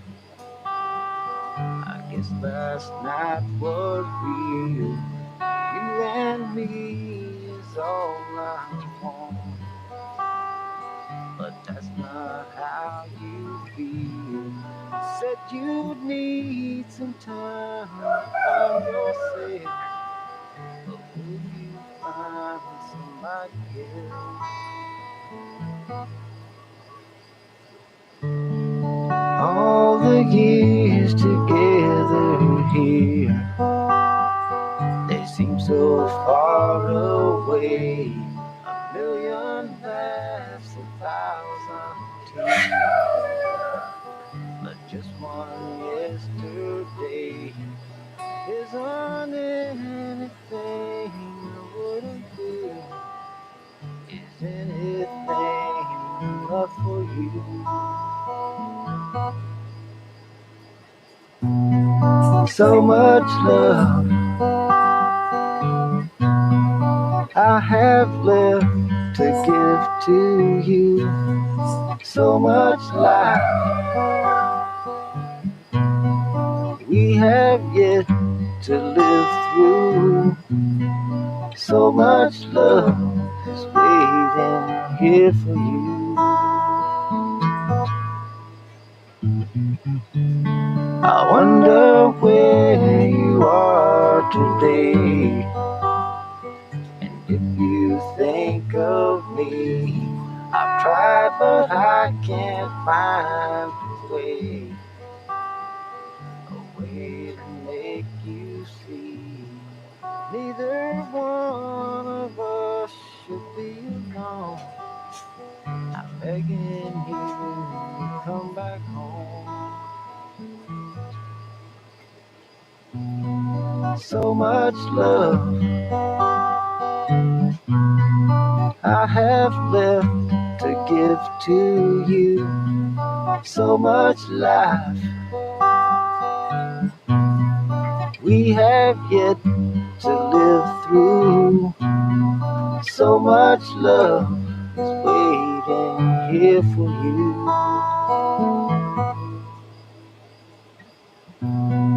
So much love I have left to give to you. So much life we have yet to live through. So much love is waiting here for you.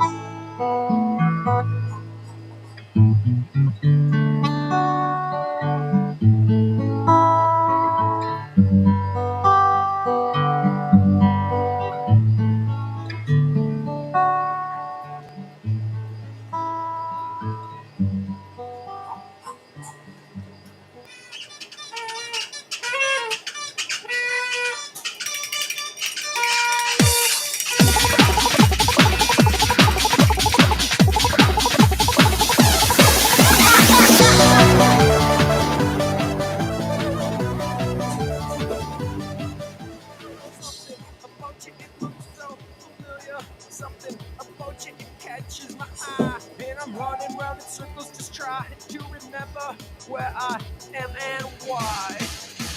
Jack, the idiot dance, dance, the idiot Jack, the idiot dance.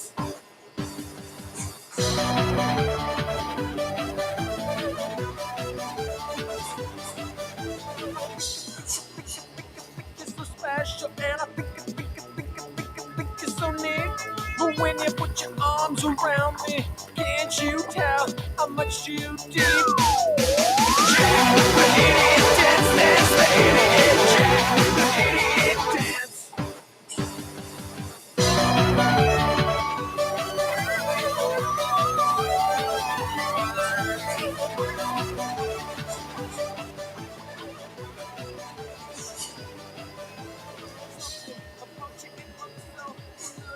Something about you, it catches my eye. And I'm running round in circles, just trying to remember where I am and why. Jack, the idiot dance, dance, the idiot Jack, the idiot dance.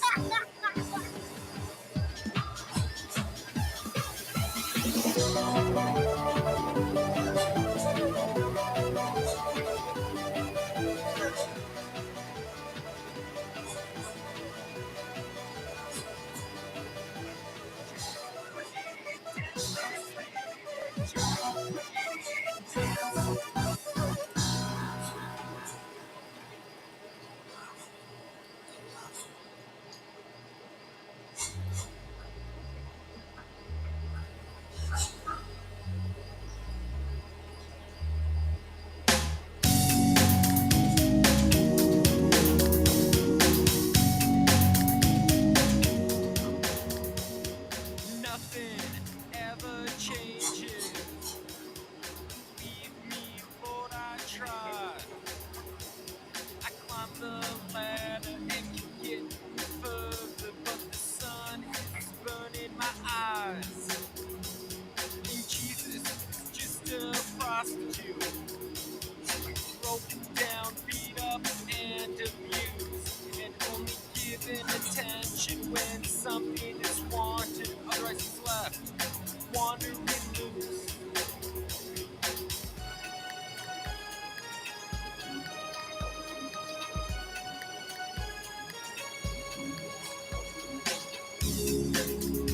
And the selfishness you see in me will never turn into humility, but you'll believe. You say, but God will grant my miracles.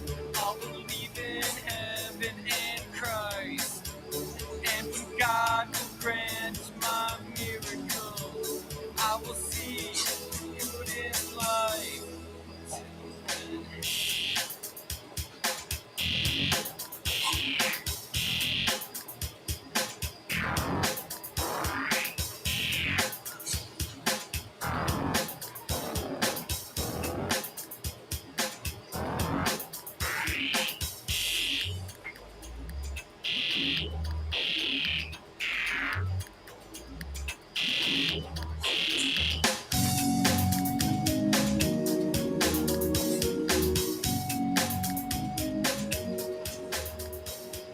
Nothing ever changes.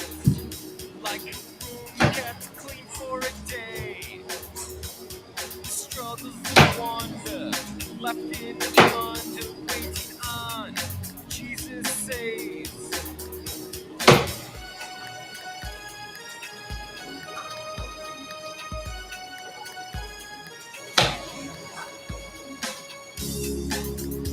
And on your knees is your release. For him to end your life.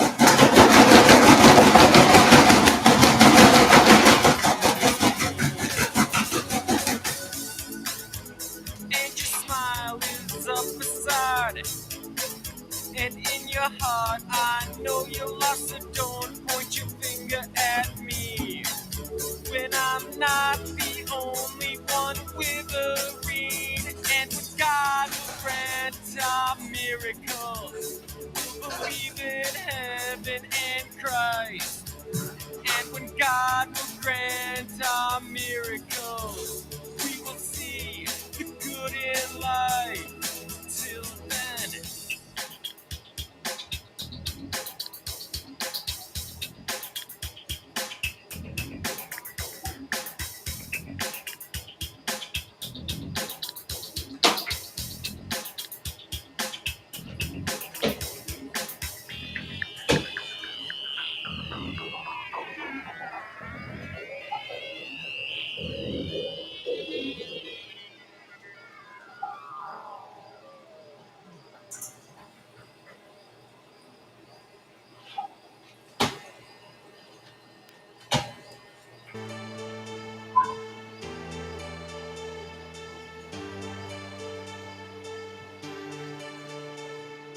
I want you to want me, 'cause I need attention every day.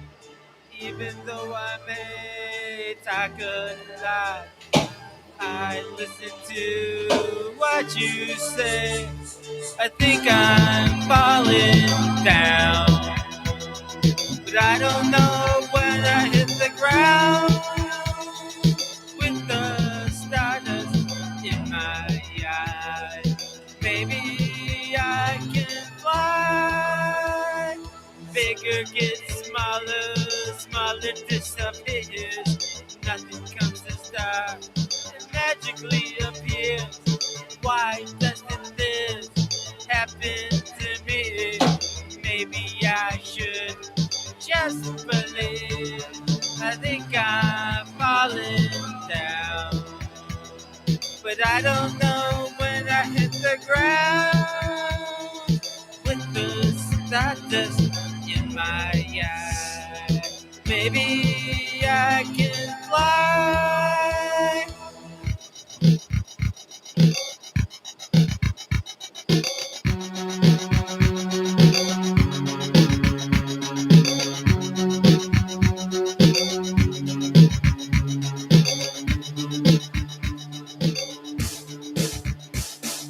Bigger gets smaller, smaller disappears.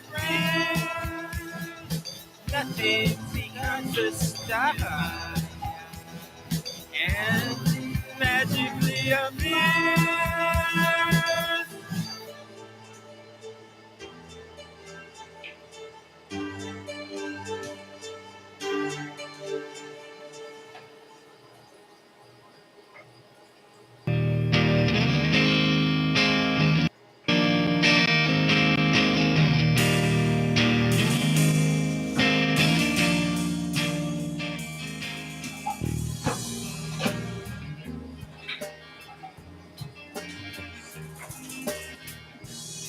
Did you? Are you still there? It's been a lifetime since we talked. Okay, we never really talked. Did you? Can you hear me? I hear the world has got you down, and there's nothing I can do. Maybe heaven is the only place you'll see where our minds can be free. Maybe heaven is the only place we'll share the love that shows in our prayer.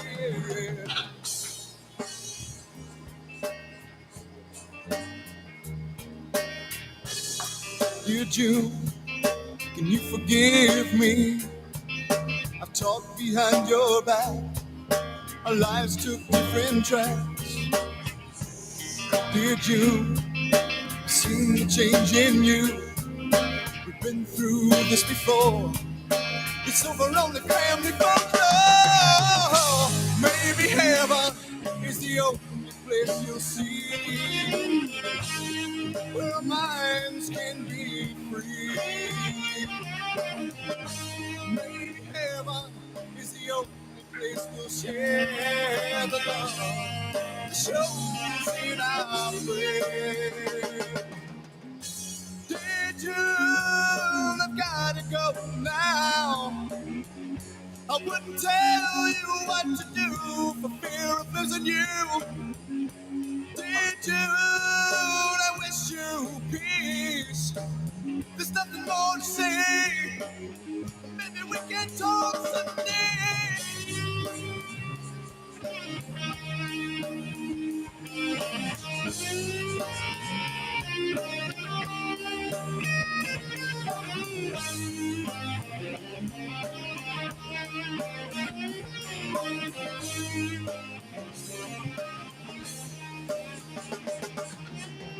Maybe heaven is the only place you'll see where our minds can be. I said they can't be so free. Yeah. Maybe heaven is the only place we'll share the love of the show in our prayers. Maybe heaven is the only place you'll see where our minds can be. I said it can't be so free. Yeah. Maybe heaven is the only place we'll share the love of shows in our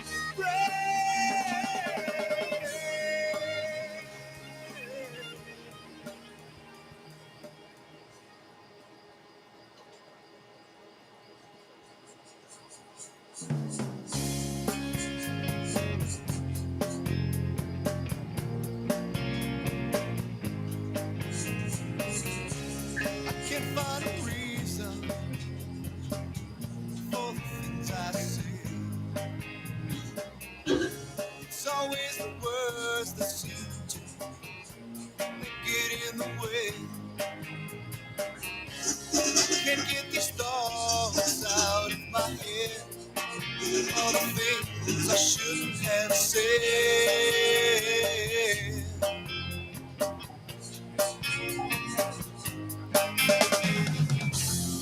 I'm gonna make everything alright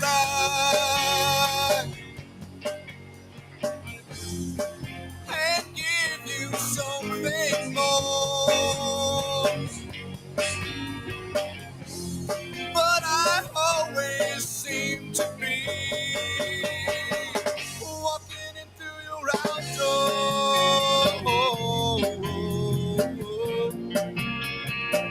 Walking into your outdoor.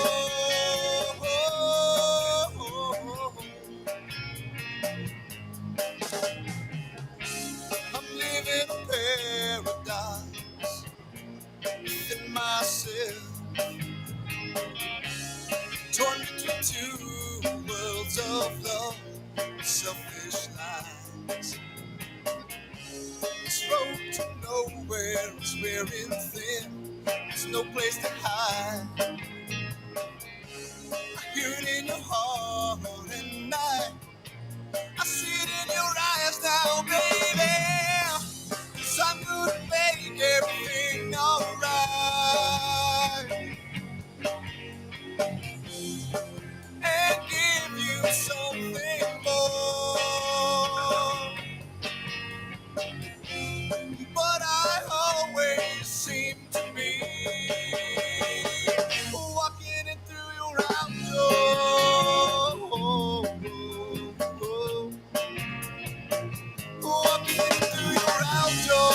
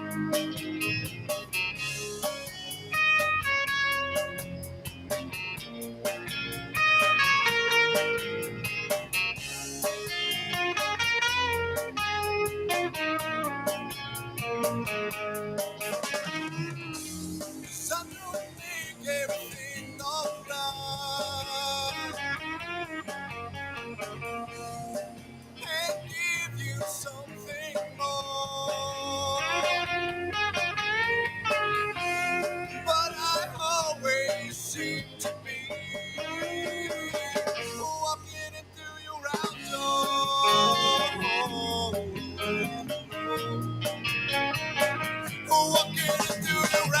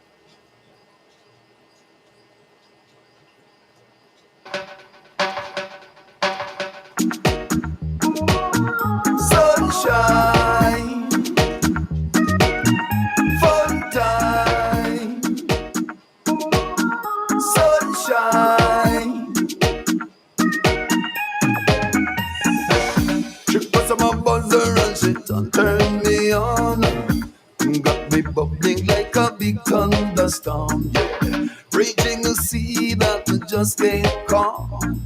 Then she take me in her loving arms and sunshine in any weather, yeah.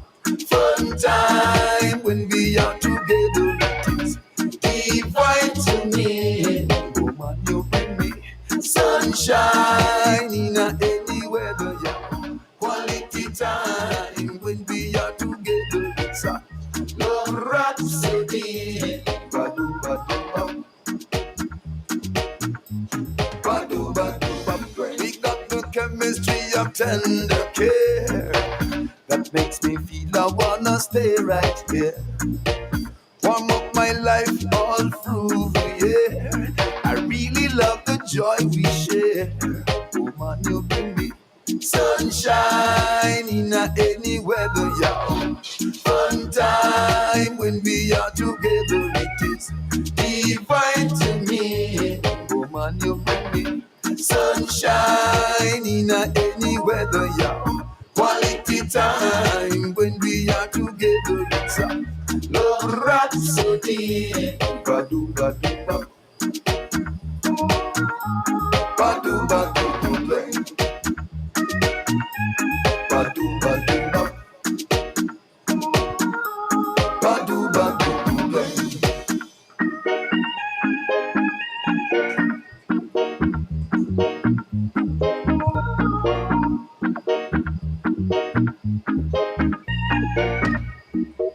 Woman, you hot like the sun.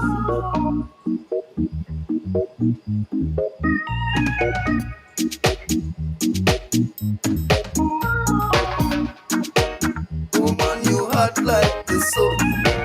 She press on my buzzer and she turn me on. Got me bubbling like a big thunderstorm, yeah. Raging the sea that I just can't calm. Then she take me in her loving arms and bring me sunshine in any weather, yeah. Fun time when we are together, it is divine to me. Woman, you bring me sunshine in any weather, yeah. Quality time when we are together, it's a love rhapsody. Badu, badu, badu. Badu, badu, badu. We got the chemistry of tender care that makes me feel I wanna stay right here. Warm up my life all through the year. I really love the joy we share. Woman, you bring me sunshine, fun time, sunshine.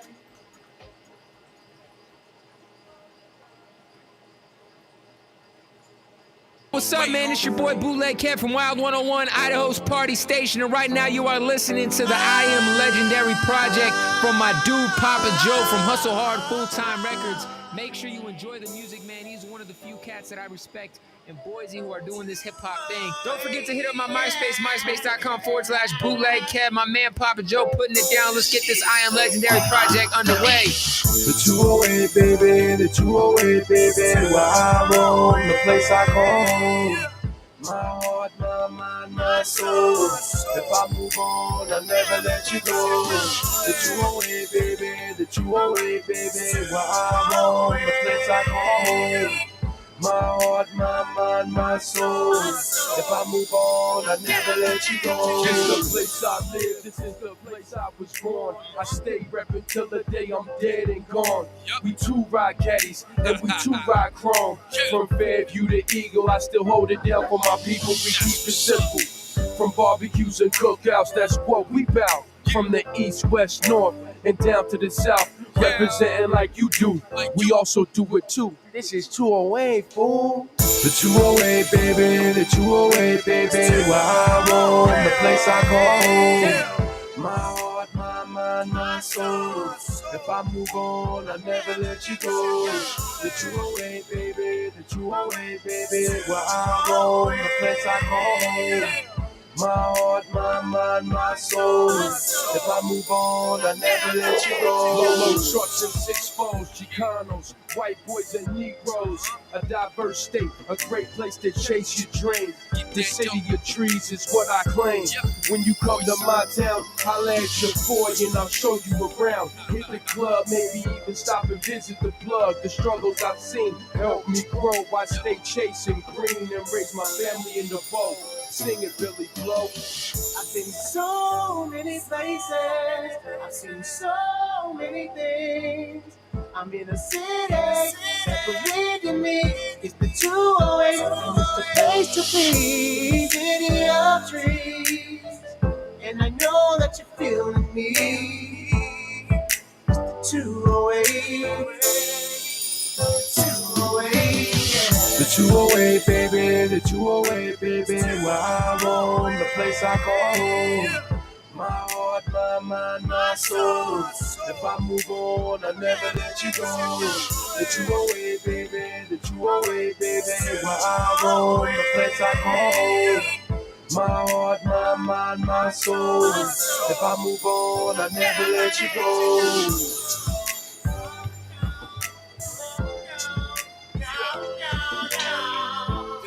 Tell him. 208, man.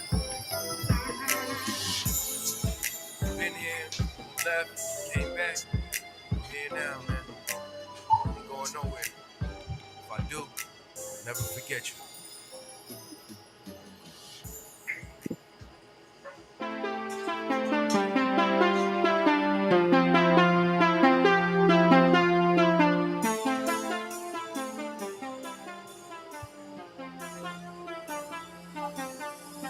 How many times do we walk away and say to ourselves some other day? And how many times do we say to ourselves similarly? If only this, if only that, if only I wasn't just where I'm at, and if only she loved me, if it wasn't for him, if only I could start it over again.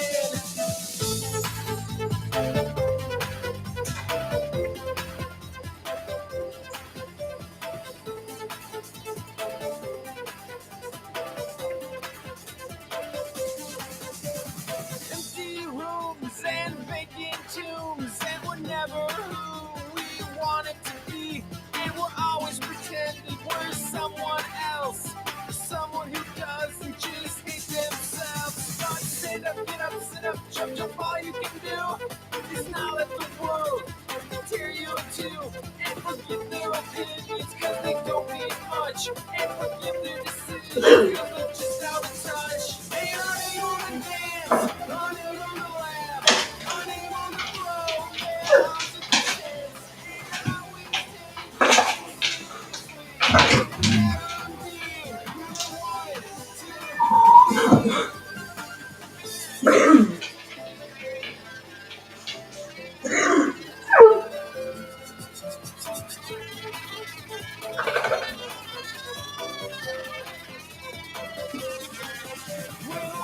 your eyes were like gasoline, so slick and so cold and wanting to please. And maybe it's me that burned you out, that caused you to question and made you feel doubt. But stand up, get up, sit up, jump, jump. All you can do is not let the world tear you down and forget their opinions. Don't be much and forget their decisions, cause they're just out of touch. They aren't able to dance, unable to laugh, unable to throw their arms at the chance, and always take things seriously and never be who they wanted to be.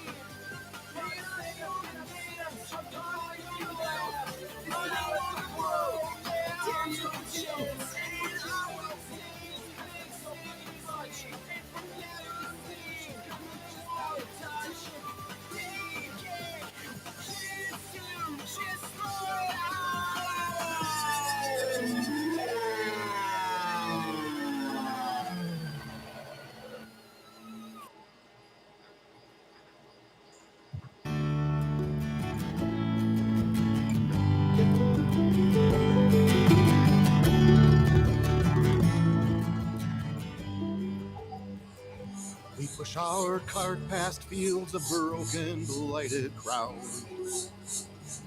The constables came round and pulled our cottage down. Empty bellies, empty pockets, miles afoot without rest. There's nothing for us but to sail into the west. And we are bound upon a wheel, our lives a judgment without appeal. But there's no other, so we pray the Lord our souls to bless, and we sail into the west. Packed like cargo in a hold too dark to see. Our companions are the rat and the flea. Of all who left our isle's shores, every day we are one less. Still we endure, and we sail into the west.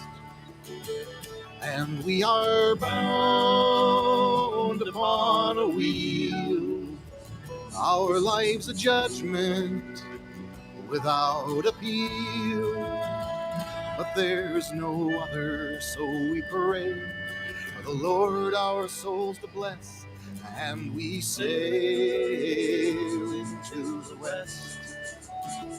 We slave away in their factories for a meager sum, and then we booze in cheap saloons in the Irish slums. A freer life on our own land, a beggar's dream at best. Drink up and sing how we sail into the west.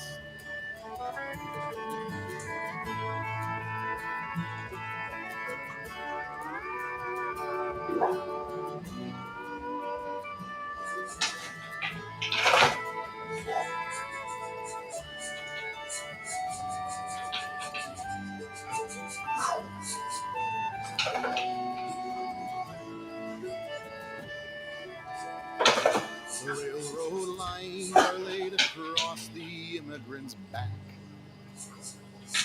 It's the pick, the spade, and the mick for laying track. Seamus is off with a huckster's map, tucked away in his vest. He's for the gold fields somewhere in the west. And we are bound upon a wheel, our lives a judgment without appeal. But there's no other, so we pray the Lord our souls to bless, and we sail into the west. And we sail into the west, into the west.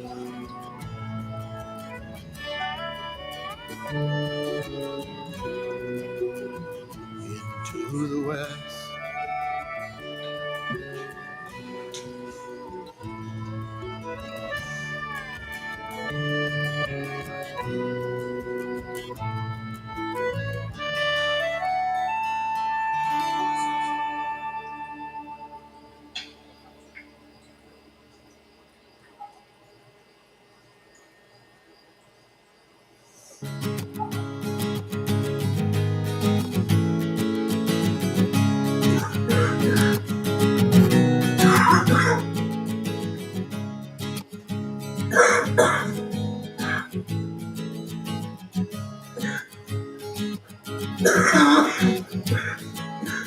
Pages in front of me claim to know the answers now. I know the truth, but I'm too scared of what comes after this.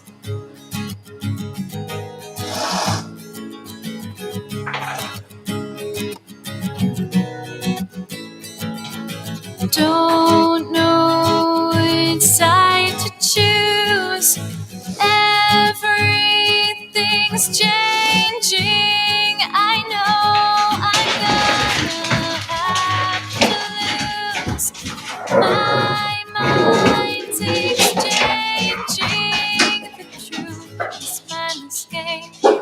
everything's changing.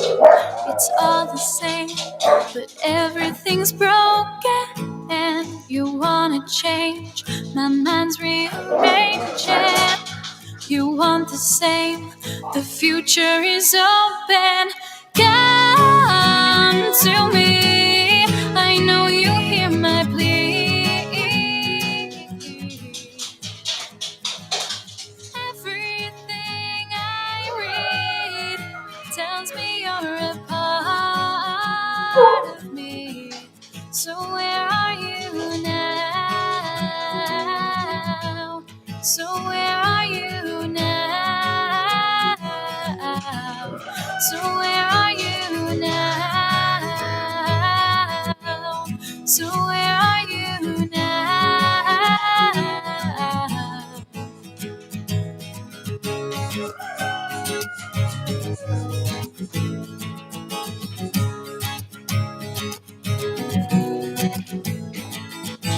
What will come from this?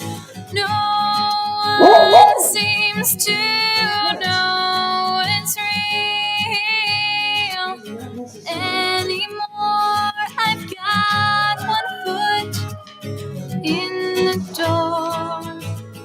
This mindless game, everything's changing. I don't know who I wanna be. I don't know who I am.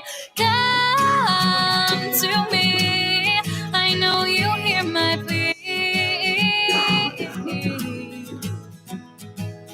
Everything I read tells me you're a part of me. So where are you now? So where are you now? So where are you now? So where are you now?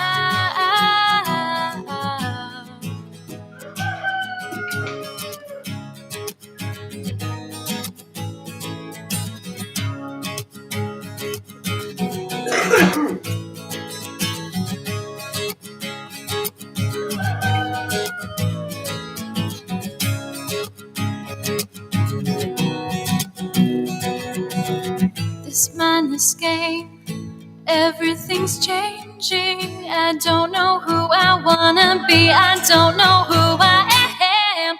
Come to me, I know you hear my plea. Everything I read tells me you're a part of me. So where are you now? Where are you now? So where are you now? Where are you now? So where are you now?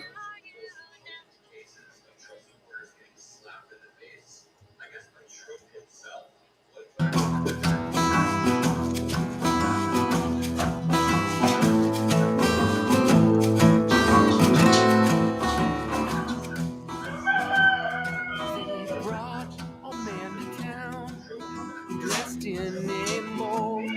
When he sold, he was bought for just a dime. His name was Igor Pops. He had a house in the town. Where he lived and where he died was in his mind. This bird is gone away. Laid his head in the bed. Laid his head in the bed. Laid his head in the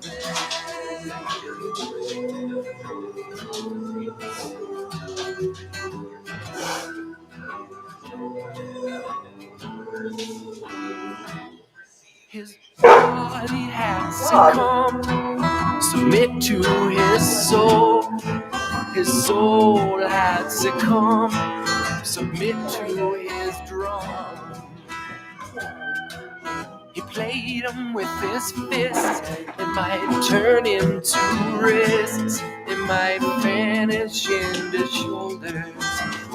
of them missed. This bird is gone away, laid his head in the bed, laid his head in the bed, laid his head in the bed.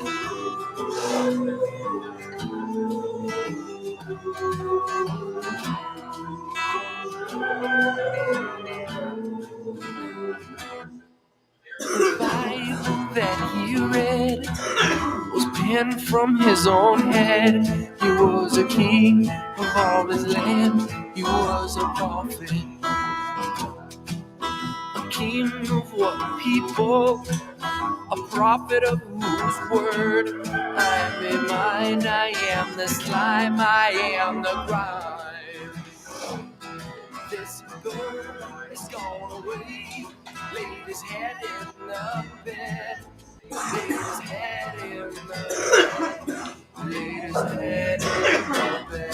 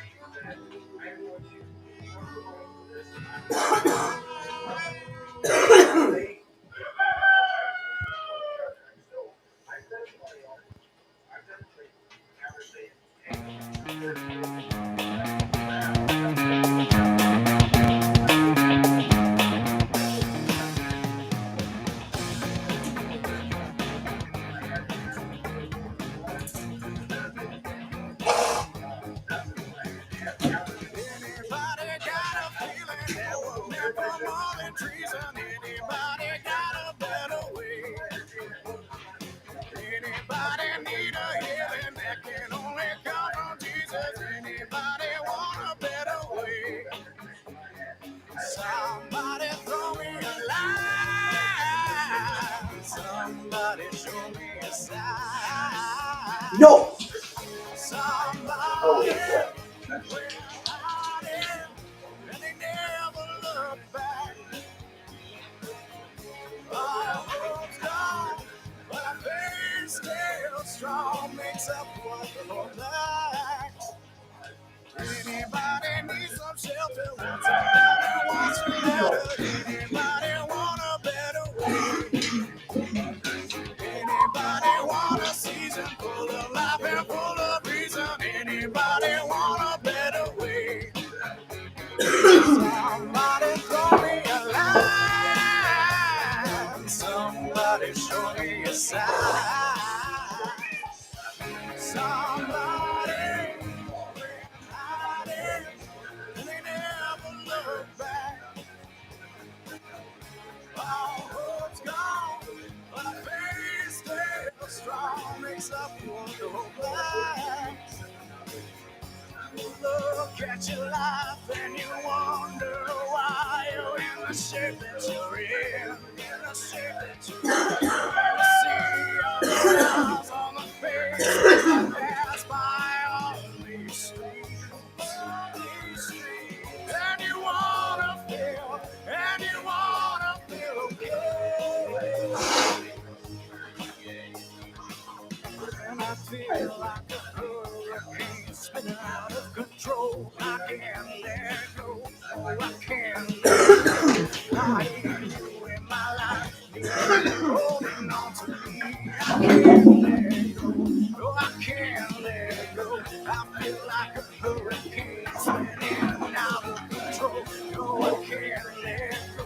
No, I can't let go. I need your grasp holding on to me. No, I can't let go. I can't let go. I feel like a hurricane spinning out of control. Let go. No, I can't let go. Need your grasp to keep going.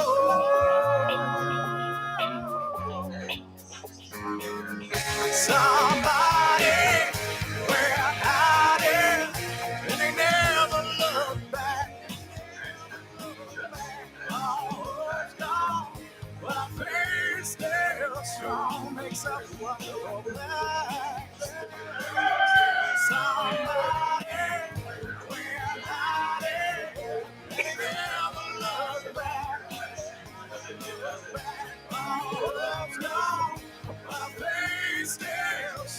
moments of